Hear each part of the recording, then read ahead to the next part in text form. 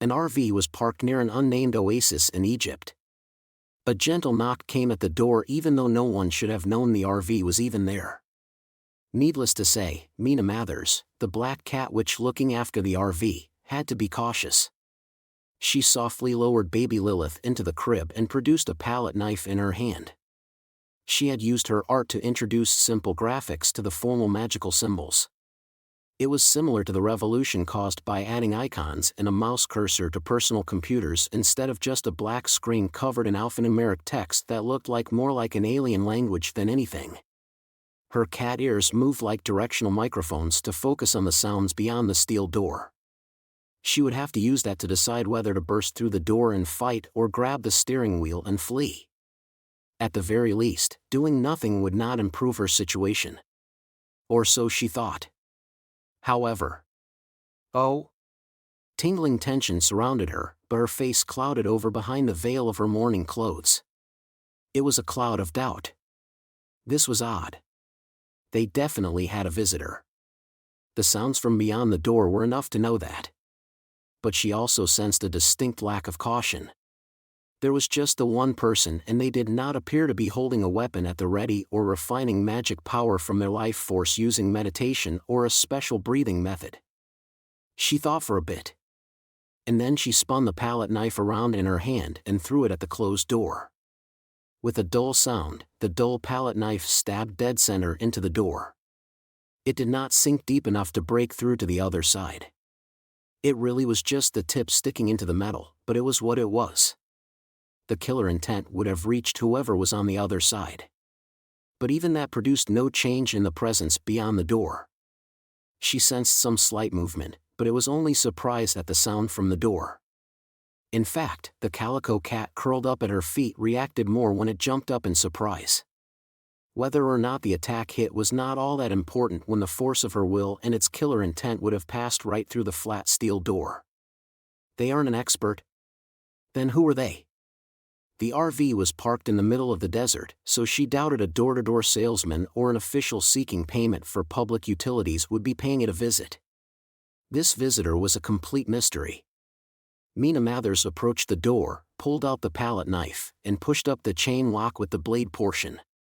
She flipped the knife around and hid it up her sleeve before opening the thin metal door. The chill of the desert night snuck in through the gap. Hello. It was a casual greeting. She had never directly met this person, but she had seen him on documents listed as an important individual.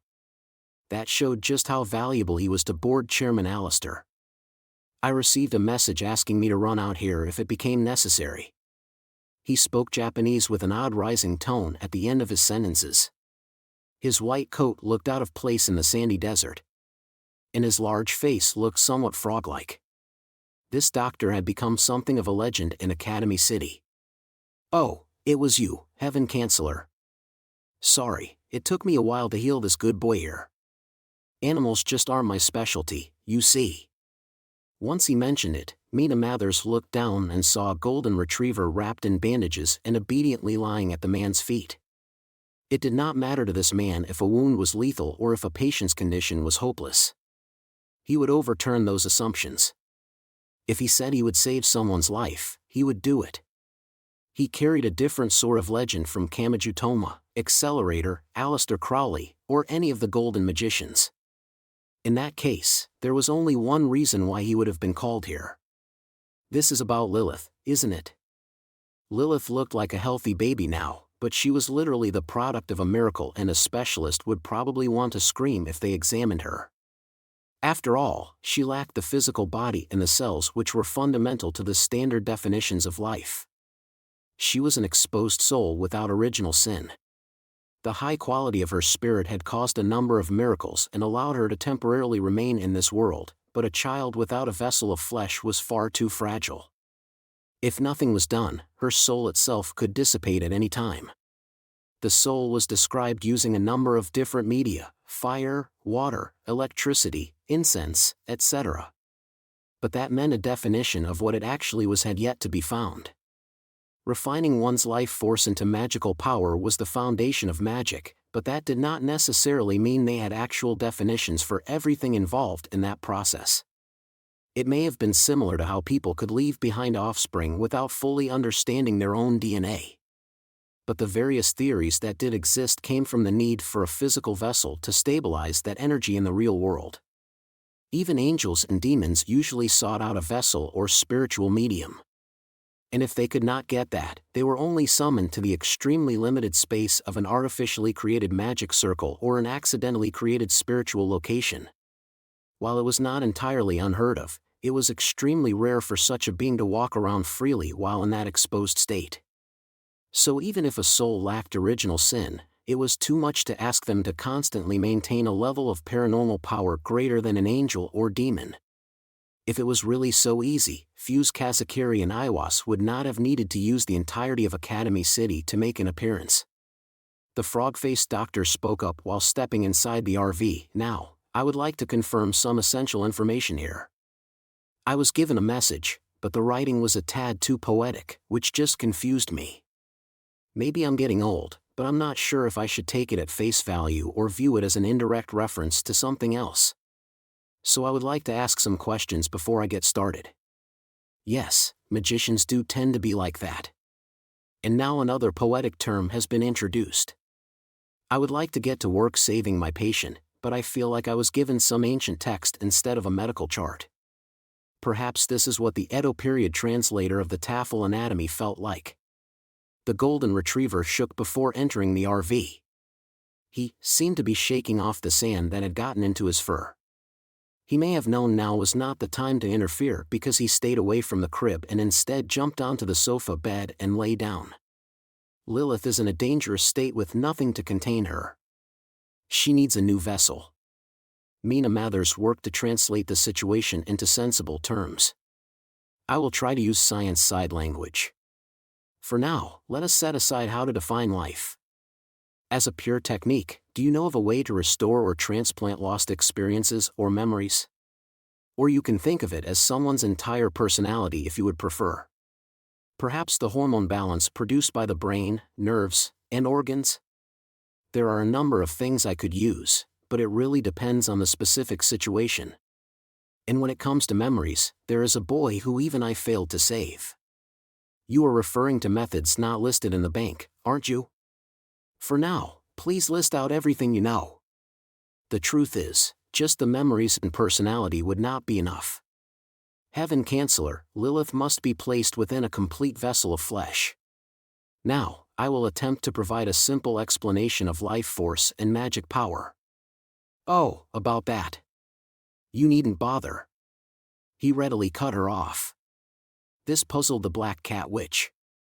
I don't know about the actual Mina Mathers, but you at least are Alistair's friend, aren't you?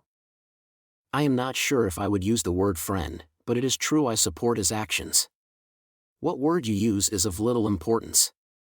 It's an issue of definitions, isn't it? So I assume you would not mind if I provided the name I once used as one of Alistair's few friends, if we use your position to define that term. The Black Cat Witch's ears twitched slightly. She remembered hearing someone describe themselves as one of Alistair's few friends. But those words had not been spoken to Academy City's board chairman. They had been spoken during the legend of a much older era when London had still been wrapped in fog and steam. That man was the only teacher Alistair ever accepted and his greatest friend. That man was a victim of the opium addiction he developed from his inexperienced medical techniques. That man was the first to face defeat and have his path distorted during the Battle of Blythe Road. That man left the struggle for power in the West, learned yoga in Ceylon to treat his addiction, and ironically regained a healthy body thanks to being ostracized from the Golden Cabal and failing in life. The crawling feeling felt like an even greater taboo than touching a coffin of the dead. That strange tremor started at Mina Mathers's fingertips and crawled up her spine. This might be exactly what she would feel as her palm rubbed softly against a door she must never open. Kihara supposedly had the absolute advantage here, yet this man had easily gotten that dog to follow him using nothing but brutal scientific ability, although wielded to save rather than to fight as the dark side was wont to do. And that man gave the exact same smile as he continued his explanation. He clasped his hands in front of his chest. And he winked. I am the Golden Magician, Alan Bennett. Although I took the name Swami Matrananda as a Buddhist monk, I escaped the toxins permeating me from the West, and now I work to save everyone I can in the East. Is that enough of an introduction for you? Prologue: The Golden and its Past. True_Wizards. There was once a magic cabal known as the Golden Cabal. It was only active for a short period of time between the late 19th century and the early 20th century. Nevertheless, that cabal is still known as the world's greatest.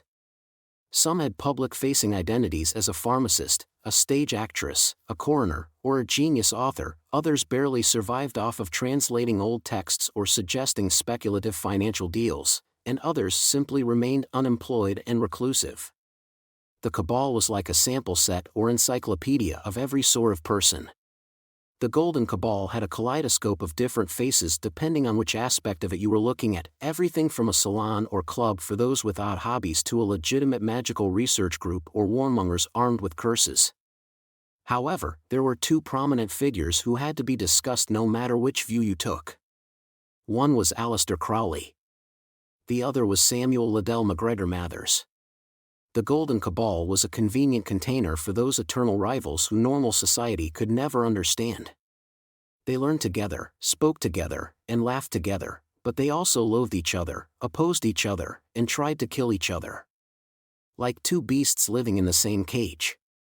Later on, many magical researchers attempted to analyze the depths of the strange relationship between the two geniuses based on how the surviving texts described it, but most likely not even those two knew the truth. They were teacher and student, yet they saw each other as heretics. They were good friends, yet they saw each other as nemeses. Crowley and Mathers existed alongside each other in the framework of the Golden Cabal, but they had a habit of arguing over their differing theories. Take the great demon known as Karanzan. Mathers defined it as an unwavering and absolute evil, but Crowley rejected that and said it was a relative evil.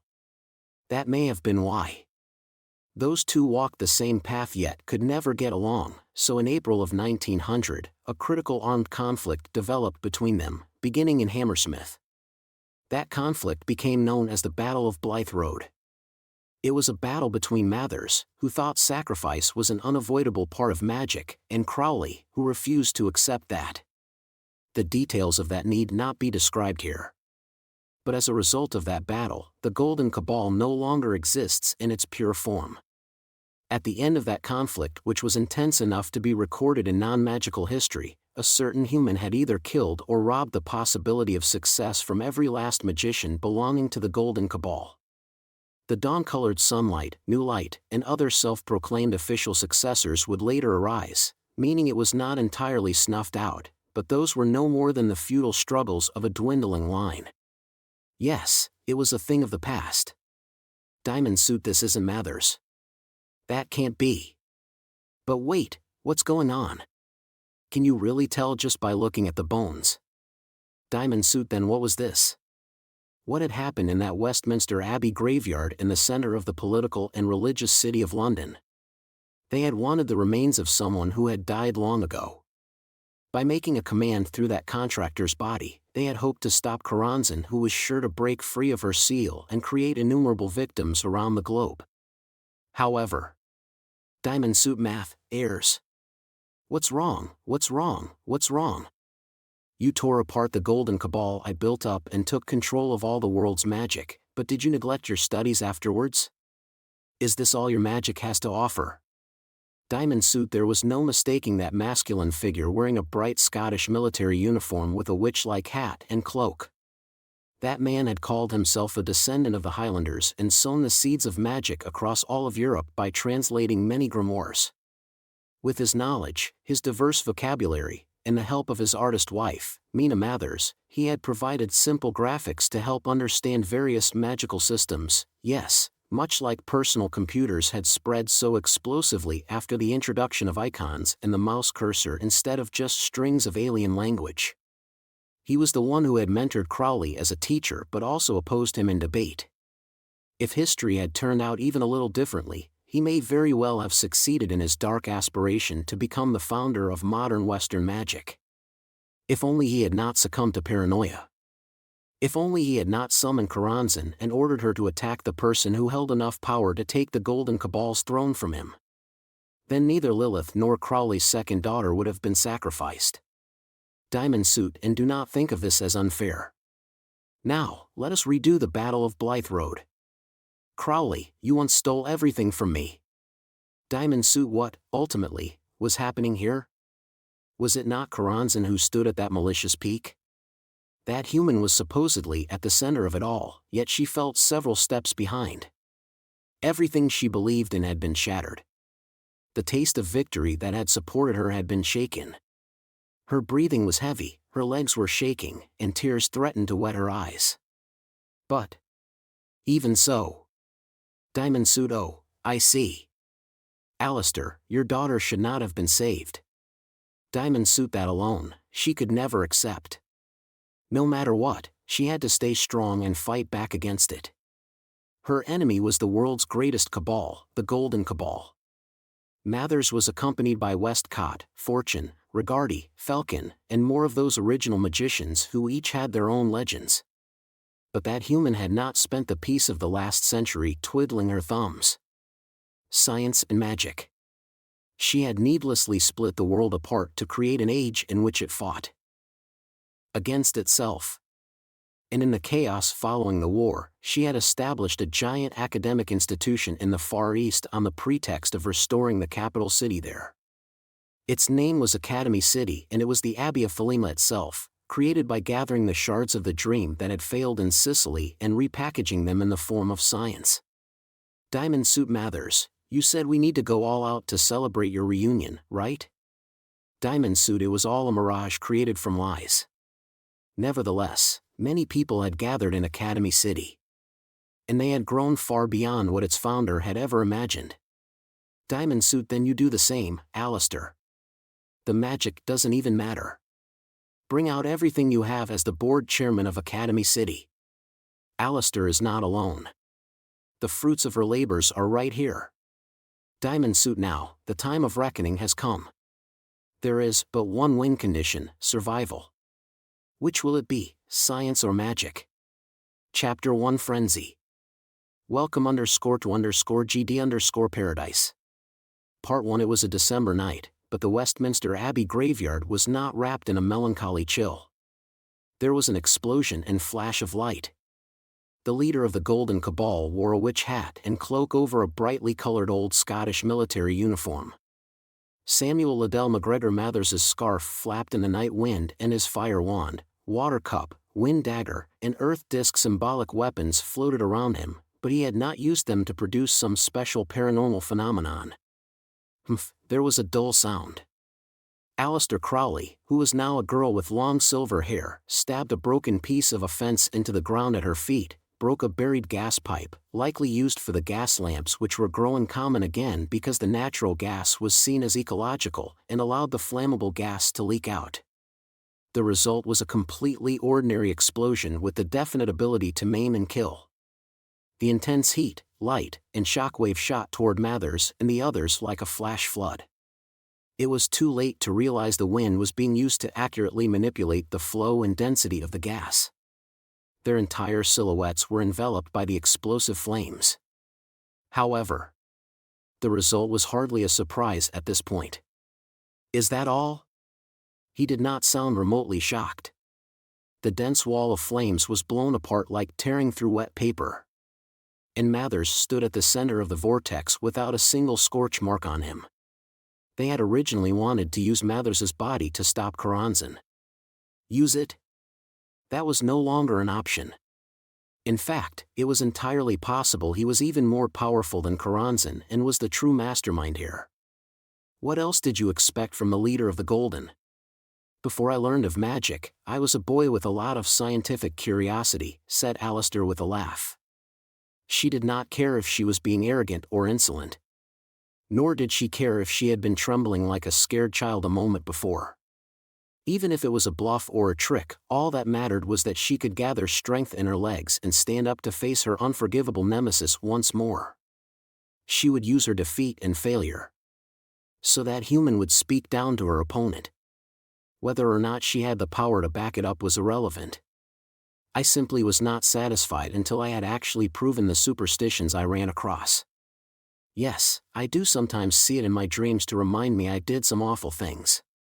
I mean, there was no real reason to kill the same cat in several different ways at once to see whether or not cats really did have 9 lives. This is the same Mathers, who married a creepy cat.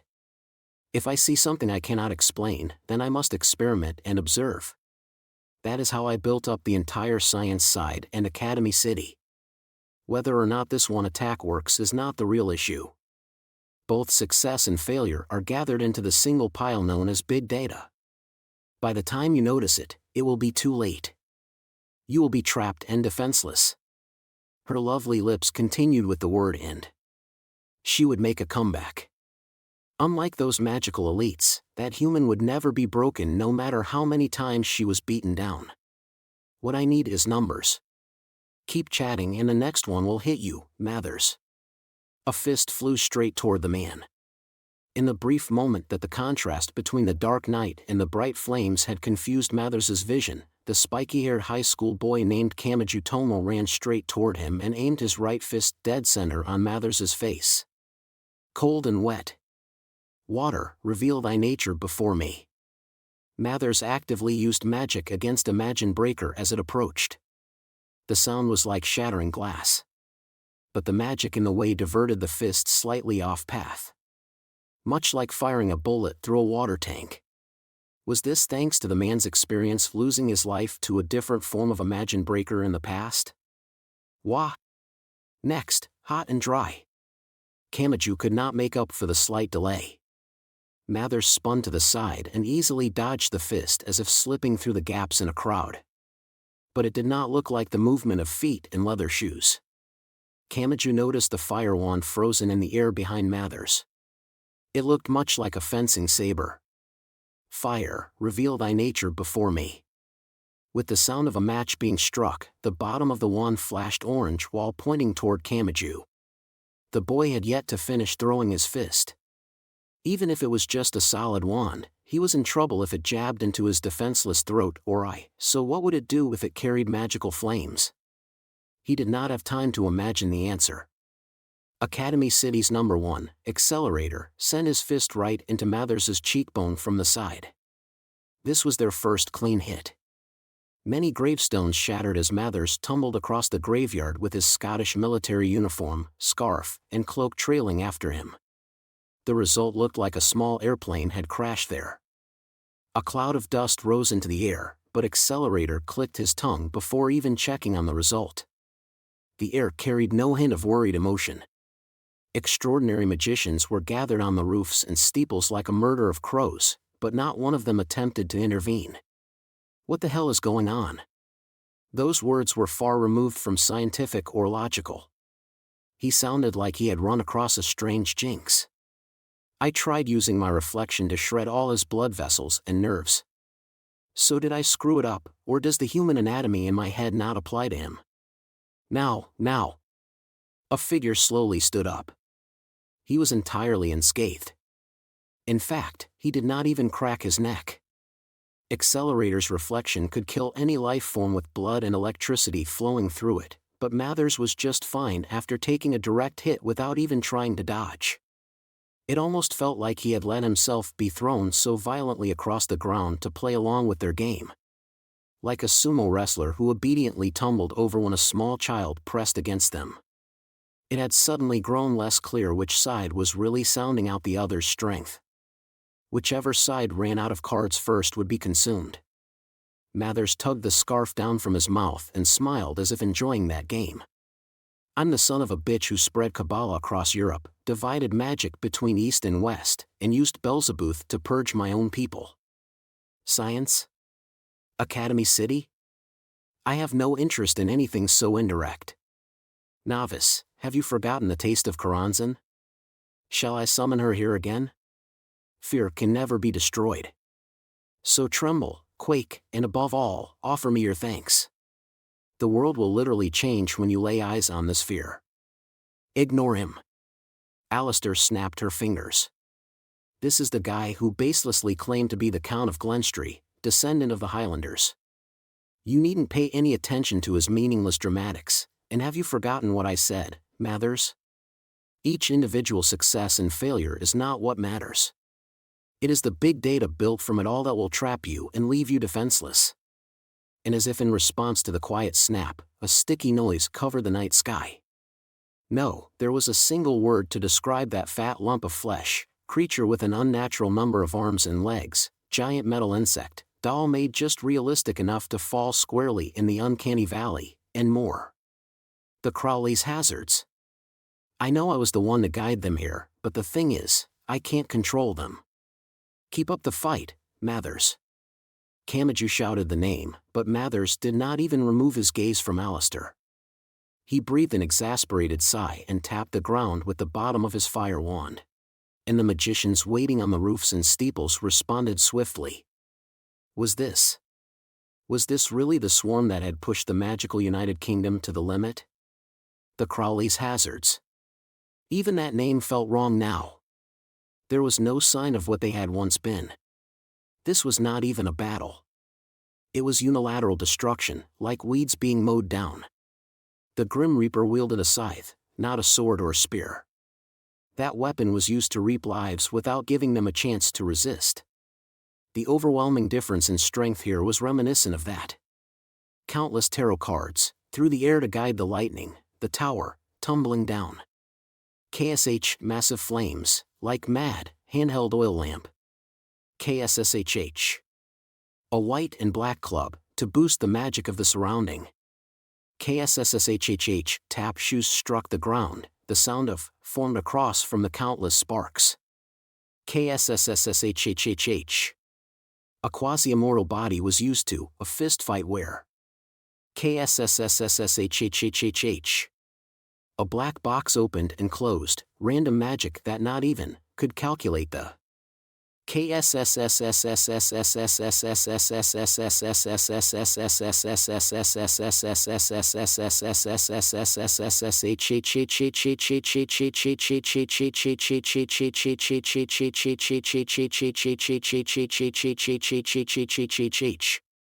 Kamachi Tomo watched it with his own eyes. He compared it to his memories and tried to make sense of it over and over. But none of it was any use. He could not keep up with the scene before him as it pressed in toward him like pure violence. There was only one thing he could just barely tell: no individual magician stood out in this chaos. Altogether, they created a performance with a strange harmony to it. This was the world's greatest magic cabal. The Golden Cabal. There was no point in arguing who was the most powerful. The general idea of synergy came to mind. Blood, flesh, guts, entrails, and things the identity of which Kamachi preferred not to speculate fell to the ground with the sound of heavy raindrops. He nearly forgot to breathe at the sight of it all, but then Alistair, who should have been the primary target, grabbed his hoodie and tugged him back. She was clearly incredibly confident if she could continue to embody the love of Mo she had developed in Japan. A beam of light very nearly grazed Kamachi, and then the tip of a Westminster Abbey steeple was torn away and vaporized. The Crowley's hazards flesh and guts poured down and a portion of the roof began to collapse. Hadn't the Golden Cabal been sent here to protect England?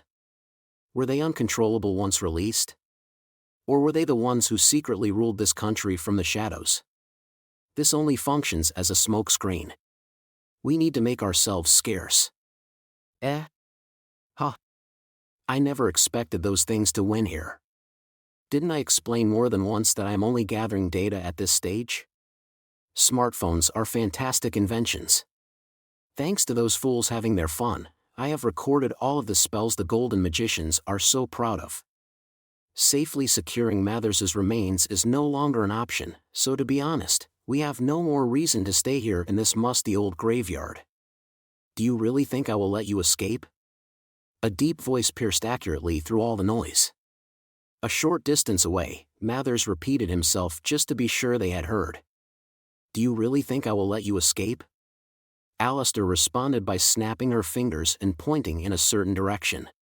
When Kamachi turned in that direction and saw who was there, he shouted to them. Accelerator, we're counting on you. TCH, after a single tongue click, an explosive boom erupted. Academy City's #1 used his vector control to kick off the graveyard ground, and that white shadow snatched up Kamachi in his right arm and Alistair in his left. Hot and dry. Mathers sent an attack soon thereafter. Just as the fire wand spun around, the surrounding Crowley's hazards were burned away and a great serpent of flame swept across the spot Kamachi and the others had stood in a moment before. The stone wall, metal fence, and everything else in the way was blown away. Just like the others, Mathers showed no concern for British property and structures. The Golden Leader's cloak whipped violently in the blast. Still, it was impossible to tell how seriously he was taking this. And after just barely avoiding the attack, Alistair took advantage of the small opening by snapping her fingers in the #1's arm. More Crowley's hazards filled the space between them and Mathers like a thick wall. Simply leaving Westminster Abbey's grounds required risking their lives. This should be far enough. Preserve your battery as much as possible. Is that any way to talk to him after he saved you? It was Kamachi and not Accelerator who snapped back at her. The white monster himself did not bother arguing. He simply asked the most relevant question. Was that all of them? After tossing the other two onto the silver sand filling a London street, Accelerator leaned on his modern design cane and gestured toward Westminster Abbey with his slender chin. If so, they won't last 15 minutes. No, I would think not. No matter how hard you try, attempting to use magic to kill those magicians from the Golden Cabal's heyday is a mistake. With each Crowley's hazard killed, more of my power should be rising to the surface as the defrag continues, but that is not enough to deal with Mathers. He can denote any aspect of the world with his complete control of the foremost basic elements. Challenging that with the supernatural is as useless as aiming a flashlight at the sun. Is the difference in power really that great? Yes, but there is no need to panic. They were being pursued by the full force of the Golden Cabal. The Silver Girl herself had to understand that threat greater than anyone, but she relaxed her shoulders and gave the other two an exasperated look. When you were accustomed to failure, you knew how to get back on your feet quickly. It was hard to believe this was the same magician whose entire body, even the eyeballs, had been trembling in the Westminster Abbey graveyard. That self-control was a strength similar yet different to Kamachi Toma's. You were the ones to suggest I resist magic with science. Since you pushed me forward and encouraged me, I would appreciate it if you stuck with me now, and you were exactly right. I split apart science and magic and let the world heat up for a century. Now it is time to crush the Golden Cabal with Board Chairman Alistair's unique system. Small Athanas lightly kicked Kamachi's cheek while standing on his shoulder. She was warning him not to let his emotions influence him here. Didn't Alistair say you didn't have to stick with her to the end and you could jump off whenever you thought it was time? She's already changing what she expects of you. Their plans were unknown. An extra caution was required when the infamous Crowley was involved, but did that not really get through to the spiky-haired boy? Meanwhile, the Silver Girl gave a wicked smile. But whatever we will do, I would like to prepare first.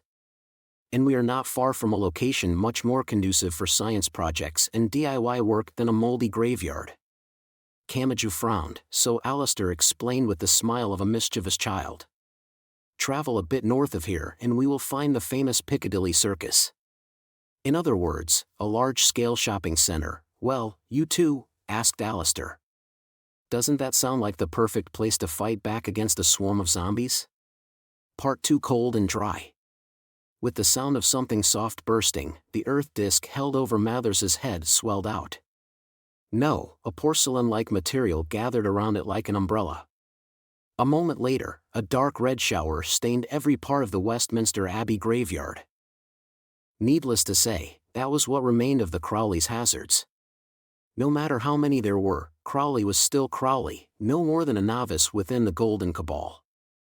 They never stood a chance against the group actions of those ultimate magicians who possessed such varied traits and legends. Not a drop of blood reached the decorative checked cloth which was the pride of Scottish nobility.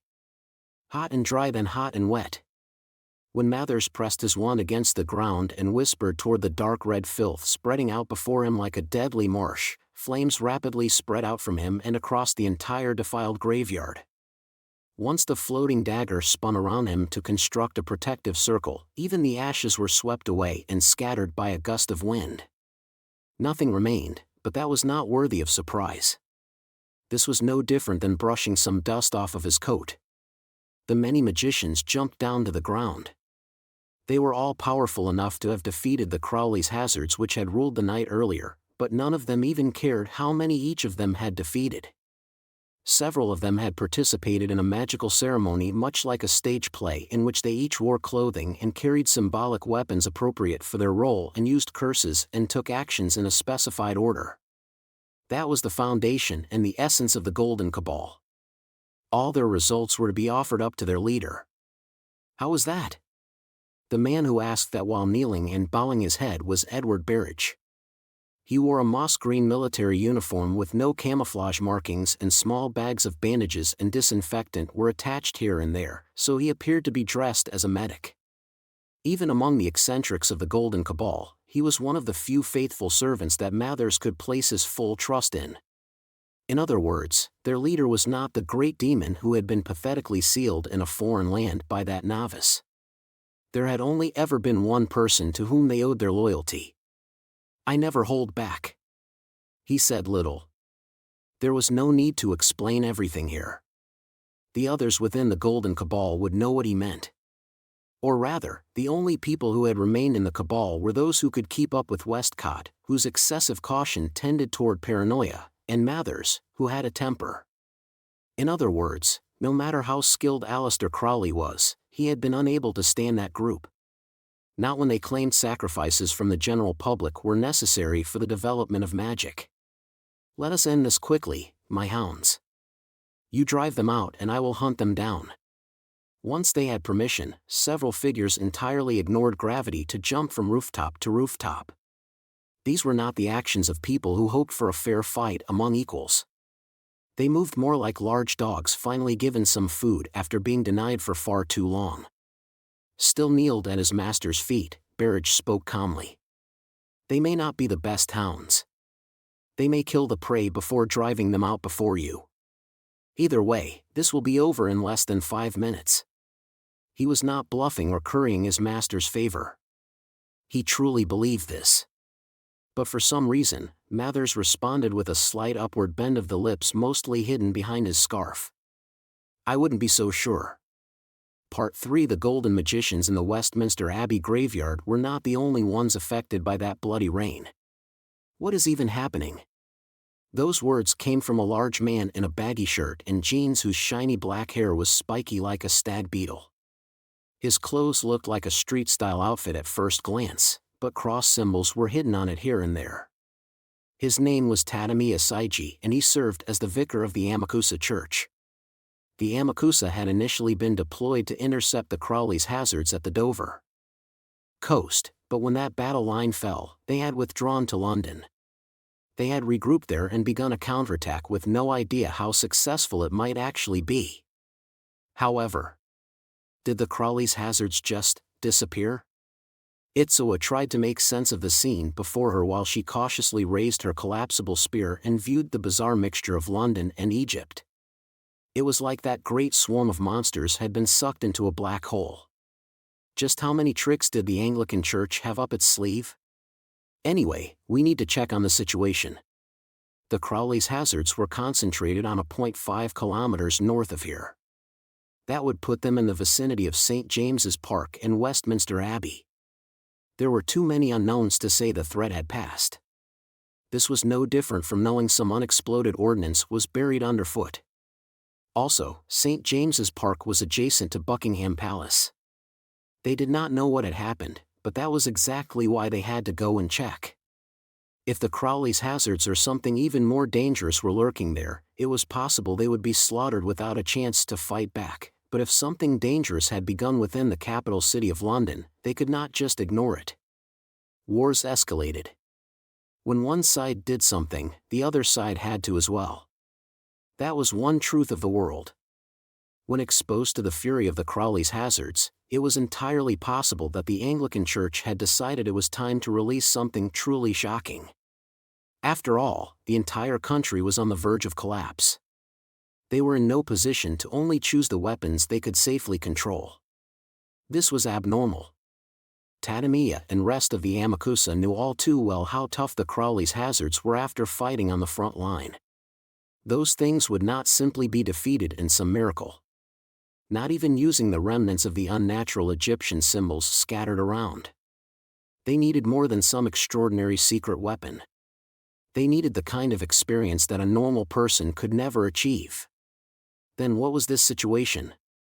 The Crowley's hazards had relentlessly poured into the capital, but now it was like had been sucked into a black hole. They could not just have vanished like that. Not even a miracle could explain it. Only something truly brutal could have produced this result so quickly. Let's go. Tadamiya Saiji adjusted his grip on his flamberge, a rippling sword that had to measure around 2 meters long. We're going, right? This might mean staring into the abyss, but we can't just ignore this. We need to understand the situation and then take control if it needs to be stopped. Odds are good the Anglicans are overwhelmed, so we also need to figure out how many normal citizens are still here and make sure not to get them involved in, oh. I see no reason to throw out your lives so soon after they were saved.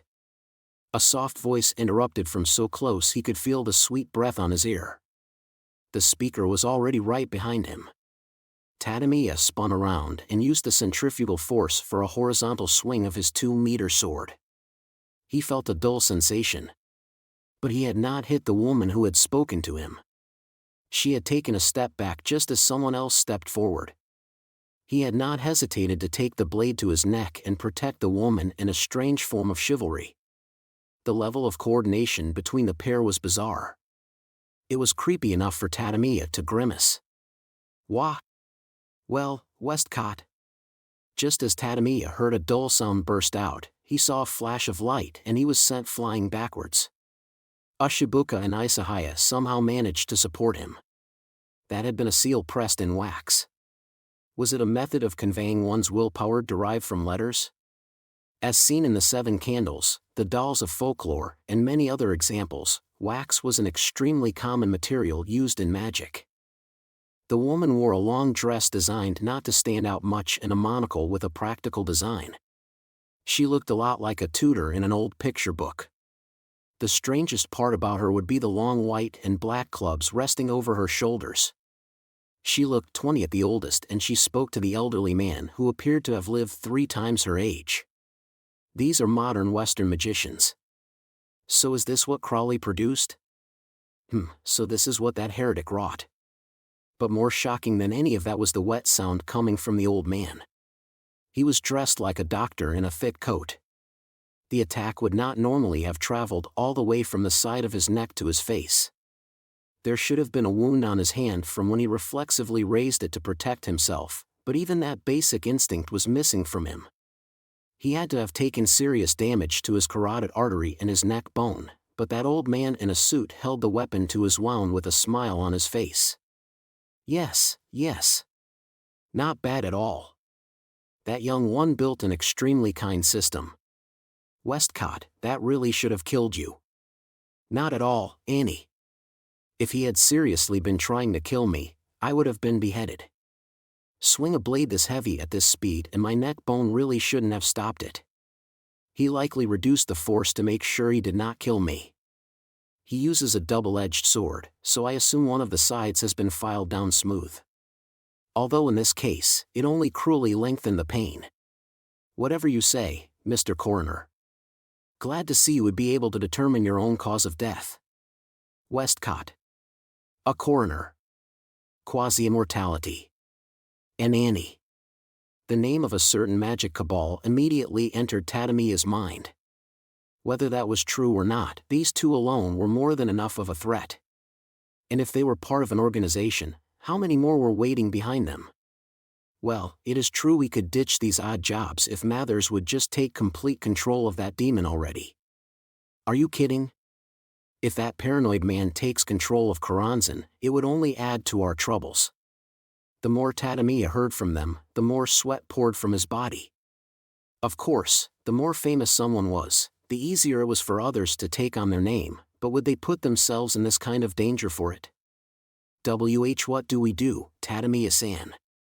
Itsuwa began to raise her collapsible spear, but then she unnaturally stopped. The monocle woman dressed like an old-fashioned tutor narrowed her eyes somewhat. She tapped her shoulders with the white and black clubs and commended the girl's decision. Yes, that was a wise choice. She laughed. If you had aimed that at me, I might have killed you just now. When she heard that, Itsuwa forcibly removed her limiters. She shattered the chains of fear and stepped in front of Tadamiya. And she jabbed the sharp blade of her spear toward the monocle woman. Meanwhile, this person claiming to be Annie Horniman did not suddenly punch or kick the girl. Nor did she recite a strange incantation. She simply pressed the tip of the long white and black clubs against the ground and stood them upright. And she whispered, "Boost target, Westcott." Everything burst into motion. Not just Itsuwa's spear. Many other Amakusa members stood around them, so their swords, spears, axes, hammers, staffs, chains, and other weapons rushed in from both sides to protect the girl. But it only took the one attack. The object shining at Westcott's fingertips was some wax kneaded until it was soft. Was it the wax used to seal secrets within a letter, or was it the wax used to create a cursed doll? Either way, a flash of light became a physical blow and struck Itsuwa in the center of the gut. All of their weapons broke and the girl could not even react with her spear. Itsuwa flew backwards after taking the elderly man's attack to her gut, but she still managed to see something. The white and black clubs were the pillars of a gate. For just an instant, she saw something wavering behind Annie. It was like a soap bubble taller than she was. And what was that displayed in that ridiculous snow globe? If those clubs were meant to be Jachin and Boaz, then was it Solomon's temple? Unable to get up and with her fingertips convulsing unnaturally, Itsuwa desperately tried to share the inspiration that had struck her. So that as many of them as possible might live. An altar. Oh, dear. It all comes from the golden ceremonial ground. Those are the white and black pillars, the flags of the East and the West, and the ancient temple based on those symbols. So your magic must be the most magnificent ceremonial ground for an offering. You are the co-star and you aren't interested in individual accomplishments. You amplify someone else's power. Yes, very well done. The foundation and essence of the Golden Cabal is group magic modeled after stage plays. Hee. I don't even care about Mathers's orders now. Annie Horniman was not the only threat. There was also William Wynne Westcott. That elderly man was free to move. After pulling the blade from his neck in a way that would only widen the wound, he tossed the flamberge aside. The wound was already healing. Pick it up. He pointed down at his feet. The kind words were belied by an arrogance that seemed to be asking Tadamiya to lick his shoes. You would hate to be torn down while unarmed, wouldn't you? Then pick up the weapon you have entrusted your life to, young one. There is no better medicine for putting your soul to rest. What should we do, Westcott? You can decide that, Annie. I have no interest in putting on a solo performance, and I was never any good at it anyway. I doubt I could kill them very well without you tuning me as my co-star. He made it sound as unremarkable as asking for her help because he had trouble cooking fish. He was only thinking of the odds. How many people did he face and how many could he get to run away? And how should he take Tadamiya Saiji's life in order to convince the greatest number of the other Amakusa to run away? However, that grim determination was shattered when the magician named Annie covered her mouth and laughed. Strength visibly left her shoulders like air escaping an overinflated balloon. You know what? Let's not bother, Westcott. They're close, but not quite strong enough. If they had been a little better, they would have been enough of a threat to remove from main story thread out of self-defense. There was no way Tadamiya, Itsuwa, and the others could find solace in those words. These two were only ad-libbing, and this was not what they had said just a minute ago. And that meant these words could be contradicted a minute from now.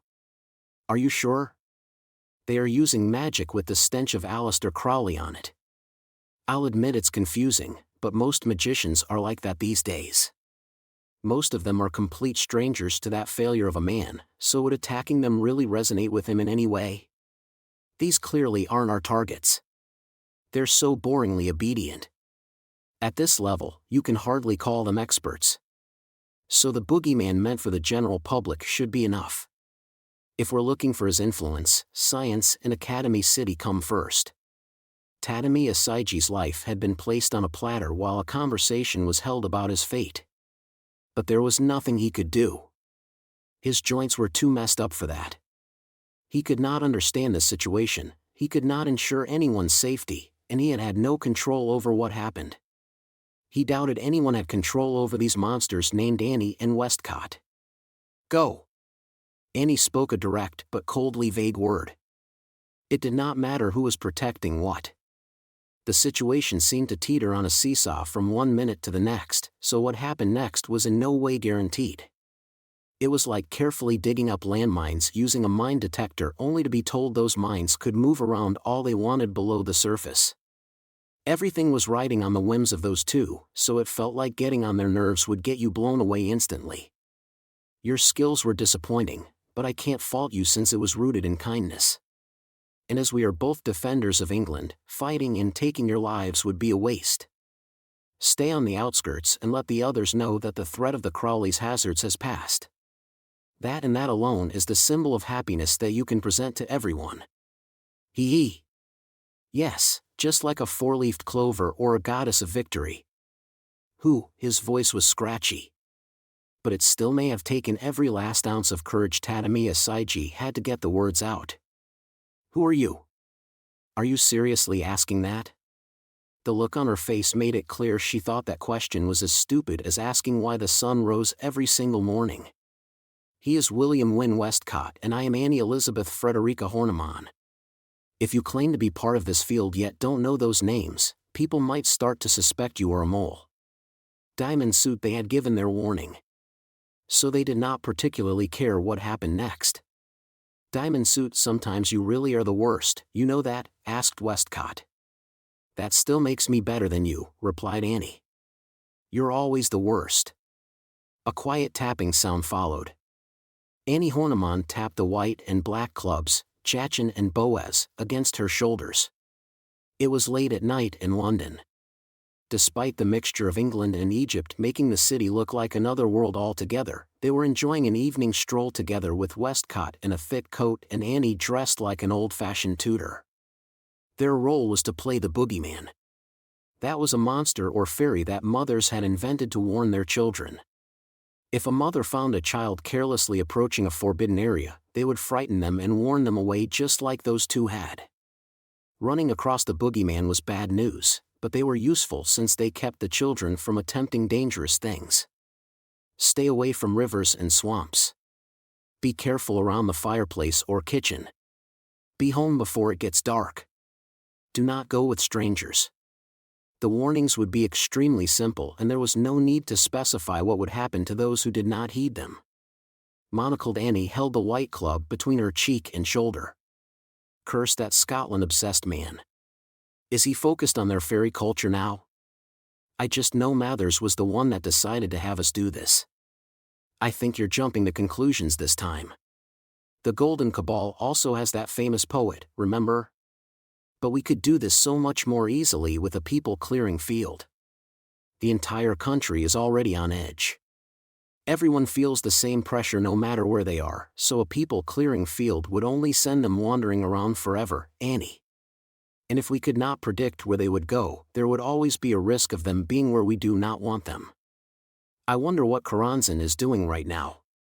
If we could control her, I bet we could knock Mathers down a peg or two. Why needlessly snatch the chestnut from the fire? We can leave that tricky work to someone who specializes in it. Namely, Mathers. One of your few flaws, Annie, is that everything you're thinking is written right there on your face. Historically, there was a reason Annie Horniman applied so much pressure to Westcott and the other Golden members. While she was interested in the occult, the main reason she had chosen to join the newly established Golden Cabal was her friend Mina Mathers.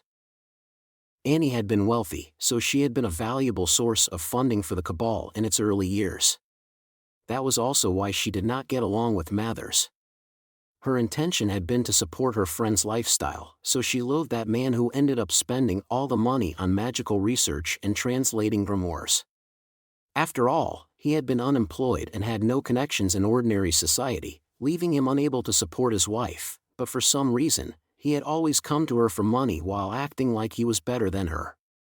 It was said that love was blind, but why her best friend had married a man like that had been the theme of Annie Horniman's greatest lifelong research project. That was why Annie was with Westcott now. No matter what the circumstances, she could not bring herself to work with Mathers. She preferred being with someone else who saw Mathers as an enemy. As long as they were less of an eccentric than Mathers, at least. When you get down to it, Mathers holds all the cards. Oppose him too strongly and you could easily be eliminated. I wasn't suggesting that. I just think it's unfair that only Mathers and Alistair are allowed the title of uncontrollable monster. Having a functioning brain is downright exhausting around here. The Golden Cabal wouldn't be what it is without all of us, right? So can he share with the rest of us? And how long are you going to resign yourself to the number 2 spot, Westcott? He might have more forces, but the opposition party is still the opposition party. Sigh. Has nothing changed even after an entire century has passed? Arthur Edward Waite was sensible enough but was lacking in skill. Crowley had interesting skill but was even crazier than Mathers. Mathers really is treating us like outsiders. I can't believe he's using magicians of our level as a phylakissa to keep people away. That's 0 is equal to 0 work. I don't recall you complaining when we were assigned the job, young lady. Don't be dumb. Nothing good would come of having a sane person butt heads with that indiscriminate magic freak. I know just how crazy Mathers is, so someone has to keep things in order. Scotland might be a different story, but I doubt he would go easy on anyone here in England. Well, it is true London must remind him of some rather unpleasant memories of life. I can't stand a man who can't find a place for himself outside of magic. He's practically a natural disaster. It's like if an undertaker went around killing people to ensure he could make a living. The nervous people were sure to relax somewhat now that the Crowleys' hazards were gone. So the temptation might fall upon them. Like a fool hoping for some secret knowledge, people were sure to peek out through a gap in the curtains or hesitantly crack open the door to feel the outside air. That meant this pair's work was only going to grow. Warning people one at a time would be far too much effort. Hey, Westcott, as a coroner, you know how to open people up, don't you? I do not appreciate that phrasing. You don't get to complain when, outside of your job, you cut open bizarre corpses to examine the bodies of those who had signed certain contracts on parchment, said Annie. Anyway, this time I'll be the victim and you can be the villain. You can use a razor blade or a kitchen knife, but isn't there a perfect killer for an eerie night like tonight? Haha. So Jack the Ripper was part of the police, was he? That explains why he was never identified no matter how many bodies turned up. That theory is hardly funny, young lady. Part 4. The Silver Girl held her smartphone on its side. She seemed to be reviewing what she had filmed earlier. John William Brodianus. The Calvary Cross, the Equal-Armed Cross, the Pyramid Cross, the Maltese Cross, and more.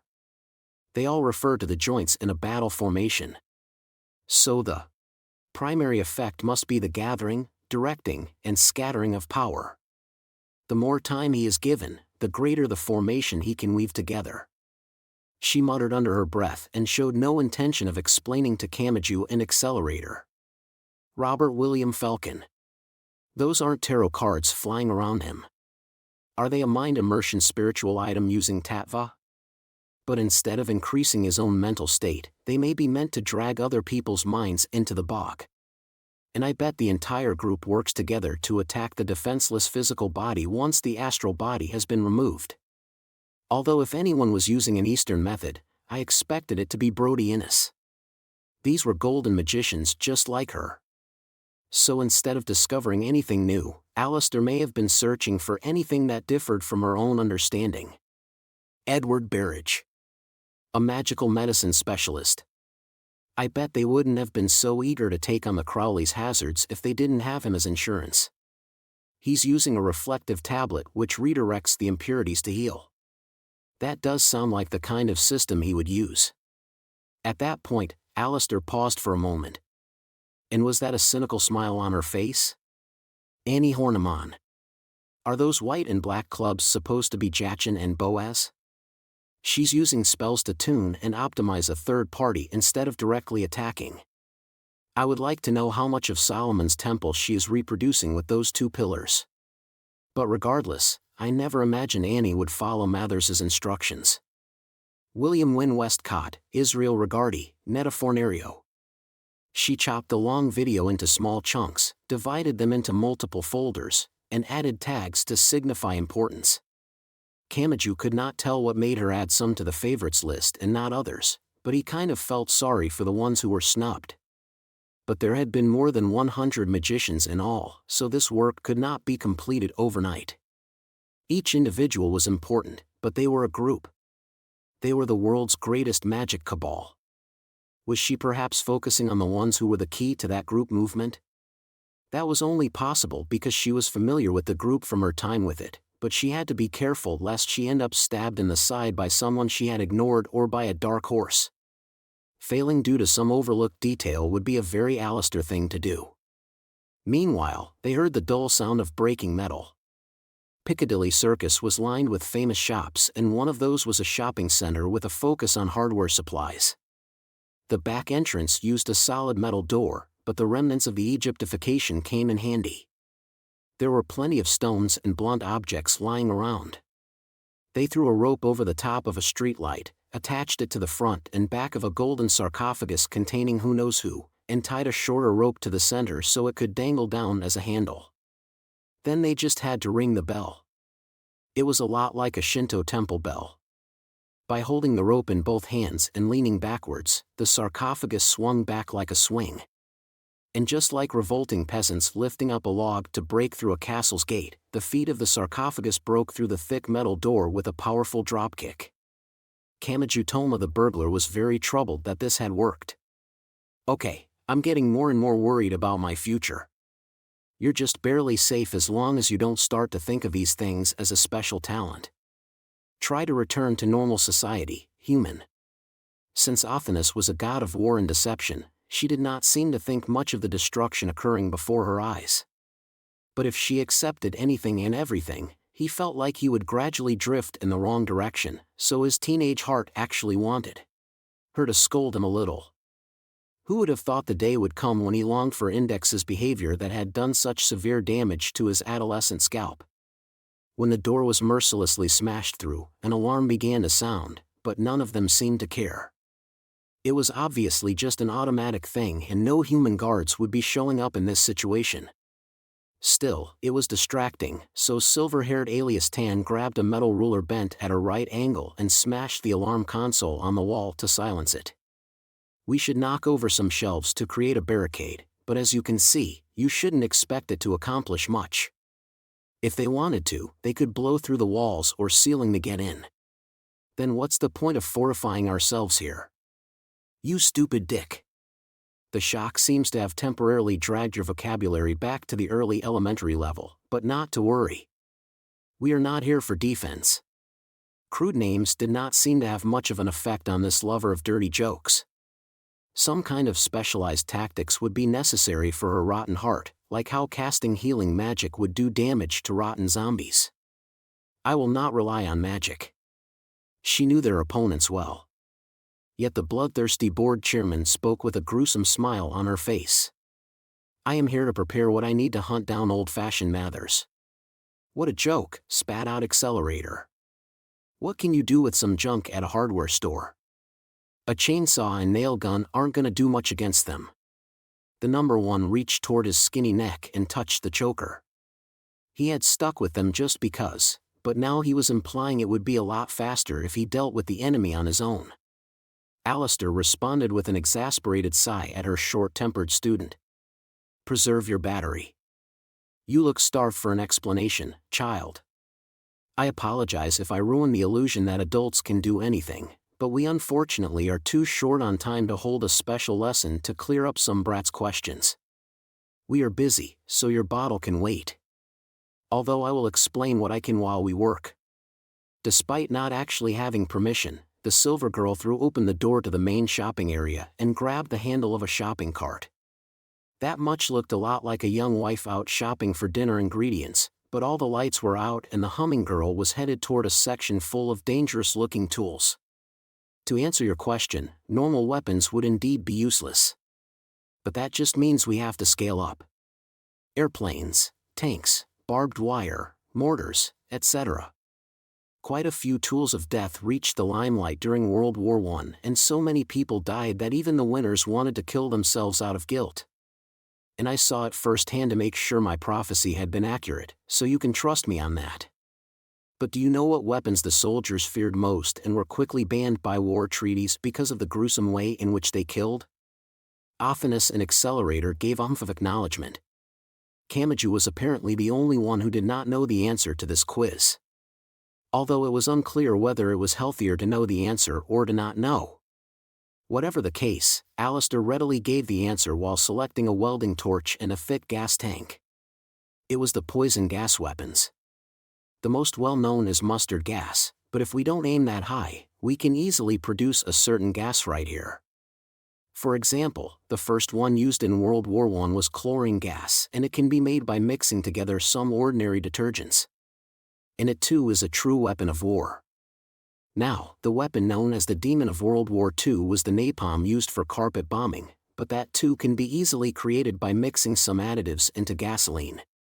Also, the self-forging warheads used in modern tank warfare are destructive enough to break through composite armor, but that was really just taking something accidentally discovered when a housewife was caught in an oven accident and putting it to military use.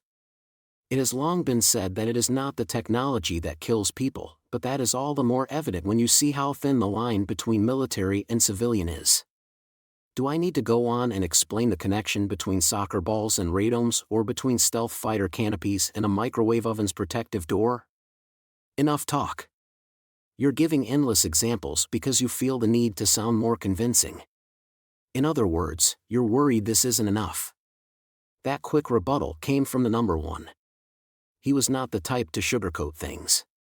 Did they really look like people who would die from ordinary weapons found in military history? I seriously doubt running them over with a tank would be the end of the story. Ha ha ha. Oh, don't worry about that. You can count on me when it comes to handmade weapons. Just so you know, I was once an agent for the British intelligence agency MI5.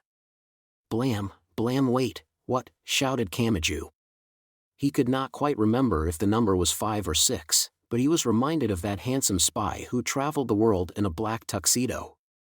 I was constantly disappearing and appearing elsewhere thanks to my lifestyle, so some magical researchers take that idea pretty seriously.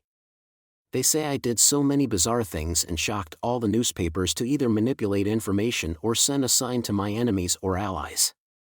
Now, I'll leave the truth of the matter to your imagination. The silver girl giggled. Anyway, the impact of new weapons can vary. These might be legendary magicians, but they aren't the residents of some convenient alternate world. Showing them a borrowed gun or bomb isn't going to freak them out. Alistair winked as she threw more and more materials into her shopping cart: thick metal pipes, the rubber tubes used to connect the gas stove to the gas line, a drill, a circular saw, an air compressor, etc. She seemed to have regained her confidence by now. But that just means we have to show them something beyond modern warfare. And SF weapons are my specialty. Have you forgotten? I'm the board chairman in control of the very academy city that created espers like you. Even without the bank, I can build some next-generation weapons even more brutal than magic. Part 5. Think of an athletic festival or cultural festival. When people were moving about to prepare for something, it created a lot of hustle and bustle. And that of course meant people could not keep their eyes on every little thing. There would be blind spots. Come out, Cliff. A puzzle 545. While Alistair and Kamachi were slicing apart pipes with a saw and drilling holes in them, Accelerator hid himself in the vending machine corner of the dark shopping center. And something rose up in front of him. It was a collection of snack wrappers, empty cans, paper packages, and other trash that should have been divided into the different trash cans lined up by the vending machines. When it all gathered together like nails to a magnet, it ultimately had the same volume as a short girl. And with a quiet popping sound, a translucent silhouette appeared from within. Nei. Nei. Looking just at the shape, she appeared to be a girl. But her overall proportions were out of balance. She had too many curves for her short height. Her eyes were naturally quite large and her nose looked artificially well formed, but most of all, her rainbow-colored hair spread out like a jellyfish, axolotl-colored wings grew from her back, and a thick tentacle-like tail covered in suckers extended from the back of her hips. She was a demon artificially created by Lola, i.e. Karanzan. Accelerator had taken her in when she was near death after defeat at Aleister Crowley's hands, and she was currently secretly working with the number one. Cliff a Puzzle 545 wore a poverty dress made from faded English newspapers decorated with duct tape and thick pins. Countless English words danced across their surface and lined up to create shocking articles. The fear of Academy City's human experiments. Should clone tech be internationally banned? The number one. Manufacturing people from human cells. Ignoring their human rights. The possibility of a new threat. Using them as a new commodity for safe and cheap labor. Now. What do you need with a demon like me? First, why even bother with that meaningless performance? I'm the type of demon that possesses people. Or rather, incubuses and succubuses are pretty much the only demons with their own bodies. Anyway, existing without that is really exhausting. So when I appear, I like to have a door to use. Or maybe you would call it something to symbolize the birthing process. He had asked, but the number one clearly did not care about the answer. Okay, my first command is to clean up this mess. Ugh. That's like telling someone to clean up the confetti they threw around for you. Was I born under a star ensuring I would only meet Ultra Super SS? However, Cliff a Puzzle 545 seemed to be enjoying herself as she got down on all fours to clean up. She also needlessly stuck her little butt out toward him and wagged her tentacle-like tail. She was, after all, a being meant to draw out people's malice and desire. Poses that stimulated people's sadism may have been her specialty. Yes. The text covering those crinkling newspapers was likely completely different from what Aleister Crowley had seen. It might change depending on who was looking at it. Materialism, anxiety, greed, lust, ugliness, cruelty, viciousness, rejection, foolishness, and godlessness. It was all a metaphor for the cliffeth that pointed to all this world's vices. Accelerator could only quietly click his tongue. Which meant he still felt somewhat uneasy even after this attempt to reduce the tension. That demon would speak with a voice as sweet as candy but laugh with the grating voice of an old witch. It may have been a part of her demonic devilishness that set people on edge, like listening to a scratchy record that occasionally let the needle skip. Nay. I would really prefer you didn't speak my demonic name out loud all that often. Then what do you suggest I do? Do you really have to take that threatening stance? Honestly, I don't care what you call me as long as it's obvious you mean me, familiar, Agathian, imp, or even partner or honey if you like. Okay. I forgot you were the type who can't take a joke. Now, why have you summoned me here? Since you're so powerful and very nearly unmatched, I doubt you want help fighting. I want to confirm the consistency of some things. I see. Nay. The rainbow girl laughed like an old witch and placed an index finger on her slender chin. And that symbol of dangerous knowledge spoke. I did some research regarding the Golden Cabal, so I can tell you Aleister Crowley is not bluffing here. But you already knew that, didn't you? Instead of focusing on what Crowley said, you compared the reactions of Othinus, who understands magic, and Kamajutoma, who does not. You looked to see if either of them noticed something off about what was said. Accelerator decided she was not an idiot after all. Alistair had spent many long years plotting inside the windowless building, so would he be able to determine the truth of what that human said by looking at her face? The answer was no. She was the one standing in the spotlight, but that was not where he had to focus. Although as the one holding the demon's reins, perhaps this display of intelligence was not to be celebrated. Mathers and Karanzan, was it? So which one is the big boss here?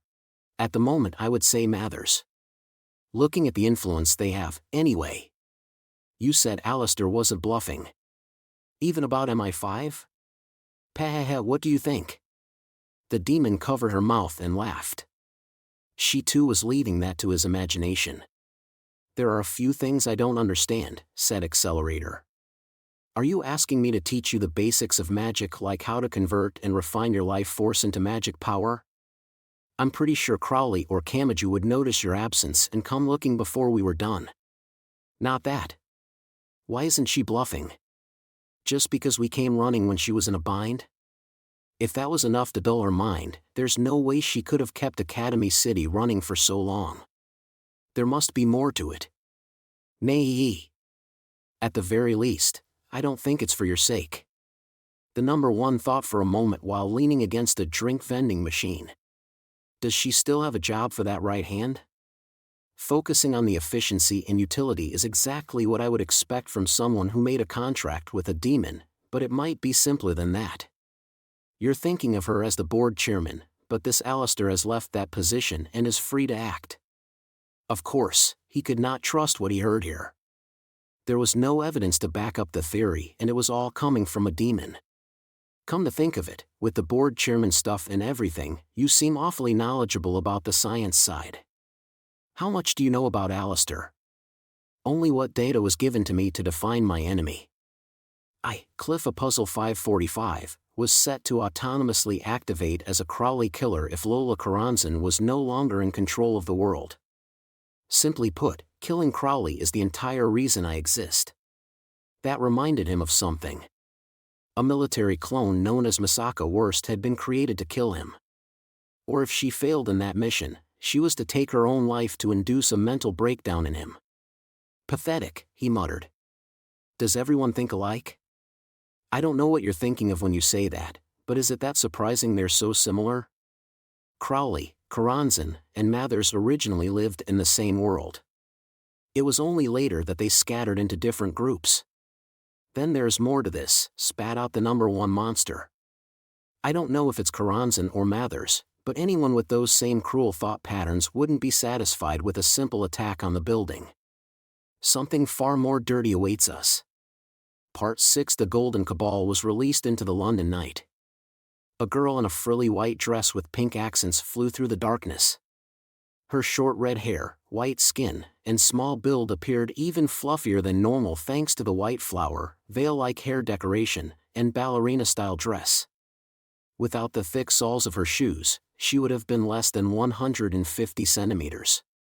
It was reminiscent of how most animals would try to look threatening by bristling their fur or feathers when faced with danger. Her name was Dion Fortune, and she too was one of the Golden Magicians. She moved legs in bright stocking to dangerously jump from rooftop to rooftop, and some others ran alongside her at the same speed. Arthur Edward Waite wore a vest and slacks and looked like a tailor thanks to the slide rule in his belt and measuring tape around his neck. John William Brodie Innes wore the black robes of a judge. Waite in particular was more skilled than anyone with tarot, so he could not be thrown off the trail no matter where their prey tried to hide. The specific process was of little importance. They just had to know that what Waite told them was true. Naked shopping center at Piccadilly Circus. Would you like someone to watch your back, young lady? And how about I move out ahead of you so you're protected on both sides? Nothing motivates a British gentleman like a small hand holding onto the hem of his clothes. Ha. No thank you, spat out the small girl without even glancing over at her companions. The science side? Don't make me laugh. Only my mistress is allowed to kill me. She jumped down from the roof of a 5-story building. The shopping center in question was right there. And while in midair, Fortune reached for the box that always stayed by her side. The black box was made of a smooth material and was about big enough to hold a soccer ball. Normally, the group would work together to construct a single piece of magic, but she added in a pinch of ad-libbing. As her skirt caught the wind and gave a glimpse of her drawers, she tossed in a well-used rose cross metal and closed the lid as if to chew it up. Translate, simplify, and create anew. The truth was, Dion Fortune did not know what kind of magic would come out. She claimed to use up old and inefficient traditions to rebuild them as a smarter new spell, but the grimoires she compiled were beyond what the Golden's defenses could handle, and some magicians in the Cabal speculated their teachings moved beyond what the original ones had covered. So the magical phenomena that Fortune introduced to the battlefield would bring great chaos to enemy and ally alike. Only one thing was known for sure: Dion Fortune had consistently found victory using this method. Since not even Fortune could predict what her magic would do, it had a way of ruining any calculations and plans made in advance. It was much like triggering a volcanic eruption or sudden downpour while two armies were staring each other down. No matter what kind of plans a novice like Crowley built up in that building, they would all be torn down by something shockingly unexpected. Even now, as she jumped down from a building rooftop with her ballerina-like skirt inflated by the wind, she had no guarantee the magic she used would assist her in that. "Hey, you need some help? That's a 5-story drop." I said no thank you. Fortune spoke casually while she dropped through the air of that December night. Ultra-hot flames burst from within the black box. Her short red hair and decorative veil were tossed about. And like a booster, the explosion transformed into thrust and forcibly altered the dress girl's falling trajectory. She gave a hop, floated for a moment, and then descended safely to the ground along an unstable trajectory. She had not planned this at all. Any plans would have been meaningless. It all came down to her luck of the draw. That was Dion Fortune's greatest weapon. That was why she created the invisible monster of unpredictability and used it to help her fight. It was just as unfair as someone winning through pure dumb luck against a supercomputer AI taught to play mahjong through repetitive learning that included the traits of individual players. It was such nonsense that not even Arthur Edward Waite's cards could fully predict what would happen. The stage play ceremonies were secondary for her. She used ad-libbed oddities. So while raising a giant mass of flames like a hammer, she took aim at a window on the shopping center's second floor. Did this enemy require working with the others or not? Here I go, Crowley. If this meteor of an attack landed, it might just raise the shopping center and the rest of Piccadilly Circus to the ground. Yes, if it landed. What came next was not an artillery shell or a laser beam. With the explosive sound of space itself being distorted, something slammed into her while she was still airborne. Part 7 hit confirmed. Charging second shot. Don't underestimate the illusion known as science I have created. Inside the dark shopping center, Alistair aimed something forward while keeping his distance from the window. It looked something like a spiky shield, but each of the spikes was a modified thick pipe. A look on the back of the shield showed thick tubes and hoses packed in tight. Alistair laughed while surrounded by an air compressor and an acetylene gas tank normally used for welding. Accelerator breathed an exasperated sigh while leaning on his modern design cane. Only Kamachi Tomo responded with the surprise and asked the question that Alistair wanted. "What?" "I turned the knobs and kept the hoses from tangling like you asked, but she suddenly fell from the sky. This merely sends flammable gas through the pipes to create a massive sound." Teachers appreciated students who asked lots of questions, so the silver girl answered while using a grip similar to a bicycle's brakes to open and close the shield-like collection of pipes. That said, it's really just detonating a mixture of acetylene, oxygen, and hydrogen and using the pipes to aim it all in one direction. The speed is probably Mach 9.8. Now, this is no time to be staring with your mouth agape. The speed of sound is the speed at which it propagates, so what do you think will happen if you force it to go beyond that and reach nearly 10 times the usual speed? Sound would become a brutally lethal weapon. The rest was the same as an industrial cutter that sliced through thick steel with water. And mixing artificial diamond dust or other solid impurities would increase its cutting power. Air could produce a similar sort of power. The cute girl god, insolently crossing her legs on Kamaju's shoulder, spoke up. That explains why you were mechanically grinding down those titanium alloy screws. You are a cruel one. You filled the barrels with a special abrasive to increase the damage from the shockwave, didn't you? I call it the supersonic striker. Tighten it together and it forms a spear. Alistair fired the second shot. The dress girl must have realized it was some kind of projectile even if she did not know what exactly it was. She held a hand to her face like she had run nose first into an invisible wall, and she used her flame-spewing box to leap to the side. However, spread it out and the SSS forms a wall. The third shot struck the short girl's entire body. The invisible wall sent her flying in the opposite direction, where she slammed back first into a building's wall. She was partially embedded in the wall, so the thick wall itself must have taken damage from the blast. And it of course did not end there. The flames vanished from the black box and the frilly dress girl lost her support. With the wind whipping at her skirt and drawers, she helplessly fell more than 3 stories down to the ground. "Ah!" shouted Kamaju. "You idiot! This isn't the time for compassion." The number one was unfazed. The one who blatantly clicked their tongue was Alistair, who had supposedly just scored the clean hit she had wanted. Just like with Mathers. I still need more data. That red-headed girl had fallen from quite a height, but she slowly pressed her hands against the ground and lifted herself up on legs wearing bright stockings.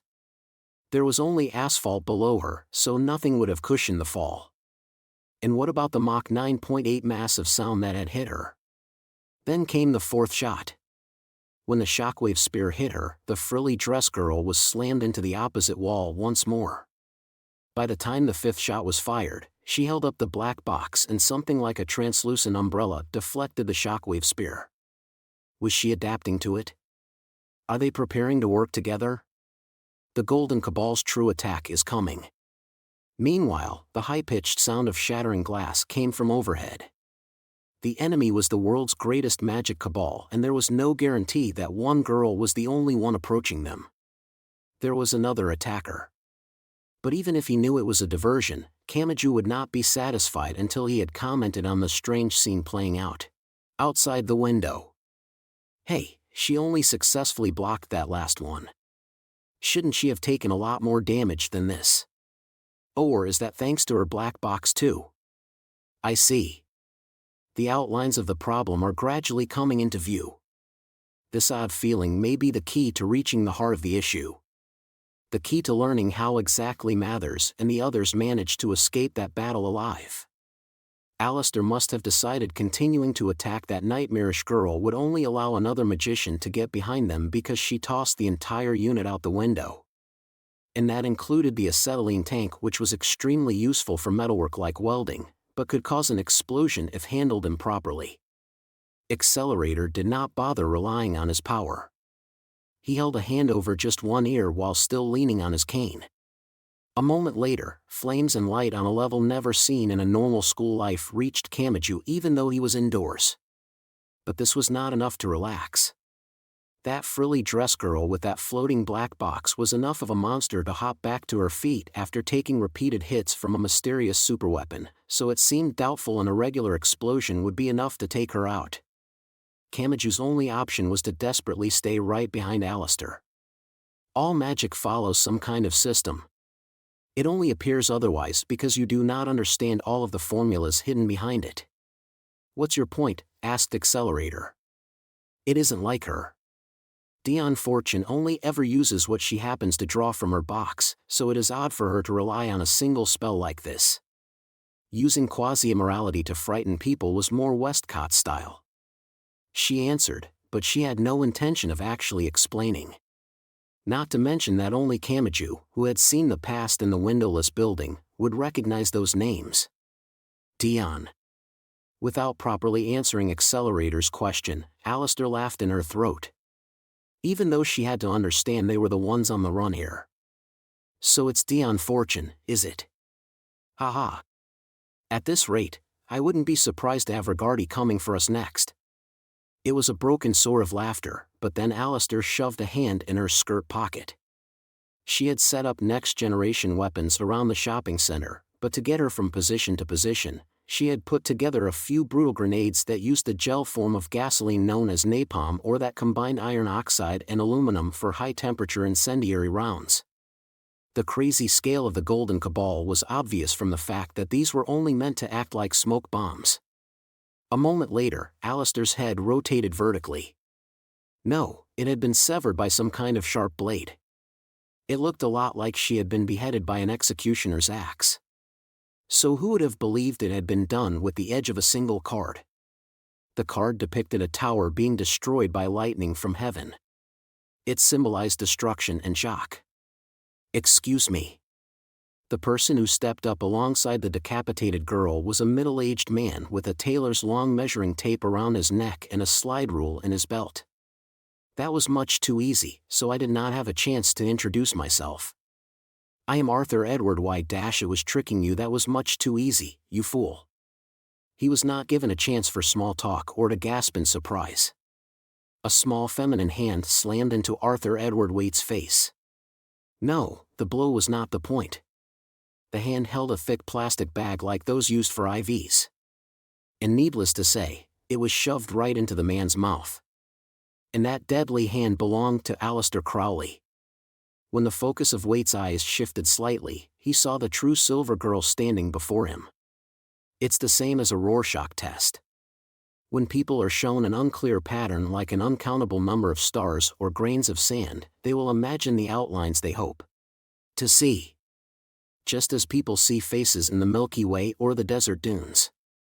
There's even a theory that people manage to resolve their troubles by staring at a crystal ball because they are actually peering into their own mind by looking at the faint scratches and cloudiness on and in the crystal.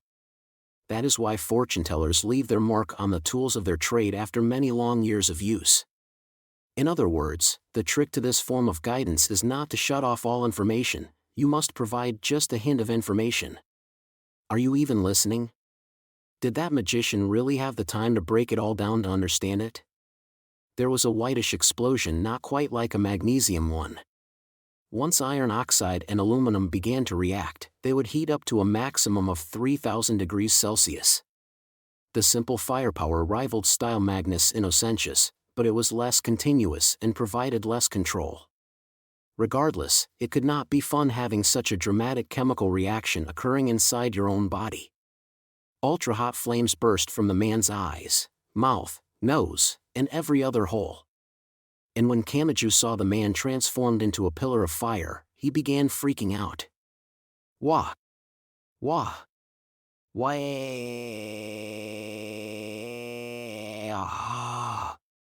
Quit scrambling around for a fire extinguisher.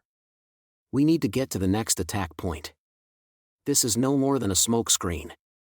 WHY-. I will obediently accept even the most unpleasant fact if it is true.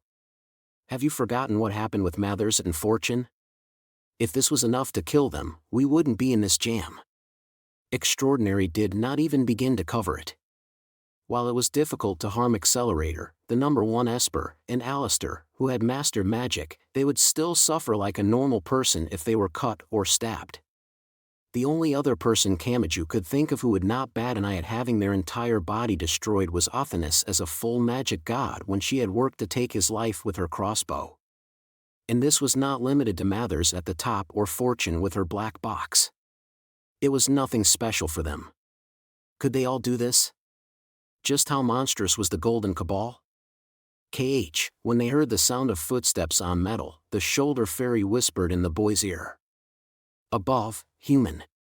So more trash has arrived, huh? How long do I have to keep preserving my battery, you piece of shit? Accelerator made it clear he wanted to kill whoever it was before they were killed. The sound came from the 3rd or 4th floor. That was where lights were hanging down at even intervals to illuminate the entire shopping center. Think of it like a large warehouse or school gym. This sound came from the complexly intersecting metal framework up there. Step, step, step, step, thud. Was it some kind of sparks? Perhaps they had something hard on the soles of their shoes, like with tap shoes. With each step, a small orange light floated about overhead. They formed crosses. Some had arms of even length, some were twisted, and some were like a combination of 4 arrowheads. Many different cross symbols filled the night sky like a planetarium. This was not a hunter who silently pursued his prey. These were the steps of the hound that used his footsteps and breathing to apply pressure and lure the prey out into the line of fire. There was no real light on him and they could only see a figure dancing in the darkness, but Alistair practically groaned a certain name. John William Brodianus. He too was a proper golden magician. So was he one of the truly formidable foes who could single-handedly overturn the modern Western magic that Alistair had spent a century spreading through the world? But the Silver Girl saw through it a moment later. No, he rushed out here to take over for Wait. He's only stalling for time. The foundation and essence of the Golden Cabal has always been ceremonial magic modeled after a stage play. And the results here are not even being offered up to Mathers, the Lady of the Masquerade Ball. So even after all this, you still devote yourself to her?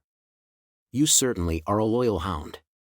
Part 8 Hyde Park was located about 3 kilometers west-southwest of the Naked Shopping Center at Piccadilly Circus.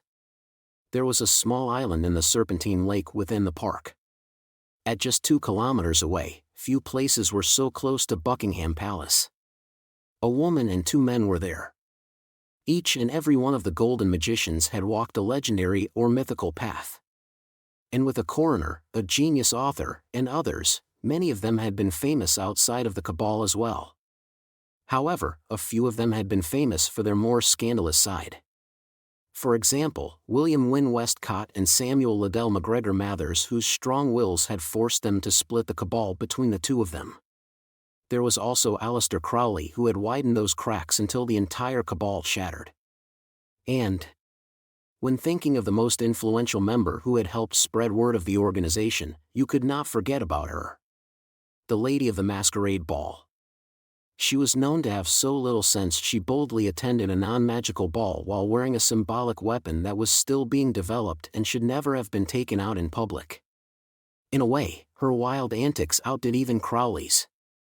A distance of 3,000 is still dangerous. One of the men kneeling at her feet softly spoke to her. The Lady of the Masquerade Ball reigned supreme in a fancy red party dress that showed off her body lines and with her beautiful face covered by a smooth mask without eyes or a mouth. The 2 men knew their place, so they remained kneeling behind her with their heads bowed even as they expressed their concern. This is still in the danger zone, so the unexpected could still harm your precious body. I do not know how powerful this science of Crowley's is, but I do not think the risk is worth taking. The masked woman's only response was to exhale from her nose. She was not Aleister Crowley. The side effects of magic did not concern her. Even if it fell upon some ignorant person or blew a faithful servant's body to bits, she would still prioritize her own goals as a magician. She was served only by those who were not bothered by that stance. If Mathers and Westcott were the leaders of the main faction, then she was the empress of the secondary faction. That was why she had created a secondary cabal known as the Sphere, to which only the chosen of the chosen were invited. It may have been like the elites of a giant empire gathering in one place and putting together a unique set of ideals. Their territory might be small, but their influence could not be taken lightly. One of the men wore the thick, long-sleeved shirt and comfortable pants of old-fashioned tennis apparel. He held an oil lamp in one hand. His name was Frederick Lee Gardner.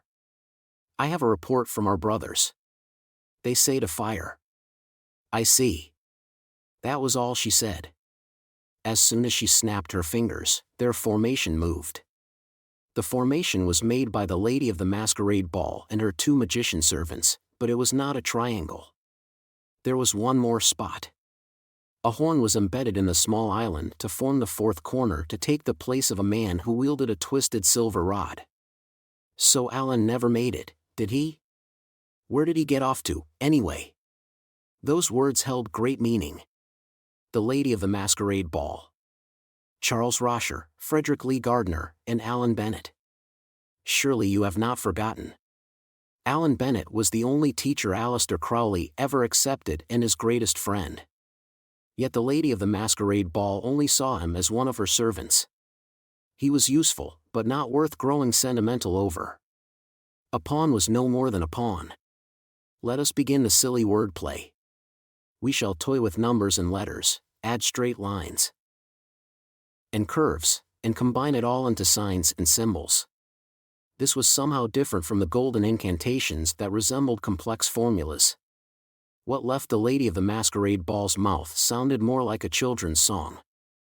The simple lyrics were a series of sticky terms that seemed to carry gloomy traditions and other aspects of the past. Just look back at history and you would find what the Lady of the Masquerade Ball had accomplished with her beauty and wide knowledge. She read the classics and concentrated it down to the level that a certain being was visible to the naked eye. This really is no fun without you here, Alan. Everything goes exactly the way I want. These non-rebellious servants provide no variety. They do nothing more than extend the reach of my own individuality. It is time to shake Kochab, the planet protected by Raphael. But do not forget. Though the names may differ, the entire celestial sphere points to a single tree. All elements fall within my grasp, and no element found on the surface of the four worlds or to the very ends of this earth can be fully separated. Therefore, only the appropriate knowledge allows one to reach their pure form. Simply put, she had fully summoned the spirit of Mercury with a method entirely different to the Golden Cabal's. Planetary Spirit Tofthartharath. Leave thy natural revolution and seize upon my planet. It had no physical form. Nothing more than a great power collapsed in upon itself while falling straight toward the shopping center at Piccadilly Circus. Part 9. It was all blown to smithereens. And yet someone somewhere said the following, Nehee. Mission accomplished. Part 10. When it erupted, Kamachi had no idea what he was screaming. In the instant of the lightning-like strike, a single strange image was burned into his retinas, Accelerator reaching for his choker and Alistair grabbing the number one's wrist and pulling him to the ground. Get down! As soon as that voice stabbed into his ears from close by, the flow of time suddenly reverted to normal. Alistair had known Kamachi would do what he was told, so she had instead prioritized the number one, who would take a moment longer to grasp the situation. Everything exploded and was tossed around. The shelves, the walls, and the ceiling fell apart and were blasted skyward. It was less an explosion and more a frightening vortex of destruction, like a giant tornado had been compressed into a point before unleashing its power all at once. But, in that case, the boy did not understand. Neither Imagine Breaker nor Accelerator had done anything. They were simply lying down and clenching their teeth, but for some strange reason, their flesh and blood was not torn to pieces and they had not died. That is the symbol of Mercury. The planetary spirit Tofthartharath. While lying on top of the number one, the silver girl brushed off some small pieces of the building and provided that name. How about explaining in a way that actually explains something, asked Accelerator. But in this case, it is the same as the relationship between salt, sulfur, and mercury in alchemy. Instead of pulling in the actual planet revolving around the sun, certain symbols and signs are given energy in order to control them.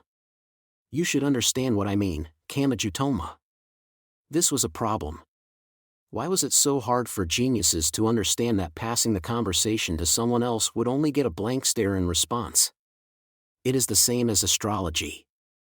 Where the stars are actually located in the vast universe is of little importance. We only find meaning in how they line up when viewed from Earth. Well, due to your extensive experience with modern Western magic, you may be more familiar with the four elements. But the basic idea remains the same. It can get complicated when you include Enoch, but it would be the element of wind in this case. When you convert from decimal to hexadecimal, the number of stones does not actually change. You are merely viewing the problem from a different angle. Every man and every woman is a star. Oh, no, thought Kamachi.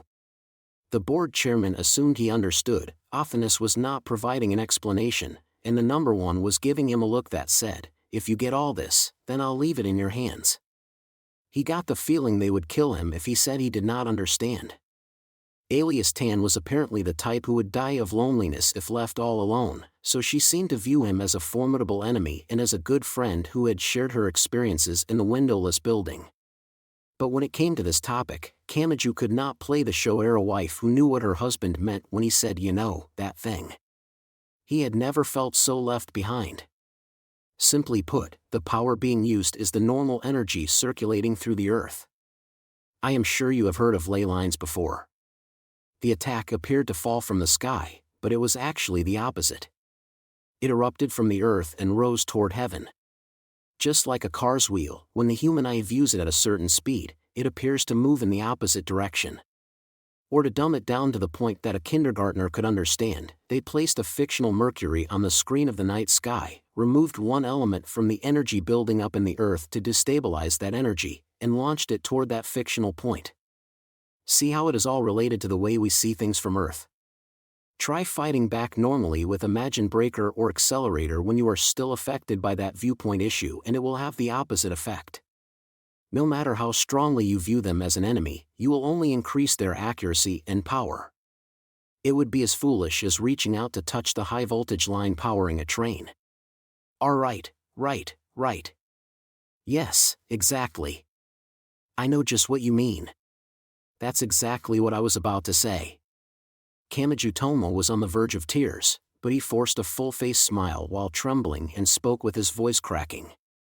After all, Accelerator did not seem like the type to take a joke.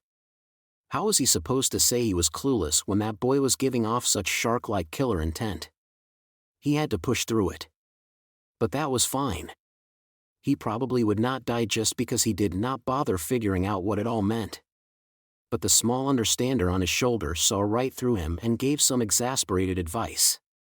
She was, after all, the god of deception in addition to magic and war. Human, it seems you need a quick overview of why people come to hate math or cooking. When the class is progressing too quickly for them, they will pretend to understand and skip past one page in the thick textbook. And once they do that, they have no hope of understanding anything after that. The only option is to return to where they got stuck. So if you do not confess you are an idiot who understands none of this, your pain will only continue to grow. It is best to bite the bullet while the wound is still shallow. Japan has an interesting folk belief: a liar grows into a thief. Do as you wish, but I suggest following your ancestors' advice. I'll even apologize with you, okay? The spiky-haired high school boy decided to return to the basics. Pretending to be smart had always been a fool's errand for him. And he grew teary-eyed when she offered to apologize with him. Anyone who did not cry there could not be human.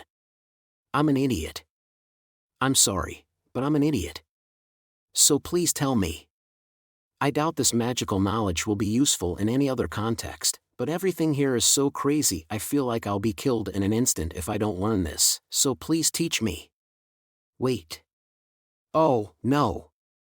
Am I in serious danger of being held back a year because I've been using up all of my brain space for stuff like this? God damn it. TCH. So it's not about knowledge or skill, said Accelerator. Are the real idiots the ones who can't even absorb information properly? I can't believe this. Is there a permanent marker lying around here? Asked Alistair. In honor of this moment, I need to write idiot on your forehead. Despite what she said, Alistair had the look of an abandoned child, although the boy soon to be permanently branded as an idiot was too preoccupied to notice.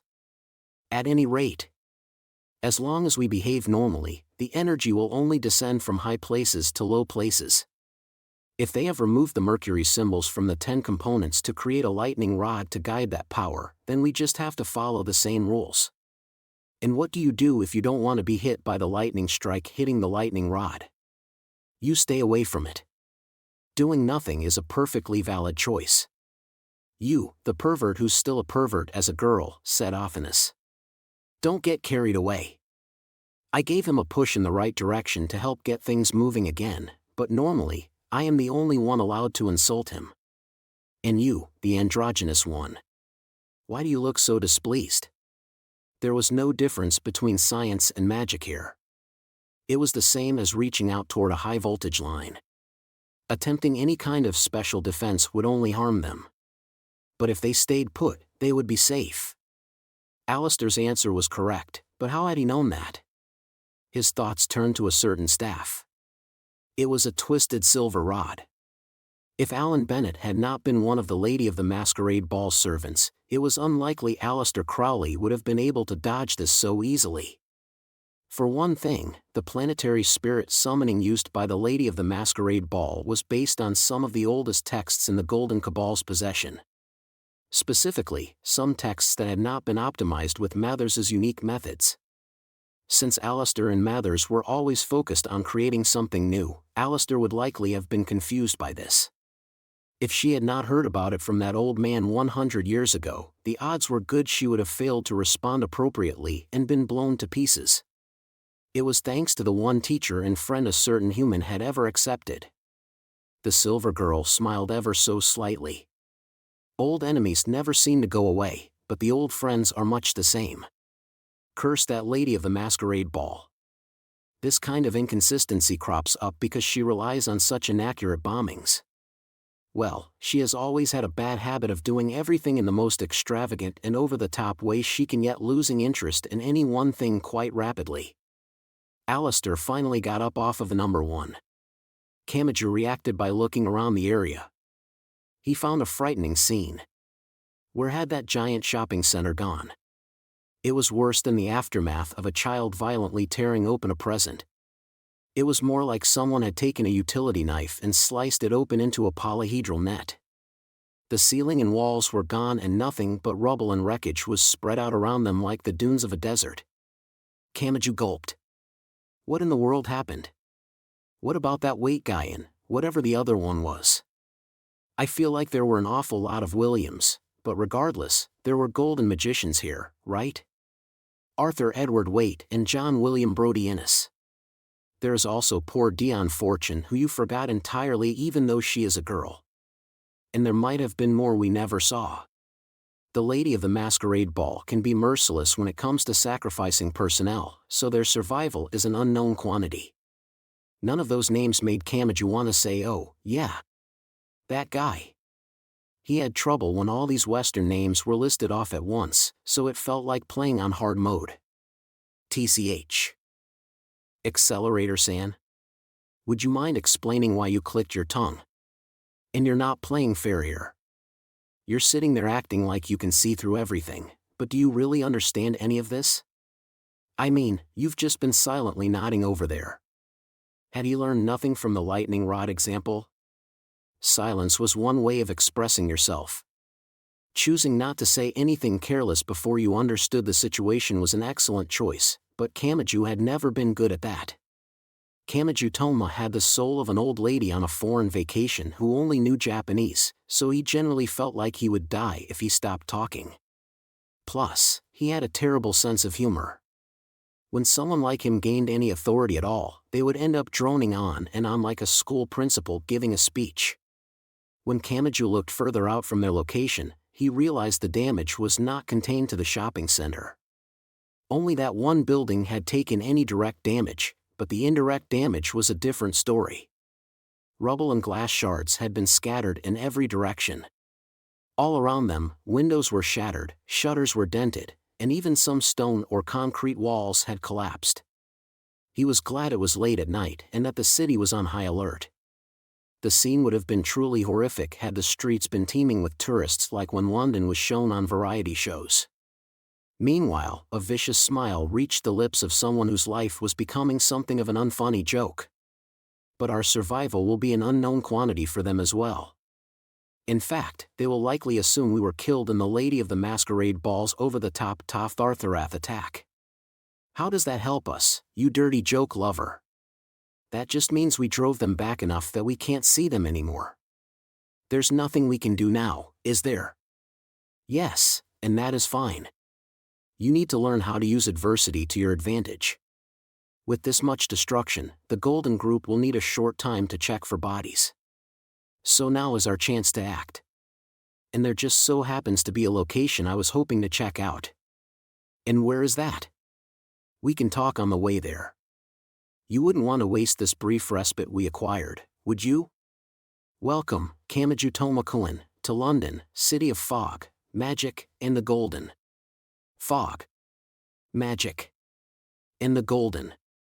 Something clicked in Kamachi Toma's mind when he heard that. Because he had seen the end of the Battle of Blythe Road in the windowless building. Oh, that's right. Blythe Road. That wasn't some strange fantasy world. It happened for real in the real London. So that place must still be here. You said it was a ceremonial ground and armory for the Golden Cabal, right? If we could rummage through that place, we could find some powerful, sorry, but no. The silver girl smiled and rejected that idea. Was the hint of sadness on her face a touch of nostalgia? Isis Urania.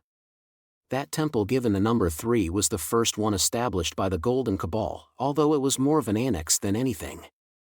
It was the kind of moldy stone apartment you can find anywhere. Instead of overwhelming them with power, I would like to understand our enemy. And you cannot learn from a textbook if you start in the middle. So how about we rewind the clock and head back to where it all began? Part 11 now. Why was it given the number 3 if it was the Cabal's first headquarters? That was Westcott's doing, explained Alistair while walking through the London night. The city was still on high alert, so metal shutters were down all over the place. Some of those shutters had been dented in by something. There may have been no real need for any of it now that Isis Demeter, the last of the divine mixtures, had been destroyed, so the Egyptian stones were gradually fading into the foggy city's air. The brief silence was almost deafening. Did this also mean the threat of the Crowley's hazards had passed? That should have been a good thing, but it also illustrated the strength of the golden magicians who had torn them apart in the blink of an eye. Even with the divine mixtures, the standard Anglican Church had failed to fully accomplish that, yet the Cabal had done it so easily. The era had changed once more. Instead of that fusion of Egyptian mythology and Greek mythology, everything had been repainted in golden colors. He apparently wanted to claim the Golden Magic Cabal was not something new but actually the official continuation of the ancient Rosicrucian line. In other words, it was a new branch. Thus, he faked a letter sent to a German cabal and also faked a response authorizing the creation of a British branch. That exchange of letters is known as the Sprengel letters. And because there were already 2 temples in Germany at the time, or so that old man claimed for his invented backstory, the first one in London was said to be the third. Anna Sprengel. No one ever actually met that legendary individual who only appeared in letters. It sounds utterly ridiculous, but that is the world we live in. I mean, wouldn't it be exciting if there was actually a mysterious number 0 level 5? A missing superior rank has such a strange draw and persuasive ability. Even if you have no proof of its existence, you assume that is due to your lack of experience. So let me put it as simply as possible. The proper meaning of the word does not really apply in this case, but the affliction you refer to as Jinibu was just as common a century ago as it is now. Back then, they loved the slightly mysterious ring of the German language they so rarely heard. And there you have it. Alistair really was harsh and merciless at times like this. Although she had failed in her own life for the exact same reason, so she could not just innocently laugh about it. Your words had a way of coming back to bite you. Kamachi looked back toward Academy City's number 1. The idiot on the verge of being held back decided to rebel against the smartest kid in class. Well? Can't understand a word she's saying, can you? Why do you look so proud of that? MWA haha. Because I had a head start on all of this stuff and even I'm having trouble believing what I'm hearing. You didn't know anything about this before now, so there's no way you understand when she starts babbling about Isis Urania. I bet there are nothing but question marks in the brain behind that handsome face of yours. Yeah, pretty much. Wait. What? You can't just admit it. Now I sound like the bad guy here. Isis Urania, huh? That's different from Isis Demeter, so it sounds like I need to fill in some missing information. And it's supposed to come from some German secret society? But the golden name doesn't sound German to me. Now, setting aside whether or not that society actually existed, they just wanted the prestige that name brought, right? Sounds like they weren't interested in actually being loyal. Don't worry, human. No matter how much inner ugliness you reveal, I will always remain your understander. You piece of garbage. She said it oh so gently. At this point, Kamajutoma could only bite his lip and shake. You were not an idiot if filling in some missing information was all you needed. That just meant you were missing the proper foundation. On the other hand, what did you call someone who absorbed information worse than reinforced concrete absorbed water? What did you call someone who did not have a clue even after having everything explained? Even the idiot was beginning to figure that out. Also, when idiots try to feel better by seeking out another idiot, it is because they are idiots being idiots. Why don't you consider bettering yourself instead, you idiot? You're saying all of that out loud, Athanas. HGHH. You've already broken my spirit, so is this that thing where you've decided it's faster to tear me down and then build me back up? His cries of HGHH continued. And while he fearfully covered his ears to escape reality, Athanas breathed a soft sigh. How smart you are honestly doesn't matter. Test scores aren't going to save anyone's heart. What makes you a real idiot is that you don't understand that I will always be by your side to explain anything you don't understand. Honestly, why don't you use the resources available to you? That's like struggling to do math in your head in this age where every phone has a calculator. Really, just really. Have you forgotten that wisdom lies at the foundation of magic, war, and deception? Grumble, grumble. With his hands over his ears, Kamajutoma did not at all notice the way his tiny understander was childishly pouting her lips on his shoulder, thus confirming he was an unfortunate sort of idiot. This is the place. The silver girl came to a stop and looked up at something. But even after his experience in the windowless building, Kamajutoma would have walked right past it if she had not said anything. It was an ordinary apartment on an ordinary street. Yet there it was. Kamaju's mouth hung open. This was his first visit after a century had passed.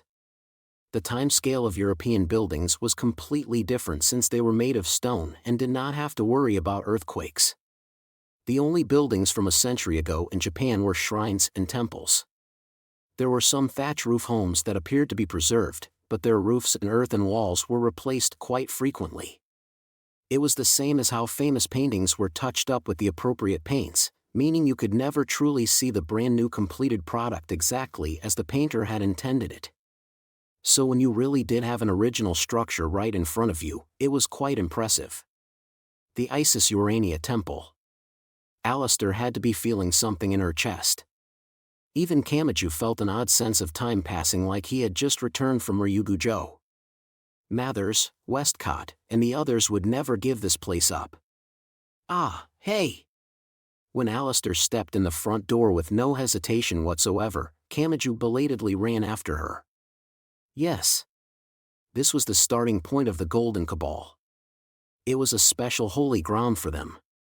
So was it really safe to just strut on in? Kamaju thought of those figures he had seen in the darkness at Westminster Abbey. The visual was enough to send a shiver down his spine. To be blunt, they had not seen Kamaju and the others as worthy enemies. Part 12 End.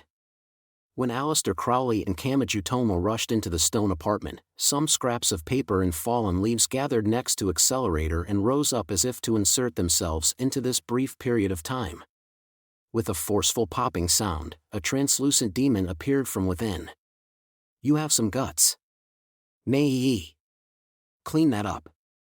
And you learn way too fast. I thought you didn't know the first thing about comedy, but you've already picked up how to respond with perfect timing. She laughed while immediately getting down on all fours. And while she got all muddy and showed off her pitiful state at her master's feet, the number one monster breathed a sigh of exasperation. Don't pop up like this when I haven't called for you. I don't want them seeing you. Oh, dear. Well, I'm glad you do know I'm your trump card. Cliffa Puzzle 545 flipped vertically in complete violation of gravity, and her taped-together newspaper dress trailed after her like a crescent moon. She floated upside down. Was this pose also meant to extract something from Accelerator's heart? I did as you said, but can you really call that a success? She asked. We survived, didn't we? Still, though. She was originally meant to bring about the madness of war. She was the very atmosphere that drove people crazy. So Accelerator's command to cliff a puzzle 545 had been a very simple one. You know, while I do like the idea of encouraging the enemy to attack because you don't want to deal with a brutal surprise attack at their full power, no normal person would be able to give that command. Doing that was theoretically possible if you had the power to amplify hostile urges in anyone participating in the battle. No matter how powerful the enemy was. From the moment their group had joined the battle, they could not escape cliff a puzzle 545's power. In fact, the stronger they were and the closer they were to the center of the fighting, the greater their desire to spread death would be. It was the same as the pressure at the Earth's core creating such incredible heat. Unless they could choose to stop fighting despite knowing how powerful they were, like Ursula Aquinas had done with Isis Demeter, they could never shake free of the negative passion. Accelerator had not tried to dodge it altogether. Nor had he asked her to do the impossible. If he knew it would not be fatal, he was fine with hastening the timetable of the bomb being dropped on their heads. Perhaps this was a logic unique to Accelerator, who would use his reflection to stop any attack. And what would have happened without Cliff a Puzzle 545 pushing the Golden Magicians onwards? If the attack by planetary spirit Toph had been calmly carried out at full power as initially planned, could Alistair have dodged it so easily? Kamajutoma seemed to be putting his life in that silver girl's hands, but the number one still had some fundamental doubts there. He could not forget that the board chairman had never followed a single path of success. Confidently intercepting the attack only to be blown to smithereens was a perfectly realistic possibility for her. TCH. How naive. So what now? What Alistair is telling us is fundamentally accurate. She is not bluffing. If that's your view, then there's no point in you sticking around here. True enough. Plus, they might just detect me in that cramped indoor space. I mean, a formless presence fills up a lot more of an indoor room than the wide outdoors. You're free to work now, right? Plus, you're pissing me off, so I'm sending you on another job. I see. Yes, that does make me feel more like a familiar. So where will you be sending your lowly gopher? HM? You aren't gonna complain? Well, I am interested in doing some things outside the contract, but I'm still a demon, so you could say I live to work. I'm actually quite diligent. I work hard and corrupt people real good. That's just what I do. So what do you want? While that board chairman was working on her god-awful plan, there was someone she tried to have killed because he was a dangerous and unpredictable element. I know he came to England, but I want you to figure out if he ever made it to London. You can do that since all sorts of information finds its way to the capital, right? Now that I've experienced it for myself, I can tell. It's a kind of stealth. His presence just disappeared, so why does he exist?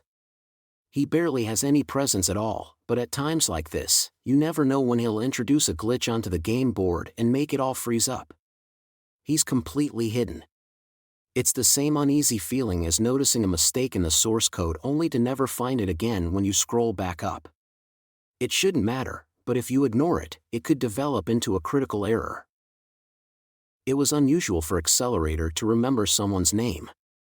Especially when that someone was only a level 0. Hamazura Shurage. I want you to go figure out where he is and what he's doing. Part 13. After climbing a few flights of stairs, Alistair finally entered the hallway of a certain floor. The straight, narrow hallway left nowhere to run or hide, and it was lined with identical doors. She stopped in front of one of those doors and did not hesitate to fling it open.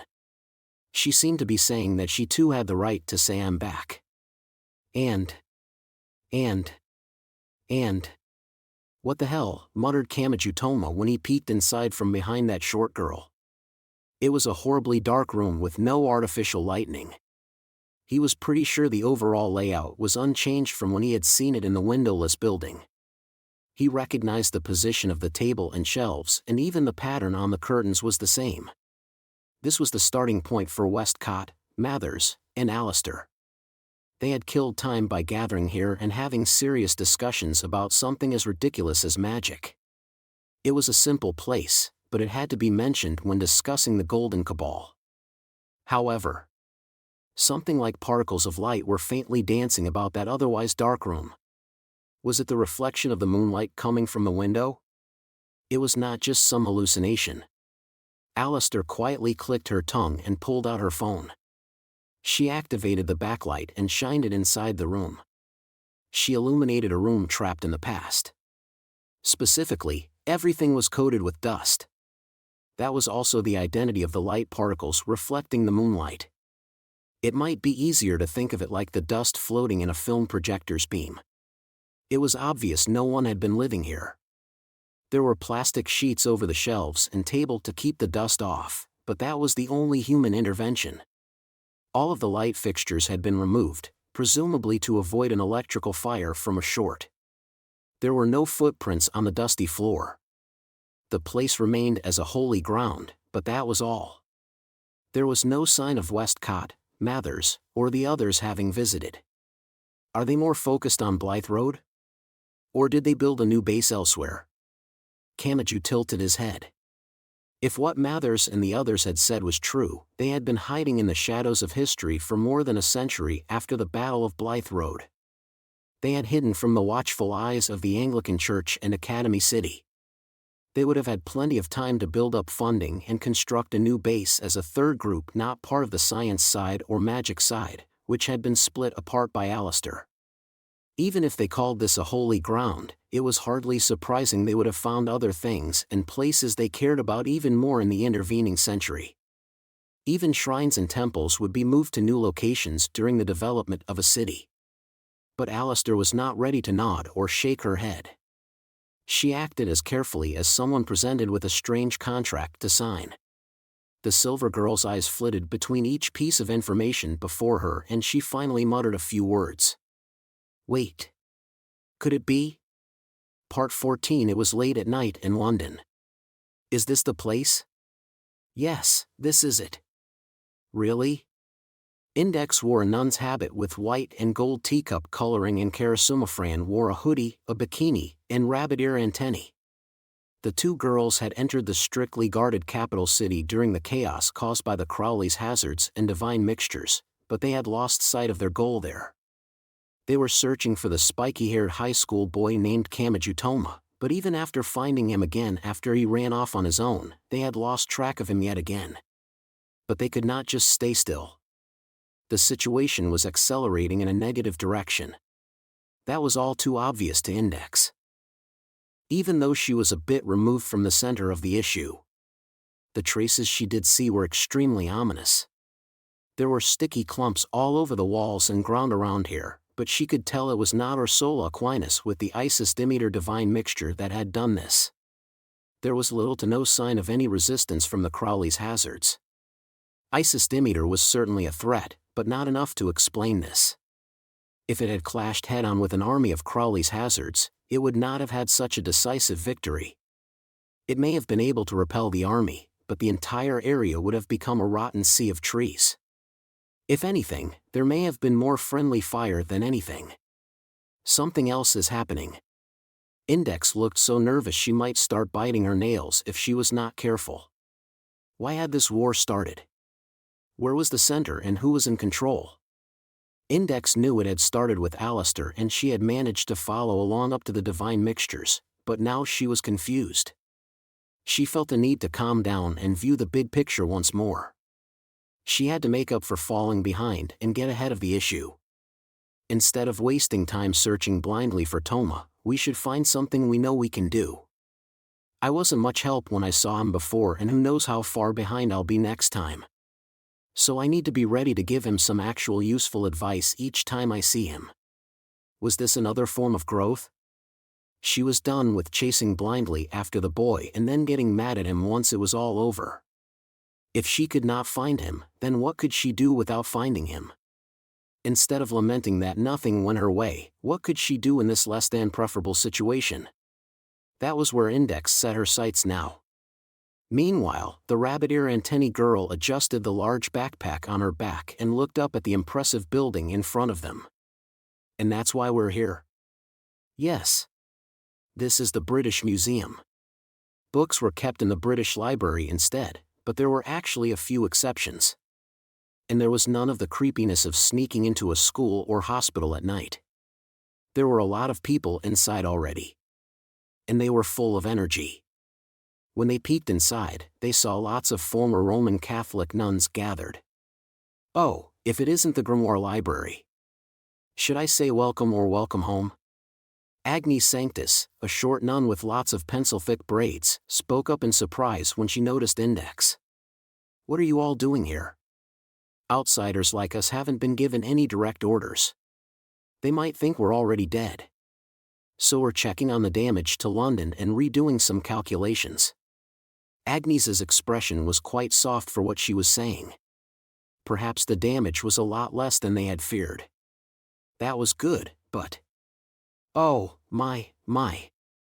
What to do? I already served everyone the food I had made. Don't move, Sister Ursula. Your basted-together habit is coming apart.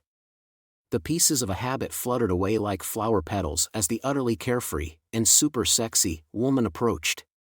With the moonlight shining on her, the visual would probably have inspired Botticelli to paint a sequel to The Birth of Venus. She was so perfect it looked more like art than a pin-up model, but she placed a hand on her cheek and tilted her head. What brings you here tonight? Give me the key to the repair room in the back.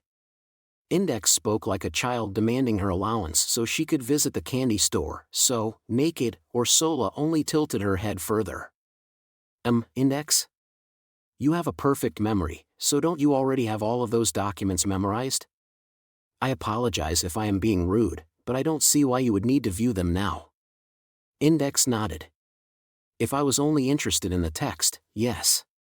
This has all gotten really complicated, so I want to gather as much information as possible. I need to untangle all the threads and line them up in order. I need to know what's happening in London, no, across the entire world. If I don't know that, I can't give Toma any advice.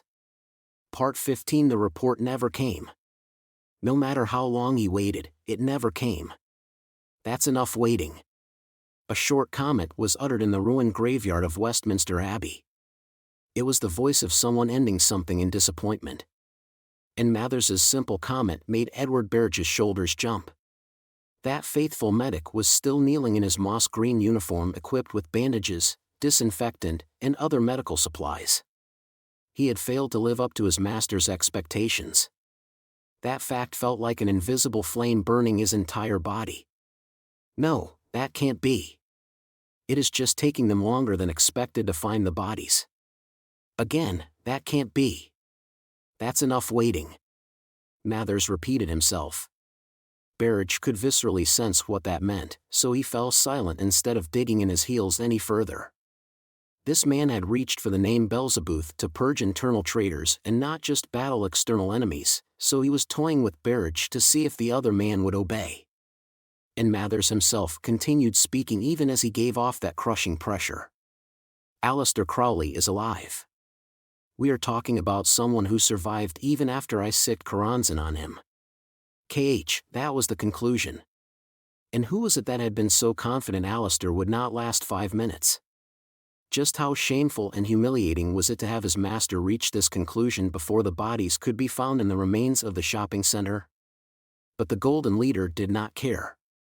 Perhaps it was his ability to excise those human emotions that allowed him to proclaim himself as the organization's leader.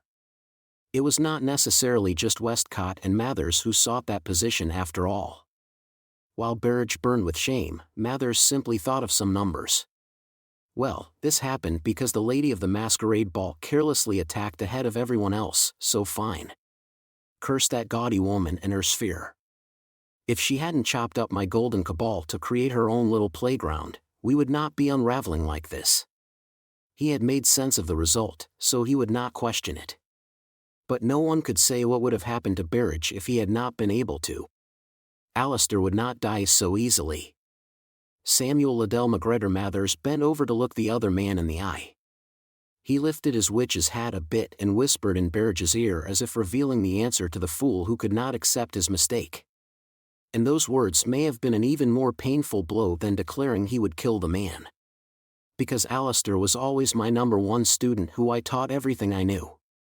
Mathers did not console his subordinates at times like this. He would not hesitate to punish them even if they were already dead. And if they were a magician who showed promise of further growth, he would throw them off the cliff and accept only those who managed to crawl back up. That was why he was the most feared among his fellow golden magicians and was sometimes referred to as a tyrant or dictator. The people he silently allowed to go about their way were the ordinary people with no promise whatsoever. And, to his knowledge, there was only one person on the planet who had ever lived up to his fierce expectations. Even if that had inspired such intense rage and hatred within him. Between the lines so what kind of person was Samuel Liddell McGregor Mathers really? Looking back in history would show an impressive list of accomplishments. The greatest of those were helping to found the world's greatest cabal and translating original grimoires such as the Kabbalah Unveiled, the Book of the Sacred Magic of Abramelin, the Mage, and the Greater Key of Solomon. The originals were not just incomprehensible but also shattered the reader's soul with their toxic knowledge, so he converted them into a simpler form that anyone could read. That was the trigger which led to a Kabbalah-centric magical culture spreading across all of Europe. Even the grimoire library of Index Librorum Prohibitorum rated his writings at the same level as the Golden Bough or the Book of the Law. However, it was less well known that Mathers translated more than just important grimoires. "Oh, you've made such a mess again." The graceful woman could not be blamed for letting some exasperation color her voice. French newspapers littered the floor and blue and purple paint was splattered on top of that. The main dish was the corkboard larger than a tray. The cork had been cut up with a knife and pasted together in layers to create rippling hills and valleys. It may have been meant as a type of diorama. This man's talents really were as a writer and a translator. To a talented artist like Mina, his attempts here looked like a child making a tiny garden for art class. "I never did like that game of chess." "You mean Enochian chess?" "Mina, I mean the basic game itself. Everyone claims it's some intellectual game that simplifies war, but in what battle do both sides have identical forces and supplies? And don't get me started on the terrain. Half of war is decided by the terrain. That's great and all, but are you never going to stop living like this even when we have a shocking 9 pounds to get us to the end of the month? Do you mind if I ask how you think it is acceptable to live on a tatva diet where you have to use your mind's eye to see anything at all between the bread and your sandwiches? Give up, Mina. Working will not put any more money in our wallet. How fulfilling your life is relies on your outlook. And there are surprisingly few people willing to learn in this age of excess." "Oh, I see. This explains why you actually called me by my name for once, instead of just hey or you. While I appreciate that, I would like to remind you that there are still 15 days left in this month. Mina, if it comes to it, I can release myself from these physical bonds and go on an astral journey. Can I count on you to keep my physical body safe? It is not astral projection if you collapse from hunger with your soul hanging out of your mouth. Wouldn't it be more efficient to learn some practical yoga to suppress the activity of your organs? I hate all that Eastern nonsense. I couldn't tell you if it works or not, but just look at those youngsters who have confused a magic cabal for a sex salon. They'll accept anything if you just add Indian or Tibetan to the front. They try to excuse their opium use and orgies by calling them secret ceremonies passed down in the East. It's ridiculous. Those self-styled magicians must think India and Tibet are some strange fantasy world. And I bet they couldn't even tell you what language the true sutras are written in. The eccentric genius named Mathers was satisfied as long as he could let his heart of justice burn over things like this. And he completely missed that his wife was much more concerned about them starving to death in poverty. When you got down to it, a magician was a magician. Mathers did not have a public face like Westcott did as a coroner, so he was not going to have a rich lifestyle. Yet there were things he could not stop himself from doing, like a bad habit. India sounds nice to me. They have plenty of teas we could never hope to drink. Stop thinking about what we can't have, Mina. Of course, there were no public texts saying Mathers had a hobby of making dioramas or inventing his own rules for chess. Those were nothing more than ways of distracting him from his boredom. Before getting to labyrinthine trench warfare, you need water. The concept of water must be there. Chess unfortunately lacks the concept of projectile weapons, but this will still greatly change the soldier's movement. Coal stole the sails from ships and petroleum is changing automobiles into tools of war. This is no longer the age of wind.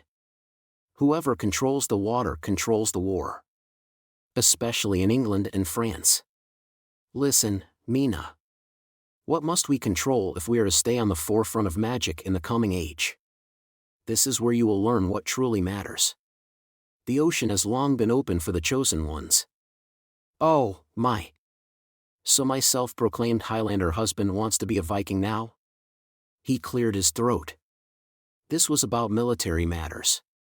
Even before translating the Kabbalah unveiled, Mathers had translated a French military manual. Do you find this childish? While literary types like you hoard knowledge, artistic types like me focus more on intuition. Learning the details of perspective, texture, and lighting can come later, but you need to start by finding your core. Those with no defined axis for themselves can never even pick up the brush. The woman who always stood by his side was one of his few understanders and also a partner who provided powerful support by absorbing his techniques and knowledge and providing the artistic talent he had not been blessed with. She was much more than a student.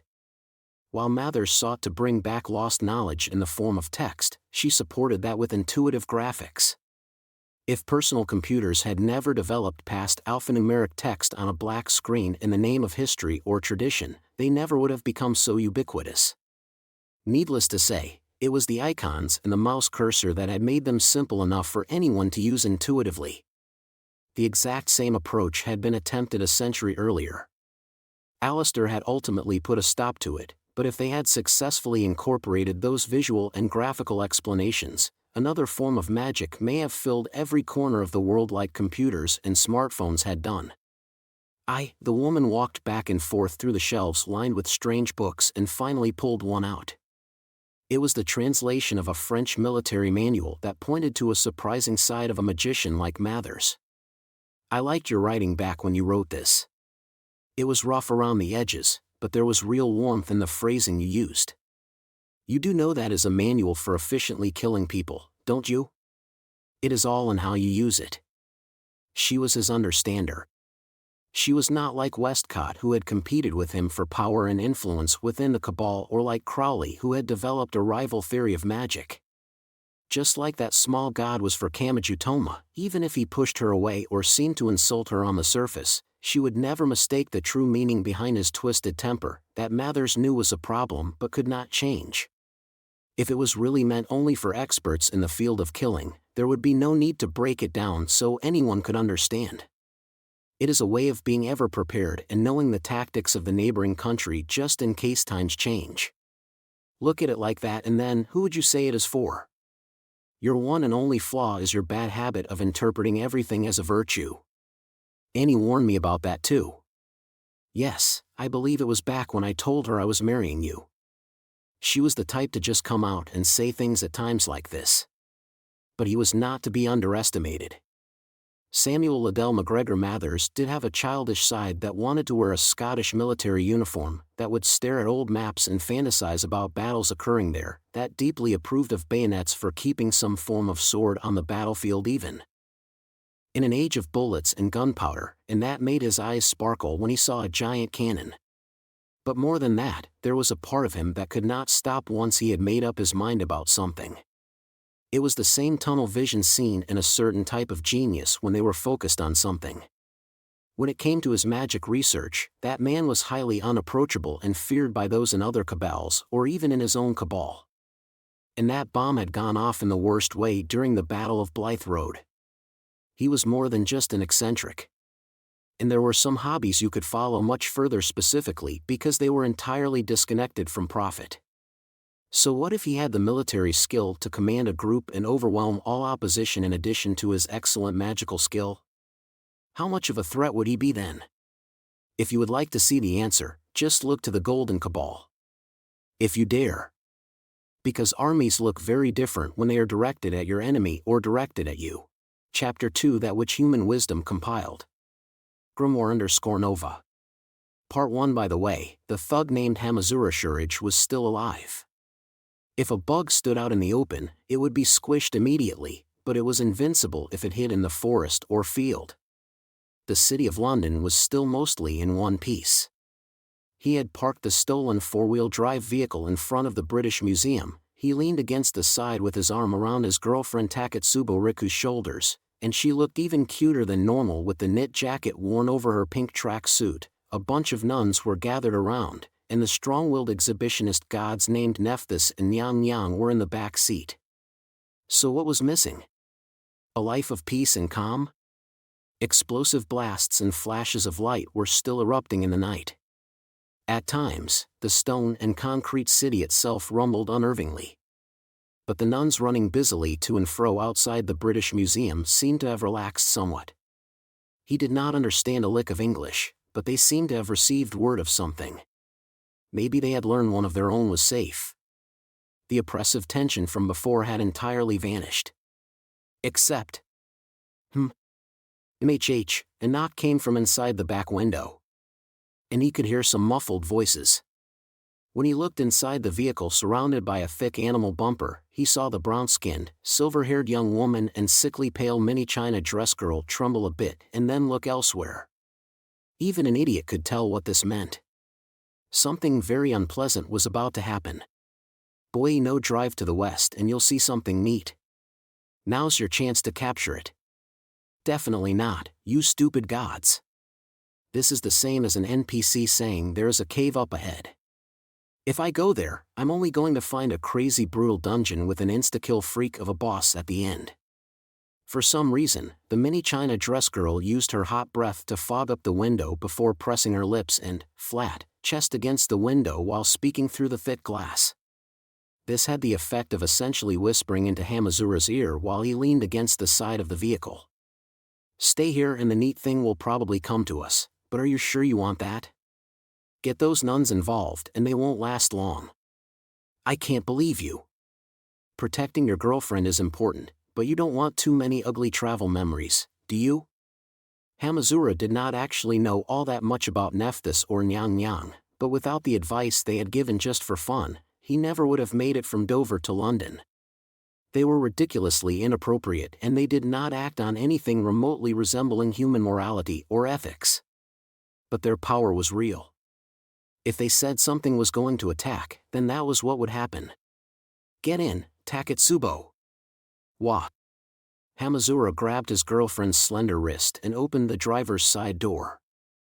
After tossing the small girl, with surprisingly large breasts, past the shift lever, he slipped into the driver's seat, reached for the wires hanging down from the forced open ignition, and operated the clutch and handbrake to get the vehicle running. Ah, wait. What are you doing? I overlooked it because it was an emergency, but that's a stolen vehicle, isn't it? He just about ran into that straight-laced glasses nun because she happened to step outside just then. She shouted something at him, but he had bigger issues.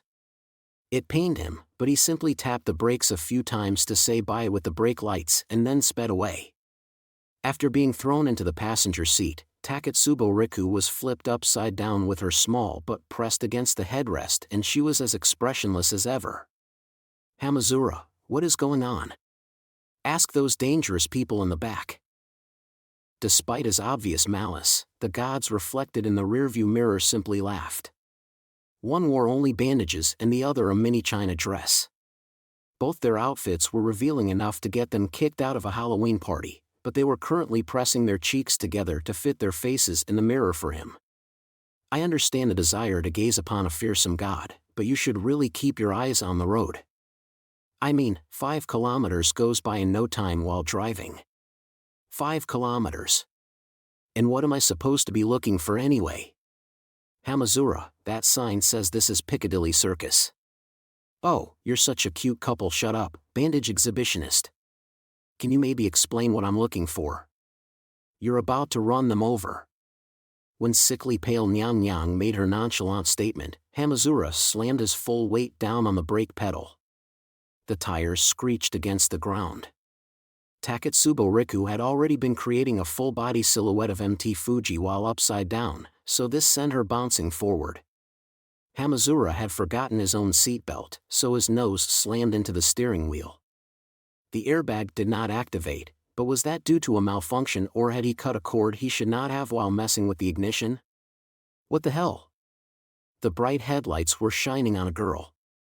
She was curled up like a kitten trying to protect herself in the middle of the asphalt coated with a thin layer of silver sand. He immediately threw open the door and ran over to her, but was that driven by the guilt of nearly hitting her or just the fact that she was a slender red-headed girl? Damn, that was close. What's wrong? Are you hurt? Only after running out did he realize how dangerous this all felt. That was mostly due to the smell. It was a burning smell not quite like gunpowder. Hurt. He finally gave serious thought to the word he himself had used. Yes, there were no absolutes and nothing could be taken for granted in London today. The absurdity and unfairness of this city rivaled the darkness of Academy City. Anything could happen and it tended to take things a step or two beyond what he feared. If he was not cautious, he would be chewed up and spit out by some kind of surprise attack. A vehicle alone was not enough anymore. His fingers trembled as if from withdrawal symptoms. He really wished he had a gun. Even though he had worked so hard to escape from that mess and make his way to England. Did someone attack her? But wait. Could that someone still be around here somewhere? Can you stand? Damn it, just get in the car so we can get away from here. Oh, right. Do you even know Japanese? Just come here. Ugh, groans were apparently a universal language. The red-headed girl slowly looked up while curled up to protect her gut. Only now did she notice the bright headlights and narrow her eyes, so she may have barely been conscious. And when he took a better look, he realized she had taken quite a beating. If he had known this in advance, he would have considered having Taketsubo Riku come out to help despite the danger. She wore a frilly white dress with pink accents. The ballerina-like lace and frills made her overall silhouette look quite fluffy, but her exposed upper arms were slender enough to guess she was actually very skinny. However, her short red hair and dress had scorch marks in places. It looked a lot like she had crawled out of a burning building and then run out of strength in the middle of the road. He heard a quiet metallic sound blowing in the light breeze. A bell on a string fell from the white-veiled girl's hand and onto the filthy ground. He was reminded of how it was preferable for people in disaster areas to carry whistles or bells because shouting wore you out so quickly. What had she been thinking when she reached for that? And had no one answered her call for help even as she lay collapsed here on the road? What was that she was curled up to protect? Hamazura was unsure what purpose it had, but a black box just big enough to hold a soccer ball was sandwiched between the girl's stomach and the ground. It must have been smooth and polished to begin with, but now it was dented and covered with silver sand. You've got to be kidding me. To repeat, Hamazura Shurage did not understand much of anything that was happening in London today. He only knew the monsters known as Crowley's Hazards had attacked London and the mysterious ruins set up around the city had repelled those monsters. He had seen Ursula Aquinas fused with Isis Demeter after she left the British Museum, but his knowledge was not enough to explain what exactly that was. And he was entirely unaware of the return of the Golden Cabal at Westminster Abbey. That was why he came up with a faulty theory here. I don't know if it was the Crowley's Hazards or London's protectors who did this, but I can't just leave her here. We need to get away from here. You didn't hit your head, did you? Okay, I'm going to pick you up. 1, 2, 3. He rolled her onto her back and moved the box. Then he moved his arms below the girl's knees and back and lifted her up. In other words, he used the princess carry. Skill Out often had to deal with injuries when calling an ambulance was not an option, and this was actually a unique method they had developed for retreating while taking their injured companions with them, but Taketsubo Riku's mouth formed a small triangle because she had no way of knowing that.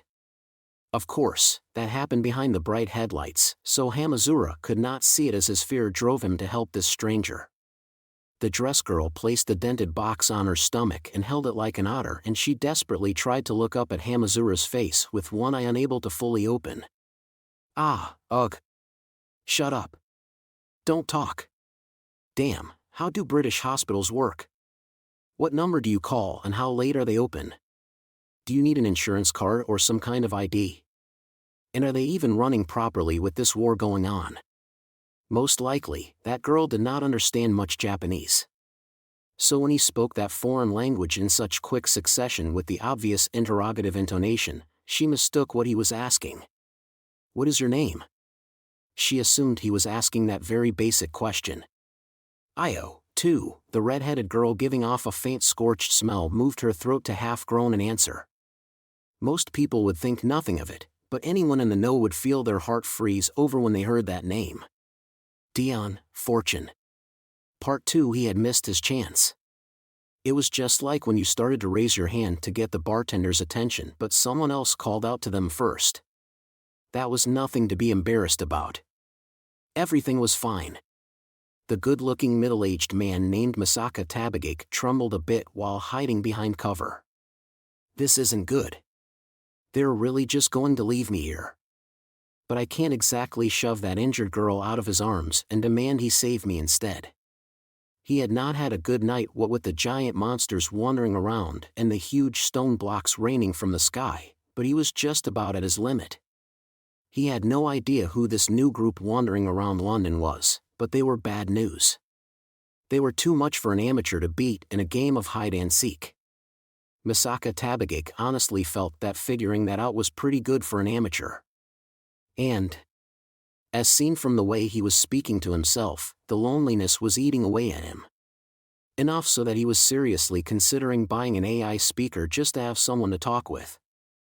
Although that would probably eventually end up much like taping the ultimate comfort product to the top of a plate-shaped cleaning robot. However, God had not abandoned that middle-aged man. The four-wheel drive vehicle started to drive away, but it must have had some trouble and stalled because it shook and then came to a stop. Based on how it moved, it appeared to be a manual, so the driver may have been in a rush and screwed up with the clutch. Also, Misaka Tabagake heard some dangerous-sounding footsteps from the dark alley behind him. Those came from a young woman and an elderly man. Oh, another lost child. Hello, backpacker. It's too late in the year to be trick-or-treating, but the boogeyman is here. Wait, Annie. Our top priority here is Dion Fortune. It was someone else who placed her in that vehicle, and while they appear to be suppressing their power, I can see two powerful distortions there. Do you need the temple? This will be a major performance. Misaka Tabagake lived more on the science side than the magic side, but that only meant he had taken a half step outside the realm of a normal modern person. He knew next to nothing about next-generation weapons or Esper power development. He only had the knowledge of someone who was well-traveled outside of Academy City.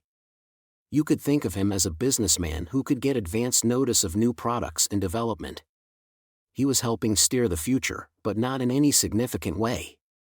To be clear, he was not the type of man who could choose to fight courageously after coming in contact with the unknown. But there was one thing he could tell here. This is bad. It was like visiting a war-torn area and finding a fallen sign warning of a minefield only after walking a good distance into it. Or like feeling pain in your appendix while overseas, but when the locals brought you to the only hospital in the village, you found yourself in a cave with a half-naked old man calling himself a shaman who pulled a knife from a bucket and started half-heartedly sharpening it in preparation. Moving past this point would cost him his life.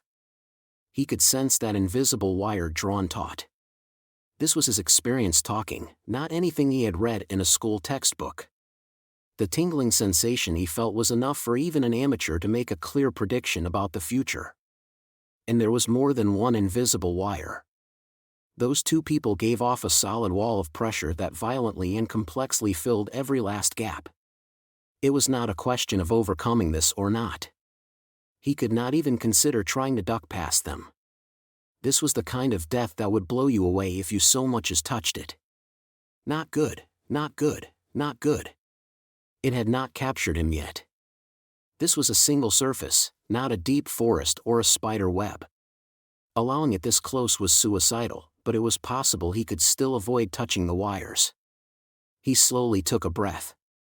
If he could back away so cautiously that he did not even disturb the bugs crawling on the road, and if he could clear the way for them, perhaps they would overlook him. Just maybe. Misaka Tabagake smiled weakly. He considered a number of things, and then made the mature decision. He reached for the construction materials he was hiding behind and applied his full body weight. With a loud crash, the rebar and triangular cones covered in a blue tarp scattered across the alleyway entrance. What in the world is wrong with me? Start driving, you damn kids. Just get out of here. He cursed himself in his mind, but there was no hesitation in the words he spoke out loud. He wanted to be saved too, but he had already decided he would not push that injured girl out of the way. Letting that four-wheel drive vehicle escape was good enough. Because what he had seen was too much. That Asian boy and that injured middle school-aged girl reminded him of something. Even if there was no direct connection, that combination brought a certain face to mind. He pictured his own daughter who had to be caught in trouble of her own since Academy City had shut down. When a problem broke out on the streets, a grown adult would not think about beating the troublemaker until they could no longer move. Escaping the danger unharmed was good enough. And projectile weapons were everything in this world. He glanced over at the nearby fire hydrant and considered using the pressurized water to knock over his opponents when they tried to cross the barricade. This is in the way. That quick statement was followed by an explosive flash of light. The light came from the kind of wax used for old letters. I hold a coded text. When read using the methods of Trithemius's 5 books, these fragments reveal text of great power. Now experience the knowledge of the Golden's beginning. The old man's words became physical destruction. The makeshift barricade of construction materials was blasted outwards. Misaka Tabagake was reminded of how primitive landmines had been made by covering explosives with rubble. Not that this provided him with a solution. The materials hit him and he was thrown to the other side of the major road. HM. So this is all I can manage without Annie's tuning. I never was any good at violence. Sorry, I'm not as good at inspiring fear as Mathers is. Aga. Misaka Tabagake swallowed his scream as soon as it started to escape. But this was fine. It was not the first time he had dislocated his shoulder. This was nothing new, so he could bear it. But then he saw the red brake lights of the vehicle that had finally gotten moving. You idiots! Stop here and everything I did will be for nothing. His eyes widened, but if he actually shouted at them, he might direct that fearsome duo's attention toward the vehicle. Unable to get up, he crawled along the ground with one arm hanging limp like a doll's arm, but then he heard an exasperated voice. That old-fashioned tutor with a monocle and that doctor in a suit and coat looked like they had stepped out of a picture book. Westcott, he's a normal person. Although he doesn't seem to be a local. And we are the boogeyman, aren't we? Since you have given up on tuning me, I have to go at it like I am trying to kill him or it will not work. I am a sensible magician. I just don't want to be the target of Mathers's temper. And? Are you suggesting you two would use Karanzan if necessary? Your face. It's showing on your face. Misaka Tabagake heard a quiet sound. It was the tutor woman tapping her long white and black clubs against the ground. And something like a giant soap bubble appeared behind the two pillars. Their conversation and actions made no sense, but Misaka Tabagake could tell they had gone easy on him. Yes, he had yet to touch those illusory wires. And the solid wall of wires had silently changed its layout. They now surrounded him like he was deep in the forest or caught in a giant spider web. They were packed around him densely enough that moving a single finger would touch those deadly strings. This was bad. It was enough for the dull pain in his body to fade away. He could no longer hope to escape just by hitting them with a fire hydrant's water from a safe distance. Even turning tail and running would be risky. The sense of death was so thick that something as ordinary as breathing felt like a gamble. This was his punishment for trying to be someone he was not. This is very bad. And then the invisible wires of death were mercilessly severed. It came from directly overhead. Fearsome shells crashed into the ground like a giant sewing machine. Something was flying overhead. A roar reminiscent of a fighter jet hit his eardrums after a short delay. When his mind struggled to find a description for the silhouette he saw, it settled on a demon with wings spread. That was not the British Air Force. A weapon that ridiculous could not exist in the normal world. What is that? Is it from Academy City? The hard asphalt was torn up like if a bomb went off below the sandy beach, and a horribly unhealthy-looking cloud of gray dust filled the air. TCH. Westcott, you idiot. You put yourself in harm's way too much. It sounded like they had not expected this attack. But if that was the only reaction they gave despite being in the direct line of fire, it only proved just how monstrous they were. Even enough firepower to tear apart the city was only a smokescreen to them. Misaka Tabagake knew that fear and despair would stop his heart if he saw what was beyond that dust. But he did not waste the time given to him. He forced his body up despite the dislocated shoulder, waved his left hand, and shouted to the four-wheel drive vehicle at the top of his lungs. "Get going, you damn kids!" They seemed to be questioning whether or not they should bring this strange middle-aged man with them, but he forced their hand by running down a different alley. He heard the screeching of tires as they drove off. Yes, he could move now. The tension had dissipated with the arrival of the powerful cavalry. Those imaginary wires of death had been cut, the pressure was gone, and the world seemed to have opened up once more. It felt like being stranded on a hellish snowy mountain and then seeing a rescue helicopter descending through the white blizzard. This was a baseless jinx just like the wires of death, but he decided he was going to be okay now. NHH, gah. He held a rolled-up handkerchief in his mouth and slammed his shoulder into a nearby wall to pop it back into place. Pant, pant. Oh, hell. I guess this at least gives me another story to tell at a bar. I could really go for some scotch right about now. While more or less rubbing up against the wall, he left the short alley to reach another road.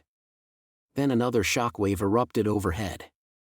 The mysterious aerial weapon from before had circled around to take aim at those two monsters. And then he saw it. He got a good view this time. That silhouette formed from several rocket boosters and powerful weapons had a distinctive name written in English. AAA Anti-R Attachment. Wah! However, what shocked Misaka Tabagake was not the strange collection of weapons or that code name that was a bigger secret than any national classification level. It was the girl in the center. The girl seemingly made a part of the weapon. Could he really say he recognized her? Could it really be her on the other side of the world and while operating what had to be an illegal military weapon? What the hell? The rational part of his mind tried to convince him he was seeing things, but the father inside him firmly rejected that idea. How could he call himself human if he would mistake someone else for her? The debate in his head devolved into a brawl. His mind went blank. He forgot all about hiding himself and watched the flying object while leaning against the machine for one of the bike rental services that were filling the streets in place of phone booths lately.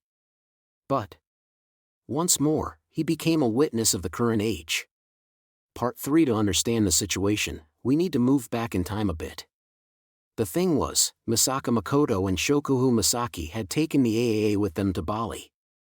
As long as a weapon did not look like a weapon, no one would question it.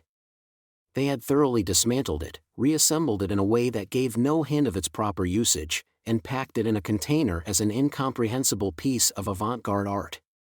Okay, I'll admit I agreed with your plans, so we had some responsibility in case of an emergency, but what is this? Shut up, Shokuhu. It's too late to complain now. Also, the AAA had changed form yet again.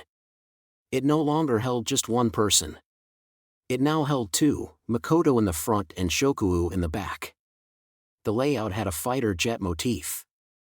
Makoto could pilot it herself, but she could reduce the burden on herself by letting Shokuhu handle the enemy location, targeting, and hit confirmation. Although I can't trust that unathletic girl's kinetic vision or reflexes enough to give her control of the weapons. Misaka-san, is that any way to talk about someone after dragging them halfway around the world in a swimsuit? And we're moving at Mach 6. How am I even alive right now? Ah ha ha. That's twice as fast as my railgun, isn't it?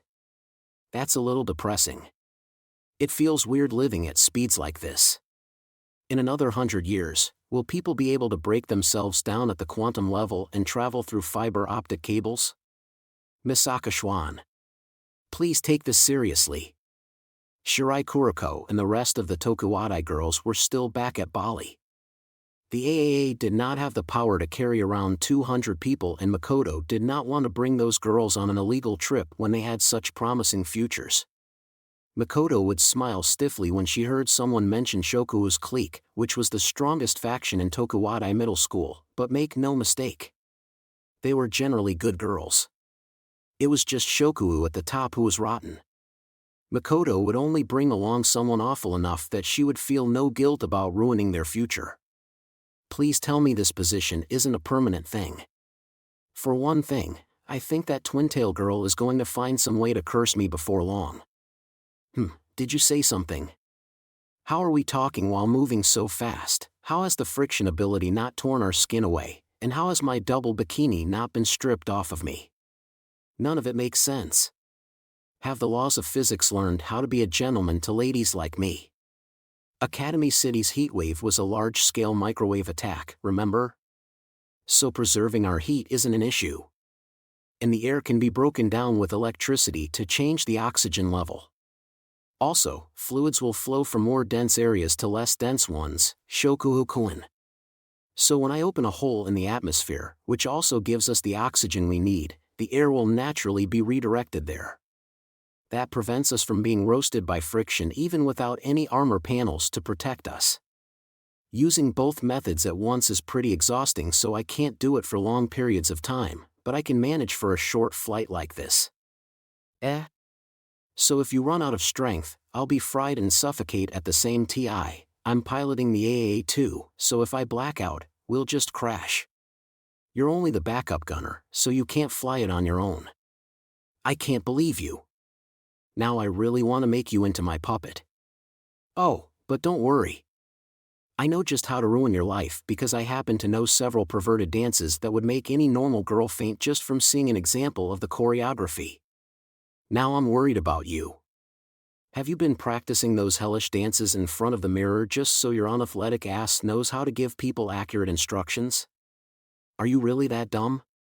Flying to the other side of the planet would take about half a day on a normal passenger plane, but the AAA's rocket engines were a different story. When they entered British territorial waters, Makoto made sure to speak up just because.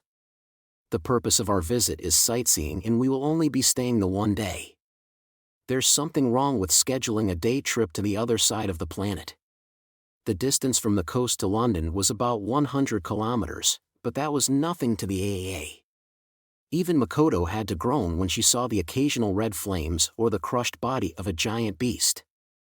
It was hard to believe she was seeing the modern world where fiber optic cables covered the earth and you could search any location using a GPS map app. So what is all this anyway? Some bizarre technology ability from the Kiharas? But for Shokuhu Masaki, who knew nothing at all about magic, that was how she viewed the world of magic before her eyes. This was her first time seeing it, so she naturally took this as the average. It was Makoto who knew how strange this was because she had caught glimpses of it in the past. Wow! This is different again from Russia during World War III. It seems less planned and more like someone just dumped out their toy box. Misaka-san, space out like that and we'll fly right past London. Oops. She refocused and slowed down enough to observe the surface. She looked down on the heart of London, which was covered in darkness because almost all the lights were out. Found him. Really? I'm using his phone's signal, so it has to be him. TCH. I don't know who that is, but they'll regret laying a hand on my family. What would have happened had Kamachi not followed Karasuma Fran's advice and shut off his phone to prevent anyone from tracing the signal? Or what if he had forgotten to turn it back off after using it for light in the subway tunnels? It was a silly hypothetical and there was no turning back time now. Explosives loaded. Surface targeting speed, Mach 2.5. Misaka-san, you're pure deep down, but you can do some dangerous things. Mach 2.5 is for taking careful aim. And crossing national borders to fight in a war for a family member sounds more like a job for a half-naked Hollywood macho man swinging around a machine gun with ammo belts wrapped around him. She did not care. She aligned the guide grid along a straight main street to avoid damaging the buildings as much as possible, and then she connected those points with a line. The line of fire was set and she did not even need to squeeze a trigger. As she flew along the preset course, tons of shells were launched toward the ground. Hit. But only a shallow one, so let's circle back around and try again. You're firing 120mm shells at the same rate as a Gatling gun and you can call it shallow? Wait, don't those have the firepower ability to blow the turret off of a tank with just one direct hit? Don't blame me. Go ask them why they're so tough. I think that held them back long enough for Papa to escape, but I want to be sure. These two girls were level 5s created by Academy City. So they did not let their guard down even when they felt in control. They could not predict what kind of supernatural powers they would encounter outside of Academy City, so it was always a possibility unless they actually saw those monsters' corpses. After all, there were a small number of espers known as gemstones who were born with their ability. So they were cautious of return fire from the ground. Their targets were walking through London like they owned the place and they seemed to have shrugged off the shells, so they had to have some kind of attack they could use. But even without that, the AAA was a bizarre weapon. That was obvious enough from the fact that Makoto and Shokuo were left exposed. If just one attack hit them, they were done for.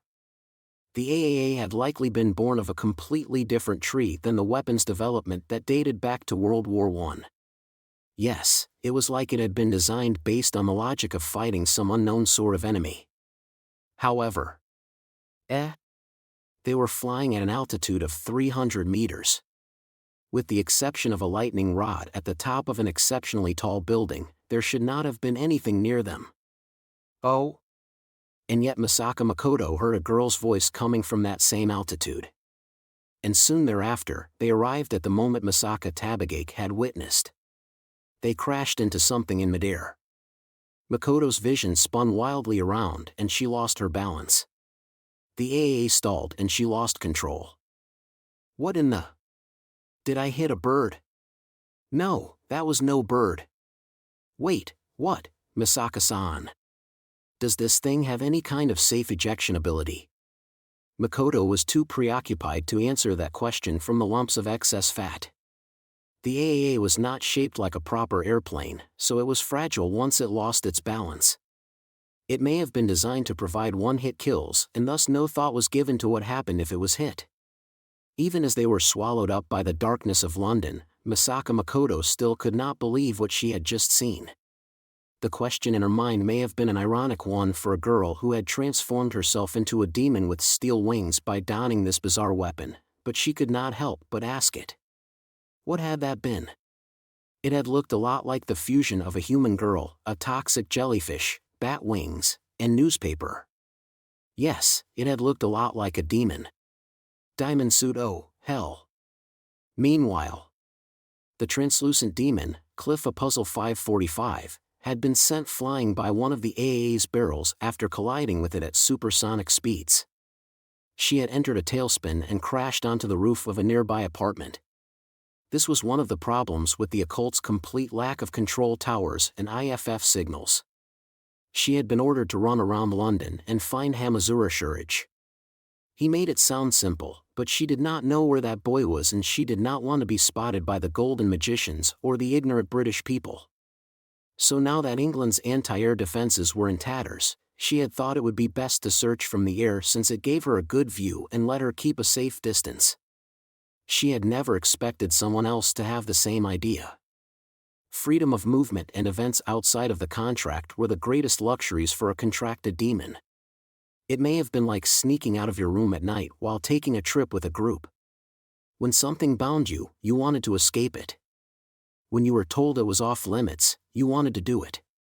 That devilish way of thinking was not hard to imagine, but this was not at all the exciting accident she had wanted. She was left dizzy and sprawled out on the roof. I just want to scream. On the other hand, the minimal damage this had done to her was proof she was a true demon. The word demon had been getting a lot of use lately, but she was basically a downgraded version of the beings that were the opposite of Fuse Kazakiri or Gabriel. Magic gods, Karanzan, the Golden Magicians, and now the AAA. It could be hard to tell with all those extraordinary figures wandering around, but Cliff a Puzzle 545 was very much a monster too. She was a resident of the very depths of the world who could drive entire countries to madness if she put her mind to it. You did not need a giant robot to kill your enemy. Wearing a camouflaging sheet and hiding in the forest to take aim with your handheld laser gun was more than enough. The value of a tool was not fully defined by its power. No pizza deliverer would be foolish enough to drive a giant semi-trailer truck around the intricate city streets. Supernatural power as stable and convenient as hers was actually quite rare. And the demon pouted her lips to sulk about being knocked from the sky. I can't believe this. I really should have put in some insurance. Anyway, that was the rumored anti-magic weapon, wasn't it? It didn't look like those kids knew how to use it properly, but it's still pretty scary. Cliff a Puzzle 545 was an artificial demon created by Lola Stewart, i.e. Karanzan. Plus, Lola had used Karasuma Fran to send Kamasato Kakeru into Academy City when so many magic gods had gathered there. When Kihara Uietsu had gone on her rampage at the end of all that, the appearance of that weapon had been shared in a report. It was the anti-magic god trump card that Aleister Crowley had built. Now that Cliff a Puzzle 545 had seen it, she felt confident it could hold its own against the Golden Magicians. Although it might not be able to actually deliver a finishing blow. And the four-wheel drive vehicle driven by Hamazura Shurage had driven off somewhere while she was caught in the collision. Not many vehicles would be out on the streets given the state of London, but that did not mean she would be able to find it again. There was no guarantee. Finding someone going for a leisurely drive around the city was much easier than finding someone who knew they were being pursued. Dion Fortune, that mystery man, 2 Golden Magicians, and now the AAA. Also there were those magic gods, I guess. I was only supposed to chase after one boy, but now there are all sorts of strange game pieces on the board. I see. So this is the irregular element, unpredictable witness, an unseen tumor that can shred a criminal plan to pieces. This Hamazura Shurage may indeed be an error hidden in the source code that only produces further errors. Should she continue pursuing Hamazura Shurage, or should she return to report on the unexpected intruder who had arrived on the AAA which had crashed off in a different direction? That's the real question, isn't it? All or nothing. The contracted demon named Cliff a Puzzle 545 was about to determine whether she was rewarded or punished. Part 4. A variety of equipment was lined up in that RV parked by an unnamed oasis in Egypt. That said, there was only so much the frog-faced doctor, no, that name was no longer necessary here, could carry with him. Surprisingly, most of what he carried in his bag was not medical equipment.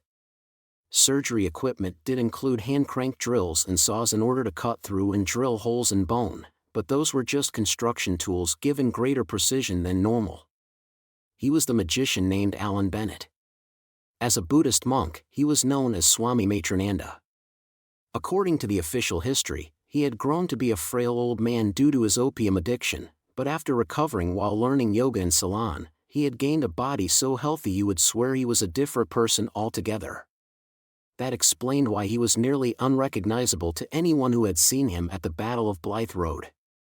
Now, how much had Aleister Crowley known when he pulled the trigger on that illusion? That human was clever, but he was not blessed with success. That was why the Black Cat Witch had speculated he had truly intended to kill the man. I will be borrowing that coffee maker. What? Is there an ice tray in the freezer? If you fill a bowl and pass it through a glass tube, you can distill and freeze all you want. And I will use this juicer as a centrifuge. I can modify the steam oven into a sterilizer. Because the one for the bottle is too small. A black light? Good, I can mess with the power supply to add in some UV sterilization. Is there any kind of water tank? Yes, if I fill the storage case's gaps with glue, I can use it as an isolation workbench. The TV is LCD? Yes, I guess I can't expect CRT in this day and age. A home theater projector? Now that's a nice bit of hardware. If I take it apart and mess with its components, I can make an oscillograph. It was one thing after another.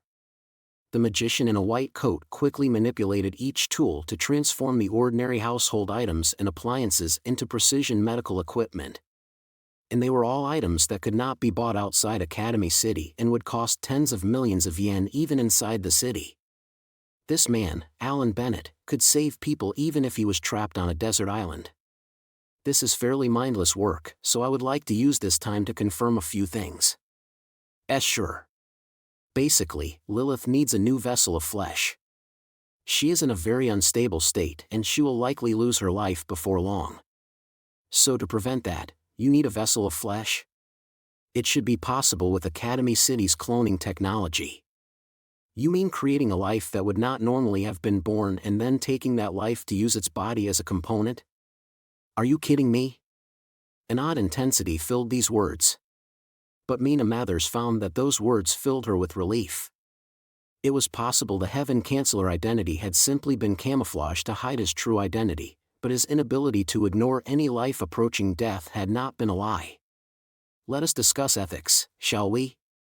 He spoke like an old professor repeating a lesson for a student who refused to listen. Aleister Crowley viewed Mina Mathers as an inorganic advisor, so not even that human would be able to speak to her like this. There are different ways of duplicating or multiplying cells. For example, you can use up an embryo or you can start from the cells extracted from someone. You can use human cells, or you can use cells from a pig or another animal with a similar structure. There are a wide variety of options. Now, just having the same cells multiply is simple enough. Have you heard of that DIY bio stuff recently? If you fill a sterilized glass container with a culture medium made from bananas or potatoes, add some mincemeat from the supermarket, and then just keep it heated, the cells will multiply on their own. The most difficult part of that experiment is eliminating all the unwanted mold and bacteria. The actual cell multiplication isn't all that hard. But doesn't that only give you a microscopic clump of flesh that multiplies as indiscriminately as cancer cells? Exactly right. He readily admitted it. This magician laid out a technique that was impossible for modern humankind. That is why you control the telomeres to prevent that cancerization process. To do that, you only need to cultivate a type of enzyme that reacts to the repeated sequence TTAGGG, and, once you have enough of it, inject it into sample cells you want to multiply. Was that too complicated? To put it more simply, you just have to return the abnormal cells to normal. Using that method, you can produce any part of the body inside a glass tube. And then there is no need to dirty your hands by killing another baby to save this one. There was a precedent for this in Academy City. And Mina Mathers would have come into contact with it while managing data in the windowless building. Kumakawa, Syria. She worked as the brain of Kazumi, an old man on the Academy City Board of Directors.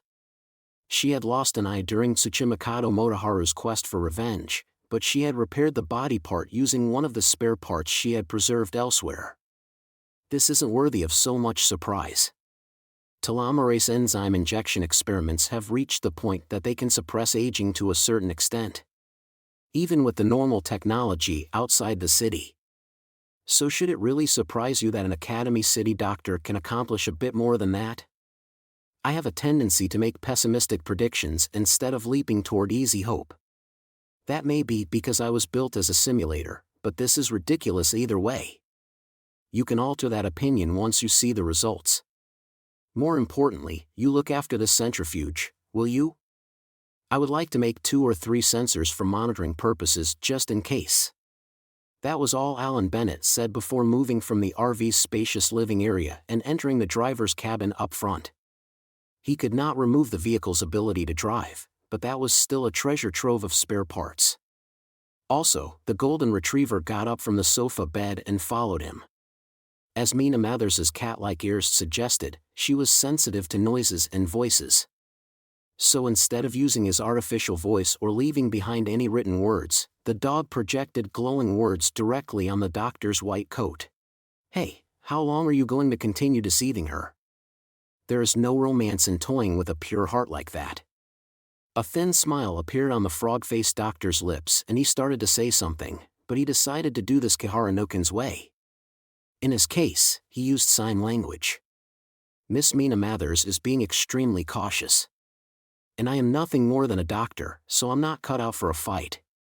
I was told to follow the instructions I was given in advance the instant she showed any kind of weapon. And so you said the magic words? Don't give me that look. I only did what Alistair's message told me to do. I mean, I have no idea who this Alan Bennett person even is. The golden retriever breathed an exasperated sigh. You have no romance at all. That sort of emotion is unnecessary on the path of medicine. All it does is glorify death. There was definite pressure behind those words. And that pressure had nothing to do with volume or tone. While deceiving her did get us in the door, I don't see how we can get a detailed explanation out of her. After all, when she sees your know-it-all face, she innocently believes you already understand it all. Is that thorniness part of what you call romance? Or was it love at first sight between the dog and the cat? Don't you dare. Sorry. That was when they heard a meow from the frog-faced doctor's feet. A calico cat looked up from its food dish with a look that said, "What? I'm not giving you my food. I heard that you absolutely loathe that, magic, was it called? All magic should be eradicated. Otherwise it will leave a slight vulnerability in the field of science." This Kihara had fought alongside board chairman Alistair. He was one of the few who had supported that human and he had done it from a different direction than the frog-faced doctor. But having a goal does not mean anything is acceptable in pursuit of it. Yuietsu-kun was extremely skilled and you could say it was me who drove her in that direction, but it seems she forgot that lesson. But as you can see from my detached view of this, I too am a Kihara. I am part of that family of madness and destruction that saviors like you should look down upon in disgust. But even then, there is one thing I refuse to compromise on. This might be off topic, but have you ever considered taking up the path of medicine? From what position was the frog-faced doctor asking that question? But the golden retriever had an answer ready. What a ridiculous idea. If a Kihara reaches for the field of medicine, they will end up like Buri-kun. I can never be like you. No matter what scientific field it is, I will make a complete mess of it. Even if I start out hoping to use it for salvation. Yuietsu-kun started with concern for me, but look at what she actually did. That is what a Kihara is. Muttered the frog-faced doctor in thought. And since that was the first actual noise he had made, Mina Mathers's cat ears twitched while she looked after the handmade centrifuge. The tail behind her also lifted up in interest. The golden retriever's tail moved differently, but his nose and ears also moved cautiously. So what will you do? Well, I have no idea what to think when she keeps using words like original sin, life force, and magician, but I just have to convert that into words I do understand, right? I just need a technique for transferring a human's entire self, memories, personality, subconscious reflex and reaction patterns, etc., into another body. If I keep it simple like that, then it might just be possible. The golden retriever's tail fell limply to the floor. That's the thing about you. What is? I know it simply isn't possible, but sometimes I can't help but wonder if the man in front of me really is Alan Bennett after all. It might just be to deceive an enemy, but this is a skill all doctors need. You can't underestimate the placebo effect and you don't want the medicine you've prescribed your patient to not work, so removing the patient's worries is part of a doctor's job. If that was enough to convince the golden retriever who stood near the top of the Kiharas, then that doctor really was an extraordinary person. Part 5. They noticed us. The silver girl suddenly spoke within the dusty old London apartment. It had sounded like she had found some kind of hint, but this new comment interrupted that. Something was approaching. No, they had already entered the next stage. Netafornario and Israel Regardi, HM? In terms of a stage performance, they would be the opening act. I had caught glimpses of a few scouts, but an actual attack will only reveal their abilities to me. Either way, this is a major performance overall. Let's move elsewhere and respond to the very center of their act. W8. What are you saying we do? Isn't it obvious? We ruin Samuel Liddell McGregor Mathers's fun. Board Chairman Alistair did not even bother looking out the window. She snapped her fingers. Accelerator, try reading the air currents using the dust floating in here. That calculation should be easier than starting with the vectors on your skin. Suddenly, an invisible attack passed through that indoor space, shattered the window, hit a woman with 2 black braids who was clinging to the outside like a lizard or newt, and sent her flying away from the building. A black and silver accessory shattered. He was to preserve as much as possible. So once he switched the choker back off, the number 1 gave a skeptical look. Why are you giving me more cards to play? What does that matter to you if all you're concerned about is killing me? The one most surprised by all this was Kamachi Toma, who had failed to react until it was all over. Didn't you say it didn't really matter if they attacked us? Sorry. Did I forget to explain this to you? I am the kind of human who forgets the promises I made just 1 second before. That's just how broken my ethics are. You shitty old man. The route I took might have been different, but I believe I would be classified as a lowly hack. And I don't say that as a joke. I am the genuine article since I really have lived more than a century. But no matter what she said, the situation was underway. They had encountered and clashed with the Golden Cabal once more. That meant Kamachi, an accelerator of the science side, had no choice but to follow Alistair from the room to the hallway. And if that led them to a cliff, the sulking spiky-haired boy was seriously considering kicking the silver girl off of it. But anyway, Kamachi was beginning to figure out how to interact with Alistair, but it was hard to get her to stop when you honestly praised her. You had to be more careful with compliments than with insults. At any rate, he had a hard time imagining that attack would have been fatal, but Alistair no longer seemed to fear them like she had during the clash with Mathers in Westminster Abbey's graveyard. He hoped he and Accelerator were helping support the lonely magician to some extent. That was surprisingly easy. I suppose there are things you could not fix even by ruling them with fear, Mathers. But they were not given enough time to run down the stairs and out the back door or to hold their breath and hide in a good ambushing spot. Before they could do much of anything, they heard the heavy footstep of leather shoes coming from the stairs. It was clearly meant to inform them of this individual's presence. That fluttering cloak. That unwavering and imposing build. Those facial features. Alistair boiled over the instant she saw that. Mathers. Cold and dry, then cold and wet. He did not hesitate to wield the supernatural. The silver girl pushed past even Accelerator to stand out front. The number 1 was the strongest, but his firepower was too direct. Had Alistair decided this called for something more underhanded and tricky? Or had she not wanted the Golden Leader to take away the person standing by her side? The silver girl was overflowing with emotion, but Mathers walked up to the front line while ignoring all his subordinates. The blue cup and green disc were dancing around him. The chain reaction of small noises sounded an awful lot like waves crashing and receding. The blessing of the earth becomes decay. Come forth and spread, Lord of Demons, born from the decay of all that is. The objects scattered at his feet were nothing out of the ordinary. They were small, hard peas. Come to think of it, wasn't there a traditional sound effect for stage plays in which a basket full of adzuki beans was shaken side to side? But these peas scattered at Mathers's feet quickly grew dark and discolored. They wriggled, spat out sticky strings, and connected together.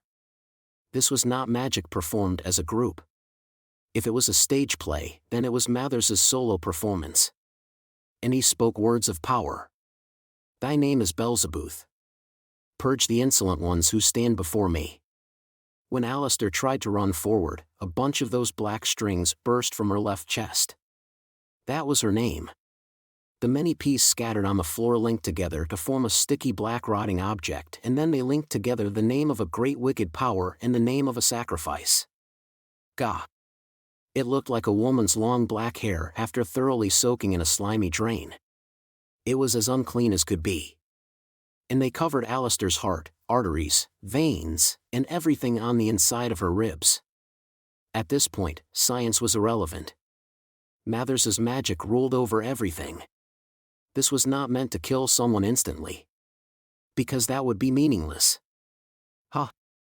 This was the very fear that had remotely hunted down and crushed the golden magicians who had split away from oppressive Mathers in the midst of the Battle of Blythe Road. Mathers had not simply been caught in a conflict Alistair started. This was the legendary attack said to have shattered the Cabal because the magicians feared it more than the enemy before them and had started blaming each other for having started the fight. How does it feel after so long, novice? Doesn't fear taste so sweet once you give in and accept it? Just like every religion and mythology has its god-turned-military might against the human race at some point. It broke the target's spirit before their body. In the middle of her run, Alistair came to a stop and just about collapsed to her knees, but Mathers grabbed her neck and he lifted her up with just the one arm. This was no time to watch on in shock. Alistair and Mathers killed far too quickly. It was a little late to act now, so Kamachi could only shout. Mathers had appeared so tough in the Westminster Abbey graveyard, so Kamachi knew his fist might not work. And Alistair did not have much time with her throat in the man's grasp. She could die to perfectly ordinary asphyxiation. Accelerator, the floor. Hot and dry. Shut up. Just do 30 it. The floor fell away not below Mathers but below Kamachi and Accelerator. An area with a radius of about a meter collapsed below them. Just like a shark sinking below the surface, the two boys dropped to the next floor down. They just barely avoided being hit by the deluge of flames that filled the entire straight hallway. While still holding the silver girl up with an arm and with his scarf flapping, Mathers spoke with a hint of amusement in his voice. I see. Meanwhile, the four symbolic weapons flew around him and clanged together like musical instruments. The arrangement instantly changed. Hot and wet. His cloak and scarf danced in a gust of wind. In a single slice, an invisible blade of compressed air chopped the apartment in two all the way down to the foundation. However, there was one thing in its way. The floor between him and the boys altered its trajectory just a bit, and that affected its accuracy. The scenery shifted and the cracks spread, but they had successfully dodged certain death by just a few centimeters in the identical hallway one floor down. Afterwards, Kamachi pointed back up at Mathers. Get him! It was finally time to attack. Accelerator broke through the obstacles overhead and attacked Mathers from below. They had no idea how effective this would be, but destroying the floor would drop the man down within Imagine Breaker's range. Kamachi did not know how Imagine Breaker was classified on the science side, but he knew the Golden Cabal had kept it as the ultimate exorcism spiritual item which had supposedly killed Mathers once before. It now resided in the boy's right arm and had been incorporated into some kind of plant in Academy City. Mathers could never ignore it since it had directly caused his death before. But, nevertheless, Mathers stomped the heel of his leather shoe on the floor just before it burst from Accelerator's attack. It was like a hopeless game of whack-a-mole. By fully controlling the four elements, could Mathers really use just his foot to strike down Academy City's number one? But just then, when Mathers glanced down for a brief moment, Alistair let out a quick breath and swung her right knee up while still held up by the man's arm. The sharp and heavy knee strike had to have hit the jaw hidden below the scarf, but Mathers did not react. No training could protect you from a hit like that, but he simply glared at her. I came to deal with you personally, so please do not assume you can end this so easily. Haha. The silver girl actually laughed. Yes. That human did not fear failure. I see. So that's how it works. It looks like killing the cat as many times as it takes is worthwhile after all. I was already curious after what happened in the Westminster graveyard, but it all makes sense now. You can thank Dion Fortune. She gave the answer while facing her death. Like she was leaving behind a dying message. Israel Regardi or Netta Fornario would have worked just as well, but it was Fortune that clued me in. I will reveal your secret. Westcott is the only quasi-immortal that Cabal needs. Your hackneyed sensibilities stole the golden from me once, so I will not be satisfied until I have killed you by corrupting you from the heart so that only contaminates and pathogens flow through your veins. Now, it is time you decided what to do in the meantime. Spiritual tripping? The blasting rod? Or will you use Holy Guardian Angel Iwas again? No matter what you try, you can never escape from me. Because you are you and I am me. You fool. I will entrust my life to the century I built. In other words, to science. That said, what I could scrounge up at a shopping center was not quite enough. She had not broken. The Silver Girl was completely different from when she had trembled all alone in the Westminster Abbey graveyard. Mathers narrowed one eye in displeasure as she continued. Really, this is kind of cheating. And you could say I am only handing the earth and its people to Karanzan sooner. But no complaints, okay? If you truly understand what kind of human I am, then don't let this anger you, Mathers. That was when the dam broke. Mathers's cloak and scarf fluttered as he spun around and slammed Alistair's back into a nearby wall. The loud bang was followed by the unpleasantly long sound of the air directly forced from her lungs, finding it could not leave through her constricted throat. You still haven't broken? Enjoy this while you can, Mr. Short Temper. I won't ask the impossible of you. I already know you aren't capable of anything as complex and intellectual as patience.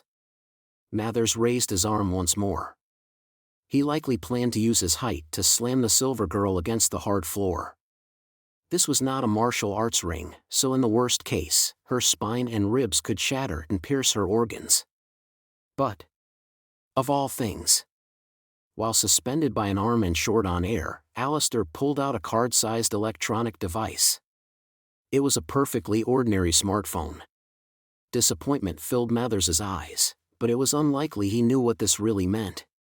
So Alistair explained for him. Unlock. Now Academy City is fully functional once more. They were indoors, yet Mathers still sensed an intense beam of light dropping toward him from overhead. The light pierced and destroyed everything in its path, but... Is that all you've got, novice? You really thought an orbital bombing was enough to fry me? The powerful beam practically grazed Alistair's nose as it scored a direct hit on Mathers. Yet his voice and that strange pressure were not weakened in the slightest. The symbolic weapons of fire, water, wind, and earth were ordinary items any modern magician could carry with them, but this was what they were capable of in the right hands. And then... You fool. The Silver Girl readily responded. The result is practically staring you in the face. Who said I was satisfied with a mere satellite weapon? It was too late now. The optical attack had already been launched straight down from satellite orbit. And where was Academy City's #1 accelerator, who Mathers himself had intercepted with a stomp earlier? Reflection and focusing. It is high time you experienced just what Academy City can do, you Philistine. An even greater attack shot back up from below as if to rebel against heaven. The #1 had taken the satellite weapon head-on and then sent it right back with double the power. And that achieved a certain saturation, pushing something past the threshold. Of the 4 weapons frozen in midair, the wind dagger was deflected away. This was a first. A change came over Samuel Liddell McGregor Mathers's face. The expression glimpsed below his witch's hat was a negative one, but it was not one of displeasure. It was slight, ever so slight, but his face was twisted as if in pain. Something burned away in the light. The witch's hat and cloak, the scarf, and the Scottish military uniform he so loved were all scorched and his previously untouched skin grew discolored. It collapsed.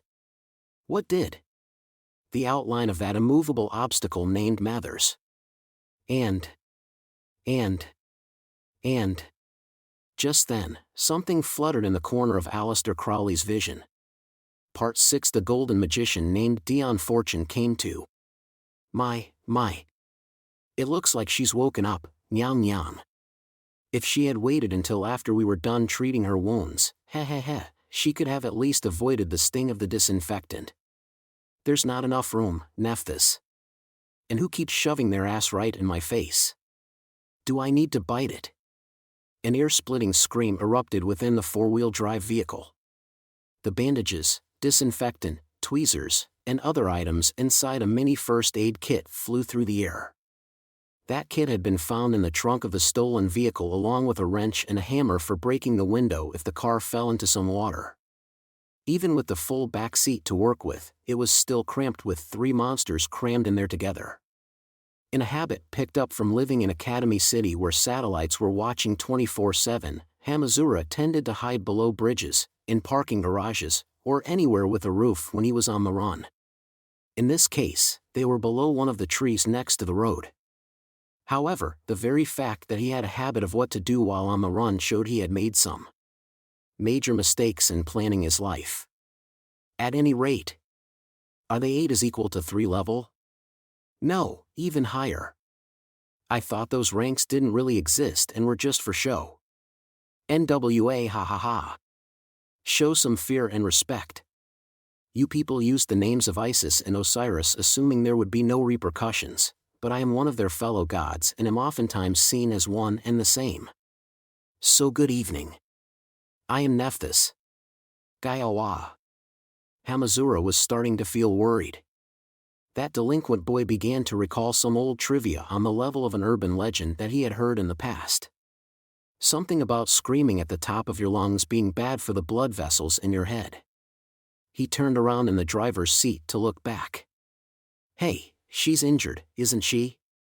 Try not to get her so worked up. Oh? But weren't you the one that asked us to treat Dion Fortune's wounds? Although it looks like she could heal herself on her own.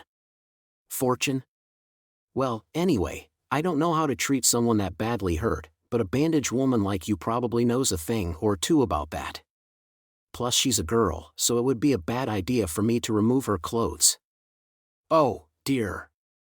You say that, boy, but haven't you been glancing back in the rearview mirror? And quite frequently too. The mini China dress girl's unwanted oracle sent a fist flying toward him from the passenger seat. Yes, while Takatsubo Riku looked like the cute and expressionless bunny type, she would take action just as expressionlessly when necessary. Our hero kept talking while looking quite ugly with his face squished against the driver's side window. Wait. And no, you misunderstand. Your tits will always be number 1 to me. Wait. The glass is creaking from all this pressure. Are you just embarrassed or are you legit mad? And can someone please explain what's going on? You're not really supposed to rank people for that kind of thing, said bandaged Nephthys with a wink. The gods could quickly switch between English and Japanese, but they used Japanese when speaking to Hamazura. That meant the girl named Dion did not know what they were saying but could tell she was caught in the middle of it. She trembled with some tears in her eyes. The brown beauty continued regardless. Magic gods are those who pursued magic to the point of no longer being human. But these golden people have remained human while using spells that incorporate even the power of magic gods. But it isn't a case of one side walking all over the other. It's a complex mess of mutual deception and betrayal. You could say whoever lets their guard down just a little will be consumed. Well, normally thinking, a magic god who has mastered magic would never be outdone by the knowledge of a magician who is still working to master magic, said Nyang Nyang. But these golden people aren't exactly the average case. Do you mind if I use a poker analogy? A 2 might be the weakest card, but if you gather all 4 of them, you have a 4 of a kind. It's the group effect. It's synergy. Of course, it's still like threading a needle, but if used correctly, it could probably bring them pretty close to being the strongest out there. It's not just the kings and aces that determine who wins and who loses. Even Aleister figured out for himself how to eliminate magic gods Zombie and High Priest.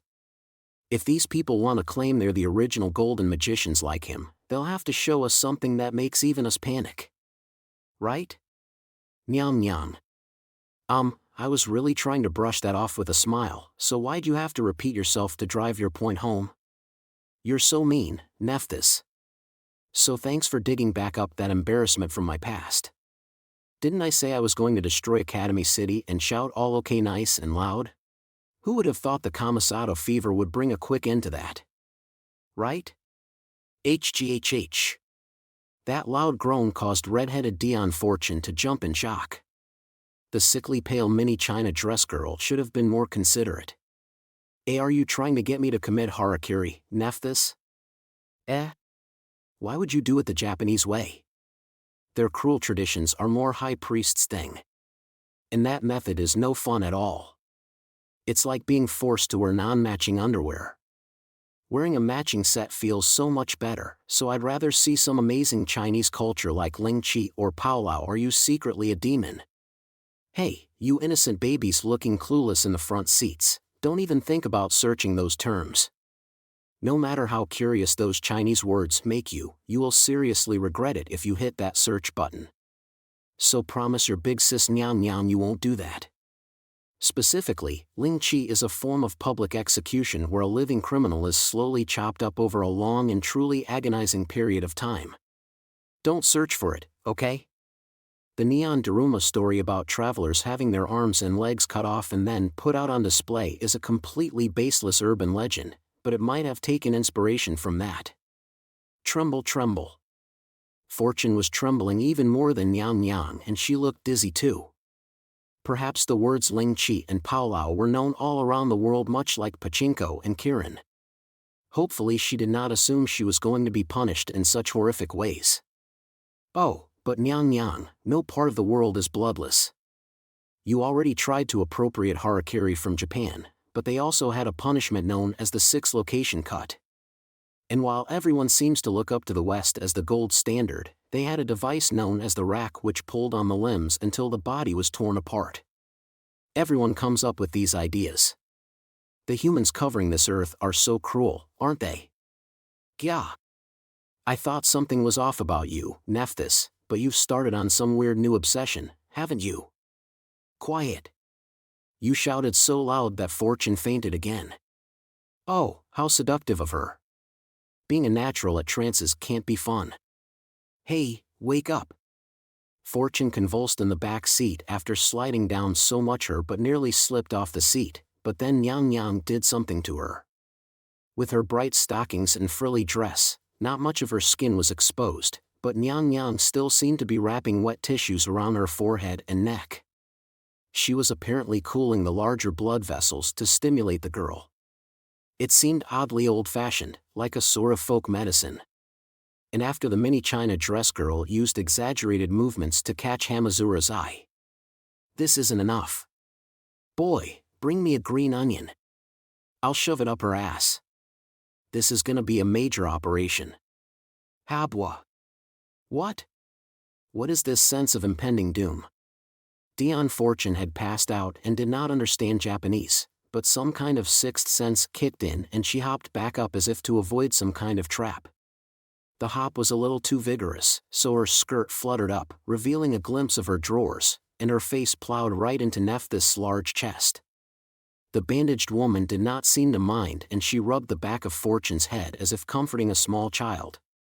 These things took root in civilization before the spread of forensics that use fingerprints or DNA, so you can find an odd accumulation of torture and execution techniques in the areas of the world where the majority of the people wish to avoid death. In other words, pretty much the entire world. Ancient Egypt is no laughing matter either. After all, the desert is an unforgiving place and we had such high-level toolmaking and stone construction skills.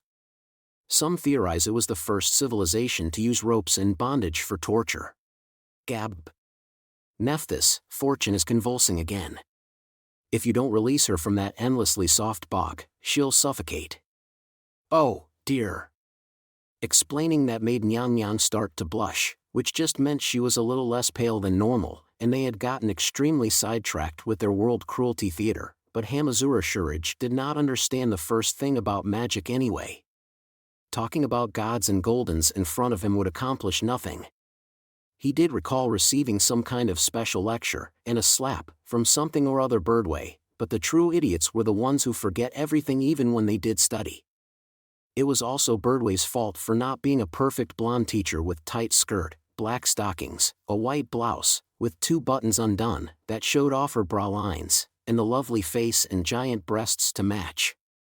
How was he supposed to remember the lesson without that? So there was only one thing to say for that member of the spoiler generation, that would just look up the answer to everything. Keep it simple. The brown beauty responded while pulling Dion Fortune's small face out from her ample cleavage.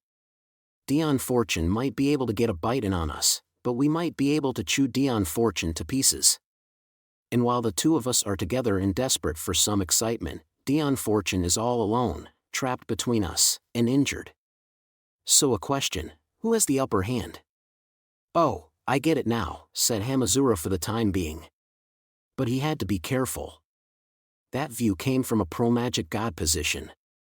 If that other group called the Golden Cabal was asked the same question, they might see things differently.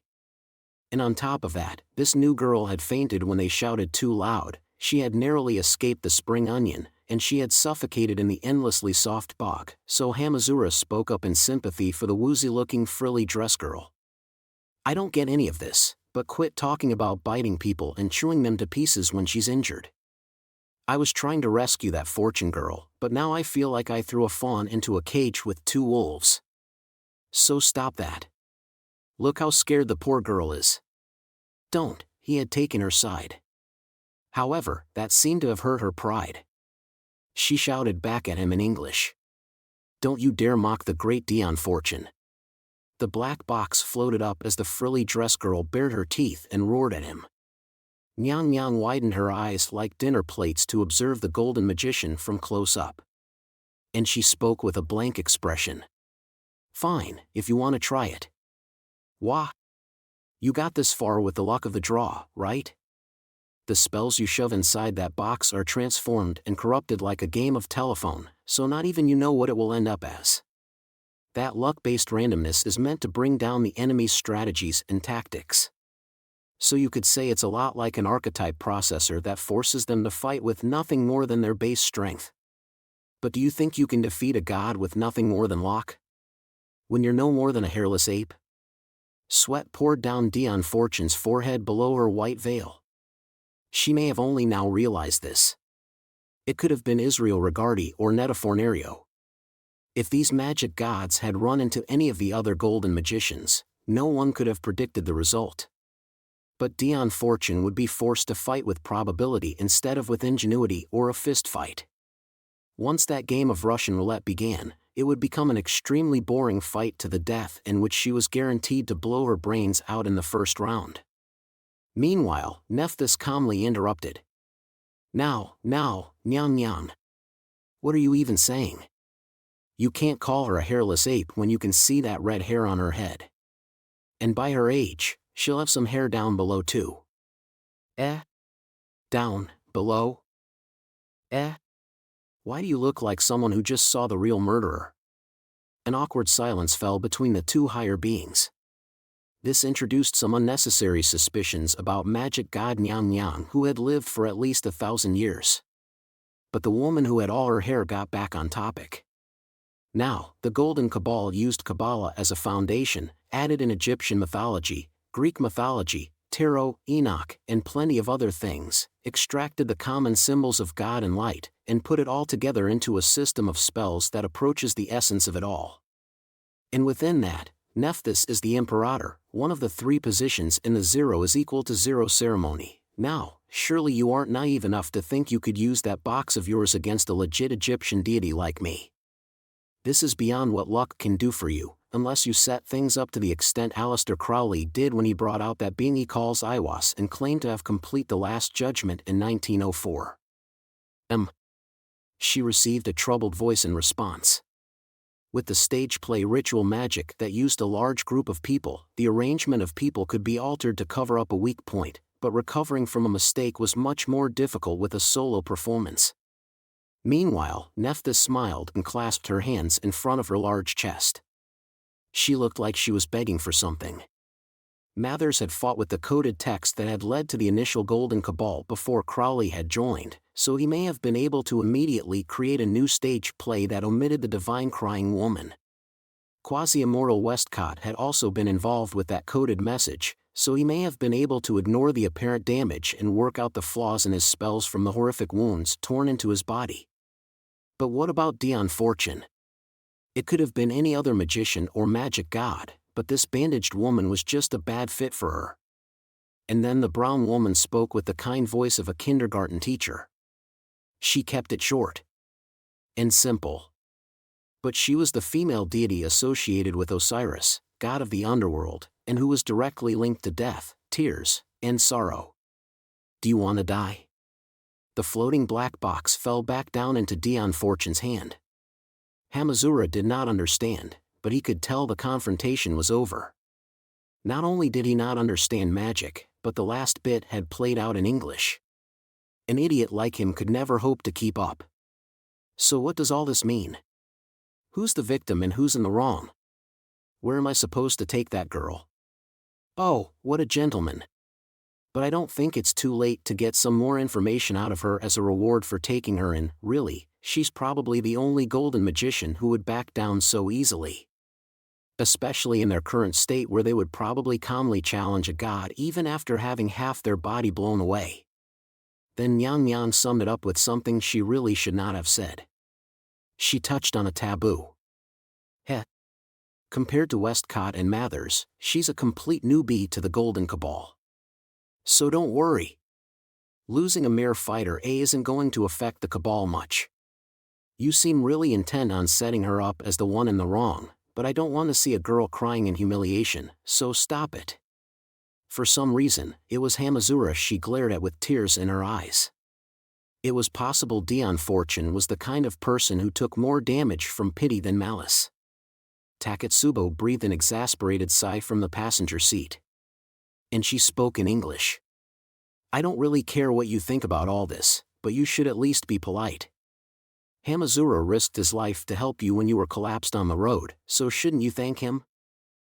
Squee, bubble, bubble, bubble. This time, the frilly dress girl collapsed backwards and passed out.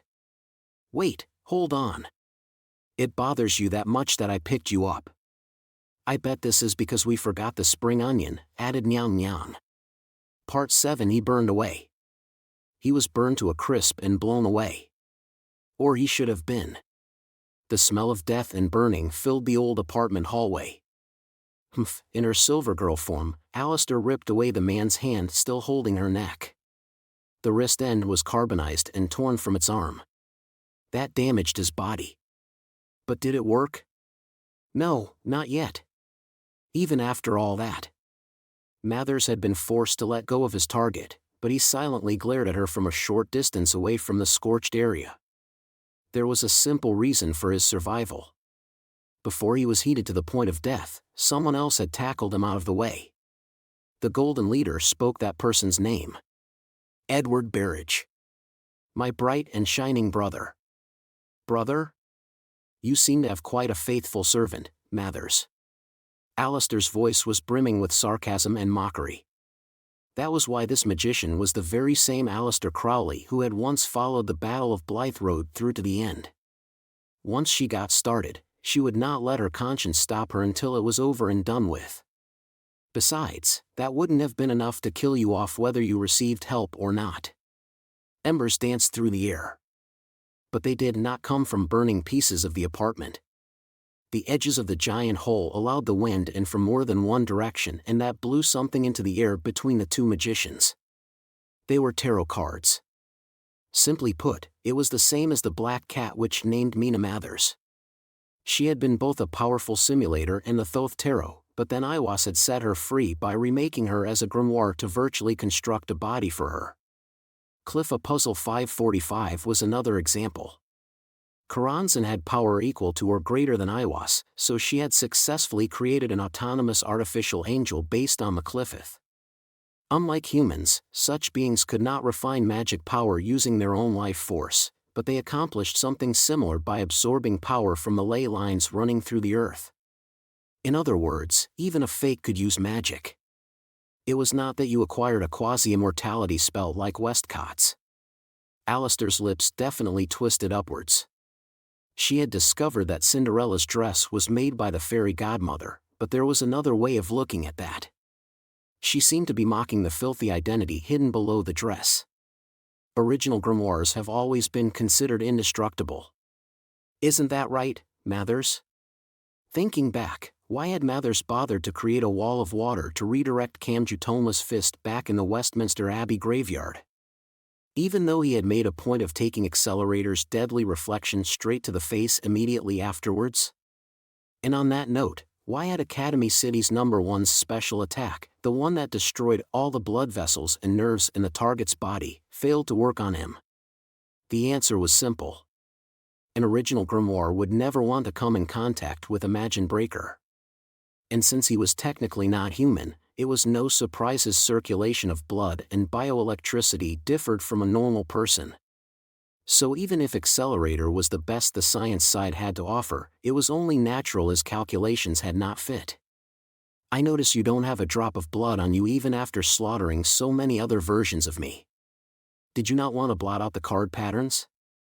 Come to think of it, I can see some of that Black Cat's influence there. However, those had been small questions, but it was something else that had really stood out to Alistair.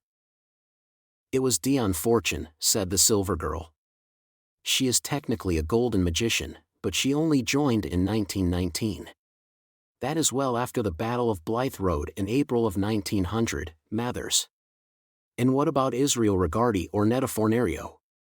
Those untimely magicians arrived after the battle was already over and futilely worked to forcibly restore the Golden Cabal to its former glory.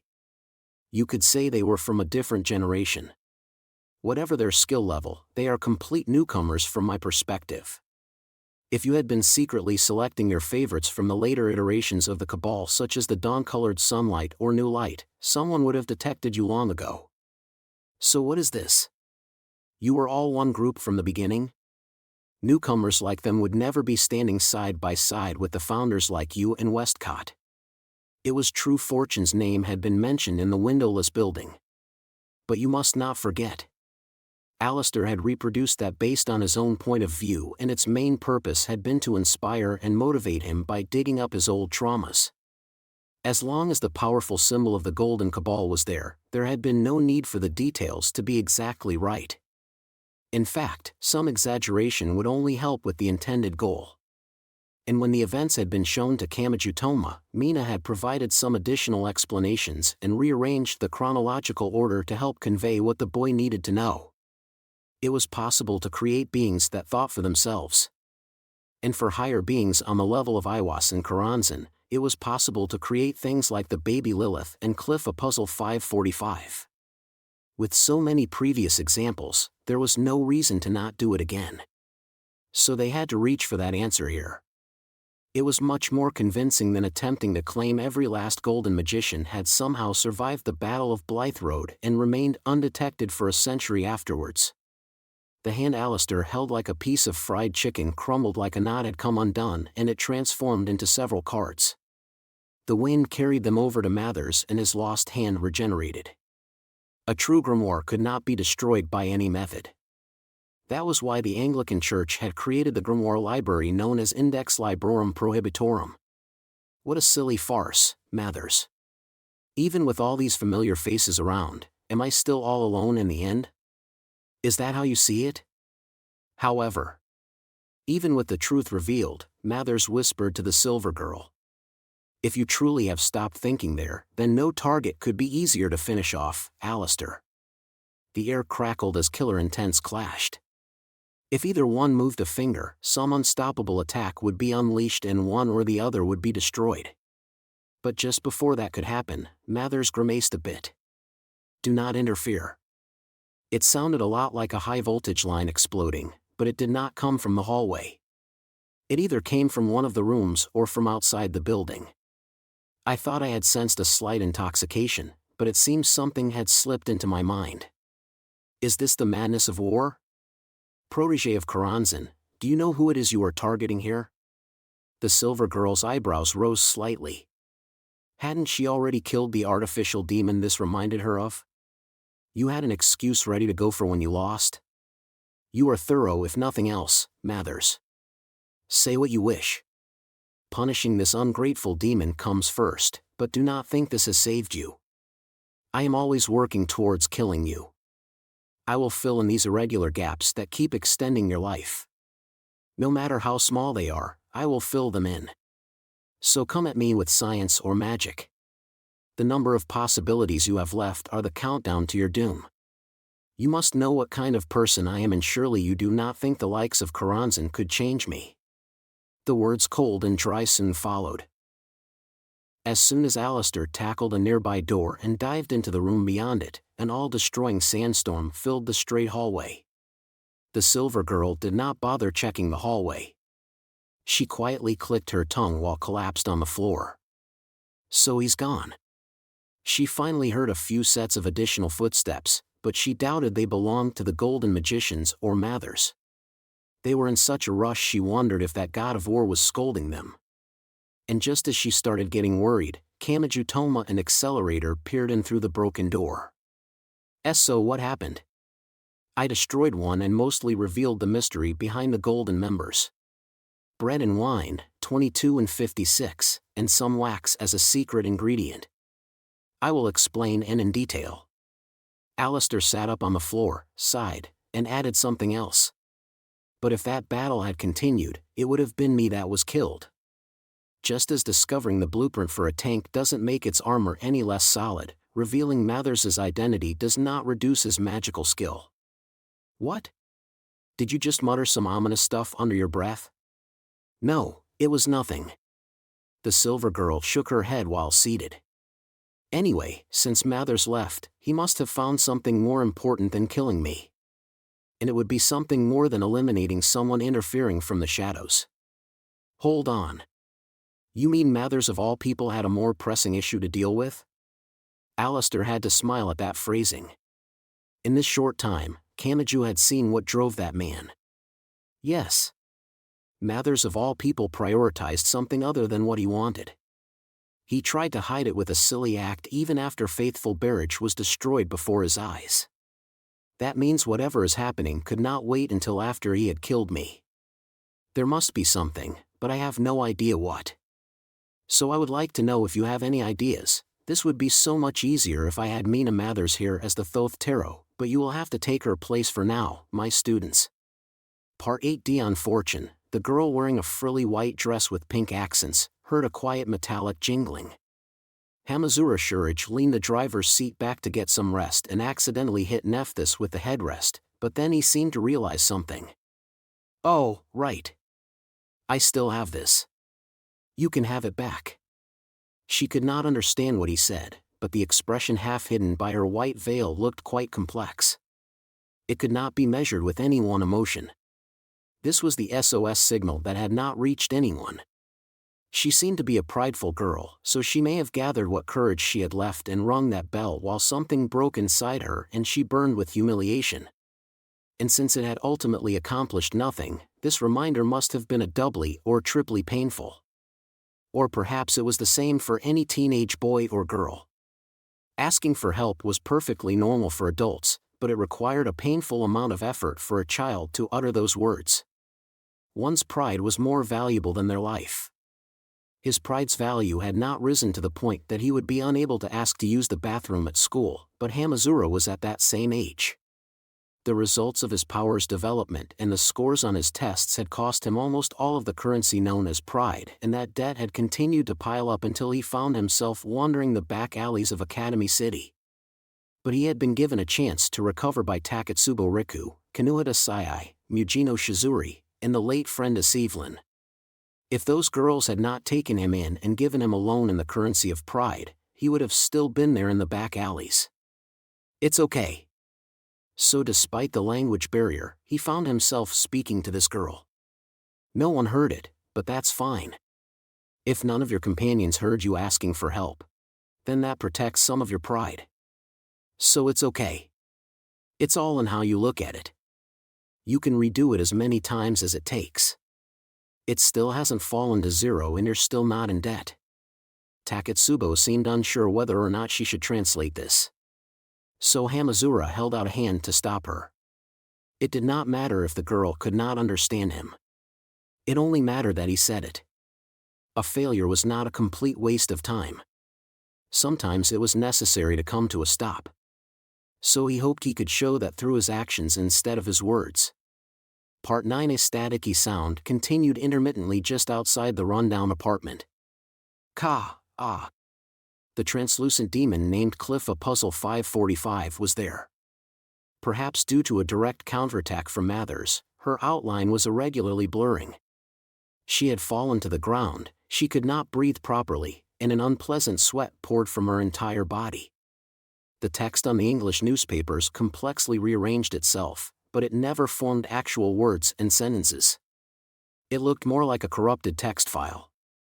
This was no time to dream of the sweetness she found in freedom of movement and in events outside the contract. This external pressure could only be described as extraordinary. A monster lurked outside the rules.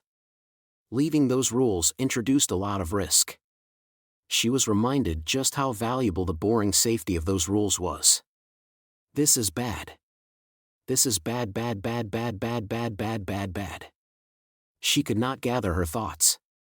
She had quickly given up on pursuing Hamazura Shurage and intended to tell Accelerator what she had seen. Even in this form, he's still Mathers. Did he really rearrange the numbers of the major arcana using his own interpretation? He's leaving Karanzan's control. But once she returned, she had found Mathers and the other golden magicians attacking the Isis Urania temple. Cliff a Puzzle 545 had learned that no good deed goes unpunished. She had tried to actually protect her contractor for once, and this was how she was rewarded. Her policy was to only answer the questions she was asked, so she had kept the identity of these golden magicians to herself. But no matter what form he took, Mathers was still Mathers. She had tried getting him to act carelessly by using the madness of war on him like she had with the Lady of the Masquerade Ball, but using the exact same tactics against such an intelligent group had been a mistake. Every action taken by the Cabal personnel and the reason behind it would have been reported back to their leader. And they were not naive enough to be repeatedly outdone by a downsized artificial being. A normal person would have been killed instantly by that attack. Cliff a Puzzle 545 had only survived because she was a demon. I can't believe this. She was surprised she was calm enough to speak in complete sentences like that. It was like floundering in the water and thinking you would drown, but then realizing your feet could reach the bottom of the pool. She somehow managed to stand up, used a hand to prop herself up against the wall, and took a deep breath. Then she hesitantly tried spreading her wings like someone checking on a half-healed scab. She once more left the bonds of gravity and floated up. Well, I'll just have to check on everything one at a time. Nei. And I guess I've shaken free of Karanzan's control too. She made a loop-the-loop in the moonlight such that anyone on the ground would have seen her make a loop around the moon. It looked like her body was not going to fall apart after all. And then... oh! She saw something on the ground. A 4-horse carriage was weaving through the gaps in the miniature city below her. And it was not alone. Similar carriages gathered from all over to form a single caravan. They seemed to be on their way to pick someone up. Cliff a Puzzle 545 looked to see where the carriages were headed and saw Buckingham Palace. Which meant, so is that for the royal family? Nei. Part 10. The standard tourist route through the British Museum did not visit the back area. Index and Fran threw open the thick double doors and stepped into a darkness so thick it felt like swimming through stagnant air. Overall, it was like a giant stone dome. Here, use this light. They must have decided her basted-together clothes would never stop falling apart, so Ursula now wore a Japanese-style school uniform coat over her bare skin. But Index was a discerning girl thanks to her perfect memory. She knew this was the very same coat a certain boy had used to cover Ursula's nudity while taking her from the subway. There are a lot of historical documents stored in here, so try to restrain yourself. Fran cautioned her before anything happened. Incidentally, Ursula carried a silver tray containing what looked like an oil lamp, but it was actually an electric light. And the light was covered by a glass shade that blocked UV wavelengths just like sunglasses did. Needless to say, that too was to protect the old paper. But why was it on a tray? It pains me that sandwiches were the only finger food I could prepare for you. Food? And are those the wicked kind that seduce the maiden heart? Fran gave her a look that said, "What did I just say about historical documents?" But it was no use. The sandwiches Ursula had brought were only canned meat and vegetables held between bread, but the care taken in preparing them was evident from how she had boiled the contents to remove excess fat and salt and how she had cut off the bread crust. Sandwiches are not very messy, but it would still help if you held them between these napkins. I just hope eating this late doesn't make us too drowsy. Despite what the hoodie bikini girl said, she did not try to stop them. Index and Karasuma Fran were promoted into the group that had managed to eat a meal since landing in England. The mayonnaise was homemade and had a few drops of olive oil for flavor. Thanks to that and other tricks by the capable young woman named Ursula, the sandwiches seemed much more complete despite using canned ingredients. Meanwhile, poor Kamachi Toma and Hamazura Shurage were still going hungry. But that was not why they were here.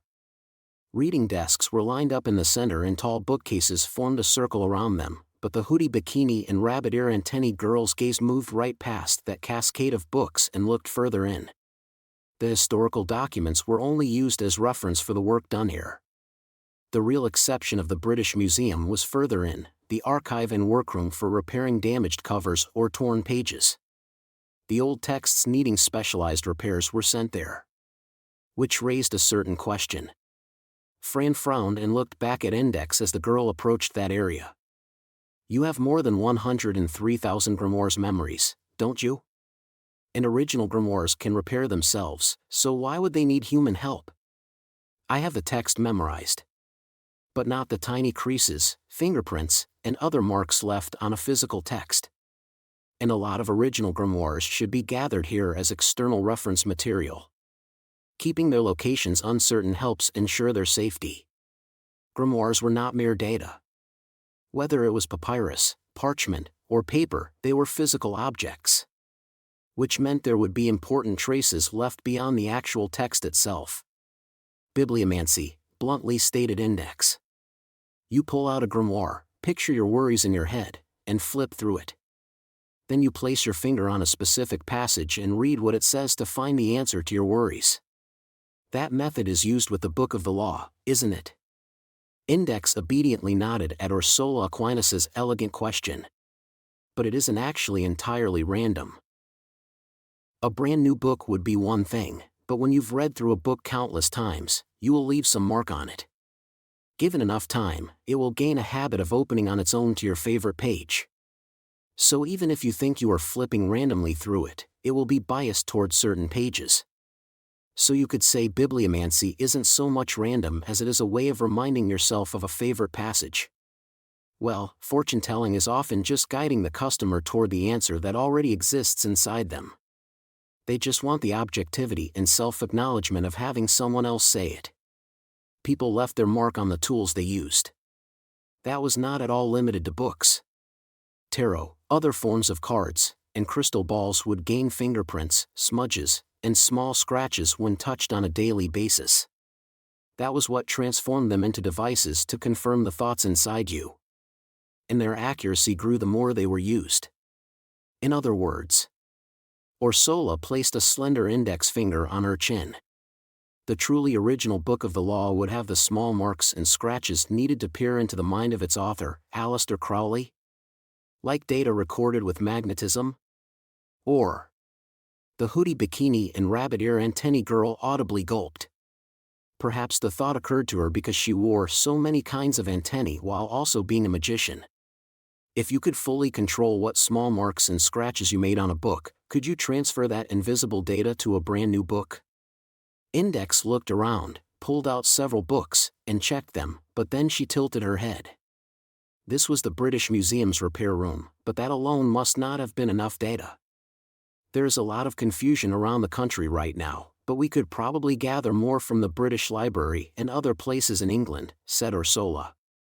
So it would be difficult to gather something stored further away, asked Index. Especially Scotland, I'm guessing. The hoodie bikini and rabbit ear antennae girl tilted her head and operated something in her backpack. The phones and internet of the science side and communication magic of the magic side are all having trouble. Even though the threat of the Crowley's hazards should have been eliminated. Is there nothing we could do? Fran pulled an antenna from her backpack. No, that was not an antenna. I'll head over to Scotland and stab this palm rod into a ley line. I should be able to use it as a temporary base station for a communication magic data network. Then let me do that, hesitantly offered Ursula Aquinas. There is not much I can do here, so you two stay here in the British Museum to continue your investigation. I don't know the situation out there, so danger could be lurking behind any corner. That is all the more reason not to have our precious grimoire library wandering around. Ursula's voice contained an odd intensity. She may have seen this as atonement for causing so much chaos in her attempt to help London by using the divine mixture. Everyone found their own way to recover, so Index sighed and spoke. Don't do anything reckless, okay? There is nothing to worry about. If I use that helicopter thingy, I can travel at 300 or 400 kilometers per hour. It will be a quick trip. Your use of the word thingy isn't exactly inspiring confidence. Part 11 It's Mathers, said the silver girl. Kamajutoma shouted back at her within the old apartment. What? Hold on. You're not making any sense. You said we're supposed to figure out why Mathers left, but now you're saying it was because of him. What was my original plan here? To stop Karanzan using the contract she has with Mathers. I could use his remains as a relay point to indirectly send Karanzan a stop signal. But we did not find those remains at Westminster Abbey and the Golden Magicians are ganging up on us. Is that because the enemy was a step ahead of us? No, it's more than that. We have to rethink all of our assumptions. What does that Matt? Wait just a second. You aren't suggesting there are two different Matherses, are you? Yes, you can't let the impact of Mathers's return lead you astray. My methodology was not wrong. Alistair waved her fingers a little. Why was Karanzan protecting the United Kingdom with so many Crowley killers, Cliff a Puzzle 545, the Divine Mixtures, and even the Golden Magicians? To put it another way, what was that demon so afraid of? If Mathers's remains did not exist, there would be nothing worth going to such lengths to protect. Because Karanzan would not have a weak point. But Karanzan did use several different methods of preventing us from messing with England. As if she was afraid of something. Oh, and just to be clear, the idea that Karanzan herself is acting out of love for her homeland isn't even worth considering. We are talking about a demon who would laugh as the entire world burned down around her. That meant it was not an emotional reason. There had to be a logical explanation. Accelerator clicked his tongue. So you're saying they'd be in trouble if the real Mathers's corpse was discovered? Now that is an answer worth a perfect 100. To be honest, it never sat right with me that Mathers's bones were buried in London. While he was born and raised in this city, not all of his memories here were pleasant ones. If he was going to insist on anywhere, it would have to be Scotland. Alistair tried to sound like she had known all along, but do not be deceived. She was the one who had said they had business at Westminster Abbey. This was the same awful trick that famous detectives used when a corpse showed up and they said just as I thought. I knew something smelled fishy around here. But Kamajutoma was an honest and gullible boy, so he looked quite impressed. Come to think of it, didn't you say something about the name Lola Stewart being chosen for him? He claimed to be the Scottish Count of Glenstry. That had about as much legitimacy as Westcott's Springle letters, but it is more than enough of a personal motivation. Humans will kill their neighbors over delusions, after all. Heh. Hey. If you keep teasing my understander, I'll kill you, Alistair. The tiny understander seated on Kamachi's shoulder cut in without hiding her irritation. She crossed her legs and got back on topic. but I am curious why Mathers and the others would start to act like soldiers now. The focal point of the fighting was London, and I haven't heard of anything happening in Scotland. Plus all the Crowley's hazards in the UK have already been dealt with.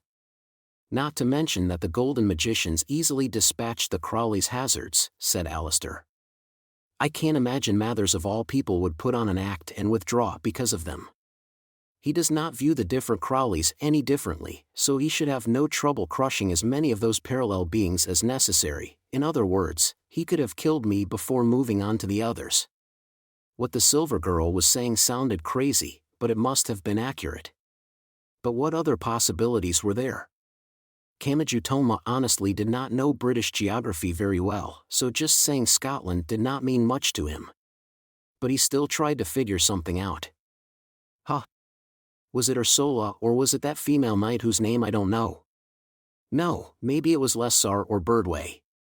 Whoever it was, when they told me about some guy called Holigers's plan for the divine mixtures, I think they said something about Scotland. Holigers? And Scotland? Asked Accelerator. Oh, yeah. I met that piece of shit noble. Called Holiger's Mirates. It could be easy to forget with the Golden Cabal showing up, but these were not two separate incidents. Everything happening in the United Kingdom was connected, so they might find a hint in an unexpected place. So what had been happening before the Golden Cabal, back when Cliff a Puzzle 545 and the Divine Mixtures had clashed with the Crowley's hazards? Why had Ursula, Agnes, and the others been so unreasonably ordered to buy time? Oh, right. I remember. Kamachi and Accelerator gave the answer at the exact same time. The royal family was being taken from London to Scotland. Part 12 meanwhile. Oh? What's this? What's this? Hamazura Shurich asked that inside the parked four-wheel drive vehicle.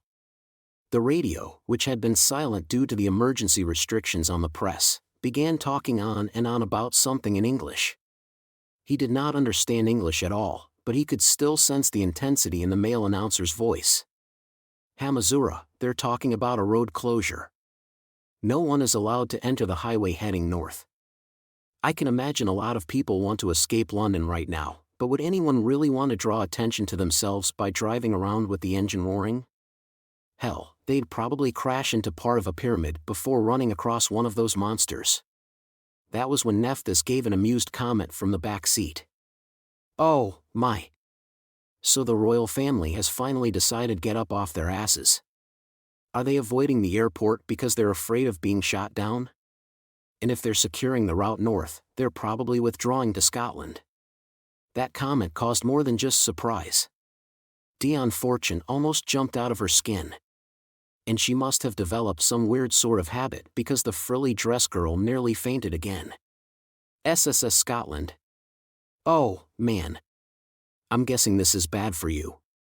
It is, isn't it? The sickly pale mini China dress girl spoke in a teasing way. Mathers was all about Scotland, so it makes more sense for him to be buried at Edinburgh Castle than Westminster Abbey. The place looks like a tourist attraction, but there's still tons of underground tunnels centered on St. Margaret's Chapel. So is Westminster a trap and Edinburgh the real deal? But what happens if a magical symbol as powerful as the royal family visits Scotland because they have their hands full with the Crowley's hazards and everything else? And you can't exactly reject a visit from the Queen, so that's probably where they'll end up staying. By the time they arrive at Edinburgh Castle, the anonymization barrier placed on the graveyard might just shatter from the pressure. Exactly right. So, Fortune, we need to get on the highway and give chase. Quit goofing off and rejoin us. It was a woman's voice. But where did it come from? And was it speaking Japanese or English? Hamazura could not tell, so it scared him that the meaning entered his mind and would not leave. The dull pain in the delinquent boy's skull felt like having his head split open and directly filled with alcohol. He had no idea what he was shouting. Plus, this did not seem to be an attack. Those words had simply been sent to him and this was only a side effect. No. Those words had clearly been directed toward Dion Fortune. Fortune. Ah. Hurry it up. Also, there appear to be 2 distortions in there, but what are they? If you will not answer, we will have to go there and see for ourselves. Gagejil bagbohar fe. Hamazura felt nauseated, but not like he had been punched in the gut. This was a dangerous nausea, like he had been punched in the back of the head. Yet he was not the target here. This was directed at Fortune. Hamazura felt like the core of his mind was being grabbed and shaken, but whoever this was may not have even noticed he was there.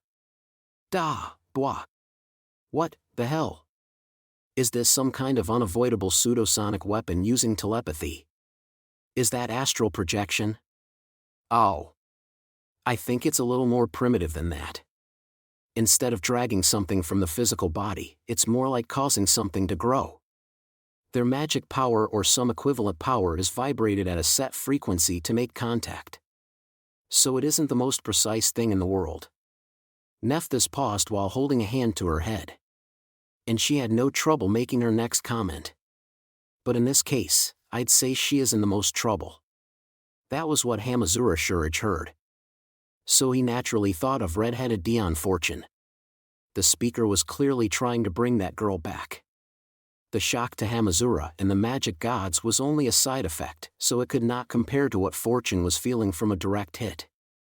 And yet, it was someone else who looked like she was going to cough up blood and whose face was covered with sweat.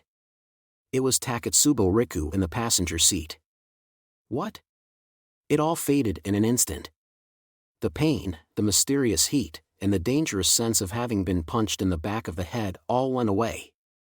And an even greater anxiety and fear squeezed at his heart. What's wrong? Do you feel sick? From the northwest. Were those really his girlfriend's words coming from his girlfriend's mouth? It felt more like a giant invisible hand was squeezing them out of her. It may have been related to her ability to accurately locate and track other people's AIM diffusion fields. Even without the highly toxic body crystal, she occasionally seemed capable of receiving special signals. Had that manifested in the worst possible way here? Her mouth flapped as if in search of air and horrifyingly weak words left her. The signal is from 2 sources. Hamazura, this is bad. You must not contact them. Hamazura wanted to know why this was happening. It had not been like this a moment before. He had already been in over his head here, but this seemed even worse. It may have meant a lot that the magic gods had allowed him to take a step back and simply observe things. That way his girlfriend's life had not been at risk. But now, it's this bad for me and I'm a powerless level 0. He had to bite his lip. Now was not the time to wallow in his helplessness. So how bad is it for a level 4 like Takatsubo? Her brain has to feel more than shaken. It's gotta be more like taking a blast from an invisible shotgun. Annie in Westcott, said the white veil girl. Dion Fortune was speaking English, but Hamazura could tell she had spoken 2 names. These were the companions who had not shown up even when she rang her SOS bell. And here they were to pick her up again. Do you know them? Then tell us everything you know. Hurry. I don't know who they are, but we need to silence them. I can't force any more pain onto her. Shouting at her in Japanese only confused her, so Nephthys softly whispered to the girl. But she did not just translate what he said. That bandaged brown beauty added the following: he says he wants to fight for his girlfriend. No matter how mysterious the enemy. So hurry. Why you can't win? You just can't. We're talking about Westcott and Annie from the founding period. And when 2 or more golden members work together, they're greater than the sum of their parts. Oh? Did I forget to say he was willing to risk his life? He did not have time to agonize over it. Hamazura Shurage ran out of patience and reached for the driver's side door. He threw it open and took a step outside. A moment later, the delinquent boy's vision bent to the side. Was he even aware the world was spinning around him? Annie, don't be so hasty. That was not one of the distortions. For real? He ran out so quickly I hit him with Jachin on reflex. Whoops. Hitting him with the pillar of mercy was very considerate of you, Annie. They said something in English, but those suspicious people were not what mattered. His nearby girlfriend was.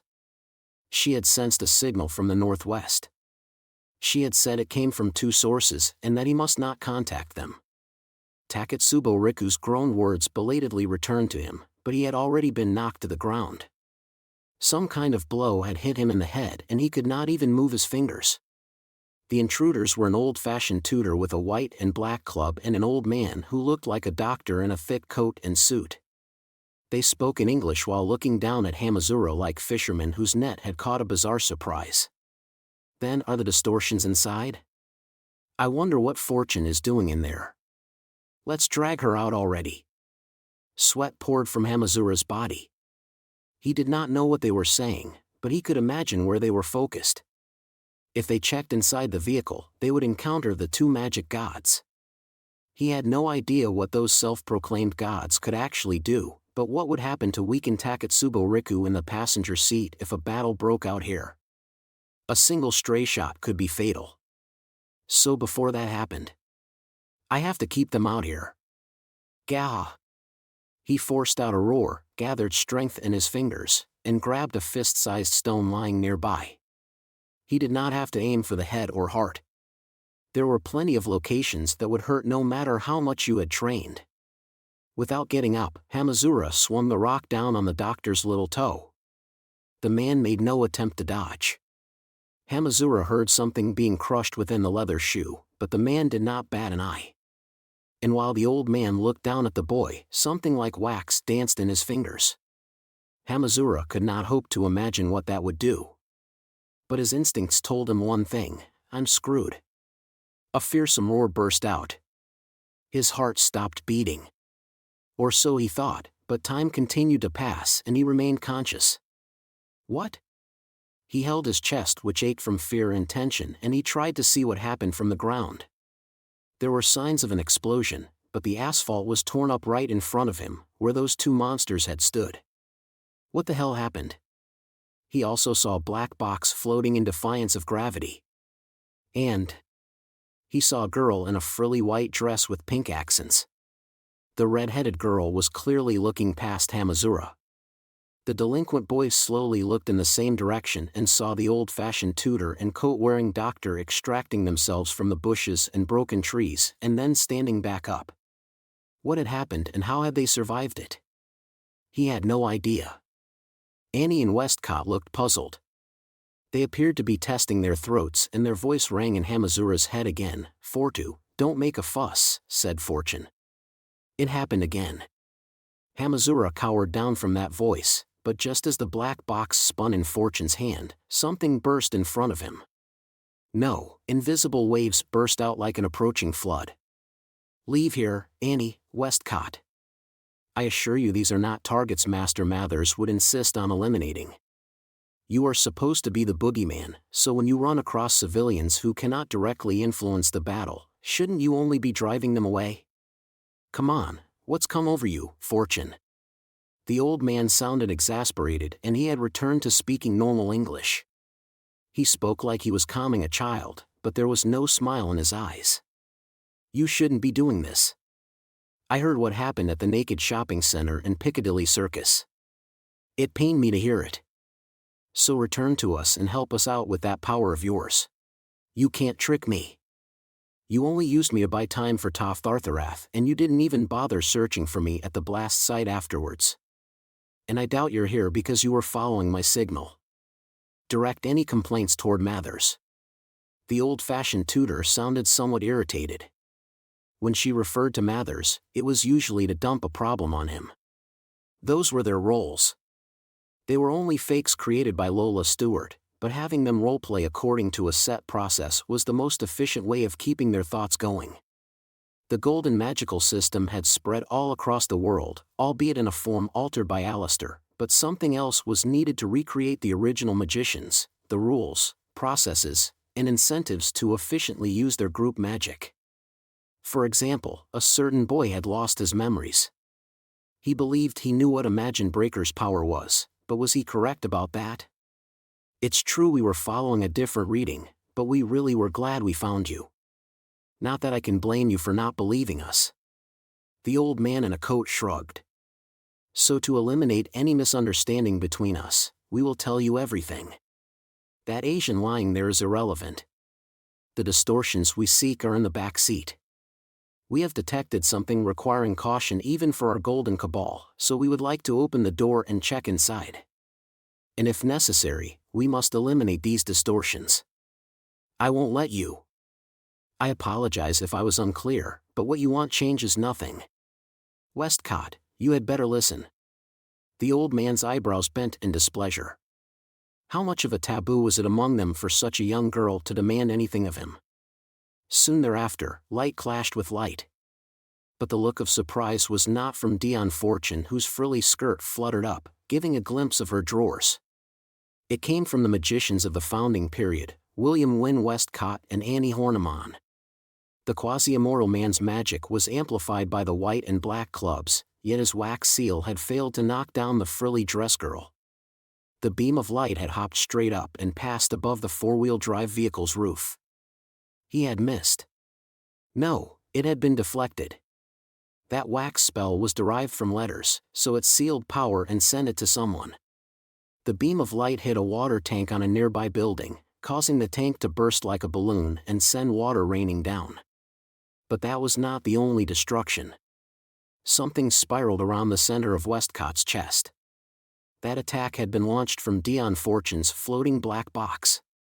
Of course, stabbing a knife into that old man's chest and turning it like a doorknob would not kill him. However, didn't I tell you to listen? Interrupting someone while they're talking is rude. And you call yourself an English gentleman?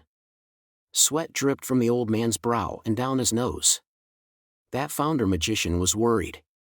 My spiritual item fully breaks down any spell and transforms it into something else entirely. Not even I know what it is in the box. So, Westcott, it is all random. Pre-made plans, the pre-established harmony, and any secret preparations are no match for a complete and utter accident. I will tear down your stability. Do you know what that means? So leave. It was Dion Fortune in her ballerina-like dress and white veil who took a step forward as if to hold the black box out as a threat. Mathers, Waite, Gardner, and Brody Innes could not have done anything, but her next words acted as a critical hit against this old man. If you don't, my accidents will tear down your stability, your quasi-immortality. The monocle tutor clicked her tongue and started to move, but wax shined in the darkness. The old man grabbed Annie by the nape of the neck and leaped away. He made a leap that seemed like it must have shattered his own legs and reached a nearby rooftop in a single bound. It was all over. The thread of tension loosened just a bit. The outline of Dion Fortune's fingertips blurred somewhat. She clenched her small fists to suppress it. Of course she was terrified. She had defied two magicians from the founding period. Westcott had folded, but what had Annie tried to do? The Golden Cabal was all about teamwork, so could Fortune have dodged it while on her own? She let out an annoyed breath and kicked the vehicle's tire. What is wrong with me? Why am I picking a fight with them? Now I'll never have another chance to rejoin them. And the entire Golden Cabal from Westcott to Master Mathers will be out to get me. Hamazura had no way of knowing what she was shouting in English. He only knew he no longer felt the ringing in his mind that had tormented Taketsubo. You did it. He said something she could not understand. Anne. Hiya. Dion Fortune cried out as her white veil fluttered in surprise. Hamazura Shurich could barely stand, but he forgot all about the pain and suddenly hugged Dion Fortune. Ah ha ha. Wow. You kick ass, Fortune. How'd you get those monsters to leave? You saved Taketsubo's life. Thank you so much. I couldn't have done anything on my own. TCH, stop that, she could not understand his words. But she could understand the tearful smile on his face. The magician named Dion Fortune had learned there was a way of earning the currency of pride without clinging to the Golden Cabal. And this had to be how you did so. He kept hugging her and did not let go. So to preserve her pride, the frilly dress girl opened her mouth to speak. And since he could not understand her, there was no need to worry about saving face. Well, what else was I supposed to do? They never came to save me when I rang my bell, but I hear you risked your lives to take me in. That's what she said, boy ha ha ha ha ha ha. She had forgotten all about the translation gods in the back seat. So she covered her face with her hands and released an unintelligible scream. Part 13. The situation was converging. A new development had come into view. Mathers had a reason worthy of acting out of self-defense. What did he need in order to protect that secret? If the royal family arrived in Scotland, they would unintentionally destroy the anonymization barrier. And the Golden Cabal would do anything to keep that from happening. Between the lines too, let's name our sixth temple Amenra. We're finally going to Scotland. Those words were spoken in the distant past. Specifically, about a century ago. The cheap apartment was old even then. And the man who looked annoyed in the Isis Urania temple was William Wynne Westcott. Is your usual sickness flaring up again, Mathers? You need to separate your personal interests from your magical research. Don't be silly. The North is a mystical land. I would love to investigate Edinburgh Castle and research the Loch Ness area. Going on picnics from England to Scotland is not easy, so we need a base in the North. Everyone in the Golden Cabal knew Mathers was both a genius and an eccentric, and he likely caused trouble for the neighborhood housewives who knew nothing about him. If not for Mina Mathers maintaining a public face and speaking with the neighbors with a smile, he may have been driven out of the area long ago. And one of the strongest eccentricities was his obsession with Scotland. He claimed to be a descendant of the Highlanders. He claimed to be Scottish nobility, the Count of Glenstry. None of his claims had anything to back them up, but unfortunately, his skill was very real.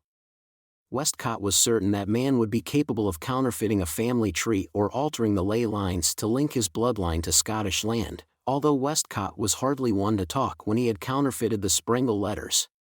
The Golden Cabal had gathered the greatest talent in the world. But that did not mean they wanted to stand out. Those who studied magic were generally outcasts. That is no reason to be shouting about bringing back the House of Stuart while wandering around Main Street in broad daylight, Mathers. It is 11 a.m. Normal people are at the office or factory working at this time of day. Even the lady of the masquerade ball waits until the pubs are open to cut loose. Because then if she causes any major problems, people just assume she is drunk.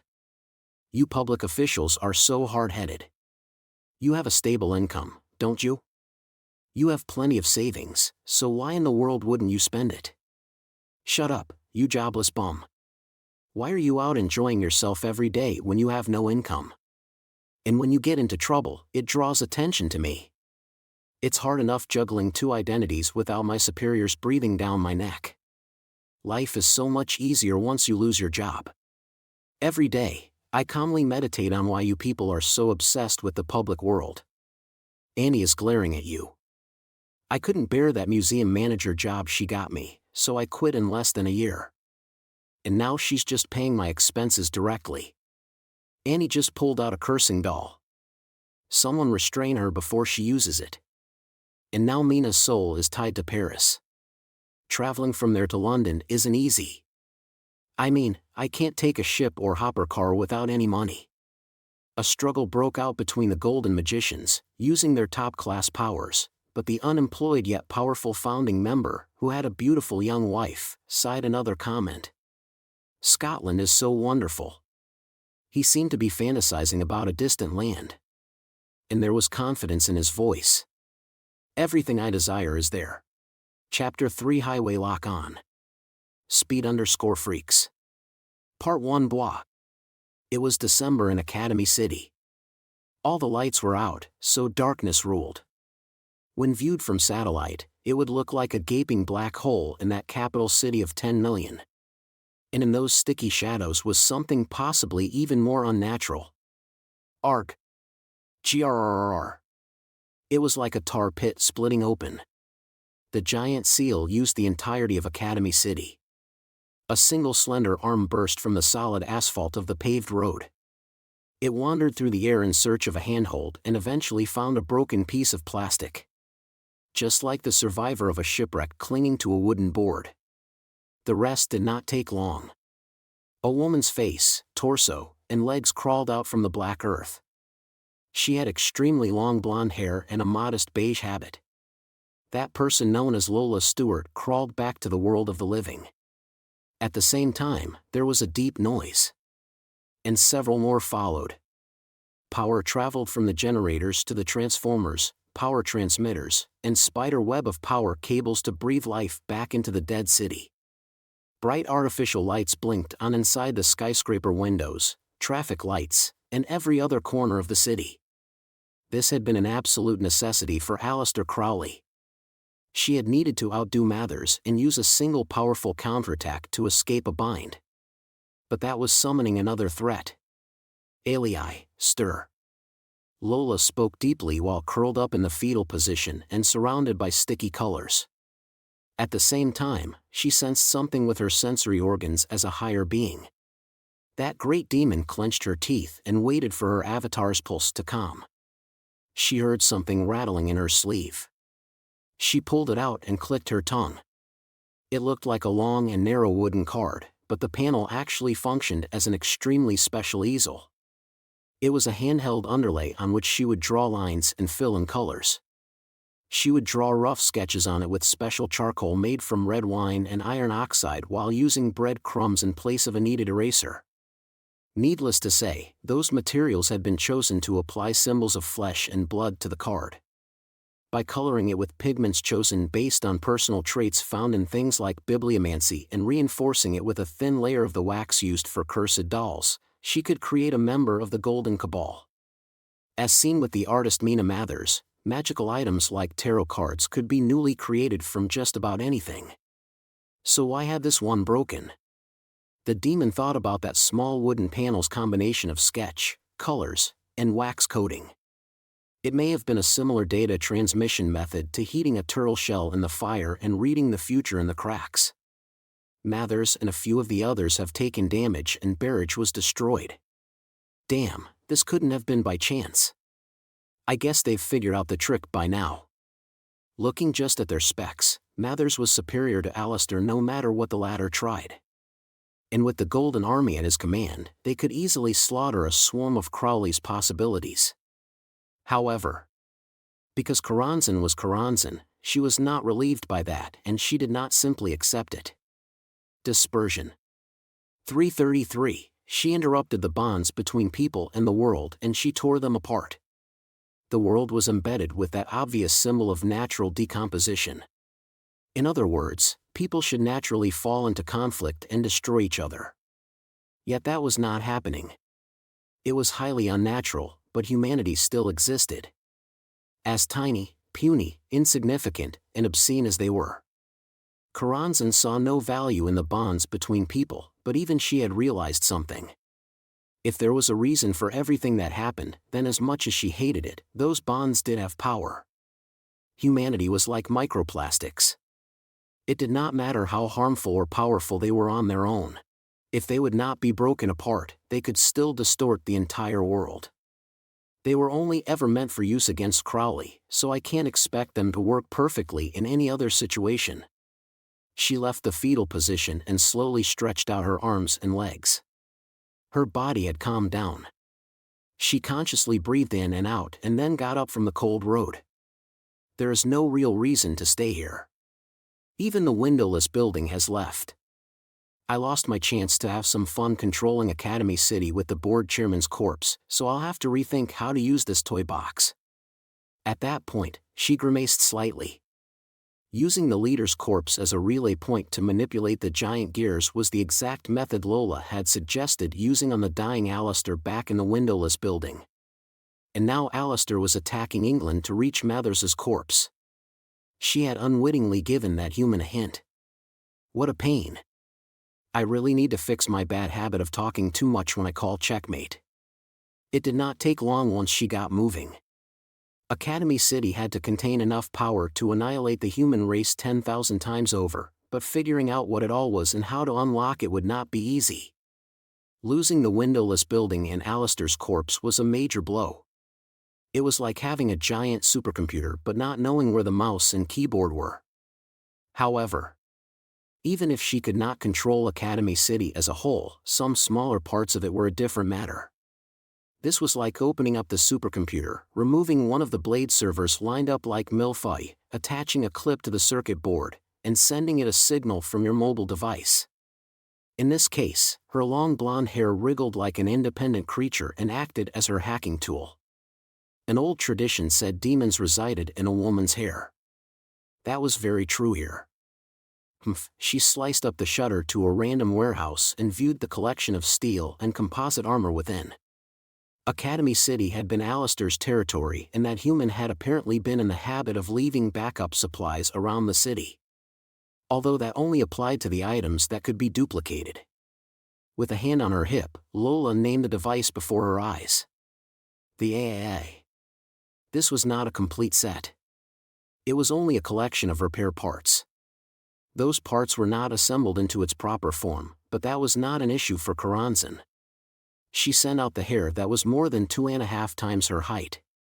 Once the hair slipped into the cracks in the armor like nematodes, she read the inner structure in the blink of an eye. She could not control science, but the magical symbols hidden in the steel and concrete city were a different matter.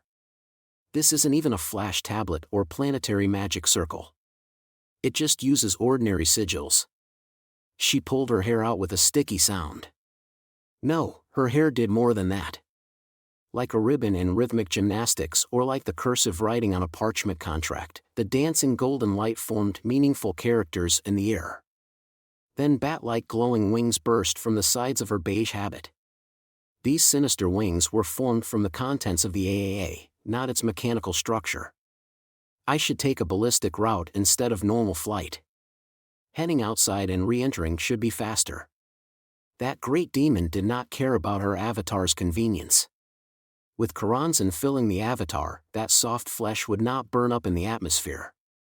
Even though she was using the same thing, those wings did not possess over-the-top rocket boosters like Alistair's toy did.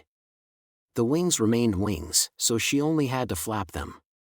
Those excess functions were a sign of fear.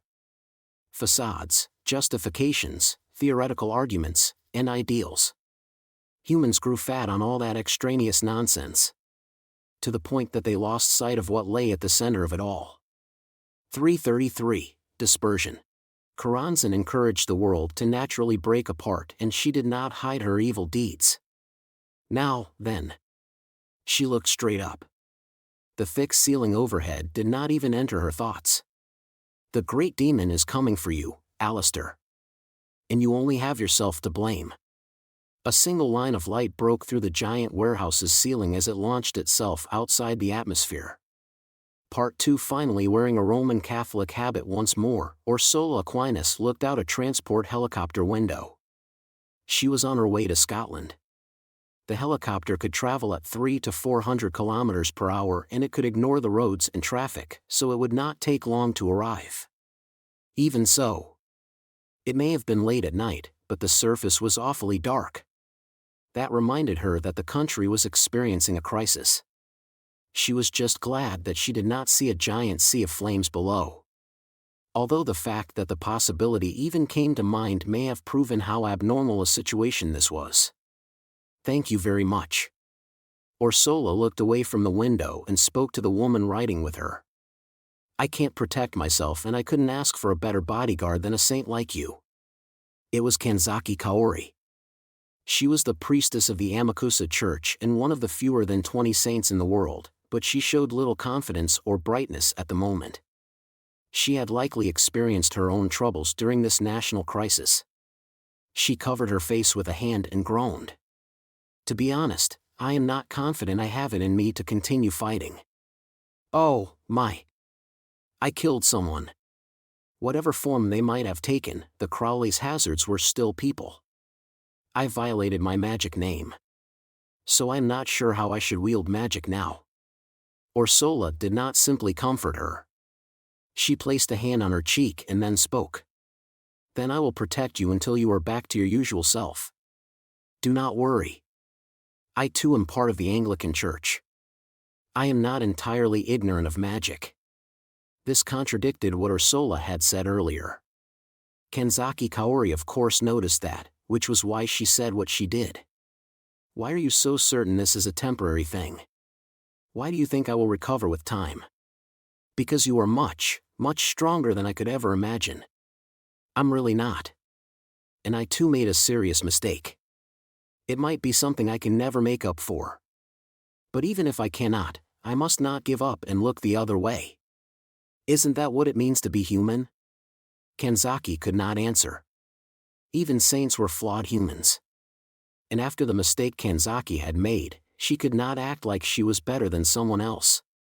She could come up with an answer once she had a better grasp of her own life. Everyone lived their lives with the same doubts. So Kanzaki Kaori spoke once more. I pray that I can one day live my life correctly once more. Yes, so do I. Part 3. That room was supposed to be for mending the covers and pages of books.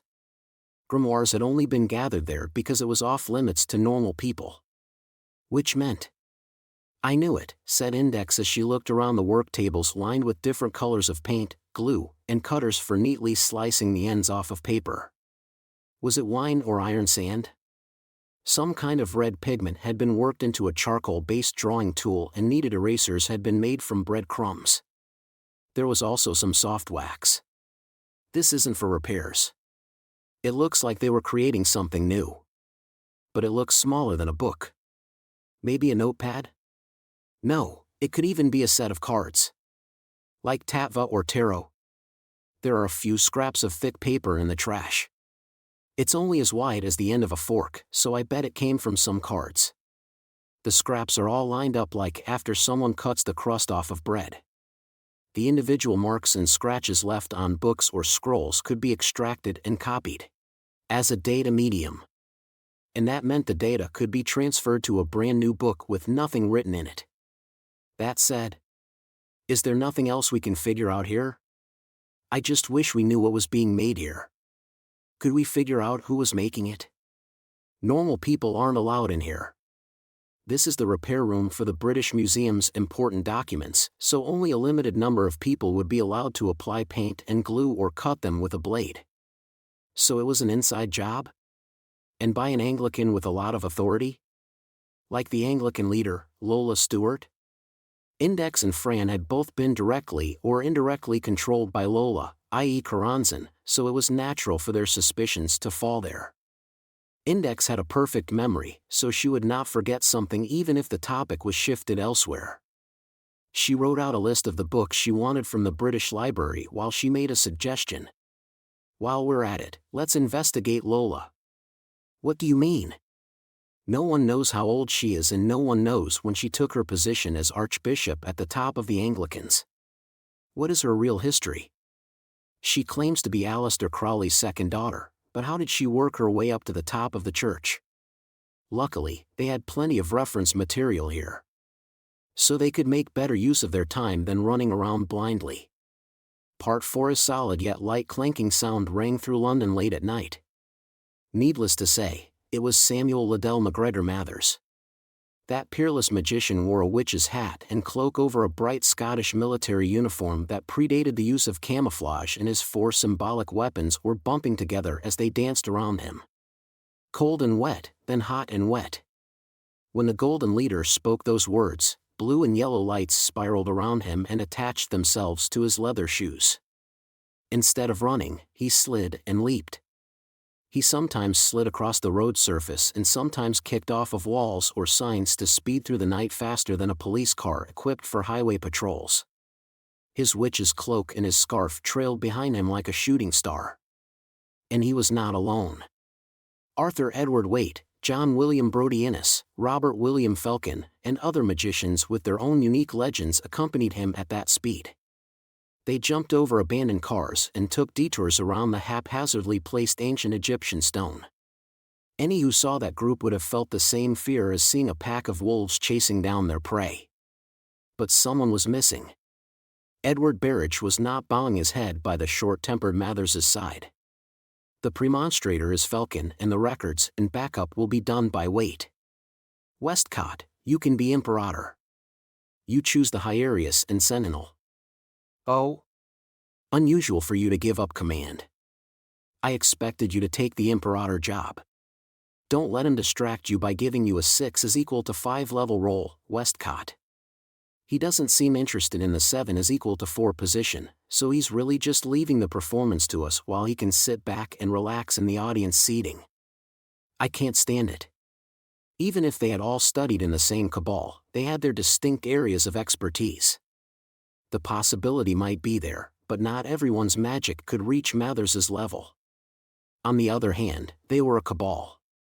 When an individual's power was not enough, they just had to work together.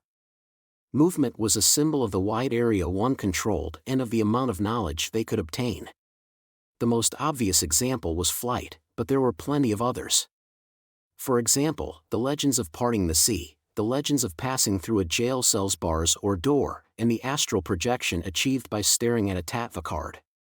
They used a white and black pillar, Taro, the banner of the West and the banner of the East, a rose cross medal, a planetary magical circle, Tatva, a magic sword, a 7-branched candle holder, a censer, and the 4 types of symbolic weapons.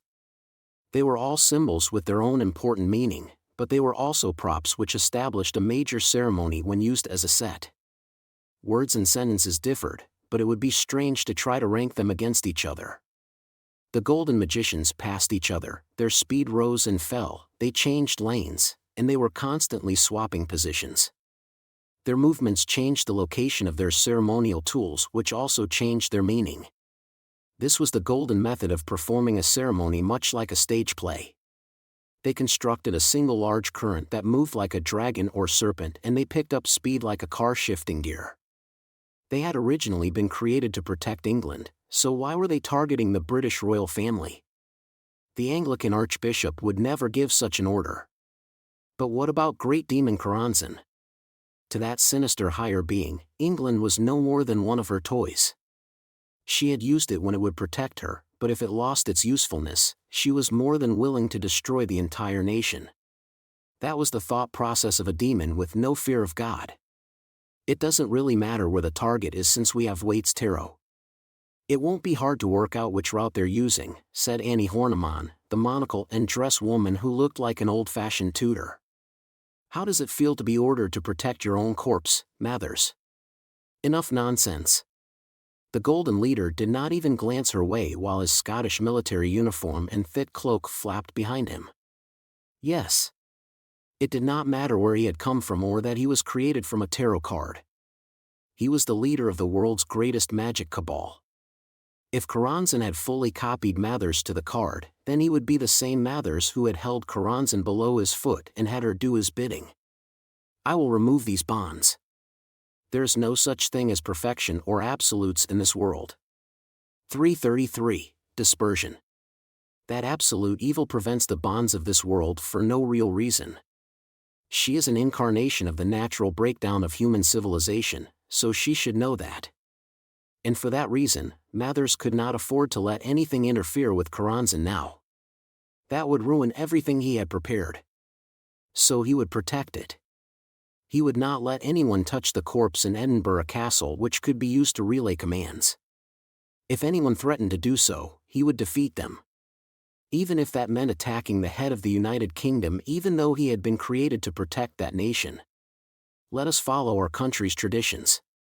He showed no hesitation whatsoever. Let the fox hunt begin.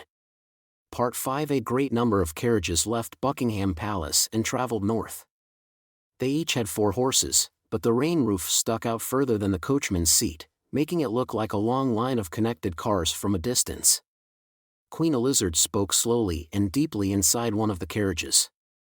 Hand me a sword. I am not picky. A mass-produced steel one is fine. The Crowley's hazards? An unidentified magic cabal? What do I care? I will fight alongside everyone else in London. Discard restraints numbers 05 through number 60. Set up more. Rebind her entire body with the common divisors 3 and 4. Hurry! Before she breaks free of them all and goes on a rampage. This did not seem at all the way to treat an elderly woman. She was like a ferocious beast. It was the aides wrapping wide silk bands around her arms and legs who were nearly dragged and swung around. Meanwhile, black-haired and monocled First Princess Raimia breathed an exasperated sigh while sitting across from her mother. She was a fundamentally distrusting person. Do not be silly, mother. Whatever the reason, this country will never break free of the fighting if you are taken out. Why don't you understand that? You might as well be sending the entire population to their deaths in order to save just one person. But, said Third Princess Villian as she glanced somberly out the window, I think I understand. Ordering the normal citizens to evacuate would only cause massive congestion to the roads. I get that, but I still don't like leaving the capital on our own.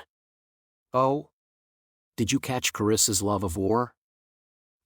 Second Princess Carissa specialized in this sort of thing, but she was still imprisoned in the Tower of London. She played the same role as the political hostages of an older era. The royal family had left one member in London. That would put the people's minds at ease because surely they would not leave a royal in danger, right? That was the intended message. The Crowley's hazards, Egyptian mythology, and now an unidentified magic cabal. This has fully left our understanding. Win or lose, if we force our way through this without the proper information, we will almost certainly create a great number of victims among those around us. First Princess Raimia was not naive enough to immediately praise the Egyptian symbols and magic cabal just because those things had defeated the external threat of the Crowley's hazards. Any fighting force unknown to the royal family had to be a rogue unit within England, and a magic cabal was a criminal group needing elimination. Even if a gang protected the people of a city during a zombie outbreak, Raimia would not hail them as national heroes. Unregistered fighters had to be viewed as enemies.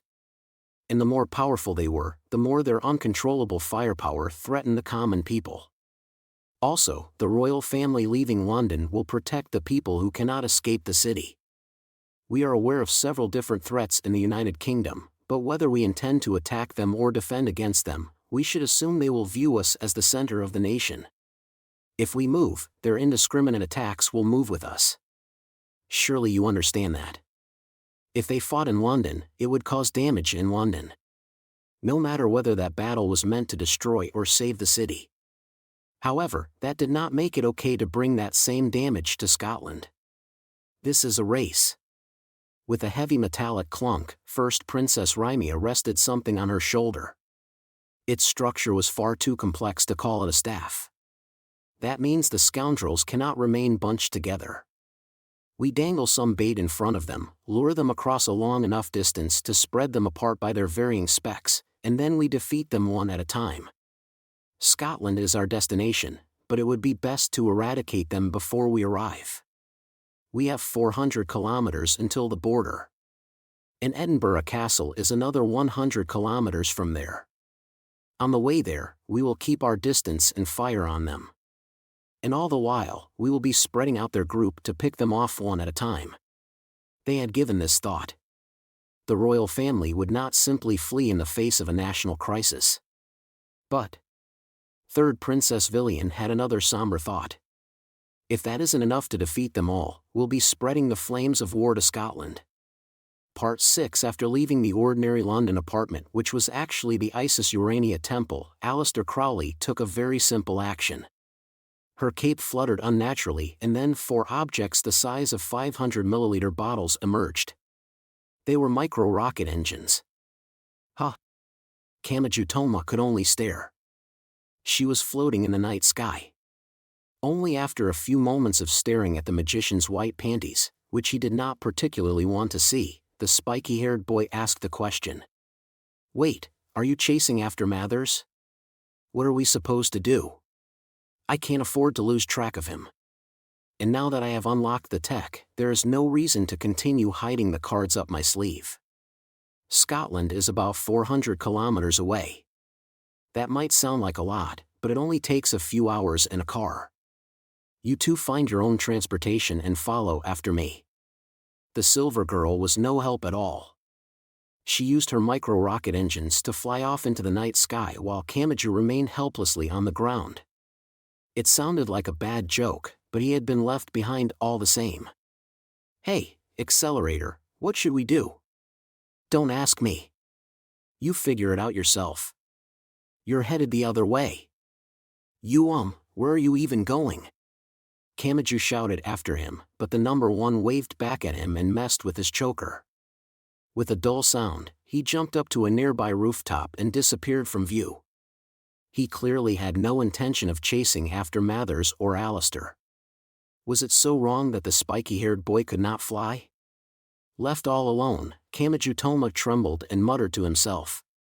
He felt so very forlorn in the foreign night. Why? Why am I surrounded by selfish morons who refuse to cooperate no matter what? Whatever the result, I really don't think you have any room to talk when it comes to being self-centered, human. I was wrong. I'm not alone. I still have you, Offenus Schwan. Wait. Stop that, understander. I know you're feeling lonely, but don't grab at me like that when we're outside and anyone could be watching. Part 7. Wow, groaned Hamazura Shurich. They moved elsewhere after the previous encounter. He had driven the four-wheel drive vehicle below a bridge due to his habit of avoiding satellites. However, 5 people was a lot for that vehicle. It was feeling cramped, so he had hopped out and tried climbing up on top of the bridge. But he had spotted something odd in the London night, 4-horse carriages. And they did not appear to be for show like the ones tourists could ride around. There were 10 rows of 2, for a total of 20. And the rain roof stuck out well past the coachman's seat, so it all looked like a single luxurious sleeper train from a distance. There was also a cavalry unit protecting it all. However, that did not mean much for him on the narrow sidewalk. Only after watching them drive past did he wish he had snapped a photo with his phone. Although he had the phone turned off to keep anyone from tracking it, so he could not have opened the camera app fast enough anyway. But then he heard a quiet electronic jingling from his pants pocket. He could have sworn he had turned it off. Are you kidding me? Why did it restart? That's really not good. It might have been broadcasting my location this whole time. He snatched his phone from his pocket and saw a familiar display on the screen. What? It's you, Annery. The device vibrated a little. He took that to be the same as a nod. You weren't the one to turn my phone back on, were you? Silence this time. But that did not seem to be meant as a denial. It was impressive that the program could express awkwardness. Annery had originally been the support AI for the Dragon Rider's supersonic motorcycle and its special protective suit. The machine had been destroyed rescuing Fremia Sevelin, but the program remained. The AI had also helped a lot with the processor suit, which was the bank itself in the form of a humanoid suit, during the fight against Francisca. That said, he had thought Annery had ceased functioning when the board chairman had shut down all of Academy City's technology. If she's up and running again, does that mean the entire city was unlocked?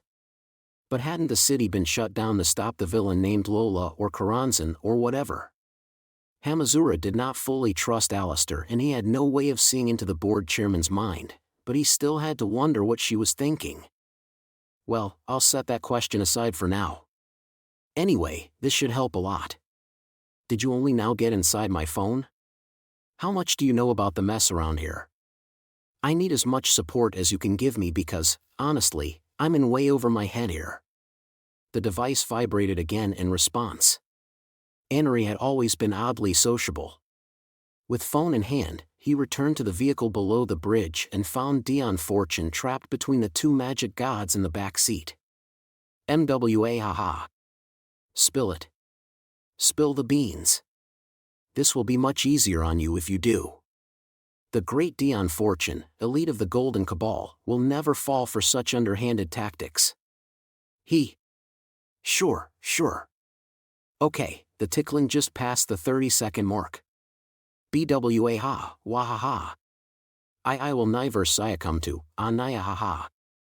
Hamazura was pretty sure it was best not to ask what was going on. He had noticed the vehicle rocking as he approached it, but this was what he had found inside. He could only say it was crazy for the windows to be fogged up just from those girls' sweet breaths. He felt like he had lost a lot of points as a human being for leaving his girlfriend alone in a place like that. "What are you doing?" "Ah, Takatsubo, you idiot." "But Hamazura. That person saved you, so we can't just abandon her." The delinquent boy had interpreted it as fortune saving Takatsubo, but which interpretation was the correct one? Nyang Nyang took a break from supplying the tickle hell and faithfully answered Takatsubo's question just to kill some time. Dion Fortune seems to be an obsessive note-taker, so we're having fun asking her what she wanted to write down so bad she started running her fingertip along her palm. Just leave her alone. Hamazura spun around in the driver's seat to look back, but that proved to be a bad idea. There were some moments when people did not want someone looking them in the eye. The laughing red-headed girl seemed to get excited when she was the center of attention because she held her head high. Ahanaya hanaya ha. Pant, pant. Do not underestimate the great Dion Fortune. I write grimoires, contribute to an occult magazine, work on correspondence education, and even give lectures. I am the cute spiritual medium who reveals her charm on multiple fronts instead of letting the old ways hold her back. Wahahahaha. Why did he feel so disappointed once he got a translation of that? He did not feel particularly jealous and was not entirely sure any of that was something to brag about. He wished she could find pride in something else. Perhaps it all sounded so old and musty because it was so far removed from the modern digital world of video sharing sites and social media. Heh. Bowled you over with my charisma, didn't I? The great Dion Fortune is a modern young magician who is always on the lookout for the next hot thing. Oh, whoops. I need to suppress my charm a bit for this sensitive teenage boy. But I can't blame you for recognizing talent when you see it. Kneel before me now and I will give you the privilege of being my chair. Wahaha. She says she is very interested in bathing in a guy's used bathwater. Boy, are you sure that's what she said? It sounded like she said a lot more than that. Am I wrong? Then something odd happened. The frilly dress girl's spiel came to a complete stop and she stared wide-eyed at Hamazura. Me, no, she was technically staring at the delinquent boy's phone. And the frilly dress magician spoke a certain title in a daze. Ms. Tress? It was a bombshell of a statement. Hamazura had no way of knowing, but Annery was a downgraded version of Reading Thoth 78, aka Mina Mathers. And why was Mina Mathers Mina Mathers? Why was she known as a black cat witch? What are you doing in such a tiny box? Was there some kind of mistake during the setup to establish your physical form? No, something isn't right. Is that an entirely different system than us? Dion Fortune began panicking and talking endlessly without stopping to listen. And Annery remained entirely silent. There was no response. It was the same awkward atmosphere as an elevator. That was enough for the frilly dress magician to jump so much her head and the white flower decoration bumped against the ceiling. Wait. Please wait. Anything but more scratches. I'll do anything, so please work with me, mistress. We know each other well enough for that, don't we? All those cat scratches on my back were no laughing matter. And what kind of black cat is the size of a tiger? Was that really a cat or was it some other member of the cat family? As question marks filled Hamazura's mind, Nyang Nyang explained while rolling around in laughter. Dion Fortune originally joined the Cabal under the courteous protection of Mina Mathers, but due to some turf wars within the Cabal, she fell victim to a harsh magical attack from Mina. Her house was surrounded by black cats, her back was sliced open by the carnivore's claws, and she even saw phantom black cats the size of tigers. That explanation did not mean much to Hamazura Shurage, who did not really know who Mina Mathers was. He only knew her as the one with the big boobs and morning clothes who was looking after Lilith. And he had no idea what any of that had to do with Annery. Regardless, he could tell this had unearthed some kind of trauma, so Hamazura the gentleman decided to put the phone back in his pocket. But just then, a great din thundered down from overhead. It was even more heavy and continuous than a focused downpour of rain. At first, he had ducked down because he did not know what it was, but then he remembered they were hiding below a bridge. What the hell? What is going on up there? A semi-truck or a tanker truck would not make that much noise driving by overhead. This tremor was like all the guests in a club or the audience in a stadium stomping their feet at once. The sound soon left them, but a strange uneasiness stuck with him. Something strange had happened, but no one was telling him whether he should be afraid or not. And if whatever it was had crossed the bridge, should he assume it was chasing after those carriages? The two magic gods giggled and red-headed Dion Fortune looked up at the ceiling with her pale face between theirs. That was Master Mathers and the others. Everyone focused on the frilly dress girl and she gasped when she noticed. She frantically covered her mouth with both hands and shook her head. She had saved them. So Hamazura knew he could not treat her badly. It simply was not an option. I won't talk. I won't. Even if we've parted ways, I'm still a member of the Golden Cabal, so I can't betray the others. Once Nephthys pinned the girl down, Hamazura called Anari up on his phone and rubbed it against the struggling girl's cheek. Part 8 Misaka Makoto and Shokuhu Misaki had crash-landed in London. They ended up a good distance away because they had used a shallower angle to reduce the damage as much as possible instead of just plowing into the ground like a meteor. The English signs said they were even further north than Primrose Hill.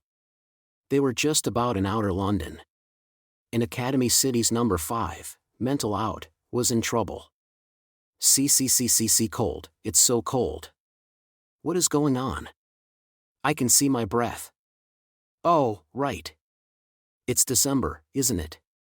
What kind of idiot wears a swimsuit in London during the winter? I'm going to die. Why do I keep having to fight for my life ability against things that aren't even my own fault, Misaka-san?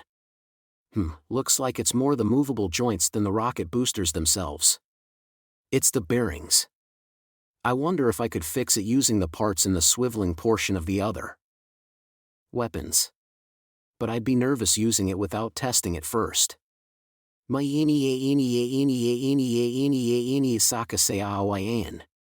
They were living in entirely different worlds. The queen could not believe her eyes while she held her shoulders, pressed her legs together, and shivered.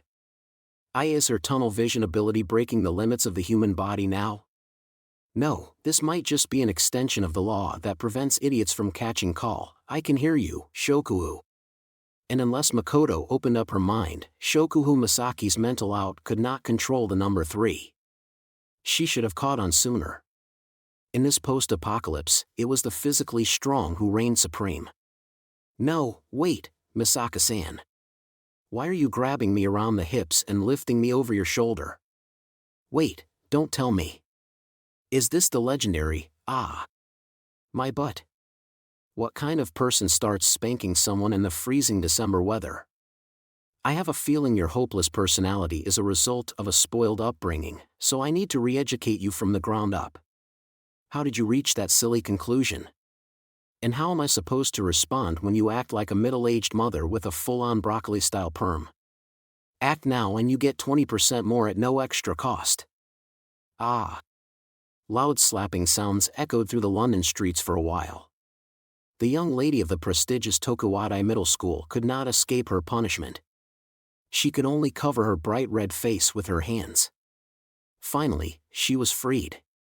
The swimsuit queen, Shokuhu Misaki, was feeling a bit warmer from the embarrassment, but her heart would die if she had to continue keeping warm that way.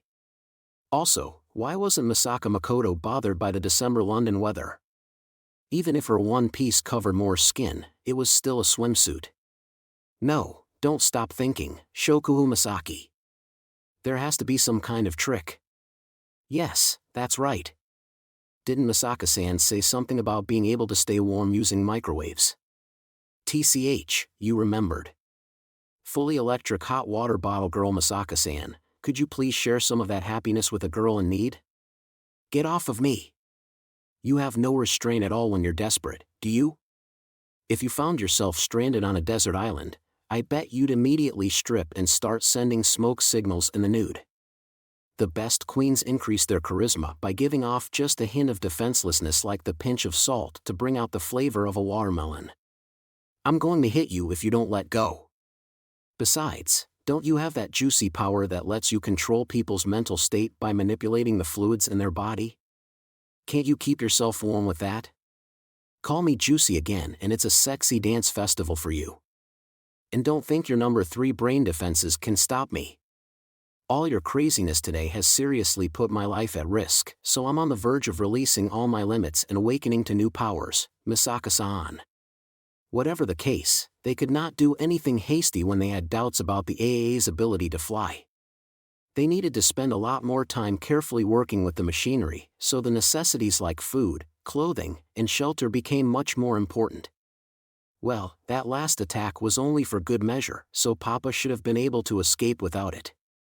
Your love for your family is great and all, but I don't see how that helps me and my blue lips. By the way, how much money do you have on you? Why? Shokuhu Misaki pointed a shaking finger toward a line of vending machines. In addition to the hot drink and sandwich machines, there was a machine with rain gear like umbrellas and raincoats. Oh, I guess London is known for its rain. This is perfect. Well, it's better than nothing. The food might be full of artificial colors and preservatives, but I must have one of those raincoats. However, there is a problem there. I happen to be a classy cashless girl who only carries a card, but these local vendors do not appear to accept electronic money. So please, Misaka-san. Can I borrow just one crumpled bill? Shokuhu Misaki had finally completed her transformation into a begging girl tearfully clinging to a schoolmate in the filthy late-night streets while wearing nothing but a swimsuit. And that signaled the start of a noble game. Oh, poor Shokuhu Misaki. She can't warm herself with microwaves and she can't even buy a raincoat. Is this what you call karma? Wait, no. I'm only number 5, so I don't even get a spot on the winner's podium, but you are the glorious number 3. You can do better than that. Woof, woof. Wait, a photo.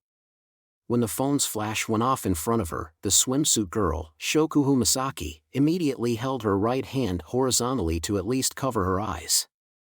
But Makoto was not cruel enough to wait until the girl froze solid.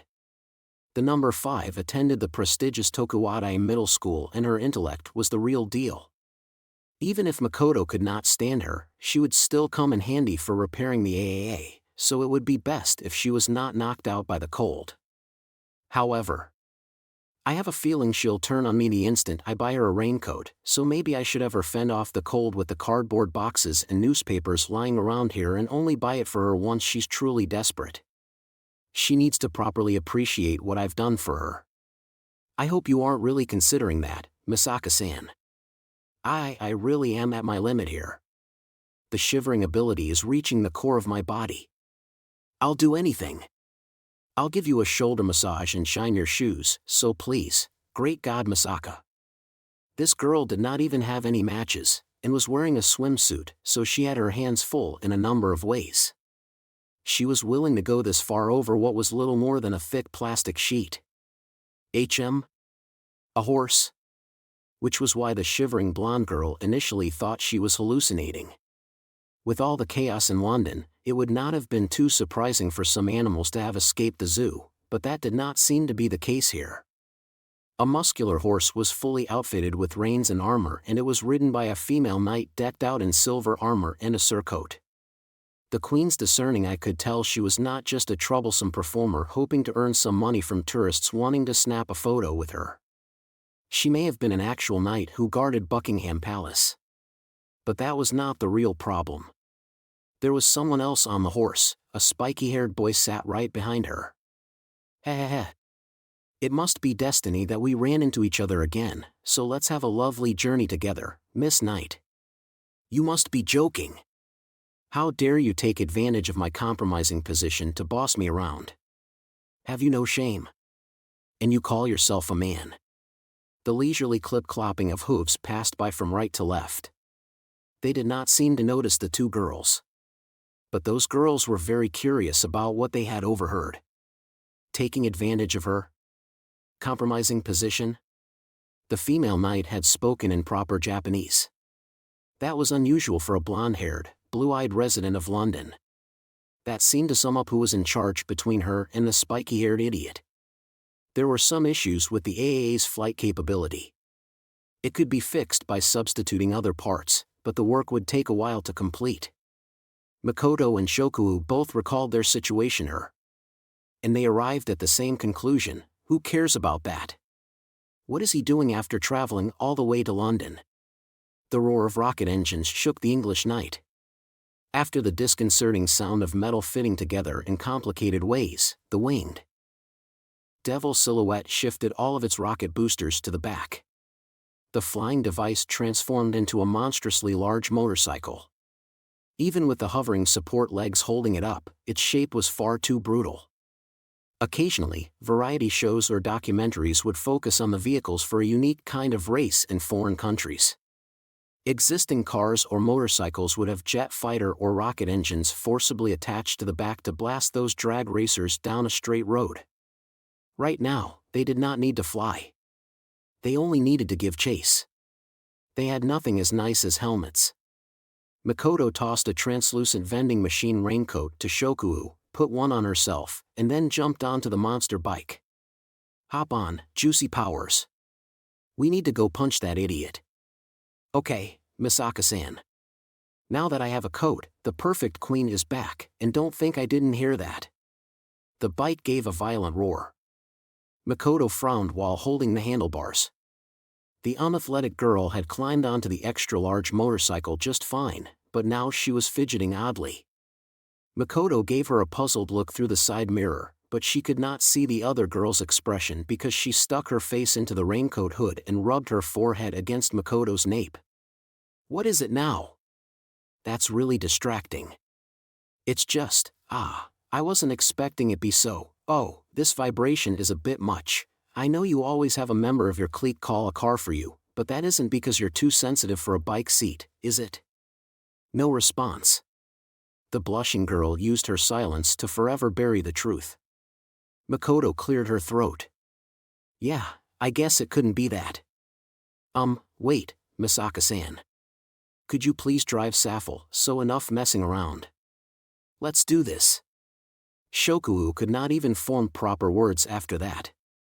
They were chasing someone with no clear destination in mind, so the monster bike roared through the London night in a next-generation rodeo. Part 9. There was actually a good explanation for why Kamachi Tomo was seated right behind a female knight whose name he did not know. Let us move back in time just a bit. He of course had to stop Mathers's group from attacking the royal family's carriages, but he was a simple high school boy without even a bicycle. Alistair had flown off with her cute little jet engines and Accelerator had gone off somewhere under his own power. Left behind, Kamachi needed to find something that could travel at more than 100 kilometers per hour. That left just one option. Okay, it's mooching time. Where can I find someone to drive me around? It might sound nice when you call it the power of your bonds, but you really are the worst sometimes, human. That was just how a high schooler without a license viewed cars and motorcycles. Whether it was their parents or public transportation, it was always someone else doing the driving. Plus, he already knew there were several familiar faces in London. Lessac and Birdway had been riding a scooter together and he bet he could get a ride from Ursula, Agnes, or one of the other nuns. Add Sherry and Oriana into the mix and surely at least someone had a car. And when Kamachi Tomo peered around a corner, he spotted an innocent little fawn in the concrete jungle.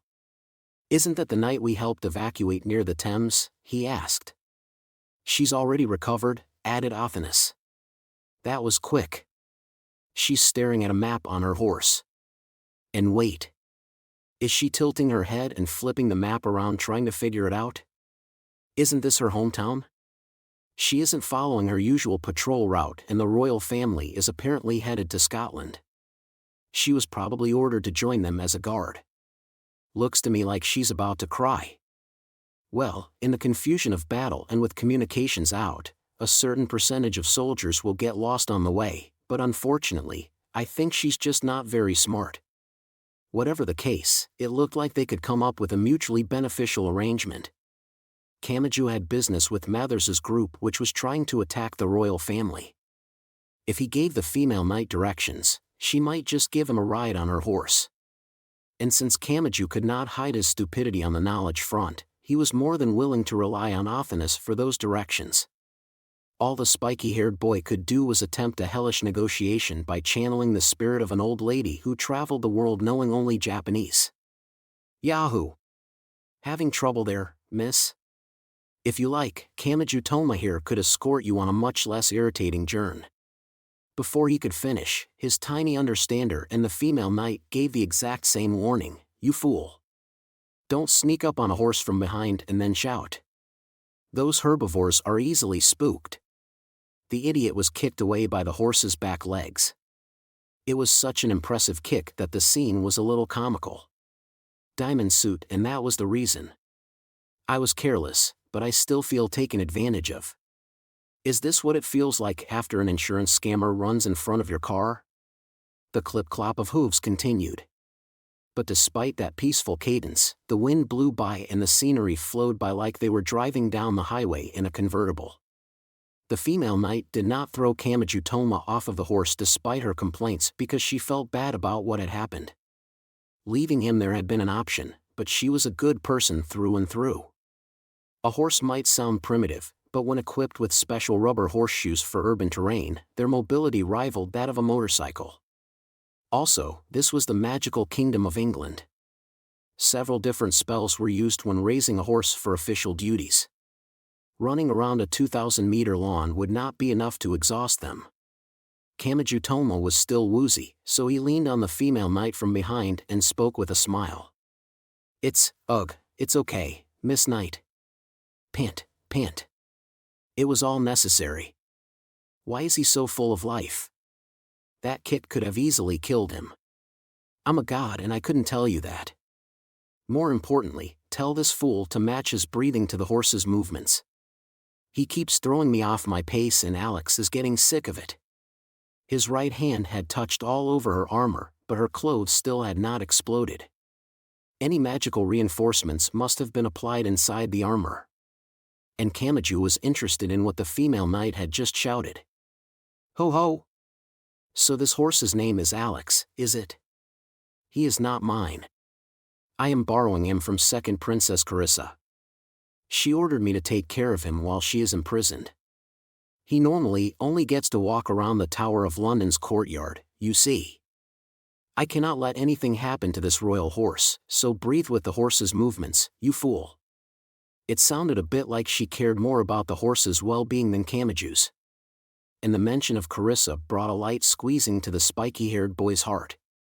Angering her would indeed be a bad idea. He might just find himself on the receiving end of that overbearing princess's high heels. But this also meant he had recovered enough to consider such things. They had to be moving faster than your average motorcycle, but he did not feel his mind going blank like when he rode a roller coaster. Similar to a bus or taxi, it may have been comforting to have someone holding the reins. Nevertheless, accidents still happened and he would share her fate even though he had done nothing wrong himself. Yo, oh! Breathe rhythmically? Like this? Does it really make that much of a difference? Stop that, scum. Quit rubbing your crotch against my hips just because I can't stop you right now. Apparently unfamiliar breathing methods could lead to unfortunate misunderstandings. The female knight blushed bright red and shouted resentfully back at him. Ahem. While it does not go as far as the unicorn legend, Alex is known for only growing attached to pure maidens. Jump! Why did your heart just leap in your chest? What is it now? Well, you see, I had heard people in the West tended to, hit those milestones at a younger age. But if this horse is fond of you, oh my. Does this mean you are, pure? Or how should I put this? The spiky-haired boy was too embarrassed to ask any more clearly than that. But that topic was the only thing in his classy mind. It no longer mattered to him that they were traveling faster than 100 kilometers per hour. Then Athanas gently whispered in his ear. That settles it. She's a virgin. Blush. An odd noise came from the adolescent Kamachi Toma. Also, Alex began struggling, so the female knight had to force him back on track with the reins. And she was too busy dealing with the horse to check on the situation behind her. What is this? What is awakening inside him? Explain this to me. Don't worry. It's just a sickness, said Athanas. Innocent young boys have a great weakness for a certain word. No matter how much they try to guard themselves against it, they cannot help but react to it. That explains nothing. And small one, why do you sound so relieved by the boy's disturbing react? And another thing, human. Did you realize this raises a certain question about Princess Carissa? Shake. Gua. What is this aura behind me? Really, what is awakening inside you to spook Alex this badly? The female knight trembled with biological revulsion, but she still overlooked something thanks to the god's forceful change of subject. Then she got back on topic to help shake off the fear. So the central focus has shifted from the Crowley's hazards to the Golden Magic Cabal, has it? I find it hard to believe they really are the Golden Cabal, but I have received some suspicious information in official reports. Wars do tend to escalate because you have to strike back when attacked, but I can't believe they would release something so uncontrollable in our country. What do you think about Lola Stewart at the center of it all? I refuse to believe it. For one thing, that great demon simply does not exist.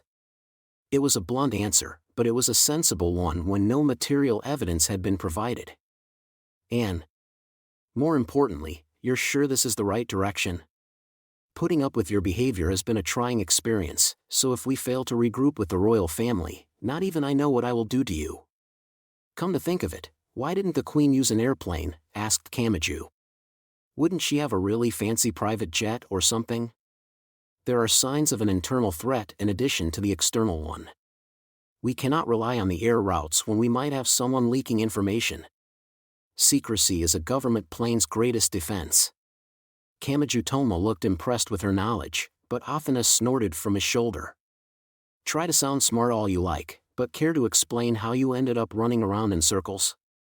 The royal family is taking the land route north to Scotland, right? I don't care how complex the roads are in London, there are only so many highways between cities. The many branches converge into a single trunk. If you head to Scotland, you will naturally rejoin them. What, were you hoping to stop for a picnic? Of course, Mathers and the other pursuers would come up with the same idea. That was why the royal family had predicted an attack and gathered as many defenses as they could. There it is. That's the entrance to the highway. Looks like it isn't blocked off. A normal car could wander onto there, not to mention Mathers.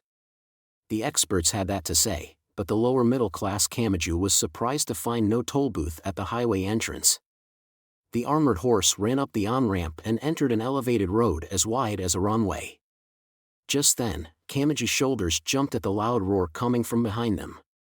It sounded a lot like a rocket engine, but it had apparently missed the on-ramp and entered the road below.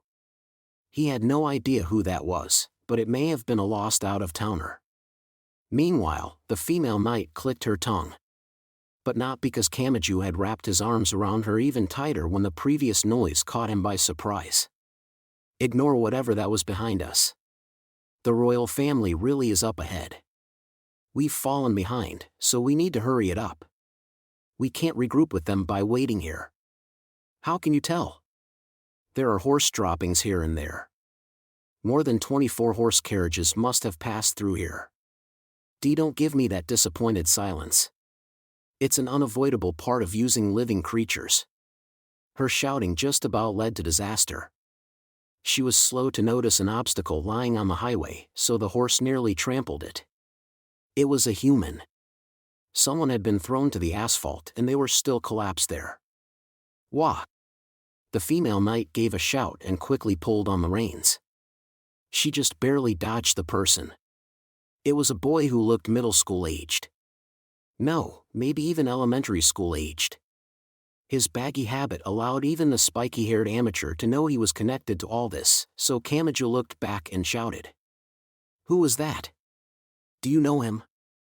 I do not. He wasn't a knight. He looked more like an Anglican to me.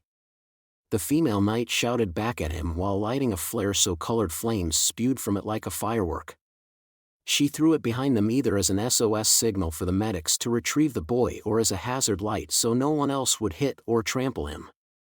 However, her explanation placed a cloud over Kamaju's face.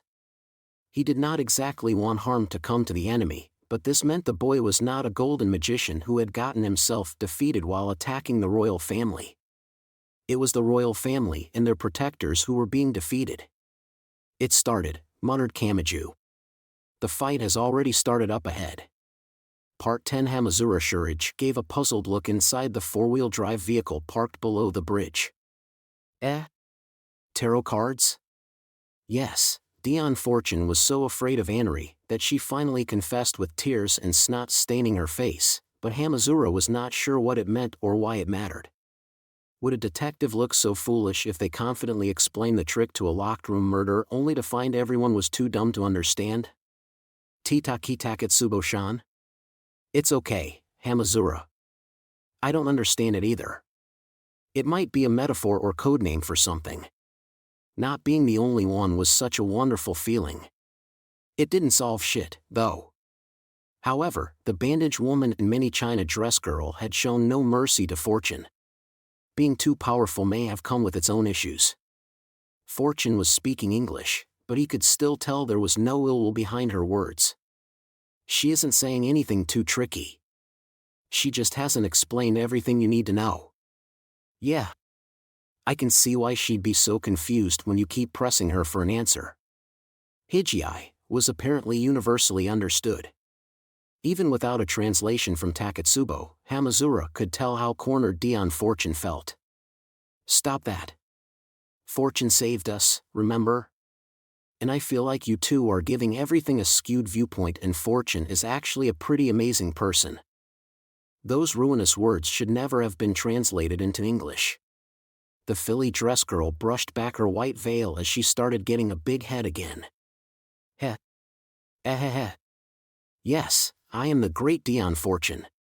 Pitting me against magic gods is cheating, that Egyptian one is enough to bring me to tears, and finishing me off with my mistress is not playing fair at all, but that is not what matters here. Yes, I am amazing. I might be surrounded by insanity right now, but if you understand my value and show me the proper respect, I will give you the privilege of shining my shoes, massaging my shoulders, carrying my bags, and otherwise doing my bidding. Ah ha ha ha ha ha. Boy, you deal with this one. Hold on. Don't you carry some of the responsibility for translating all that? At any rate, the frilly dress girl gave more of an explanation from the back seat. When you get down to it, we are just one of the defenses prepared by Great Demon Karanzan. Master Mathers seems to be working towards some way of breaking free of that so we can do whatever we want. He always was good at translating grimoires. Mathers? He is the leader of our Golden Cabal, although that description makes me feel bad for Westcott who claims to be the second leader. Keep in mind that Hamazura Shurage was not present for the events at the Westminster Abbey graveyard. Thanks to that, he could not even imagine what kind of person Mathers was or what kind of organization the Golden Cabal was. That was why he arrived at a certain thought in the driver's seat. I don't get any of this, but Karanzan is the villain who was chasing after Lilith, right? Then could we work with this Mathers person to fight her? Nothing could have been more presumptuous. If things had been different, it might have been a possibility, but that option had been eliminated a century ago. So if we go to Scotland, was it? We can meet this Mathers person? Hamazura, isn't Scotland pretty far away? Asked Taketsubo. I don't know the geography here. Scotland is to the north, explained Nephthys. And the UK is about half the length of the Japanese archipelago. It's that long? Then we can't just sit around here. After filling up with gas somewhere, we can go talk with this Mathers guy. That shocked Dion Fortune as she sat between the magic gods in the back seat. The exhibitionists were giggling and whispering into her ears, so they seemed to be acting as a luxurious two-person translator. Hamazura had a feeling they were taking some liberties in their translation, though. Either way, Dion Fortune tearfully thrashed her arms and legs around and raised her voice. Wait! This is all moving way too fast. And why are you acting so tough? Have you already forgotten how quickly Annie and Westcott took you out? And you think you can deal with Master Mathers of all people? Wahahaha. I'm pretty sure this boy's brain is throwing a party 24/7, but I see. This is the bystander's perspective. You get a lot of interesting ideas when cheap emotion isn't clouding everyone's minds. Yeah, Kamajutoma and Accelerator wouldn't have worked this time. Like we said at the beginning, they're way too close to the action. Nyang Nyang and Nephthys shared a meaningful smile in the back seat. Due to how weak he was, Hamazura was sensitive to changes in the mood and he could tell something was changing now. He felt like it had started with seeing those carriages. The threat of imminent death seemed to be fading and the usual stillness of late night was returning to London. The city was entering a world of peaceful sleep where that abnormal excitement was unneeded. How do the convenience stores and fast food chains work in England? I've heard they close early overseas, but the self-serve gas stations are open 24 hours a day, right? Hamazura, we'll know when we get there. Why you're going to visit Master Mathers with these two spirits? For real. There's something wrong with the world when saving people only puts me in even more danger. WHWHWH, what do I do? I might die today. Hamazura drove the vehicle out from under the bridge and into the London night. Before long, he spotted a sign he recognized, so it must have been an international brand. The lights were off, but since there were no barriers or chains keeping them out, he tried pulling up to the self-service gas station. Oh, the digital display is on. The pump should be working. Hamazura, if there are vending machines, go buy some snacks and drinks. This might be our last chance for a while. After they discussed what to do while viewing the gas pump through the window, Hamazura opened the door and got out. Self-service stations would have at least one employee inside, so they may have been asleep. Or they had abandoned their job and fled due to the emergency. And while he thought about that, he noticed something. Two very small girls were doing something in the darkness. One was a lacrosse-style girl with long black hair braided at the end, and the other was an elegant young lady with shoulder-length fluffy blonde hair, a white blouse, a black miniskirt, and black tights. Neither one was the type he expected to find at a gas station. They were standing restlessly around a scooter. Yuga. This gas is expensive. When did a liter pass 1.3 pounds? Noah. War really is a crime. So we're definitely splitting this bill, right? You've got to be loaded with your big ass cabal. Don't try to scam me, small fry. This is your scooter, right? So this is your responsibility. Does driving you around earn me nothing? A taxi would have taken 10 pounds in just 2 kilometers. And isn't the dawn-colored sunlight the proper successor of the Golden Cabal? This is like a giant defense contractor driving a small local factory out of business to get the patent to a single tiny bearing. Stop picking on the little guy. If you were a driver from my cabal, I would have fired you for speaking to me like that. New light, was it? Besides, it's obvious you're only staying so small to hide your actual skill and keep your operations lightweight. You have no right to say anything to me. They were arguing over something in English, but there was no way in hell those two were old enough to be using a car or motorcycle. Unfortunately, Hamazura Shurage was driving around in a stolen vehicle, so he was in no position to scold them here. Instead, he stuck some wrinkled money that he had found in the stolen vehicle's dashboard into the pump. Afterwards, there was nothing much to do except listen to the heavy liquid running through the hose. But then those two girls noticed him. The one with shoulder-length blonde hair gave him a quizzical look and then spoke in fluent Japanese. HM? I thought I recognized you. You were one of the guys hanging around Kamajutoma. Who are you again? My precious memory space is reserved for people with big boobs. A merciless slap sent Hamazura Shurage rolling around the area. I recognize this pain. Bard, no, bird something, right. Almost there. Do you need another hit to jog your memory, you hunk of junk? Ow, wait, ow, ow. When you step on someone, you're supposed to let each blow linger for a bit. This isn't a reward, it's just violence. Please stop, you little dominatrix. What is even happening? Oops, I hit him too much and he rolled away. Guess I went overboard. This was odd. Hamazura Shurich was the delinquent with a heart of gold who would rescue little kids and abandon kittens in the rain. His time with Freemia Seevlin, who was always Nyan, had taught him how to deal with kids, but none of the usual logic seemed to apply here. Why not? Yes, it was a lot like this blonde girl looked like a kid but was more like an old lady on the inside. Oh, so it isn't that you haven't developed a chest yet. You had one, but it shriveled away. You've made yourself look young enough, but you're a wrinkled old hag on the ins, Berbolberg. Next time I'm jabbing the toe of my shoe up your ass, you fool. More importantly, what are you carrying in that thing? Bwah. Someone rolled out a four-wheel drive vehicle as if they could not bear to stay inside a moment longer. Since the magic gods were stationed in front of the side doors, she had apparently opened the door at the very back. The frilly dress girl forgot to stand up and frantically clung to Hamazura. Wait, wait, wait. Please don't barge in on Master Mathers uninvited. You seriously need to rethink this. He really does have a short temper and no sense of humor. What will you do if he uses his Beelzebub meant for punishing his own people? You'll die. He could not make heads or tails of her English. His grasp of the language was so poor he had considered asking Takatsubo if he was right about which label meant gasoline and which one meant diesel. He felt like his only option was turning toward the blonde girl who knew Japanese. That's right. You can always count on Bird something.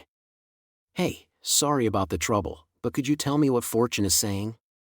For some reason the little blonde dominatrix and devilish lacrosse girl froze when they saw the frilly dress girl. They stopped moving with their eyes wide. HM? What's with you two? They did not answer his question. Instead, the little blonde girl's entire body trembled and she somehow managed to force out a voice so unsteady it nearly cracked. Dion, Fortune?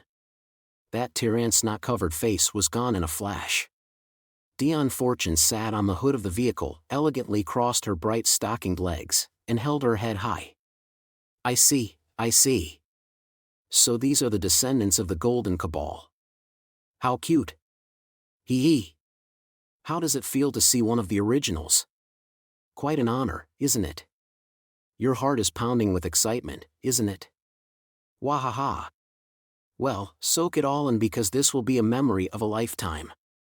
Yes, there's more than tears for me today. This is just another lovely day in the life of Dion Fortune, magician of love and glory. Was this something like an entertainer surrounded by fans on a street corner? Yet when Hamazura glanced over, he saw the blonde girl and lacrosse girl hanging their heads with shadows over their faces. And a closer look showed they were biting their lips. There were even tears in the corners of their eyes. This is a member of the original Golden Cabal? You're telling me this is what I've dedicated so much time to studying? No. I don't want to write it all off as a waste of time. Ah ha ha ha ha ha.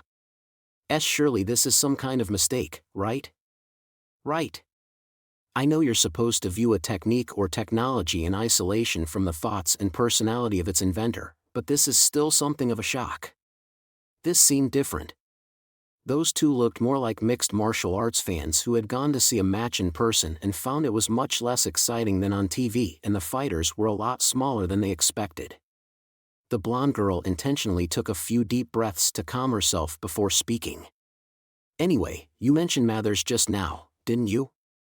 Yeah, but I haven't actually seen the guy, said Hamazura. Most of what I know comes from her. Hey, Fortune.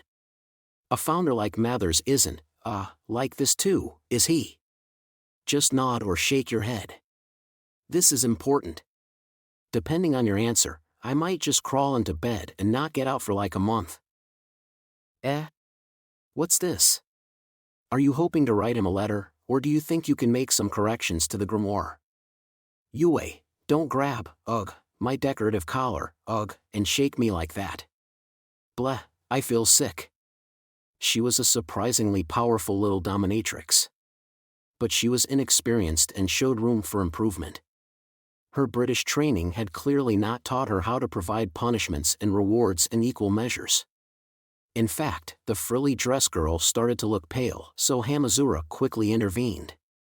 He did not want to see a girl foaming at the mouth. Hey, stop that, little miss no boobs. I can't just watch you do that to Dion Fortune. Shut up, I do too have boobs. And what are you to Dion Fortune anyway? What am I to her?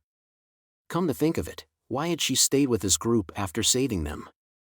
Everyone around him was such an irregularity, including Takatsubo and Anri, that he was actually glad to have someone more on Fortune's level, but he did not want to make her feel like she had to stay. That's actually a good question. Why am I traveling with her? HGH. Yeah, I wouldn't say that if I were you, Cut and the lacrosse girl. She might not understand your words, but your facial expression and the general mood say a lot. Do you want to make class rep Fortune cry, and that size of yours is generally referred to as a margin of error, decimal point girl. BWA haha. If this was enough to make Dion Fortune teary-eyed, she must have opened herself up to Hamazura and Takatsubo more than he thought. Maybe the magic gods had effectively played the bad cop role.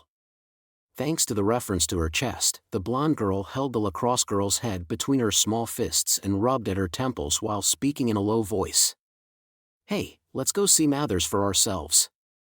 I don't really care about the fate of the world, but my identity as a golden magician is at stake here. Unlike a certain idiot who does everything out of pure self-interest, I'm a legit patriot, so I'd like to put the safety of the UK first and foremost. Do I need to use my heel? Haha. I'm well known for my wide range of defenses, so if I were you, I wouldn't underestimate, I'll use it on your family. I'll turn every last one of your relatives into an M. Wait just a second.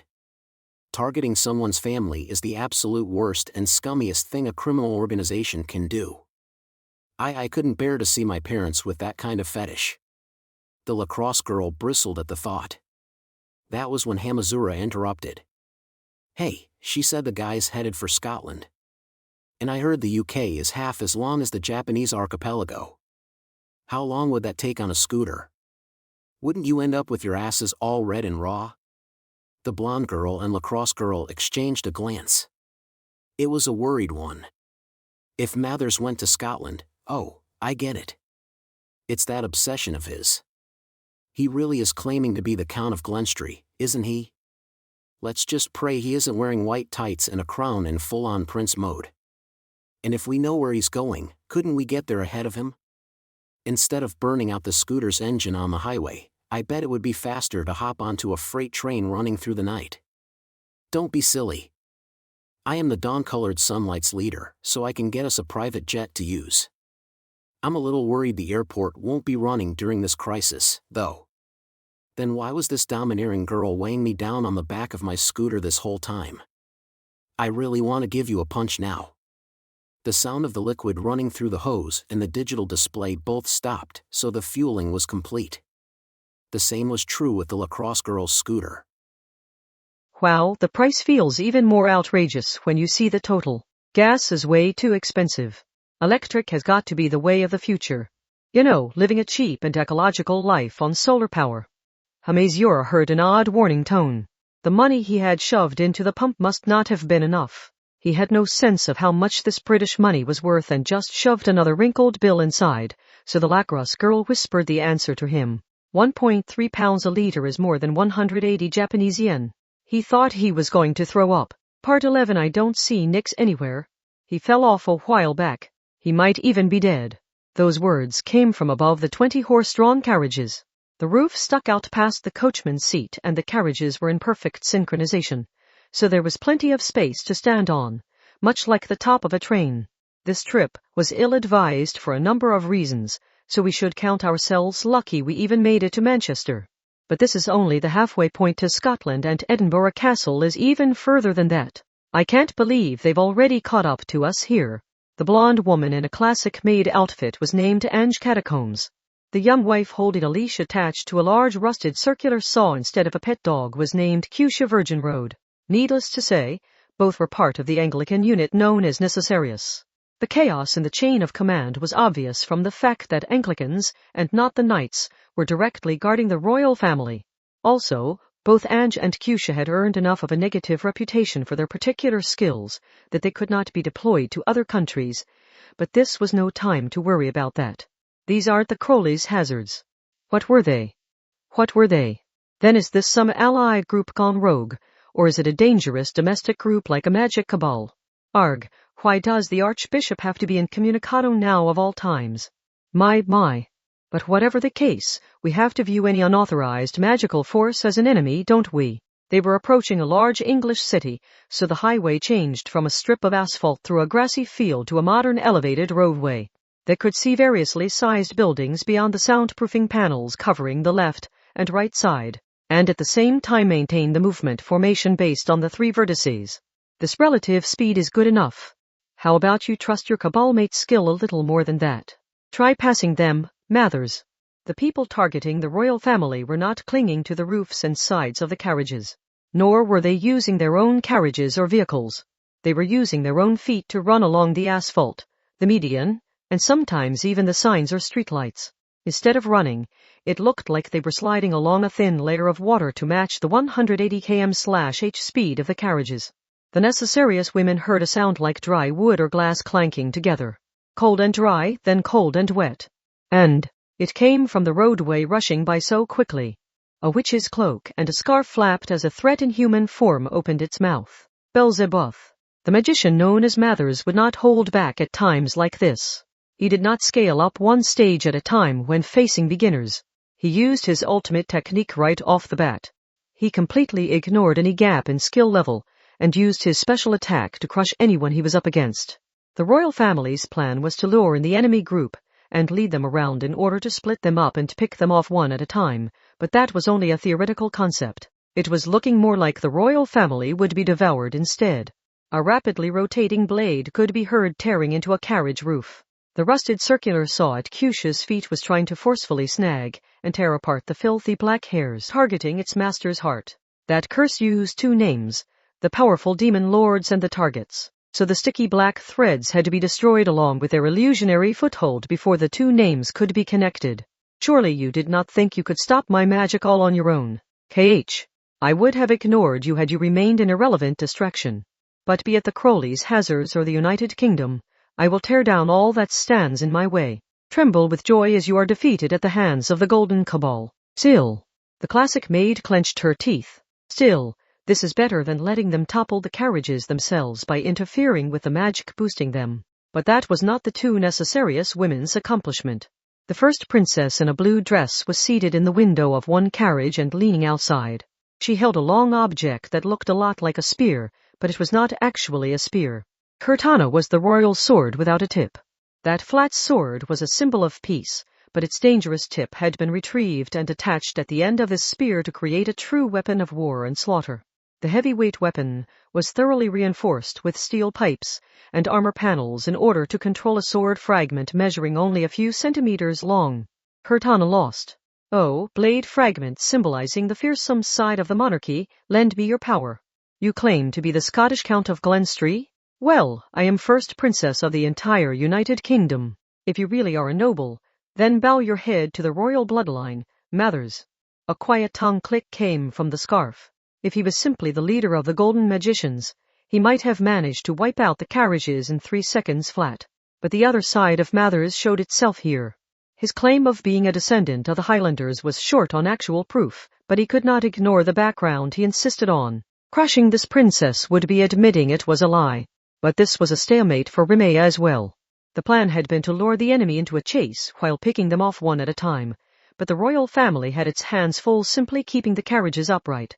At this rate, they would be inviting the enemy, she did not hesitate to think of them that way at this point, into Scotland. Thus, the first princess had to rely on someone else. Do it, Anglicans. Don't disappoint me any further.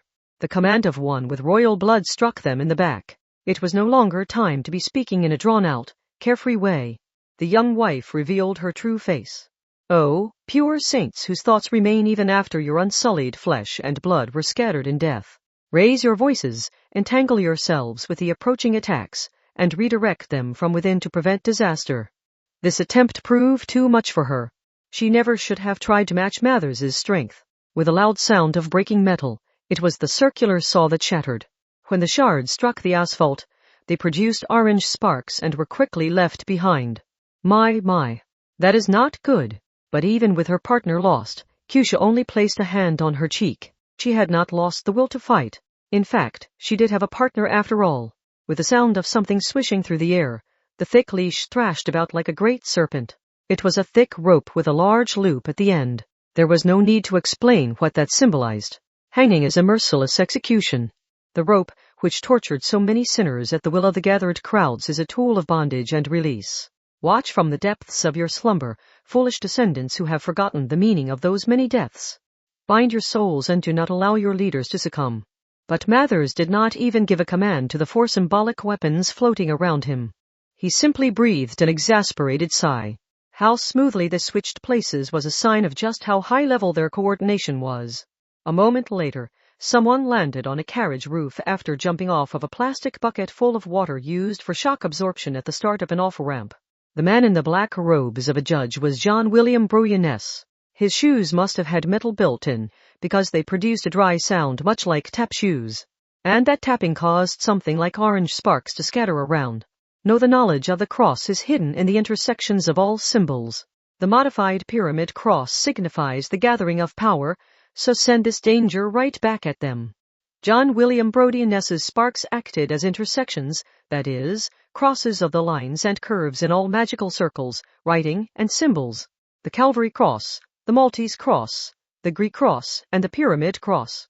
The magical power flowing toward him from the Necessarius woman was taken into the magical circle and sent down different branches of each intersection like a train switching rails. And what did that mean? Eh? The young wife heard a loud roar by her ear. Those crosses used the enemy's magical symbols to John William Brouillonness's advantage. The leash in Kyusha's hand should have been her trusty companion, but it was now attached to a growling four-legged beast crudely constructed from nothing but blood-red cubes. But she did not know this beast. She did not even have time to brace herself. It charged right toward her as she held the leash. It bit into her right side and threw her toward the asphalt, rushing by with such frightening speed. Kaya! Kyusha! The maid with a long skirt jumped toward her companion's scream and reached out her hand. When Ange snapped the fingers of her other hand, various sizes of autonomous suitcases slid toward the road surface as temporary footing for their master. Close, seven-cornered wall. The catacombs will not yet allow you to awaken.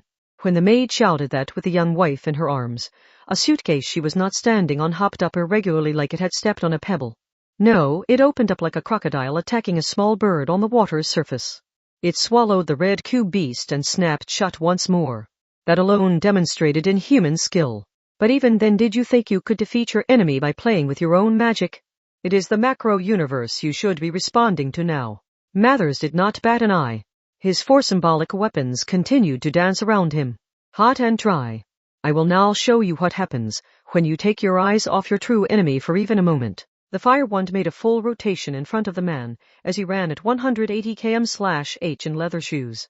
That was enough to create a flaming circle which spewed flames across the entire roadway with the intensity of a flash flood. There were no shouts or screams. He had not given them the time, but there was another reason. The maid and young wife saw that powerful magic blown away before their eyes. Blown away by the right fist of an Asian sitting behind a female knight on a military horse. One of Mathers's eyebrows twitched slightly while he moved at 180 km/h. Hey, Mathers! Kamiju Talma shouted at him in Japanese. What, are you only interested in your target? Well, I can keep you busy in the meantime, you living fossil of a coelacanth.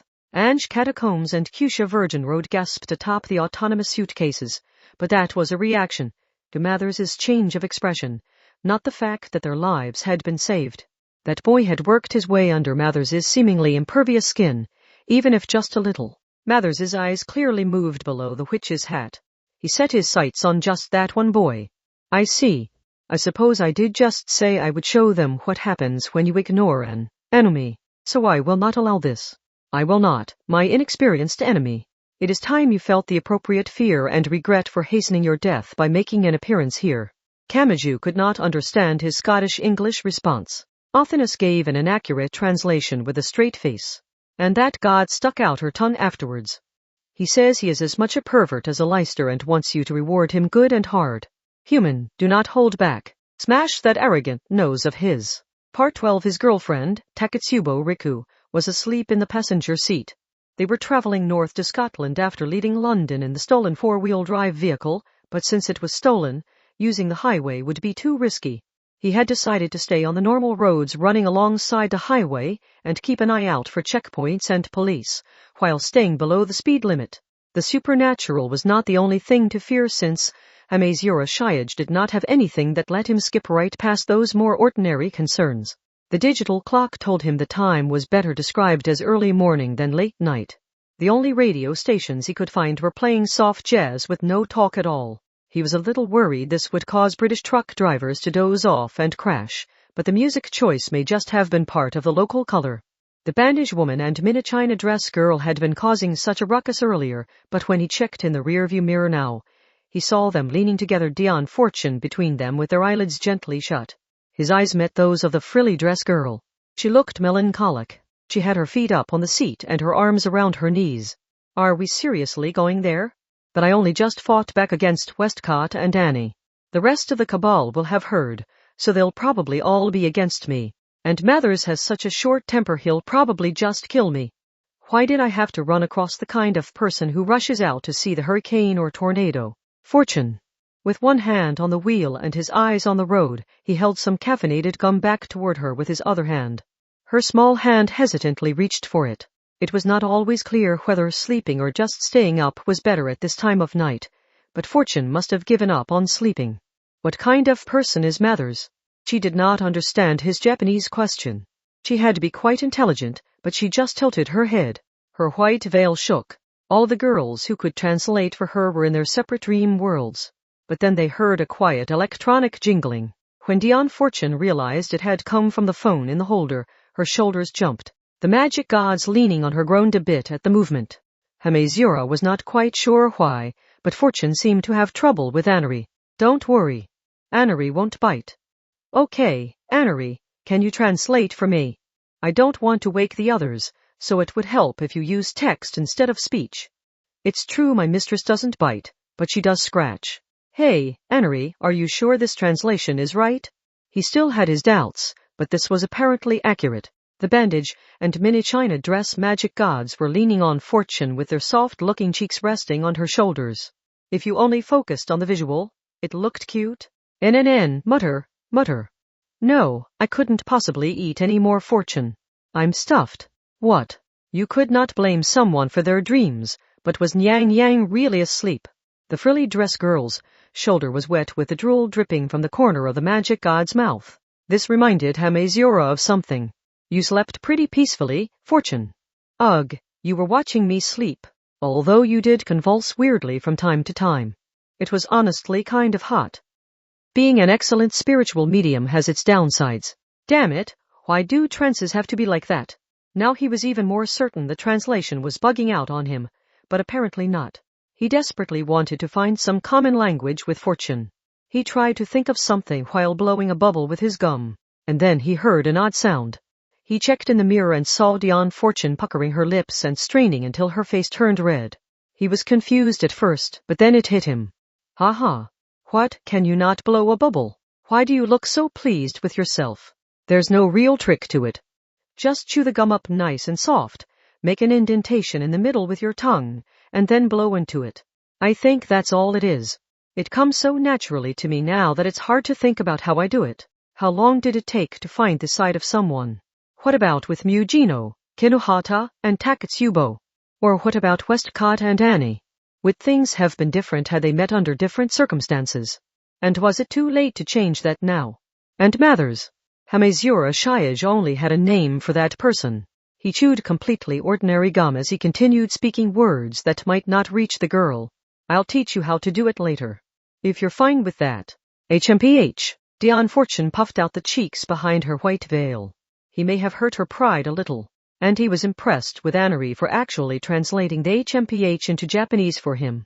How did that AI recognize things that were not really words? Why are you and my mistress such good friends? Personally, I'm not quite sure why you're treating a program like it's female. Or am I just an exception? Aleister and Mathers were so eccentric and narrow-minded, but even they could hold a proper conversation with the Black Cat Witch. The only magician that ever truly angered her was me, the great Dion Fortune. Anari, did you do something to her? Now's your chance to apologize. His phone vibrated as if to shake its head at the accusation. Hamezura thought for a moment. Fortune, do you have a phone? I was ringing a bell to call for help. What do you think? Don't sulk. Why not buy one if you get the chance? They have cheap prepaid ones here, don't they? Not a chance. If you want to friend me, then at least build a temple for me first. You know how to use friend as a verb? Then you're definitely interested in this stuff. Anari, once she gets a phone, stay on there for a while. Why would you want me to be on edge 24/7? What did I ever do to you? That's not the point. There seems to be some kind of misunderstanding between you two, but I bet you can get over it if you're together for a while. HMPH, please? I don't know what your problem with Anari is, but this is a chance for you too. Dion Fortune said nothing for a while, but when he glanced back at her through the mirror, she finally let out a sigh. And she answered even if it cost her some of the currency known as pride. Okay, fine. I promise. Part 13. The transport helicopter arrived in Scotland. There was no heliport, but any flat area of land was enough. The first order of business was to take the palm rod that Karasuma Fran had given her and stab it into the ley line to establish a temporary magical communications network. We should take readings across the whole area. Miss Kanzaki, you do the other side of the lake. Understood. There was no difference between saints and normal people here. The power flowing through the earth was determined by the terrain, so you only had to view the arrangement of mountains, valleys, and such. That said, it only gave you a general idea. The plumbing, gas pipes, and other artificial objects buried in the ground would change things. Some maps and satellite photos were not enough. It was always best to do a local survey. There was no one around, but there was fortunately a church nearby. Orsola set that up as their base, left a few pieces of equipment there, and then stepped back outside with a basic spiritual item that matched her height. It was really just a glass weight on the end of the sort of thin chain used for necklaces. She slowly walked along the field with it. It was one of those things where the weight swaying and rotating would supposedly change in response to water or metal in the ground. Using the divine mixture had been a terrible mistake. But she did want to do something for this country, which had accepted her and let her in. So wasn't there something she could do other than wielding a weapon and fighting? Ursula Aquinas could not find a definitive answer. But everyone was filled with doubt in their life.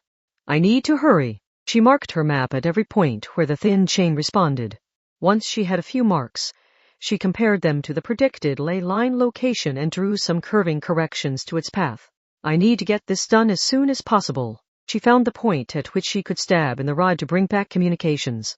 It looked like a completely ordinary field. Ursula lifted the palm rod that the hoodie bikini and rabbiteer and tinny girl had given her. There, she heard a muffled sound. It did not matter if it was only a small thing or if she could wield no direct firepower. Ursula Aquinas was once more doing something for the people living in this country. Part 14. The royal family carriages left the Manchester area. The highway descended from the elevated roadway and returned to being a thick stripe down a grassy field.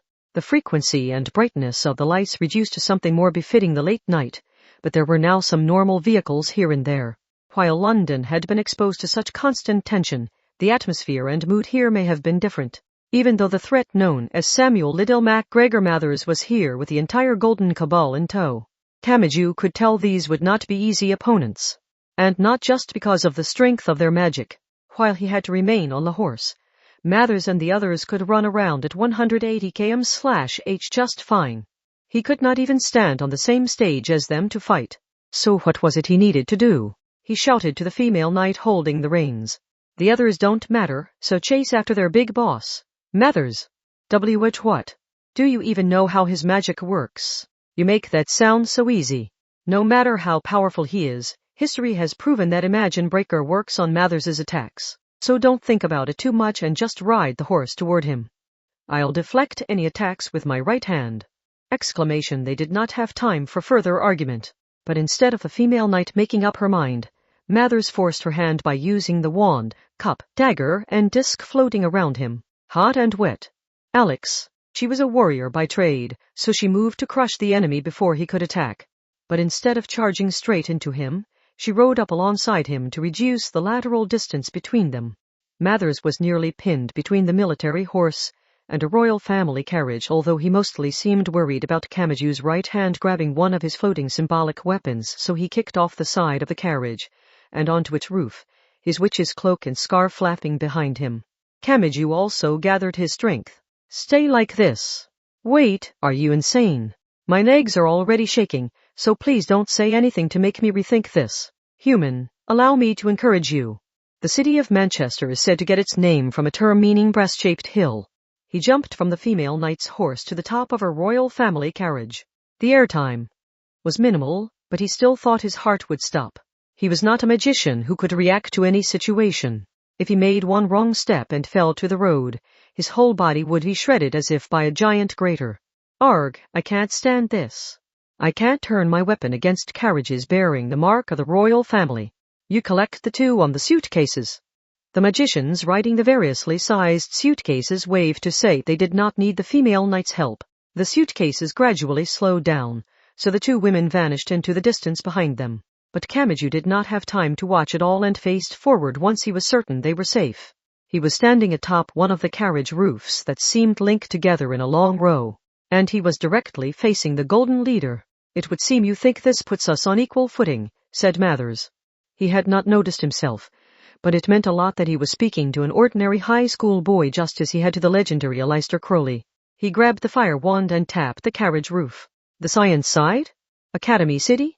I can deal with you by crushing just one carriage, no, just one horse. You will share the fate of the collapsed carriage while I can run along the asphalt just fine. Is that so? Your Imagine Breaker cannot protect you from everything. Try it if you like, but I can destroy the roof below your feet long before you can cover the short distance between us and swing your fist. You will not make it. Is that all you've got, Mathers? Pat out Kamaju. He did not hesitate to respond. I can tell there's nothing to you. Settling the score with Aleister? A battle a century in the making? Don't make me laugh. You can look at the world around you and see how far we've come since the Battle of Blythe Road, and yet that's all you can talk about. It doesn't matter that you're not the real Mathers. Black Cat Witch Mina Mathers was a richer person than you. She could accept the present world and enjoy herself. Mathers may not have understood everything the boy said in Japanese, but the golden leader's eyes narrowed slightly at the names he mentioned, Aleister and Mina. That had to have been a decisive fork in the path forward, but Kamaju could not quite tell how. Mathers's response was short. If you wish to lecture me, wait until you have won. Kamaju had more to say once Othinus whispered a translation from his shoulder. Is that how you see it? Well, I'm not fighting for the #1 spot on the winner's podium. This doesn't have to be a competition between science and magic, and I don't have to compare my strength to yours. But Kamaju pointed his right hand in a different direction altogether. He put his other hand on his hip and finished his thought. I'm not fighting alone. It was unclear if the golden leader really understood his Japanese, but the boy's gestures and expressions must have been enough to get the gist of it. For the first time, Mathers grabbed the brim of his witch's hat and let his attention shift to something other than his target. Arthur Edward Waite, the lady of the masquerade ball, and the other golden magicians likely thought of that silver girl. But there was no one there.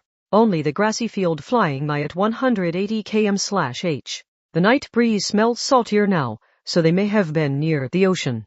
John William Brodian-Ness, who wore a black judge's robe, and Robert William Felkin, who wore a black cloak and pure white suit, crashed into each other while looking to the side. And after they lost their balance and fell, Alex mercilessly trampled them. That magic cabal performed large ceremonies like a stage play, but their coordination had been broken. The female knight seemed as surprised as anyone. Her eyes were wide, and her mouth formed a small triangle after unintentionally crushing two golden magicians. Okay, Felkin is out. Someone else take over as premonstrator. You, the weakling with nothing to do. Yes, you, the one who looked over when I said weakling. No, you can't get out of it by looking away now. Don't let the 7=4 position scare you. We'll only treat you like a temple chief, so just do it. Show a little concern for Brody and S2, Annie. The golden magicians were clearly out of sync as they slid along the road like it was ice. And as they weaved back and forth and traded positions, they finally stabilized themselves once more. Of course, just because something would kill a normal human did not mean it could fully destroy an original grimoire. Still, a couple of them had been successfully removed from the battle for the time being, and Kamaju's real target was Mathers. The man only had to be distracted by his subordinate's screw-up. If the boy could run up to the man, imagine Breaker could reach him. You might not care since you can pull it off so easily, Mathers, but you need to keep in mind just how abnormal a place 180 km/h is. There was an opening. Kamaju was unlikely to get a better one, but Mathers immediately spoke without even turning the boy's way. Hot and dry. Part 15. Meanwhile. After the translucent demon named Kulifa Puzzle 545 passed through the temporary birth canal, created by gathering the surrounding cushioning, packaging, and cardboard boxes, she tilted her head. She was taking a leisurely journey in the back of a semi-truck. The truck appeared to be loaded with electric guitars, amps, large speakers, and other musical equipment.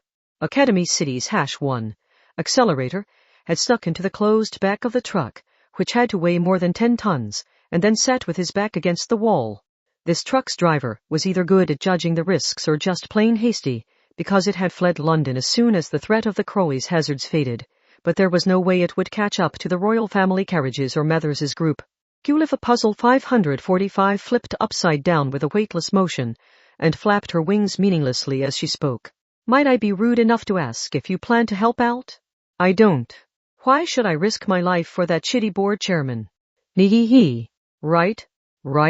That girl, whose short height and large breasts gave her imbalanced proportions, matched her eye level to his while upside down, and she spoke with a voice as sweet as candy and laughed with the grating voice of an ill-natured old woman. Listening to her was like listening to a record when the needle kept skipping. But when she flipped right side up again, her thick tail bent like an S and touched the floor, and she crossed her legs like she was seated in an invisible throne. It almost looked like she was lifting the #1 skinny jaw with her toes. Yet here you are on a truck to Scotland, even if it won't arrive in time. And you're charging your battery using the fuel cells for an outdoor concert. Hee. Should I not have mentioned that? Should I have turned a blind eye? Hee. I've learned my lesson, so please stop. Hee. Not the bottom of my foot. Hee. Please stop. Hee. Ah, if you grab my ankle, I can't get away. Hee. I won't do it again. Hee. She was laughing even more than usual because Accelerator started tickling the bottom of her bare foot with a blank expression. That monster was always learning, so he knew there were ways of humiliating people that did not involve pain or suffering. He kept his hand around her slender ankle, so Kulifa Puzzle 545 futilely flailed around like a balloon in a windstorm. Eventually, Accelerator gave an annoyed sigh while still seated with his back against the wall. The battle has transformed into a highway car chase, so we have to stop Mathers before they reach Scotland. But so what? There are plenty of people on our side, so not all of us need to chase after the immediate target. The royal family. Will protecting them really bring this to an end? Without any loose ends? Nyaha. Me. I can't breathe. My diaphragm is breaking. Ho. And this positioning he lets you look right up my skirt, doesn't it? Eek. Okay, I'll take this seriously. I'm a demon, but I'll go to bed at 9. Get up at 6. Eat 3 meals a day. Cut back on fat, salt, and carbs. Always exercise after meals, and crash into you with a piece of toast in my mouth every morning. I promise I will, so please not between the toes. That's getting a little kinky. Ha he, beauty, na ha. He, tremble, blah. There seemed to be some pig-like noises mixed in with her laughter, and her body started budding out and shifting toward nausea at the end, but the #1 showed no mercy. The others can deal with a real-time chase. I'll use this time to stay in hiding, save my strength, and charge my battery. This is all a waste of time if they win the battle but are too tired to do anything afterwards, so we can't look at this as the end. It's more like the traffic cone at the turn-back point. The others can deal with a real-time chase. I'll use this time to stay in hiding, save my strength, and charge my battery. This is all a waste of time if they win the battle but are too tired to do anything afterwards, so we can't look at this as the end. It's more like the traffic cone at the turn-back point. There, see? I was listening to the whole thing. TCH. Eh? Wait, you're really going to stop? That's honestly a little disappointing. What do I do now? My body wants more. The #1 was starting to catch on. Culifa Puzzle 545 tentacle-like tail was swishing back and forth unhappily and her lips were pouting. That demon was more than willing to sacrifice herself if it would make a mockery of the world and create an inappropriate mood.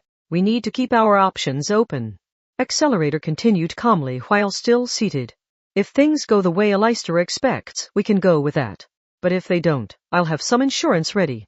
I'll use what they call a time-delayed attack, so being a little late is actually perfect. Nehehe. Yeah, it's Aleister at the center of it all, so it would be best to assume following her instructions won't turn out well for you. I mean, imagine if there was a charismatic leader insisting they have a vision of the future in 1,000 years' time, so you should join their evil organization to fight for heaven on earth. But it turns out their wrists are actually covered in scars, they're suicidal, and they actually want to hasten the apocalypse. Would you really leap at the chance to follow their grand vision? He nearly agreed, but then the translucent demon stopped moving. She seemed to have realized something. What is it? Well, your plan sounds just fantastic, but doesn't that mean we're going to have a lifetime on our hands in the more immediate future? Culifa Puzzle 545.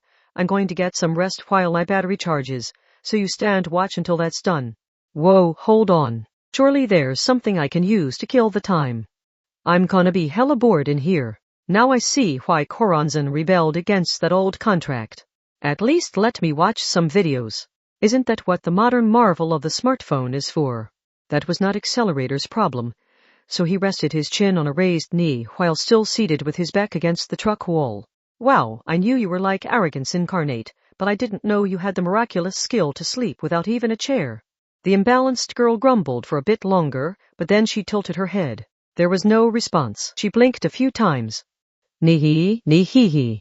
Wait, did you really fall asleep like this? I mean, what if someone attacked? The first hit would kill you before you could wake up and hit the switch on your choker. And what makes you so sure I'm not gonna betray you? She tried swishing her thick tail right in front of him, but he still did not react in any way. Now she started to feel worried. Hey, you can quit pretending to sleep now. She had to accept it. The #1 really was unconscious. He was focusing on recovering before the upcoming battle. He may have simply chosen the lesser of two evils between the options available to him, but he really had done it instead of just saying he would. He had left Culifa Puzzle 545 in charge here. She plopped down next to him, but her contractor still did not wake up. That imbalanced girl held her knees between her arms, pouted her lips, and finally rested her small head on the #1 shoulder. And she said just one thing. HMPH. She decided against simply going to sleep. Part 16 flames roared across the seemingly connected roofs of the carriages. Mathers did not hold back, even when his opponent was an amateur kid who could not hope to call himself a magician. That thick mass of light and heat formed a thick and solid wall as it pushed toward Kamachi Talma. Oh, everyone already knew what his trump card was. His right fist, Imagine Breaker, was his only real option. Seeing him break right through the Golden Leader's magic was enough for Annie Horniman to gasp. He took another step forward. He had to get within punching range of Mathers. However, just as he broke through and blew away the wall of fire, he heard a series of dry sounds. You may have broken the hot and dry, but the hot and cold and wet are joined with it. There are no pure elements at the surface of the four worlds, but the isolated cold and dry will use its great influence to disturb the world's harmony. Earth-born of fire, use your great fusion to reinforce your meaning and strike the destroyer of the elements. There were 4 elements. In the larger-scale ceremonial magic used by the Golden Cabal, you could not exclude any of those 4 even if you only wished to use the one. In a technical sense, there were no pure elements in this world. For example, fire always contained some trace amounts of water, wind, and earth. Trying to remove that margin of error would be the same as forcibly removing electrons or protons from stable atoms or molecules. Westcott, Lady of the Masquerade Ball, and the rest. Look after yourselves. Do not get caught in this and die. So destroying the magic was not the end of it. Mathers had set his magic up under the assumption it would be destroyed. The great destructive power that followed was an unstable element. A horrifying white beam of light blasted forward from Mathers's hand. A hit from this would be fatal. And Kamachi had already swung his right fist with all his might. He could not dodge this attack. He only survived because the carriage he stood on shook hard to the side. The white beam passed right by his head and left a tingling pain on his nearly scorched cheek. This was no coincidence. The coachman holding the reins had moved the carriage at just the right time. But that action gathered Mathers's sadistic attention. He tapped the heel of his leather shoe on the roof and spoke. I see. Kamachi had to take a gamble. Slam on the brakes. When the boy shouted, Mathers grew cautious of something. Yet nothing happened. Of course it did not. None of those British people were going to understand something yelled in Japanese. And when someone shifted their body weight in anticipation of a coming shock, they would only throw themselves off balance if nothing actually happened. This plan would not have worked had the coachman understood Japanese. But Kamachi's gamble had paid off. It was only for a moment, but Mathers's center of gravity shifted slightly out of place. This method used his own body weight against him, like a form of aikido. His witch's cloak and scarf fluttered from the movement. Kamachi could not waste the time he had bought himself, so he rushed sharply toward the man. He had to land a punch before the person who had saved his life was killed. An odd sound reached his eardrums. It was very different from the previously smooth sounds of the runners. Yes, Mathers was not the only one here. Israel Rigardi and Netta Fornario, Annie Horniman and William Wynne Westcott, the Lady of the Masquerade Ball and Frederick Gardner. The golden magicians running alongside the carriages were finally taking aim at Kamachi Talma. No. Mathers spoke coldly from below his witch's hat. Attack the both of us. Knock over the carriage and he will die. How insane are you, Mathers? The magicians took action on the right side of the carriages. Their magic was demonstrated through group movement, much like a stage play. They used chess pieces modeled after Egyptian deities, a silver cross discolored pitch black, white and black clubs, a scroll of old parchment, a cloak that flapped on its own, and illusionary fire that flickered like heat haze. So many magical symbols filled with light, as each and every one of them prepared to blow away the entire row of carriages. But just then, not so fast, traitors. The female knight roared from horseback, while moving at the same speed. The golden magicians were not the only ones here. That woman drew the steel sword at her hip, and respond to my vibration, General Use Series 25. St. Tatlodge. Shatter this threat as the light of judgment. With the low buzz of a neon light powering on, the sword's outlines transformed with the grip unchanged. It became a giant spear made of bluish-white phosphorescence. Its use could not have been more obvious.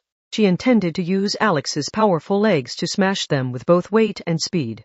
Mathers did not even bother looking in her direction. The only one of the golden magicians to react was Frederick Lee Gardner, who wore the thick, long-sleeved shirt and comfortable pants of old-fashioned tennis apparel. He was probably more interested in protecting the Lady of the Masquerade Ball than Mathers. He clearly altered the formation as he swung around a lamp. The illusionary fire surrounding it grew and changed shape. It formed a giant symbol made up of a crescent moon, a circle, and a cross. Kamachi had no idea what it meant, but the female knight shouted as she made her charge. The cup of Stellists. No, not quite. Thou art the entire tree except Keter. Thou art the pillar of Mercury. Aim for the head and eliminate all wicked thoughts. Offer victory unto my lady.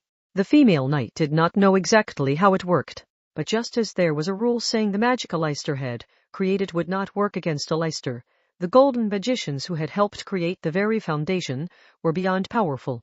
Just as the symbol shattered and a light flashed, her eyes dilated unnaturally. At the same time, her giant blue spear shattered and disappeared into nothingness. What would happen if you charged a ferocious beast after losing your weapon? The female knight did not need to be told that. I never thought I could stand up to you. No matter what fancy words I used to describe myself, my skill was not enough to keep up with even the divine mixtures. Yes, she had yet to lose the will to fight. But when the United Kingdom and the royal family are in danger, did you really think a knight would back down just because her blade cannot reach the enemy? Beyond the shattering light and past that lost illusion, she held something in her hand. It was a perfectly ordinary briefcase-sized crossbow made of synthetic fibers and reinforced rubber. It contained no magical symbols whatsoever. She fired it with a sound very different from a gun using gunpowder. If anything, it was more like a dakin radish being forcefully sliced through with an ice pick. Of course, this would not be enough to defeat a golden magician, but it was enough for him to tense up slightly. The complete lack of magic power in the weapon may have made him suspect it had magical properties that were concealed in some way. They were already close together, so the female knight used his moment of tension to kick the belly of her horse and pass by the man. And she embraced the horse's thick neck to whisper in its ear, "Alex." The next noise sounded even more brutal than a shotgun blast. At first, Kamachi Toaru had no idea what had happened. That military horse with powerful muscles covering every part of its body had used its hind legs to kick Frederick Lee Gardner. Annie, alter the formation. Gardner is out, so you take over as leasts. Wait, Westcott. I'm already holding Jachin and bows.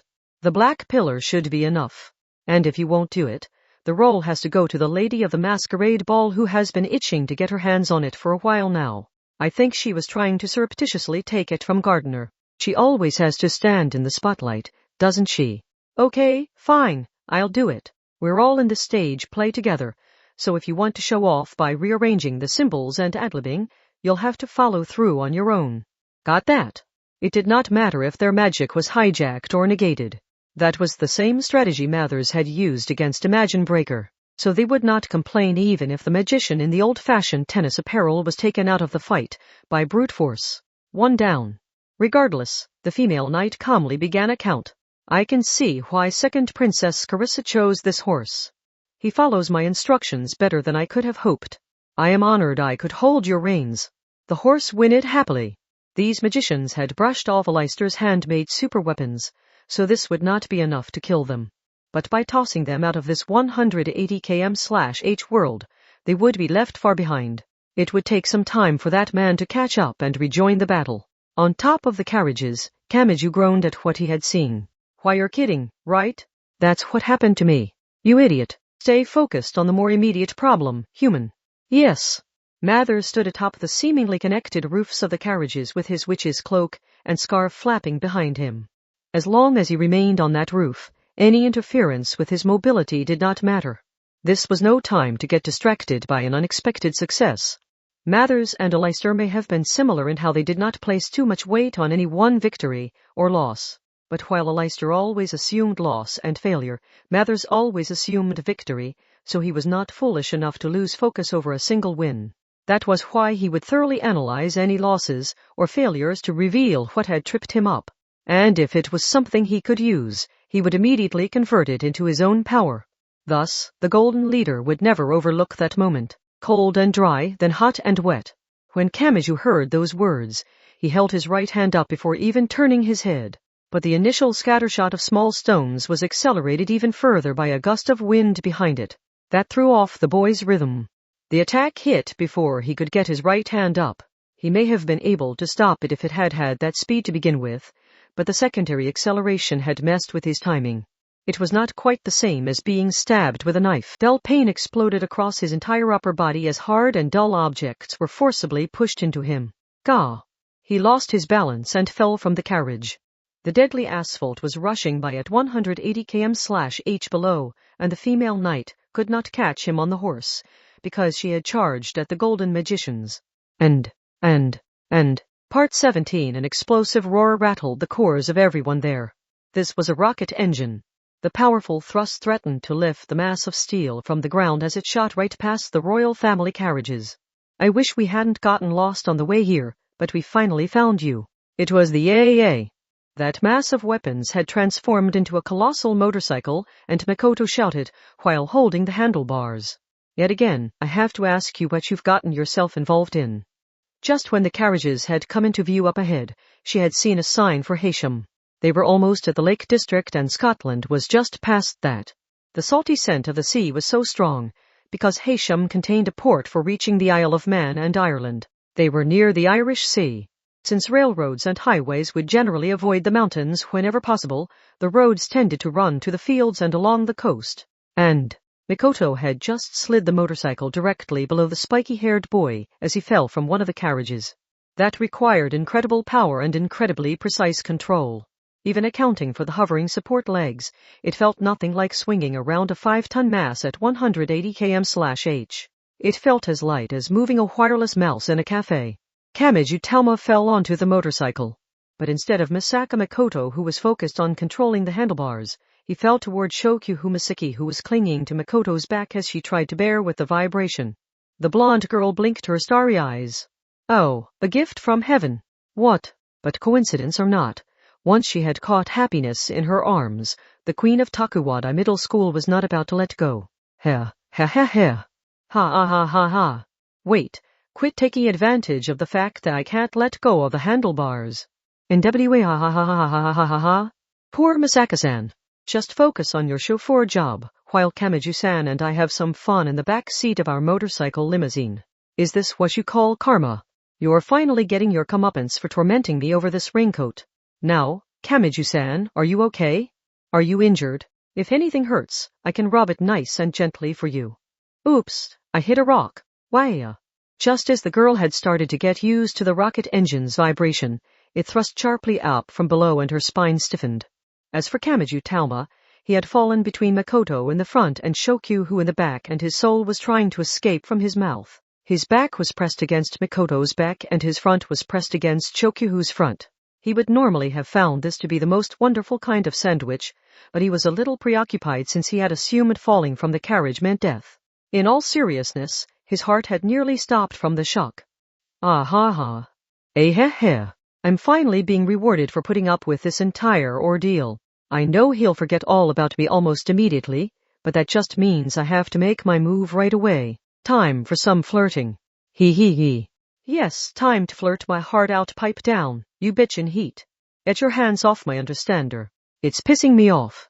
There was a dull sound of impact followed by a shriek from Shokyu Misaki. When she held a hand to her nose and looked up, she saw a 15-centimeter girl standing proudly on the boy's shoulder. Eh? What's with this doll? Was she made with Academy City Tech? You should call me a god. They made a small doll of me like this, but this one's programming certainly is. Interesting. Has he awoken to the enjoyment ability of being talked down to? Oh, dear. My. If that's true, then what reason do I have to hold back? And finally, Kamachi Talma recovered from what had felt like a blow to the heart. Where am I? What's happening? Why is there a sweet-smelling carnivorous girl licking her lips in front of me? Shokyu, what in the world are you doing behind me? How impure are you?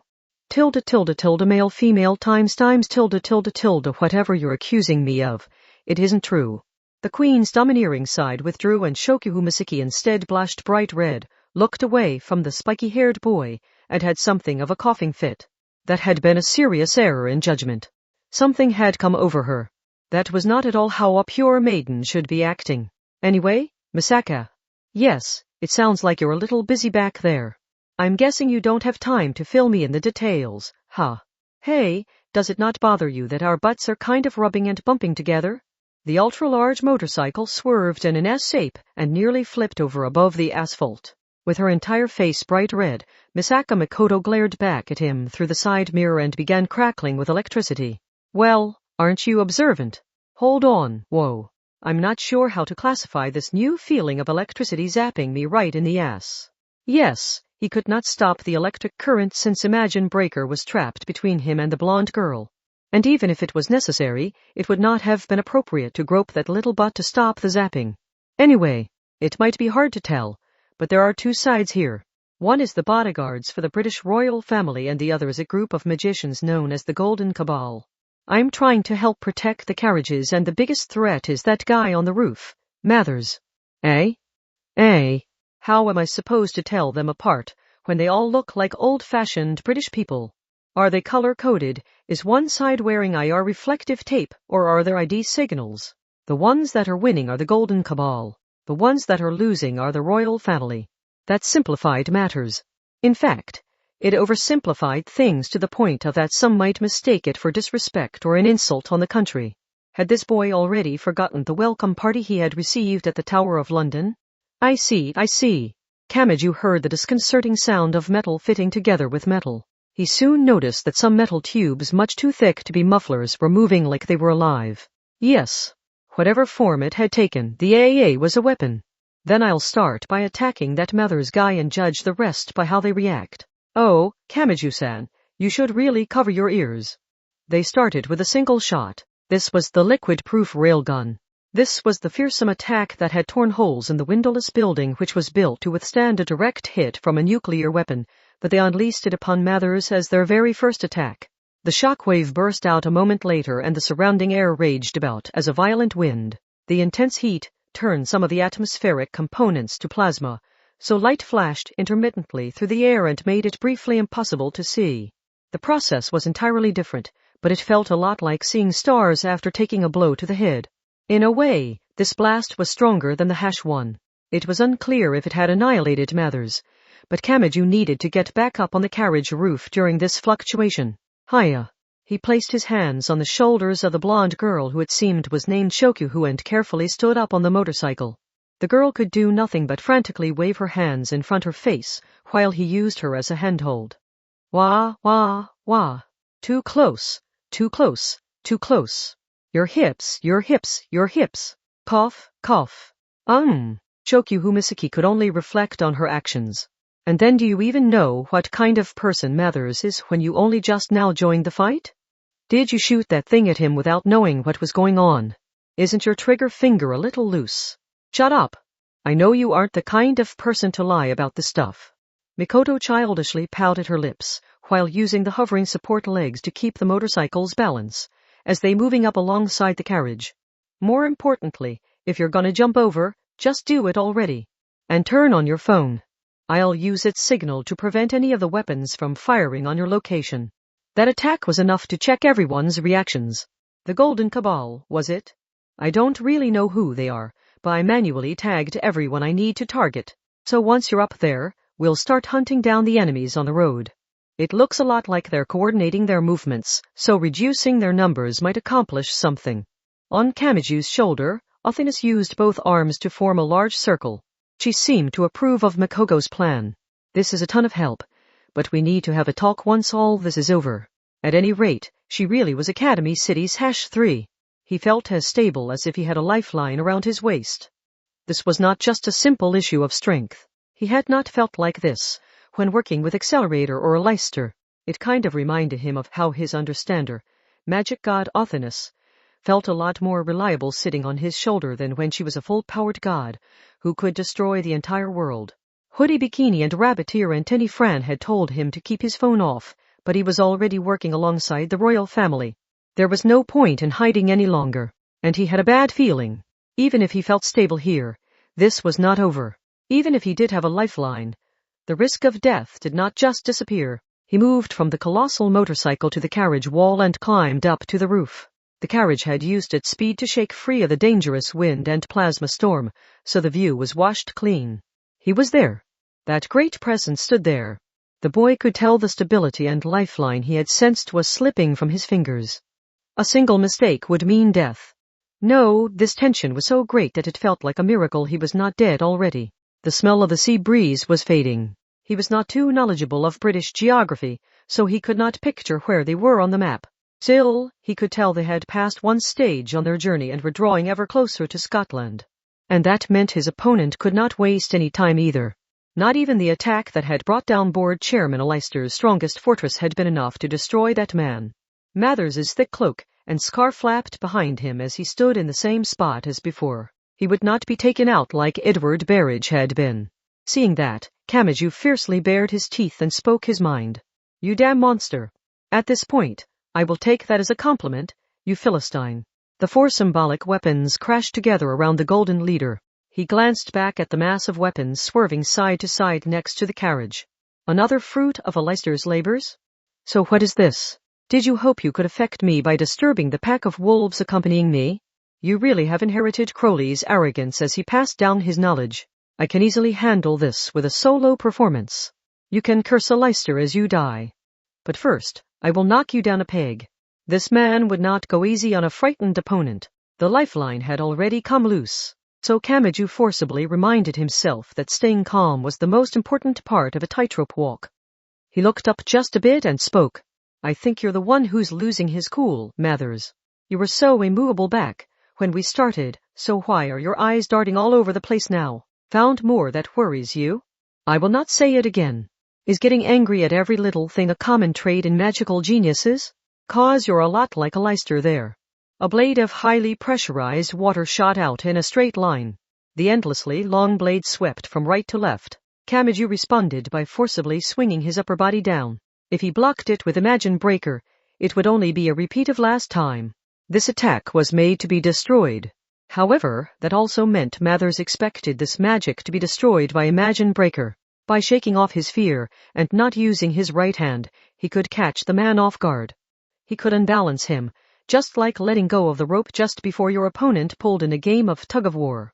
Kamachi understood the logic of it, but not using the card he had play was even worse for his heart than he imagined. When he heard something pass by overhead, he seriously felt like his heart had shrunk. Tears welled up in his eyes. The worst attack in this case was not one aimed for his head or heart. It was one aimed for his navel. That was his center of gravity. It was simplest to think of it in relation to each of the body's joints, but unlike the face or legs, that area was the hardest to move around and thus the easiest to hit. If he jumped, the attack would hit his legs. If he ducked, it would hit his face.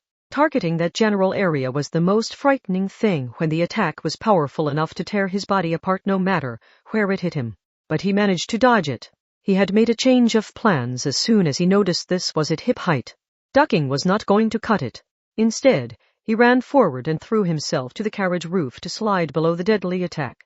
Once the blast of water had passed him by, he got up by pressing both hands and his right foot against the roof. He took a crouch start and then started running. He had gambled his life on that choice. But Mathers did not seem particularly bothered that Kamachi had not used Imagine Breaker. The symbolic weapons crashed together with more dry sounds, and the man spoke in a steady, low voice. Hot and dry. Kamachi was right in front of him now, so he clenched his right fist tight. Using that could lead to that beam of light from before, but this was close range. Mathers's attacks were generally projectiles. He would avoid carelessly using any spells that might hit him as well. Because he was the strongest, he could not take his own magic lightly. And Mathers pushed up his witch's hat and raised his head, but he was not focused on Kamachi Talma right in front of him. His eyes were focused on the distant night sky. There you are, Aleister. Part 18. So, if Aleister Crowley had been the first to realize what was happening and had flown off with her micro-rocket engines ahead of Kamachi and Accelerator, what had she been doing all this time?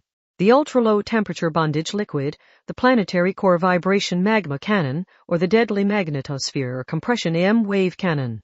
No, my 100 years of work is not enough to deliver a finishing blow against Mathers. Everything always backfired for her. Even when she was certain her preparations were flawless, she would find herself in a strange dead end. So I need to build up my foundation from an even deeper place. Which means I need to overcome my own issues. She had found the answer. A voice spoke at an altitude of 1,000 meters where no one could interfere. This time, it would take some time to prepare. Every man and every woman is a star. The secrets erased from the later grimoires are passed down by word of mouth, so their influence can still be felt in this world. Watch Babylon, Holy Mother of Wisdom who rides Master Thurian. The golden cup in her hand shall be full of the blood sacrifice. Isis and Kali. The light of the female deities is red. I shall break down the door sealed by the foolish old ways and release the laws of the Father in heaven and Mother Earth that should have taken root in this planet since the beginning. There is no absolute good or evil in this world. All is relative, and nothing is unneeded. The forces of creation are greater than those of destruction. Thus, nothing can be stopped by sending power against power. Scarlet impact.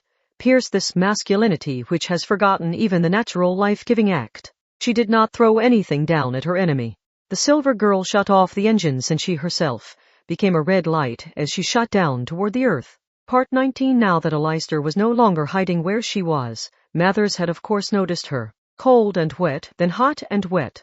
He started with a wall of water and powerful wind. Once again, he was diverting the incoming attack. Kamachi's fist destroyed the magic, but the resistance threw off his aim. Kamachi and Mathers switched places like they were moving through the opposite sides of an invisible revolving door. And the four symbolic weapons continued their dance in that short time. Cold and wet, then cold and dry. A great quantity of dried peas scattered at Mathers's feet before growing discolored and sending out black threads to connect together. Babylon, also known as the Whore of Babylon, was an important symbol, but she was still one who stood opposite of the angels.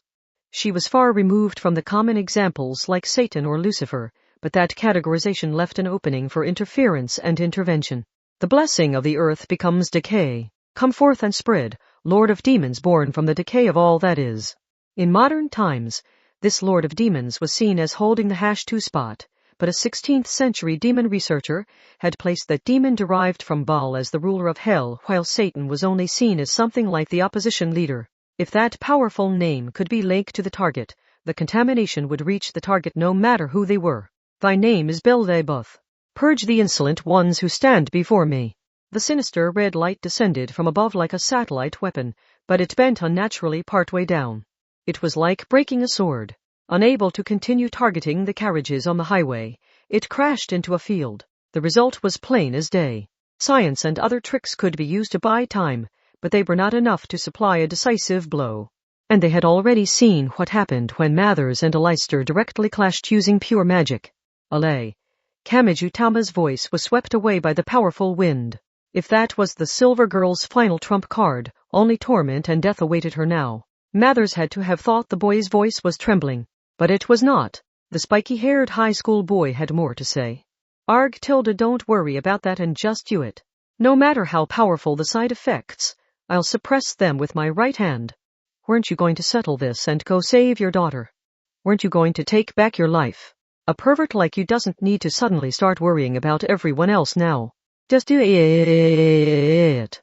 Mathers's eyes widened somewhat behind his witch's hat. Something seemed off, but it was not something in the sky.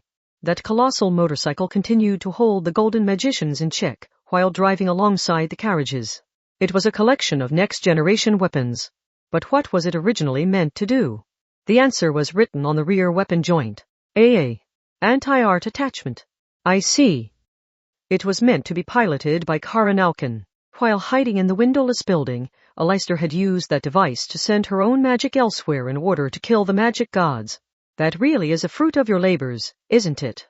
Intercepting the attack from the sky had created a slight opening. Mathers could do nothing in that time, but he still had a savage smile on his lips. The colossal motorcycle fired an identical red light from one of its cannons, and it tore into Mathers's side. Part 20. Of course, Aleister Crowley had not expected the AAA to be there. Misaka Makoto and Shokyu Humasiki's actions were outside her control. But what was it she had done with her patched-together plan? No matter how badly she failed and no matter how much she tasted the bitter flavor of defeat, that human had made adjustment after adjustment to follow that complex network of detours back to the original path. If it was there, why wouldn't she use it? Aleister Crowley made use of that foundational idea she had used to sidestep all kinds of morals and approach the truth. But she was in no position to gloat. She had still been shot down by Mathers and crashed in a field. She could not ignore that damage. She had so many injuries that she could not distinguish one pain from another. Her entire body just felt generally overheated. And it was not over yet. That was obvious from the angle of that second shot she had forced out of the IA. It had hit Mathers from the side, so he would have been blasted far into the distance. In other words, toward Aleister's location. That would not be a problem if the attack had killed him, which required filling the space around him with such immense energy that it disturbed and cut off the supply of magical power from the ley lines, causing him to crumble like Edward Berridge had, but she doubted the Golden Leader would have allowed that to happen so easily. He was here, and if he could move under his own power, he would work to settle things with Aleister Crowley. Aleister vs. Mathers. A clash between the two of them had been unavoidable from the start. Where am I? It was a perfectly normal field. For some reason, a palm rod was stabbed into the ground at one corner of it. That appeared to be a point on the ley line. Swine in Scotland, muttered Aleister when she saw the sign in this field off the highway. They had long since passed the Lake District. This will change nothing, Mathers. Nothing you do here will prevent them from revealing your secret. She should only have been speaking to herself. There should not have been anyone else here. Don't be so sure. I only need to kill you and continue pursuit. The Scottish border was not the finish line. I can chase them down and end this before they reach Edinburgh Castle. A deep voice seemed to whisper in her ear, and she doubted it was a hallucination born of nostalgia. Coranzan controls me? That only applies to the tarot. Different grimoire formats and codes can convey the same information. As a translator, I should know. An astral projection. No, is this a more primitive echo? He hopes to locate me when I carelessly react. Kamachi Talma, Accelerator, and the Golden Magicians such as Arthur Edward Waite and Israel Rigardi. A great many people were headed to Edinburgh Castle in the centre of Scotland, while most of them fought over the royal family carriages. The entire United Kingdom had been destabilized, but if the anonymization field erasing the true Mathers's remains from the world was broken by the royal family's arrival at that castle, everything else would fall into place. Whether Leicester or Mathers won here, someone else would build the relay device to command Great Demon Coronzon to stop.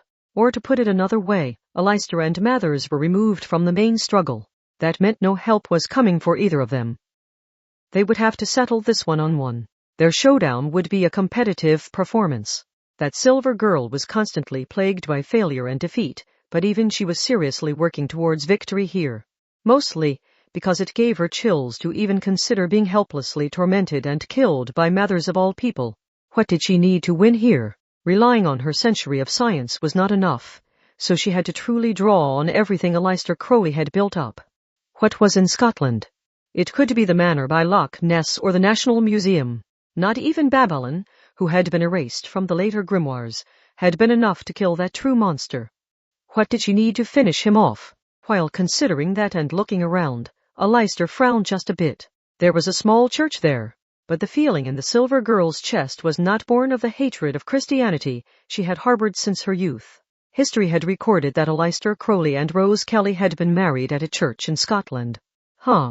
Aleister tried to stand up by clinging to the sign pole, but she lost her balance and slid back down onto her butt. I can't believe it. I come all this way and this is what I find in front of me.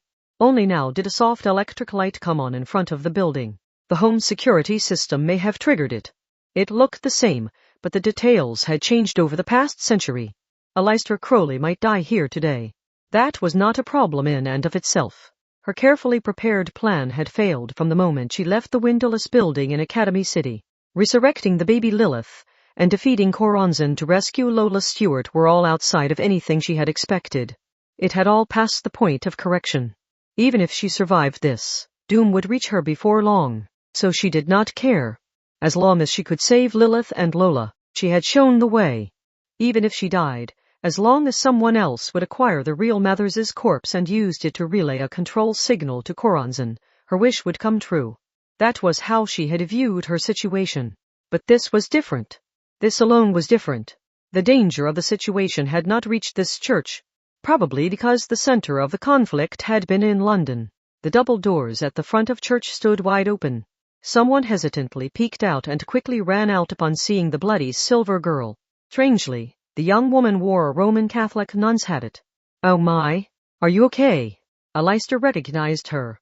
The artificial demon had manipulated this woman into reaching for a strange weapon. She had no connection to Aleister Crowley or Rose Kelly. Everyone who had been present for that wedding would be in their graves.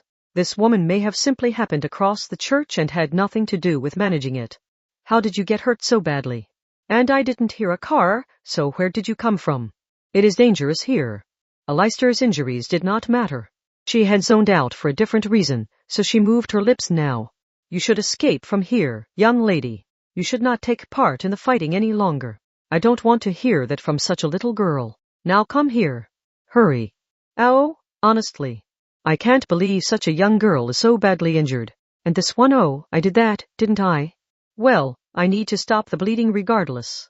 The nun practically forced Aleister to lean on her shoulder. Rose had become an alcoholic after being blamed for their baby's death. But Aleister remembered how she had been a lot like this back when she had been kind. I have spat on all this. Barely able to breathe, Aleister had to put this in a way anyone could understand. I cannot enter the house of God. I long since lost that right. Surely you know my name. You should let go of me and disinfect your entire body. No one can really and truly say what you have done, but there is no such thing as a last chance. Everyone strays, as they try to live their life correctly. And even if you have given up on yourself, God has not given up on you. So hurry. If you feel any pain at all in your heart, then now is the time. So hurry inside. She practically dragged the silver girl inside. Aleister could not stop herself from entering the chapel, but there was one thing she had to do first. Why are you turning off the light? It is for your sake. This nun was not aware of the imminent danger. She had Leicester sit down in a pew and practically embrace the silver girl as she began treating her wounds by moonlight with the first aid kit she brought out. This will sting. Is this supposed to be a pieta, young lady? You seem a little young to be the Virgin Mary. I see. It is your mouth that gets you into trouble, isn't it? And I imagine it all comes from your own lack of confidence. What? You could call it unrecognized talent if you like. Most likely you have considerable skill, but the people around you do not recognize it. The words kept coming with the speed of someone who had long listened to people's worries and given them advice in the confessional. This nun must have never hesitated to walk the exact opposite path of Aleister Crowley. Stumbling once would not be enough to break her. So do you want to level the playing field to bring everything back to where it belongs? You cannot relax until you have compared every part of yourself to others and find yourself superior. That is where the insults and sarcasm come from. The deadly sin of pride also encompasses vanity. You struggle to be someone important, and that is why you try to look the part. But if you want confidence in yourself, it would be faster if you work to comprehend yourself and work to convey that to others. Simply put, I recommend putting in the effort to love others. I already did that.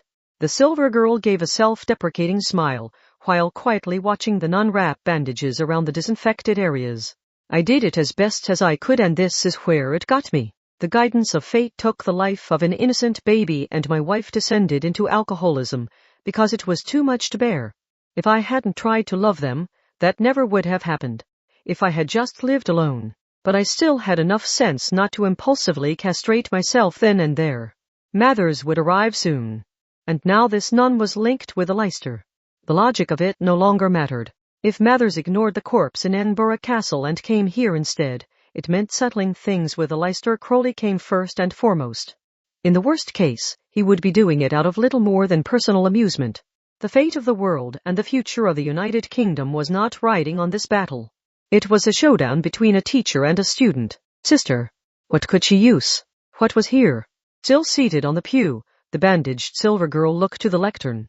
During the wedding, she had been one of the stars walking down the center aisle, but the place looked different when seated here. One look at the back wall was enough to know who the real star was here. There was a large cross there. This is that church, isn't it? Which church do you mean? The size or opulence of the house of God does not matter. The nun looked puzzled, so Aleister decided there was no point in asking further questions. She seemed to have researched Crowley to an extent, but she must have only been borrowing this place.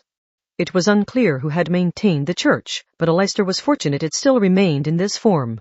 If the building had been preserved and thoroughly cleaned on a daily basis, a certain item would still be there. Aleister Crowley probably knew this church better than anyone. She even remembered the location of the lost change in the gap between the wall and the pipe organ.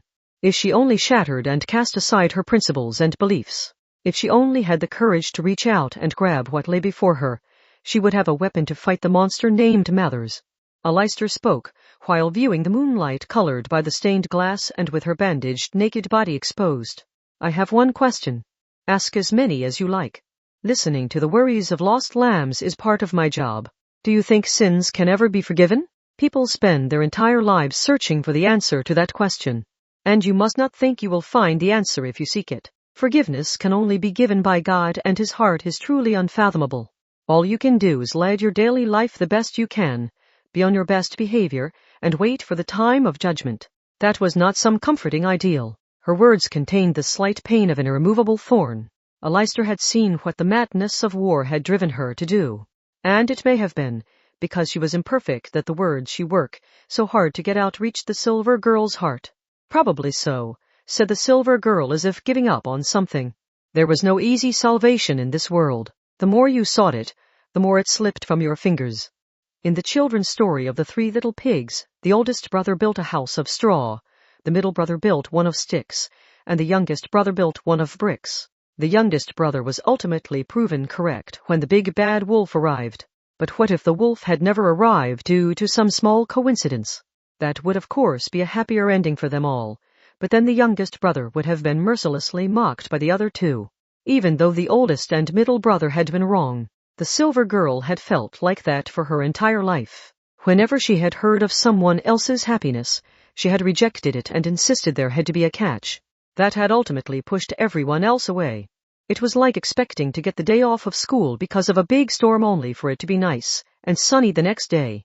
You would feel so very guilty for being disappointed that a major disaster had not occurred.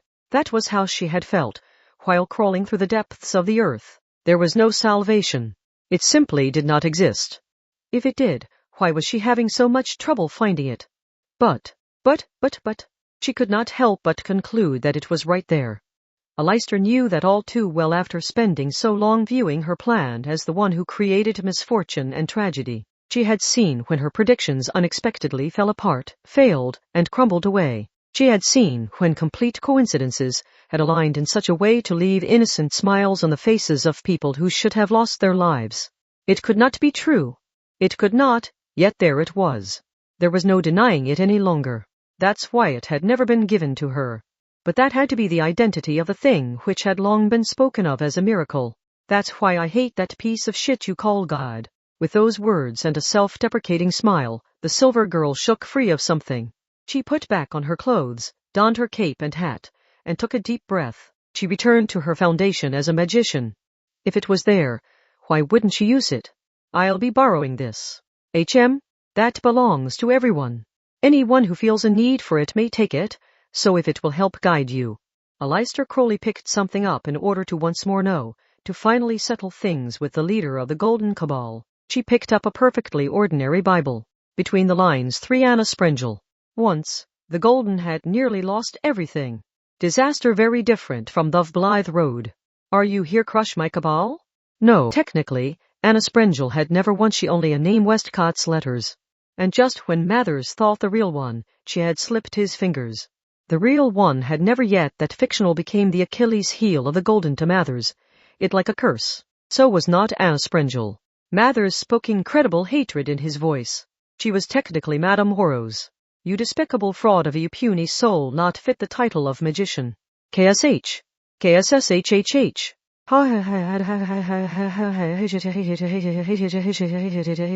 History had proven that both Belzebuth and Typhon Set were powerless against that exceptionally greedy woman. That unbearable rage may have been very different from the anger he had directed at William Wynne Westcott or Aleister Crowley. Chapter 4 I'm No Messiah. Battle of Scotland. Part 1 Something flapped in the wind. It was a thick and tattered cloak. A few thick paper cards flowed out like embers or flower petals. Westcott, the lady of the masquerade ball, muttered a voice. His voice vanished into the empty air and no one responded. Wait, Falcon, Brody and Ness. Yet Samuel Liddell MacGregor Mathers was not defeated. In fact, he felt fulfilled by the lack of response. No unnecessary fighters would get in his way. The others could concentrate on the carriages or whatever else. The Golden Cabal used group magic ceremonies resembling stage plays, but that could weigh him down at times. From here on, it would be one-on-one. It would be one solo performance against another. Nothing else was possible. He was confident his enemy was alone as well. The Golden Leader understood the meaning of this church too small to be listed on any map. A silver girl threw open the double doors and stepped out. It was Aleister Crowley. She was probably the only magician, from the Golden Cabal's founding period, who had overcome the past century under her own power instead of relying on tarot cards. A surprise attack was not necessary at this point, nor did they need to raise a loud war cry or use gigantic superweapons. The silver girl appeared to have received some first aid, but Mathers was as familiar with military matters as magic, and he could tell there was something off about how she carried her weight and positioned the trunk of her body. She was clearly covering for the pain of her wounds.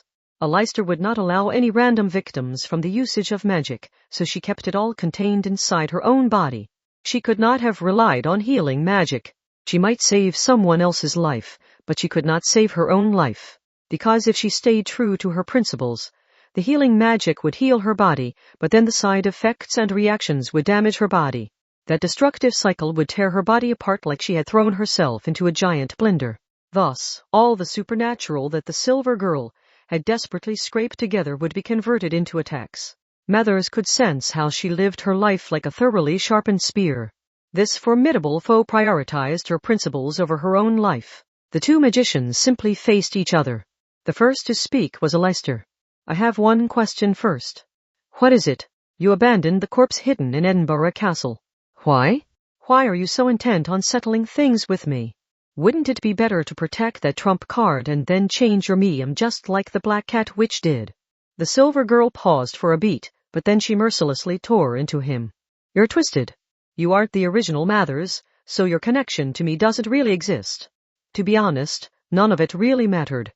Not the fate of the world and not what happens to me. He readily admitted it. The man who had gone by the name of Mathers did not try to dodge the issue. When you get down to it, we are no more than defenses built by Great Demon Koronzon for her purposes. But whether that is all I will ever be is my decision, not hers. I am the same as the magician who once built the Golden Cabal. Tell me not to go and I want to open the door and go. Tell me to stop and I want to do it. It was wrong to say he loathed Aleister Crowley. It was also not quite accurate to say he found Koronzon to be a nuisance. If someone placed those two's heads on the table in front of him, he would likely brush them aside without batting an eye. He had no interest in an easily won result. In other words, once you start on something, you can't stop. This is that hopelessly childish side of your personality, isn't it? I am working on it. And perhaps there is nothing I actually want to do here. When I translate something into another form, I may just be working to subdue that which continues to elude me. And no matter what form this resistance takes, I will be the one to decide how it ends. I too consider the remains in Scotland to be an interesting toy, and your fixation on them is meaningless to me. Do you remember the name of the woman you loved? Mina Mathers. What of it? The words came too easily. He showed no hesitation or pause when it came to love or romance, and he had never commented on the absence of his wife from the Golden Magicians, repaired by Koronzon. That name was no more than a piece of data within the background provided to him. With that in mind, Aleister slowly shook her head. This was her hated enemy. Her hatred had been so strong that killing him any number of times would never have been enough. Not even the Battle of Blythe Road had satisfied her. And yet she had seen something different when she saw Mathers with that woman. She may have learned more from him then than from any of the magic tricks he had taught her. She had wanted a marriage like that. She had wanted to build a family. She had envied him. Aleister could feel the sadness inside herself. It saddened her so much to see Mathers like this. And that was why the silver girl did not hesitate. Those 4 hidden letters form a holy square which cannot be uttered by human mouths. The YHVH, which indicate God himself, are hopelessly inadequate, and a puny human body cannot fathom his true essence. Oh, said Mathers with a slight movement of his eyebrows. He understood Aleister in his own way. Something opened within her black cape. The silver girl held an old Bible. She did not look away with sour grapes.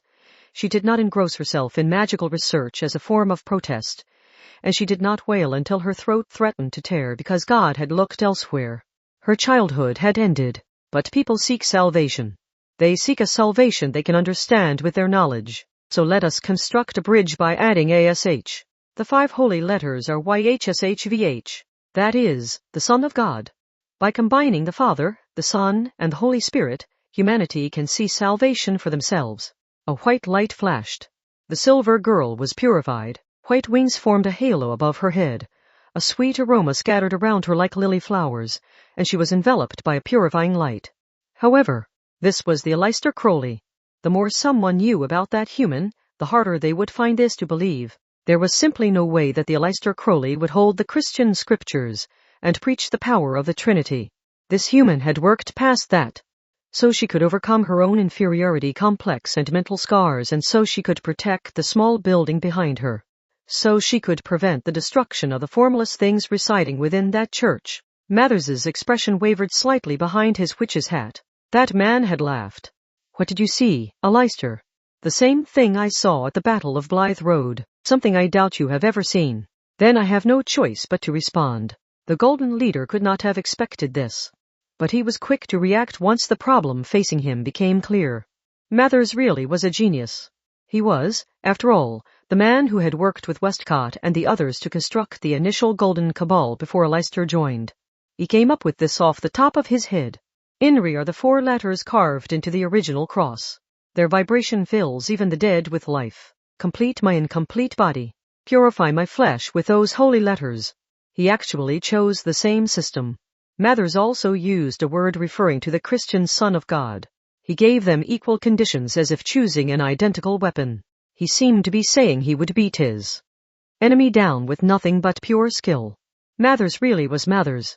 No magician was better than him in the field of text. The darkness was swept away. It was white against white. But that was not just due to Aleister and Mathers's magic.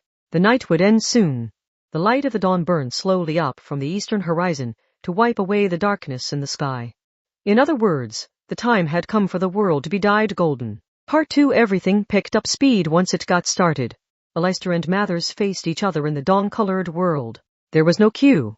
They had spoken a fair amount about why they were fighting, but that may not have mattered much. This was because Aleister was Aleister and because Mathers was Mathers. They had learned together, spoken together, and laughed together, but they had also loathed each other, opposed each other, and tried to kill each other. They had possessed exceptional talent even for golden magicians. Their paths of study had been incomprehensible not just to normal people but to the other golden magicians as well, so they had been branded eccentrics. It may have been like how rounding off the corners of a diamond required striking it against another diamond of the same strength. Thus, this had begun naturally, smoothly, and as a matter of course. 2 roaring gusts of wind spiraled around at the same time. First, Aleister charged in at close range and Mathers struck back. The silver girl held a twisted silver staff that became a palm tree and gained a weight far greater than its volume or density suggested.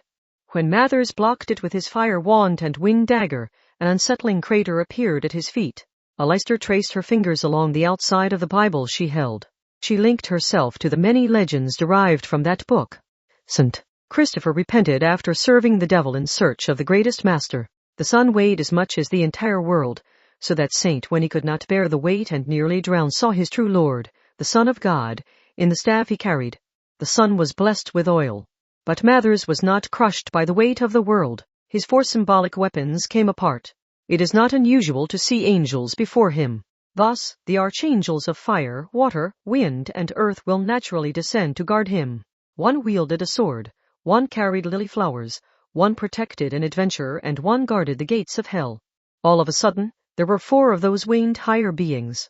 Each of them carried enough firepower to obliterate this unclean world. The pressure from Gabriel alone had caused the entire world to audibly strain to the breaking point when driven down from heaven by angel fall. But Aleister simply twirled around.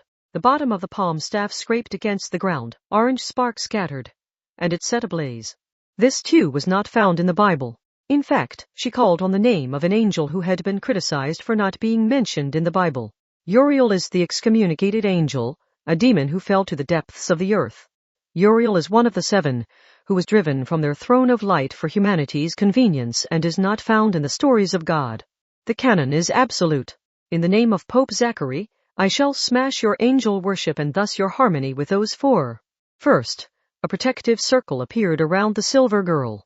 Then great waves of explosive flames burst out across the 180 degrees in front of her. The fires of hell erupted from the depths of the earth and rejected the protector of their gate, just like a red light covering up Red Riding.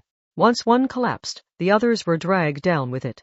The 4 angels dissolved like a false image and the massive flames continued on to burn Mathers. The sun pointed his finger. The evil ones belonged in the pigs. And so the legion of evil spirits left the man's body and entered the pigs, preserving the peace of this world. They were twisted and distorted. All of the flames Aleister had created gathered at a single point, took the shape of a light bulb-like incandescent bronze pig, and then charged at the silver girl who had supposedly created them. As soon as he stabbed it from above with his wand, it burst and spewed flames in every direction. The pure firepower may have rivaled a nuclear weapon. But, Aleister's words exploded out while she remained centered on the Bible but felt comfortable enough to reach for support beyond that. Magicians were powerful once they had a boulder on which to anchor their lifeline. All is a creation of God, even the forces which have parted ways with him and lurk in the depths of the earth. My fingertips reach the Qlifoth. The appropriate knowledge drawn from there is neither good nor evil. Instead of burning down the world in an instant, the flames burst and the embers transformed into sweet-smelling white flower petals. No damage was done. There was not a scratch on the small building behind Aleister. Mathers smiled thinly. He did not fall back. He did not scramble for a new solution. In fact, he took a step forward despite knowing the danger. And in response, the silver girl's hand reached inside her black cape. She put away the Bible and let go of her staff to free both her hands. You use that well. So do you. You did well familiarizing your body with it. There were only a few centimeters between the two nemeses now. The silver girl and the golden leader glared at each other. A moment later, their clenched fists mercilessly struck each other. It was like a fierce rush in boxing. This fight to the death was a contradictory mix of a short-term showdown and a test of endurance. After coming this far, there was no need to fight in an elegant or clever way. Nor could they. They did not even consider dodging, and they tried to secure their own safety and snatch at victory by being the first to knock out their opponent with a high-speed barrage. They were focused solely on wearing down their opponent like that. Aleister caught Mathers's fist on her forehead, and her fist tore into his ribs from the side. Mathers stopped Aleister's fist with a raised knee and swung his fist down for a harsh blow to the top of her head. What did the heaven-raising hellfire matter? Why should they care about the earth-cleansing deluge? Those were no more than trivial effects. This was a true battle to tear down your opponent's life. If anyone had witnessed this scene, the mere sight of it may have stolen their soul away. The far too disturbing sound of human muscle and bone crushing human flesh and blood continued on and on. Wearing down a diamond required dust from an equally hard diamond. Aleister and Mathers worked to punch, crush, and kill each other, but that had the effect of removing the excess their souls and exposing the cores of their beings. I envied you, Mathers. Not that it means much to this version of you. I was born into a privileged life. I had plenty of money in childhood, and I lived off of my father's inheritance to enjoy my adulthood. Yet there was not a single understander around me. Mathers, I still find it hard to believe. What led you to create the Golden Cabal? What was it I lacked? Why was it all those talented people gathered around you? The man known as Mathers envied you as well. That response seemed to act as a dividing line. Even as he accurately struck the silver girl in the temple, there was even a look of enjoyment on that monster's face. I lived in a corner of London. I was always struggling with money. I made my wife Mina suffer. Why was it always you? You effortlessly received more money than you knew what to do with. You had everything you could want, and yet you never accomplished anything with it all. She did not waver. In fact, Aleister threw her own fist straight up into the fist striking her temple. She targeted the wrist. Attacking a weak point was not the only way of preventing further attacks. Did you care about your family, Mathers?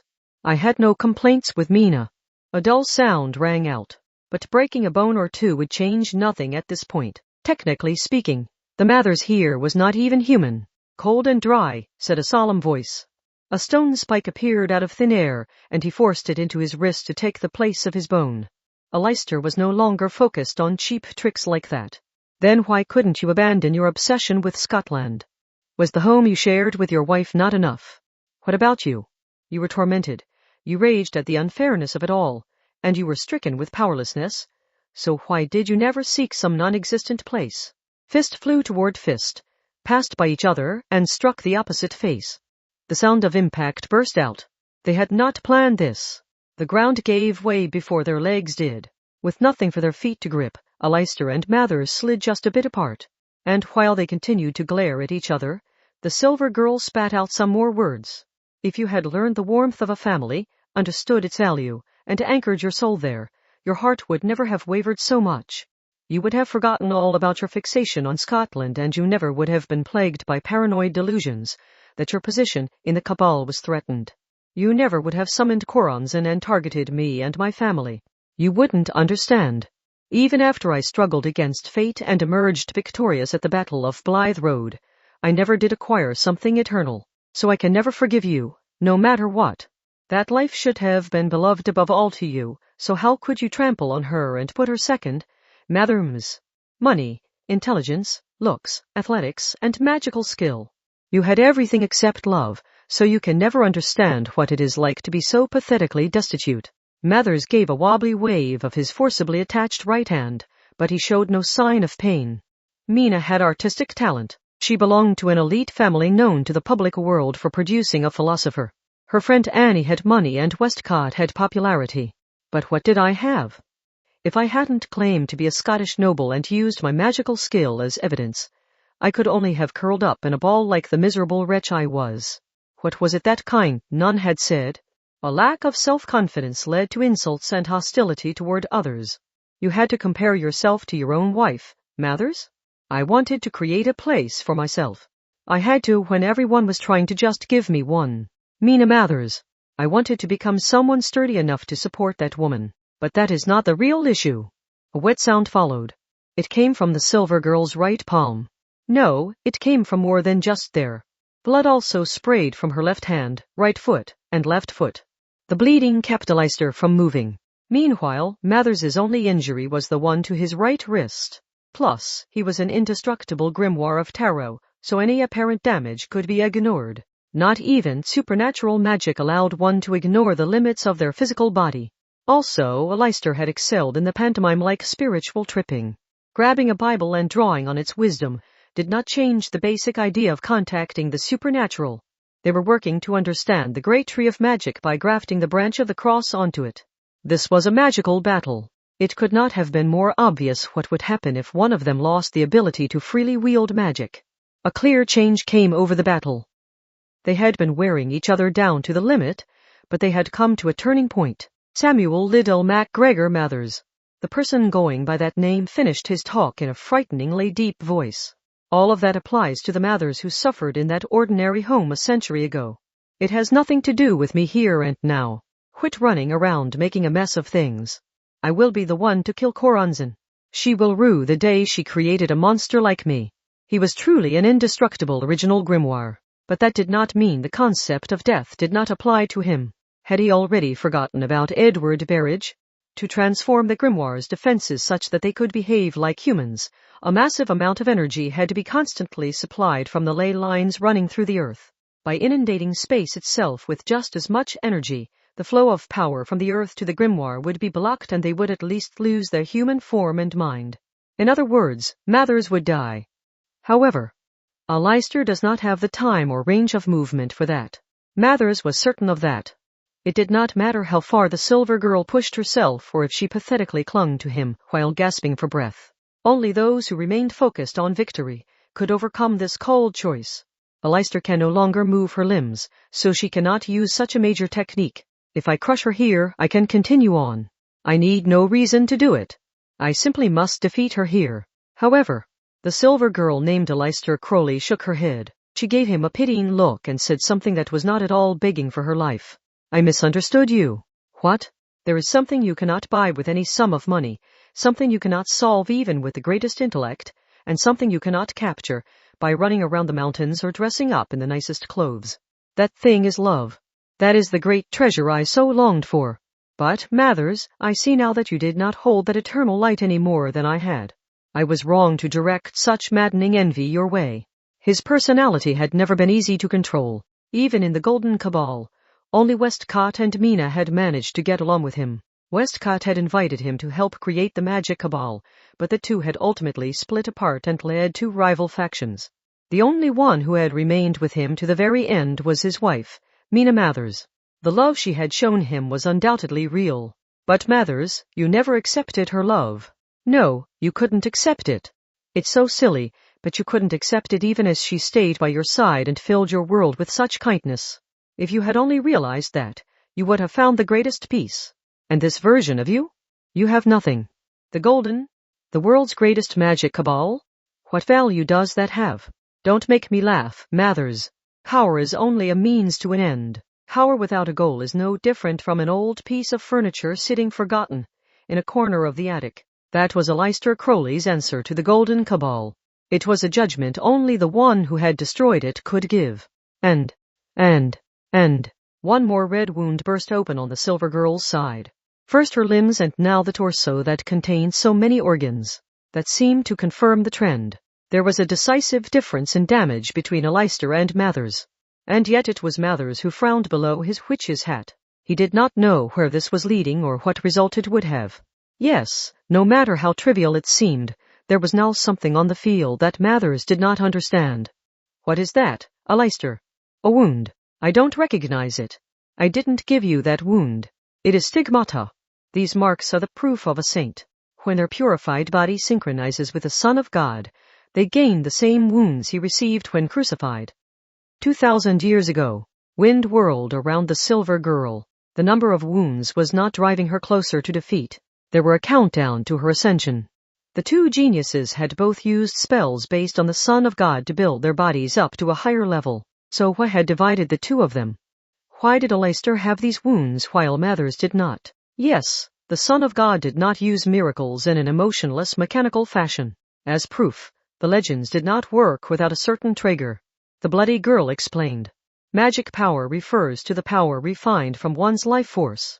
Magic refers the phenomena produced by that magic power.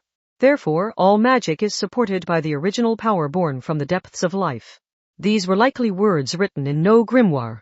After a century of study, she had surpassed even the original Golden Cabal. And now the magician, Aleister Crowley, was enlightened to a single truth. It was the most fundamental of all things. But at times, something could only be conveyed when put to words. So magic is a system that gives physical form to the feelings you have for those that matter most. At times it heals and at times it harms. At times it draws them close and at times it pushes them away. All spells contain the true power that contains both happiness and fear as two sides of the same coin. Begone with you, emotionless and unfeeling one. The likes of you are not fit to use magic. Part 3. The countdown was complete. The sinner had ascended. To reiterate, the number of apparent injuries was irrelevant. Inundating that space with energy would obstruct the transfer of power from the ley lines to the grimoire. That would cause the temporary human form and mind to scatter and erase his existence as an individual. So to someone who had tried to judge the progress of the battle by physical damage, the ending arrived quickly, suddenly, and without warning. But to someone who was looking at the bigger picture by focusing on the total energy in the world, this result may have been the end of a dizzyingly long journey. Just like stacking up small stones to ultimately build a giant tower, that magical battle may have required incredible effort and precise balance. Looking back, the magician, Aleister Crowley, had indeed been someone who took a larger viewpoint in order to prevent the recoil of her magic from hitting a complete stranger. Aleister had transformed into a mass of pure white light, and Mathers could only smolder, as he had no countermeasure for this.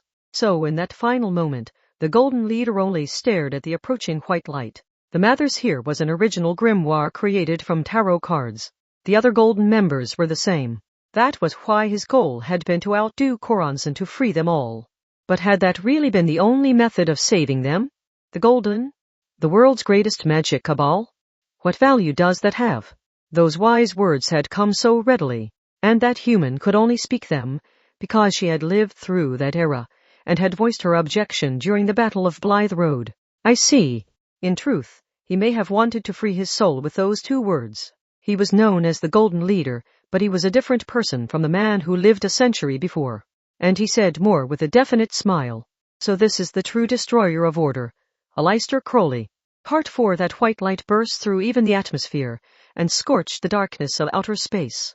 Even if it could not destroy the original grimoire itself, inundating the surrounding space with energy would cut off the power supply from the earth. So at the very least, he could no longer maintain his human form. Part 5. Large cat-like ears twitched in far-off Egypt. A lady in mourning clothes raised her head while she followed the frog-faced doctor's instructions. She was actually a grimoire created by Aleister Crowley and set free by Awas. But at this moment, she spoke one clear word. Honey? Part 6. It was all over, but the silver girl did not relax. A great mass of power threatened to rear its head. Aleister knew all too well what would happen when she relied on magic, no matter what her reasons were. The recoil. The magic used by humans applied pressure to the world and its phases, irregularly creating something like sparks. And that distortion of the world would eventually find its way to some unsuspecting person. She could not allow it. Aleister Crowley had started a war to put a stop to it. So the silver girl smiled and spread her arms to accept it. Come, occult. After all this time, I have finally found victory. There was a flash of light, and then the sound of coughed-up blood. Part 7. Something could be heard coming apart and floating through the air. KH. Everyone noticed that change. The royal family carriages had already entered Scotland. They would arrive at Edinburgh Castle before long, but a single attack now could tear apart the group of carriages and drive them to destruction. Yet the attackers stopped. The first to gasp was William Wynne Westcott. That golden magician had quasi-mortality. What is this? He looked down at his hands and was left behind by that world of 180 km/h. He had unintentionally come to a stop, and for each one of them that was missing, their stage play magic would fail even more. I'm coming apart? Impossible. My quasi-mortality should never fail unless someone found the parchment I hid elsewhere. Once it began, it progressed quickly. The carriages looked now like specks up ahead, but countless tarot cards were scattering there as well. It looked like confetti, but it had to be the Lady of the Masquerade Ball and Israel Rigardi who had been trying to get their spells working again. They had already come completely undone. It must be our time, Westcott. At some point, Annie Horniman had arrived by his side. Her outlines were slowly unraveling as well. That attack had likely only been meant for Mathers. But original grimoires like them were essentially indestructible. Instead of destroying the tarot cards themselves, Aleister had inundated this space with a form of energy to prevent the grimoires from absorbing power from the ley lines, and that caused their human form to break apart and vanish. In other words, that one attack had also affected the golden magicians arriving in Scotland. This is all our bodies were in the first place.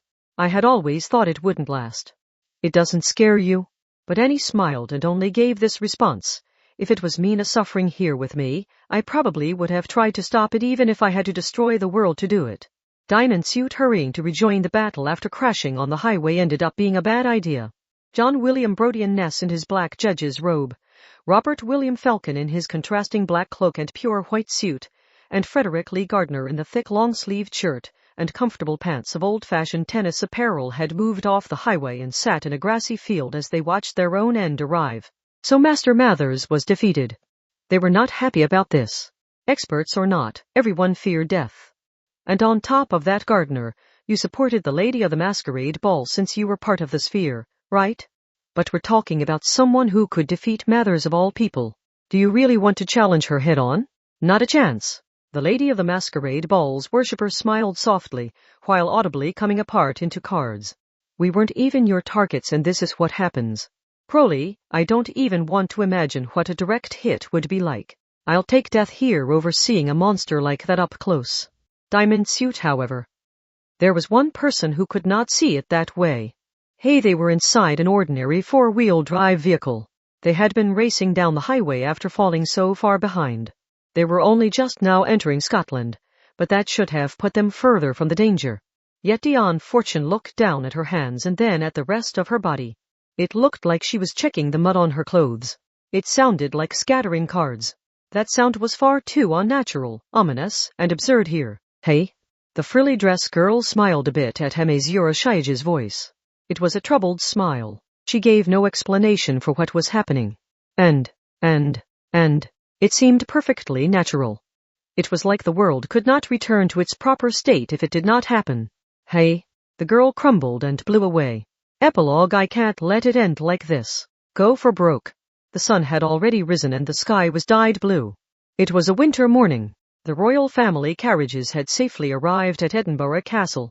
There were apparently a few museums and memorial halls on the grounds, but the people who came out to greet the carriages were obviously not the ordinary staff. It was unclear how long these officials and knights had been waiting inside the castle, but this introduced a new problem for Kamachi Talma. He had joined this fight without a passport, so would they give him a warm welcome?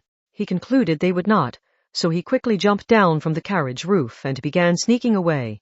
So what exactly happened? I lost sight of the Golden Group a while back. Well, there's no good reason to tell him. Athena sighed while crossing her legs on his shoulder. But more importantly, you don't need to bother with the United Kingdom's formalities, do you? We aren't using their welfare or public services, so circle around to the graveyard. We can actually secure Mathers's corpse this time, human. The royal family is part of the government, right? Asked Makoto. With everything they've done, I'm worried they'll arrest us and be pretty mad. She opened the giant motorcycle's throttle and turned the handlebars to approach. It was apparently hard to use those monstrous rocket engines to move around slowly. She might have rolled over, without the hovering support legs. Okay. Wait, hey, where are you going? There's no point in hiding it now, so come with me, Misaka.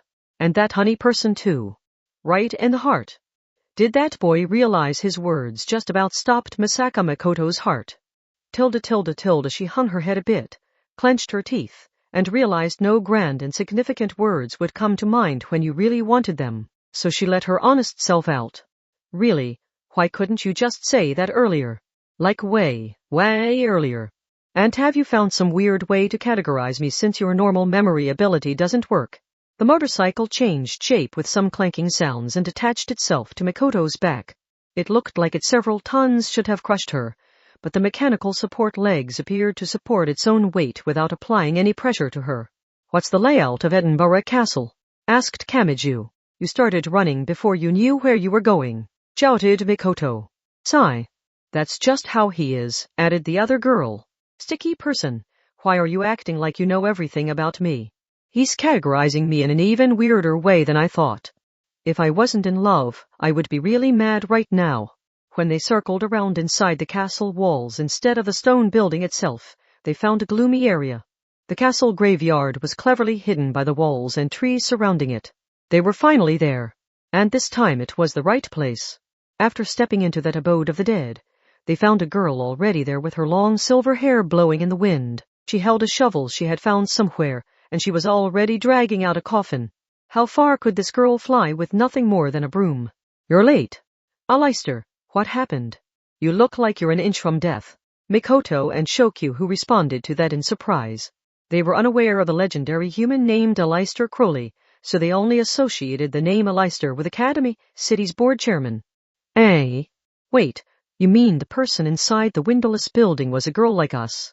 No, that can't be. The person floating upside down and there was a but. Wait, this rejection ability? Is the structure inside exactly the same? Be quiet, Misaka. And that lewd person too. Okay, that's it.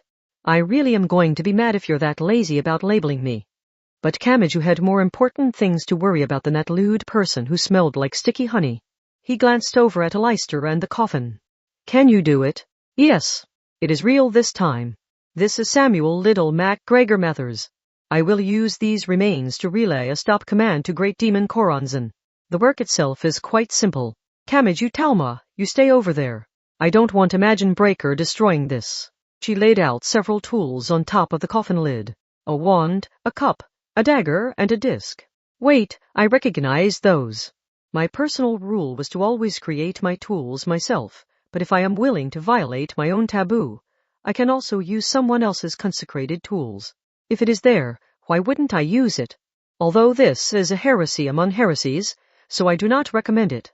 Not even Kamachi could tell what each of them meant. Regardless, the silver girl moved the 4 tools on top of the coffin lid. It was reminiscent of the game in which you place 3 paper cups upside down, put a die or coin in one of them, and then shuffled them around. It's been so long. Finally, Aleister spoke while kneeling in front of the coffin. She had stopped moving her hands. So very long. Diamond suit, there was one person who would not accept that. They were outside the atmosphere, on a ballistic trajectory at an altitude of 3,500 kilometers. Indeed, it has been long. That twisted being floated there with 2 bat-like wings. She stared down at the northern end of Great Britain. There was still time. If you assumed it was over with Samuel Little MacGregor Mathers. It has been far too long. Aleister, Her path clearly changed. Great Demon Koronzan dropped toward Edinburgh Castle with the force of a meteor. Diamond suit, she fell. She fell and pierced the surface. If it did not burn up in the atmosphere, a human-sized mass was more than enough of a weapon. If it crashed into the ground like that, it could erase something the size of Edinburgh Castle from the map. Light and noise exploded out. The air was compressed into a solid wall that scattered in every direction like a shockwave. It was Mikoto's AAA that stepped forward, not Kamachi's Imagine Breaker. Its giant wings spread out like steel shields and protected the flesh and blood humans. Wah, is it really that shocking, Koronzan? There were 2 voices. One came from Aleister as he kneeled before the coffin as if in prayer. The other came from Great Demon Koronzan, who had crashed down right next to the girl. She had only made it near him. For some reason, she had not managed a direct hit, but that was not a failing on Koronzan's part. It was a success on Aleister's part. You. Top right there, demon. That demon's pure power should have surpassed that of Holy Guardian Angel Awas, yet she came to a complete stop when the silver girl spoke those words. She was just a few centimeters away, but she could not simply jab her right hand's gathered fingers into the face beyond those few centimeters. Aleister smiled. That human had been plagued by constant failure, but after all this time, she had finally grasped the core of it all. As expected, your connection to Mathers still exists. I won't allow this. Then I command you through his corpse. 333. Dispersion. Leave my second daughter, Lola. There is no place for an impure demon in the surface of the four worlds, so immediately return to the abyss. Separation and scattering are the natural process of decomposition. I will not allow you to reject them. Once it was over, it felt almost too easy. It was as if the demon had never really existed in the first place. The girl with extremely long blonde hair wobbled and then collapsed forward. Aleister gently reached out her hands. Her bloody and muddy hands. She looked very different now, but she still held her daughter as a father. Welcome back. She wrapped her arms around her, and as she recalled that definite warmth, the magician whispered into her ear, Welcome back, Lola. Nothing happened. The silence had softened and only contained kindness. And that may have been why. Diamond suit in the RV parked by an oasis in distant Egypt, the baby sleeping in the crib gently opened her eyes. She should not have been able to speak, but Mina Mathers's sensitive cat-like ears picked up on a definite physical voice spoken through the toy trumpet. No, this is not over yet. Diamond suit, the sound of a blade piercing flesh rang oddly loud. Wah! Kamachi was even more confused than the stabbing victim. It was a perfectly ordinary knife. It was unclear where she had hid it, but Lola Stewart's hand was soaked with red. Ah? Why had this happened? Kamachi was so baffled he could not even voice his question. Great Demon Koronzan should have left. This should have been Lola, the saved daughter. But, father? Soaked with her father's blood, the girl slowly and silently tilted her head and whispered in an oddly monotone voice. I always hated you. Diamond suit, oh, no. And back in London specifically, in the British Museum's repair room, Index spoke to herself with a stack of thick tomes on the reading desk in front of her. Oh no. What is it? Was it as we feared? The hoodie bikini rabbiteer antennae girl named Karasuma Fran sounded shaken next to her. Kamiju Talma, Othanus, Accelerator, Aleister, Hamazura Shiage, Takatsubo Riku, Nephthys, Nyan Yan, Lesser, Birdway, the female knight, and more had been acting on their own free will to solve this problem. Index and Fran had as well. And not all of them had gone to Scotland. They had thought it was odd. Lola Stewart is supposedly Aleister Crowley's second daughter. What about it? But we only have Koronzan's word to go on there. That demon obstructs the world's and people's bonds, but you expect her to just tell the truth like that? Not a chance. Index had a perfect memory she had used to memorize 103,000 grimoires. But at the same time, she could only memorize the things she had seen and heard with her own eyes and ears. If she had never seen or heard of a certain document, she had to find it herself. Lola Stewart first appears in the documents as the Anglican Archbishop in 1909. Ever since, she has appeared at important turning points in history while never seeming to age. What's wrong with that? That is the same year that Aleister thought he summoned Koronzan. Would his second daughter, Lola, really be fully grown by that time? His first daughter, Lilith, was only born in 1904. Fran had no response to that. Index and Karasuma Fran had no way of knowing, but if Aleister or Accelerator had been here, they would have recognized this as the same method Kulifa Puzzle 545 used. For better or for worse, history provided an air of legitimacy. They had been fooled by a plausible-sounding story. No one had thought to equate Aleister's daughter with the Archbishop before this, so no one would have compared the numbers before. The hoodie bikini girl's mouth flapped wordlessly and Index slapped a paper document. Then who is this? Diamond suit, and so. An arrow covered in fresh leaves was stabbed into the ground. The rustling of its thin branches and green leaves gathered into the harmonic sound of Index's voice. Ursola Aquinas had stabbed the palm rod into the ground. Karasuma Fran had brought back the communication spell. No matter how small a connection it was, it all formed a single thread leading to Kamiju Talma. It's okay, Aleister. There was nothing they could have done. There may have been no saving her. Even so, he could not let her die still thinking her daughter had always resented her, and had stabbed her. And that's enough, Koronzan. Cut the act. Lola Stewart was never here. Aleister's second daughter was somewhere else entirely and lived a perfectly normal life without knowing about any of this. Inside and out, you were only a created demon. The real Lola would never have done that. Hee.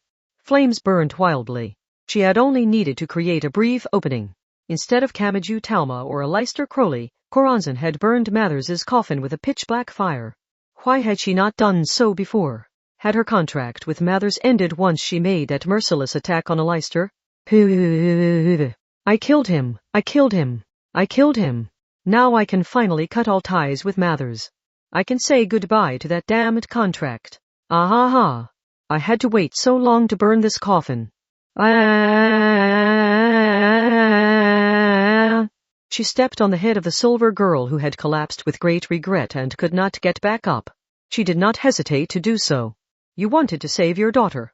Not happening. Lola Stewart. Who's that? Did you really think you would have a chance to make amends? Ha. You want to know why she must have hated you. Because you'd mistake a complete stranger for your own daughter. Not even the Morning Star and Lord of the Flies have their own physical body. And the idea that incubi and succubi do is only a theory born of religious debate. It's me. Only the great demon Corazon has obtained a physical body under her own power. You don't stand a chance against that, do you? You struggled constantly trying to give a body to your holy guardian angel, but even that master plan of yours came crashing down the instant you heard the name Lola. Everything always backfired for that human. If she had not been shaken and had continued calmly following her plan in the windowless building, she might have found a way to use Awas to defeat Corazon. But this was the story of the human Aleister's life. But what to do now? I am finally free. After so many years of denial, I don't want to waste my very bite on some hard and stale bread. Ha. I know. Yes, that's perfect. I think I'll go tear Lilith's to pieces. Ha. Now that the true Mathers's remains had been burned, Aleister had no way of stopping her. That was a fact ruled by cold logic. But Kamachi Talma did not think it was over yet. Corazon had made a big deal about Aleister being dead and how she had killed the silver girl, but Kamachi was not going to be fooled this time. That demon would not answer truthfully when asked, so there was no way she would offer up information unbidden. The silver girl was still squirming on the ground, even as her nemesis stepped on her head and trampled on her heart. Her breathing was beyond shallow. This wound would kill her at this rate. If nothing was done, she really might die. But this would not be the end for Aleister. Defeat was not enough to crush her. Misaka, can you take care of her wound?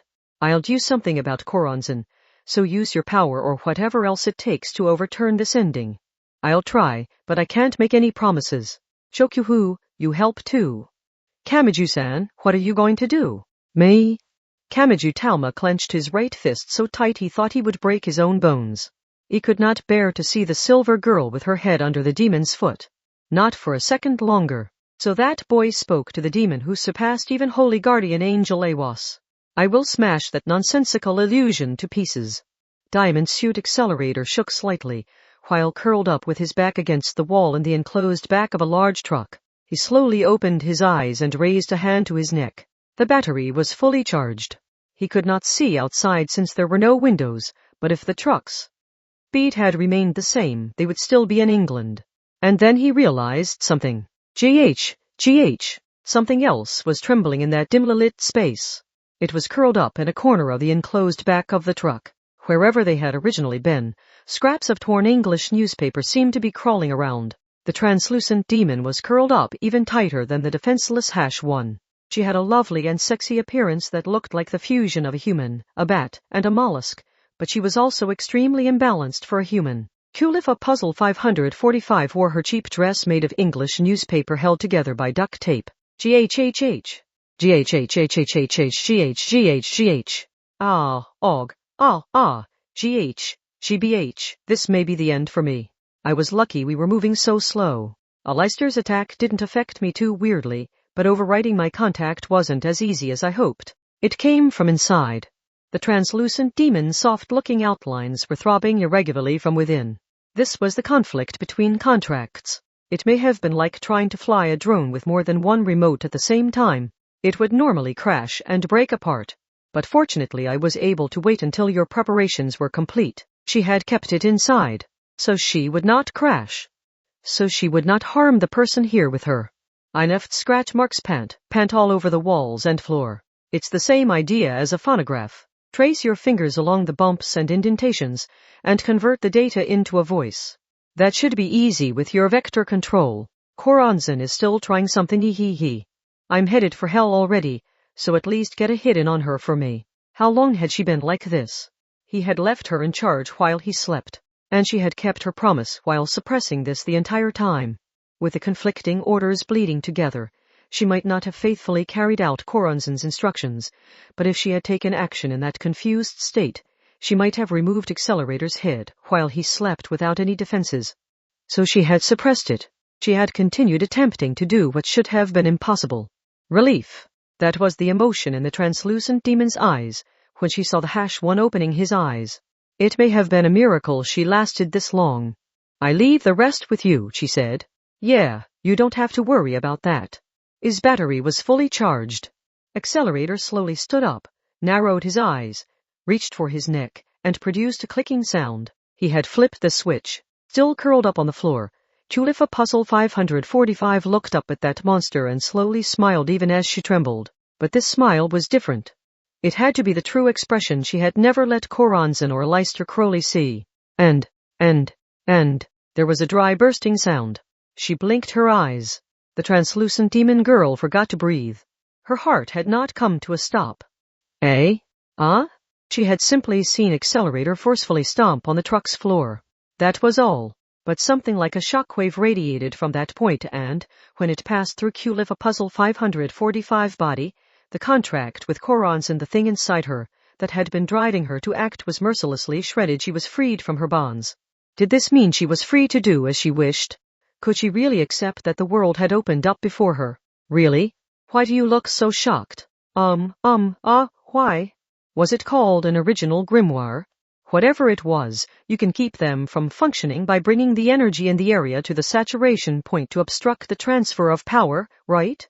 The basic idea is the same as electrocuting someone by screwing with the transmission of their nerve signals.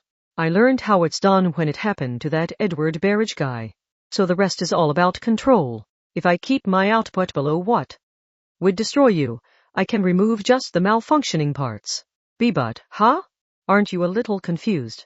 I might be an artificial demon that exists as a contrast to the Thoth Tarot, but I don't actually use tarot cards. So you shouldn't be able to save me with the same method used on grimoires.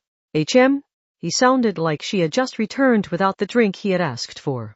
The #1 seemed fed up with it all as he responded. You hadn't figured it out. You were created by passing energy through the Kulifath according to a special process, so you're made from a type of energy, right? How is that any different from the grimoires that suck energy up from the ground, or whatever? Hold on. Isn't your job to fill in the gaps in my knowledge? Are you screwing with me? The logic checked out. But Kulifa Puzzle 545 could not even hazard a guess at how difficult it would be to actually do it. It was as reckless as trying to use a giant chainsaw to slice just the shell of a raw egg without breaking the yolk, and he had seen through to something not even she had realized about herself. She had recovered after being defeated, but that was only because she was very similar in nature to an indestructible grimoire. This was likely the ultimate technique that not even a Leicester Crowley or Samuel Liddell MacGregor Mathers had even considered as a possibility, whether or not they could have done it. Yet he was supposed to be an amateur. Even though he had only just now peered into the other side of the world, the #1 could not even manage the fundamental act of refining life force into magic power. Here, he had only manipulated some vectors to bend and gather the thinly distributed energy that was already there. However, could a true and legitimate genius absorb the information to this extent? It was not about the amount of knowledge he had accumulated. His inspiration was entirely different. What? Well, why did you save me? The contract had been for him to guarantee her life as long as she was useful, yet this was not covered by that agreement. It was unnecessary and inefficient. It seemed to hint that the contract did not really matter. Snorted the #1. The owner of the ultimate brain did not overlook the scratches on Kulifa Puzzle 545 arms from where her nails had dug into them. That was proof of just how hard she had worked to suppress the urge within her, and had instead kept the promise she had made. Even though she could have just ignored that promise, because that was how demons worked and because Koranzan was her creator. But she had not done that. She had kept her promise. Academy City's #1, Accelerator, sounded uninterested. People controlling others and people being controlled is the most basic form of cruelty. That's what was at the root of the century-long feud between Corazon, Mathers, and Leicester. So I was on guard. After seeing it so many times, I could figure out how it worked and how to fight it. She had survived. But did she really deserve to survive? The second chance started to feel real. Even though she had driven a nation mad. Even though she had been created as a weapon. Even though she was a demon. You belong to me. I don't really get all this about a great demon or Corazon or whatever, but I won't let her interfere now. It's up to me to decide what you do and what kind of ending you get. It's all up to me. Listen, I won't let anyone waste you on some meaningless cruelty. I'll use every bit of your life for something useful. I don't care what kind of life and death is appropriately demonic. Whether you end up smiling in the sunny side of the world, end up living in peace for 100 years to come, or end up surrounded by tons of friends is all for me to decide. So don't question my decisions. You're an artificial being. I don't care. You were born, so you should enjoy your life. Got that? Kulifa Puzzle 545. Yes, I will keep that in mind. She sobbed for a while after that. She had finally realized that this contract was endlessly liberating and infinitely strong. That demon had never looked more unsightly than she did when she raised her head to reveal a face covered in tears and snot. But Accelerator gave her points for not trying to hide it. Not batting an eye and trying to look cool while you built up to a clever victory was not a true battle. A supposed strongest who would not tear themselves down was second-rate. They were the same as a soldier who could only use the by-the-book practice moves. If you could not find something you were willing to crawl through the mud to acquire, you were no more than a loser. Kulifa Puzzle 545 was an artificial demon. She was the same as Accelerator had once been. But now she had thrown out her grin and learned the flavor of mud. If you might lose your life, it was okay to be scared. And who could mock you if tears came to your eyes when you realized that threat had passed? It all started here. It had been the same with Amayao, Kihara Amata, and World War Roman III. Accelerator remembered his silly acts of self-sacrifice when he had tried to play the villain and given up on so very much. But that was why that monster had an answer here. If you could not take care of yourself, how could you be strong enough to find something important to you and then protect that thing? You had to throw out the evil. You had to create yourself anew. She had done a lot already, but she would be judged by what she did from now on. Let's start the counterattack. He would decide what to do about the translucent demon. So the #1 spat out his words. If Corazon has made her move, then things must not have gone the way Leicester hoped. They went to Scotland, right? That's the next stage. So you'll go and save the country you made a mess of. While curled up and staring up at him, the demon girl tugged at his pants leg. The monster gave a snort of laughter. This outdated information on the walls and floor is meaningless. Tell me yourself. I don't want some gloomy nonsense from someone with a death wish. I want to hear it from you now that you have the strength to survive. So tell me everything you know about Great Demon Corazon. When Board Chairman Leicester was involved, there was no way it would all be smooth sailing. Tell me everything. Because that dumbass couldn't end it after all. Diamond suit, that was the logic of the strong. But how would someone with far less power respond when faced with tragedy? Diamond suit, the stolen 4-wheel drive vehicle was stopped at a random point along the highway. A slow-moving semi-truck passed it by. Hamazura Shiage silently pressed his forehead against the steering wheel. Yet again, he had not arrived in time. The situation continued on its own and he felt left out. Hamazura! He did not respond to his girlfriend in the passenger seat. There was an unnatural gap in the back seat. It should have been occupied by a girl he had only just met today. Based on what she had said, she did not seem to be a normal person. They did not know each other well enough to throw his life away for her. He could have simply labeled it as a sad memory and continued on his way. But, did you see her face? He groaned the words, and his voice quickly grew into a distorted shout. She looked like she just accepted it as inevitable. Dion Fortune did. Are you kidding me? She should have cried and yelled. He could not just set this aside. He could not cleverly avert his gaze and escape to a happy life. If he did not address this properly, he would never be able to hold a positive outlook for the rest of his life. He did not know if what he was considering was really possible. If those magicians or magic gods heard it, they might find it laughable. But Hamazura decided that would be his goal. He would not be satisfied otherwise. He recalled the flavor of the gum in his mouth. He had promised to teach her how to blow a bubble. And that was not all. She had promised to buy a cheap phone and let him put Annery on it to help her overcome her issues there. They had discussed her future. Had she known this was coming the entire time? Had she known these long-term promises would never pan out no matter what happened in the short term? Had she known, breathed a sulky sigh, and still agreed for his sake? He felt a scorching heat. Something was boiling in his chest. Could he accept that? Could he just let it go as a done deal? Could he really ignore something so unfair? I'll do it. His motive was the weakest. That was what made him perfect as a bystander. But who cared what those gods wanted? I will take back Dion Fortune, no matter what it takes. With that, a certain boy undoubtedly returned to his position as a protagonist. He would save that lonely girl who had convinced herself her life was over. Afterward, if you've been buying one volume at a time, welcome back. If you bought them all at once, welcome. This is Kamachi Kazuma. This is part 2 continuing after New Testament 20. The focus was on England last time, so I shifted the focus to Scotland this time. The Golden Cabal included the Amen-Ra Temple, right? And that's a must? In a story about Mathers, right? The idea of indestructible original grimoires has existed as far back as the very first volume, but the way they can be used has been expanded on a lot by Anabara, Sachital, Mina Mathers, and Culifa Puzzle 545. And the AAA is convenient, but I'm a little afraid I won't be able to keep track of all its different variations. And the strange logic of putting a scantily clad girl inside some kind of mecha suit feels like a part of Japanese culture at this point. Unlike New Testament 18, which focused on a Leicester, this was all about the battle with Mathers. He was another person with, I guess I should say, weird legends on the same level as Crowley, but this was how I summed him up in the story. Because experts always focus on the fundamentals, I steered away from having him use impressive and difficult magic and instead stuck with the more popular concepts. Anyone who has been following the novels this long should see the 4 symbolic weapons and the Lord of the Flies as the basics. And I personally like that I used the French name of Beelzebub to match Mathers's base of operations. That local name variant is similar to what I did with Magic God Othinus. I really do think I made the right decision, not using the more masculine-sounding Odin or Woden incidentally. A demon named Biomdetta appears in my other series Blood Sighing.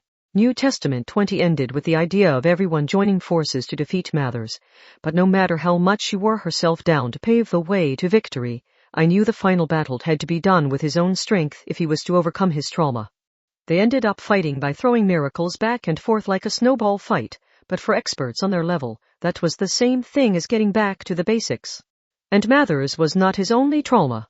If I was going to bring Christianity-hating a Leicester to center stage, I really wanted to show him finding salvation by overcoming that trauma. The story shows a Leicester working in the Golden Cabal and Academy City, but Christianity was always at the foundation of everything he did. And I knew it had to be Ursula who gave him forgiveness. She can finally do what she was meant to do. And I made it so her words only resonated in a Leicester's heart, because she had made a major error in New Testament 20 and was thus not a perfectly good person. Everyone has their doubts in life. I hope everyone had their emotions steadily shaken while we followed Ursula, Kanzaki, and a Leicester's journeys. I give my thanks to my illustrator Himura-san and to my editors Miki-san, Anand-san, Nakajima-san, Yamamoto-san, and Mitra-san. I also give my thanks to Kasai Shin-san who provided the AAA's motorcycle design and to Aidu Tateki-san. Not only were there tons of legendary magicians, but there were also plenty of handmade invention weapons. Not to mention the occult car chase and the miracle duel. This was something like making your spicy food less spicy by dumping in tons of sugar instead of just cutting back on the spices. But I thank you for sticking with me once again.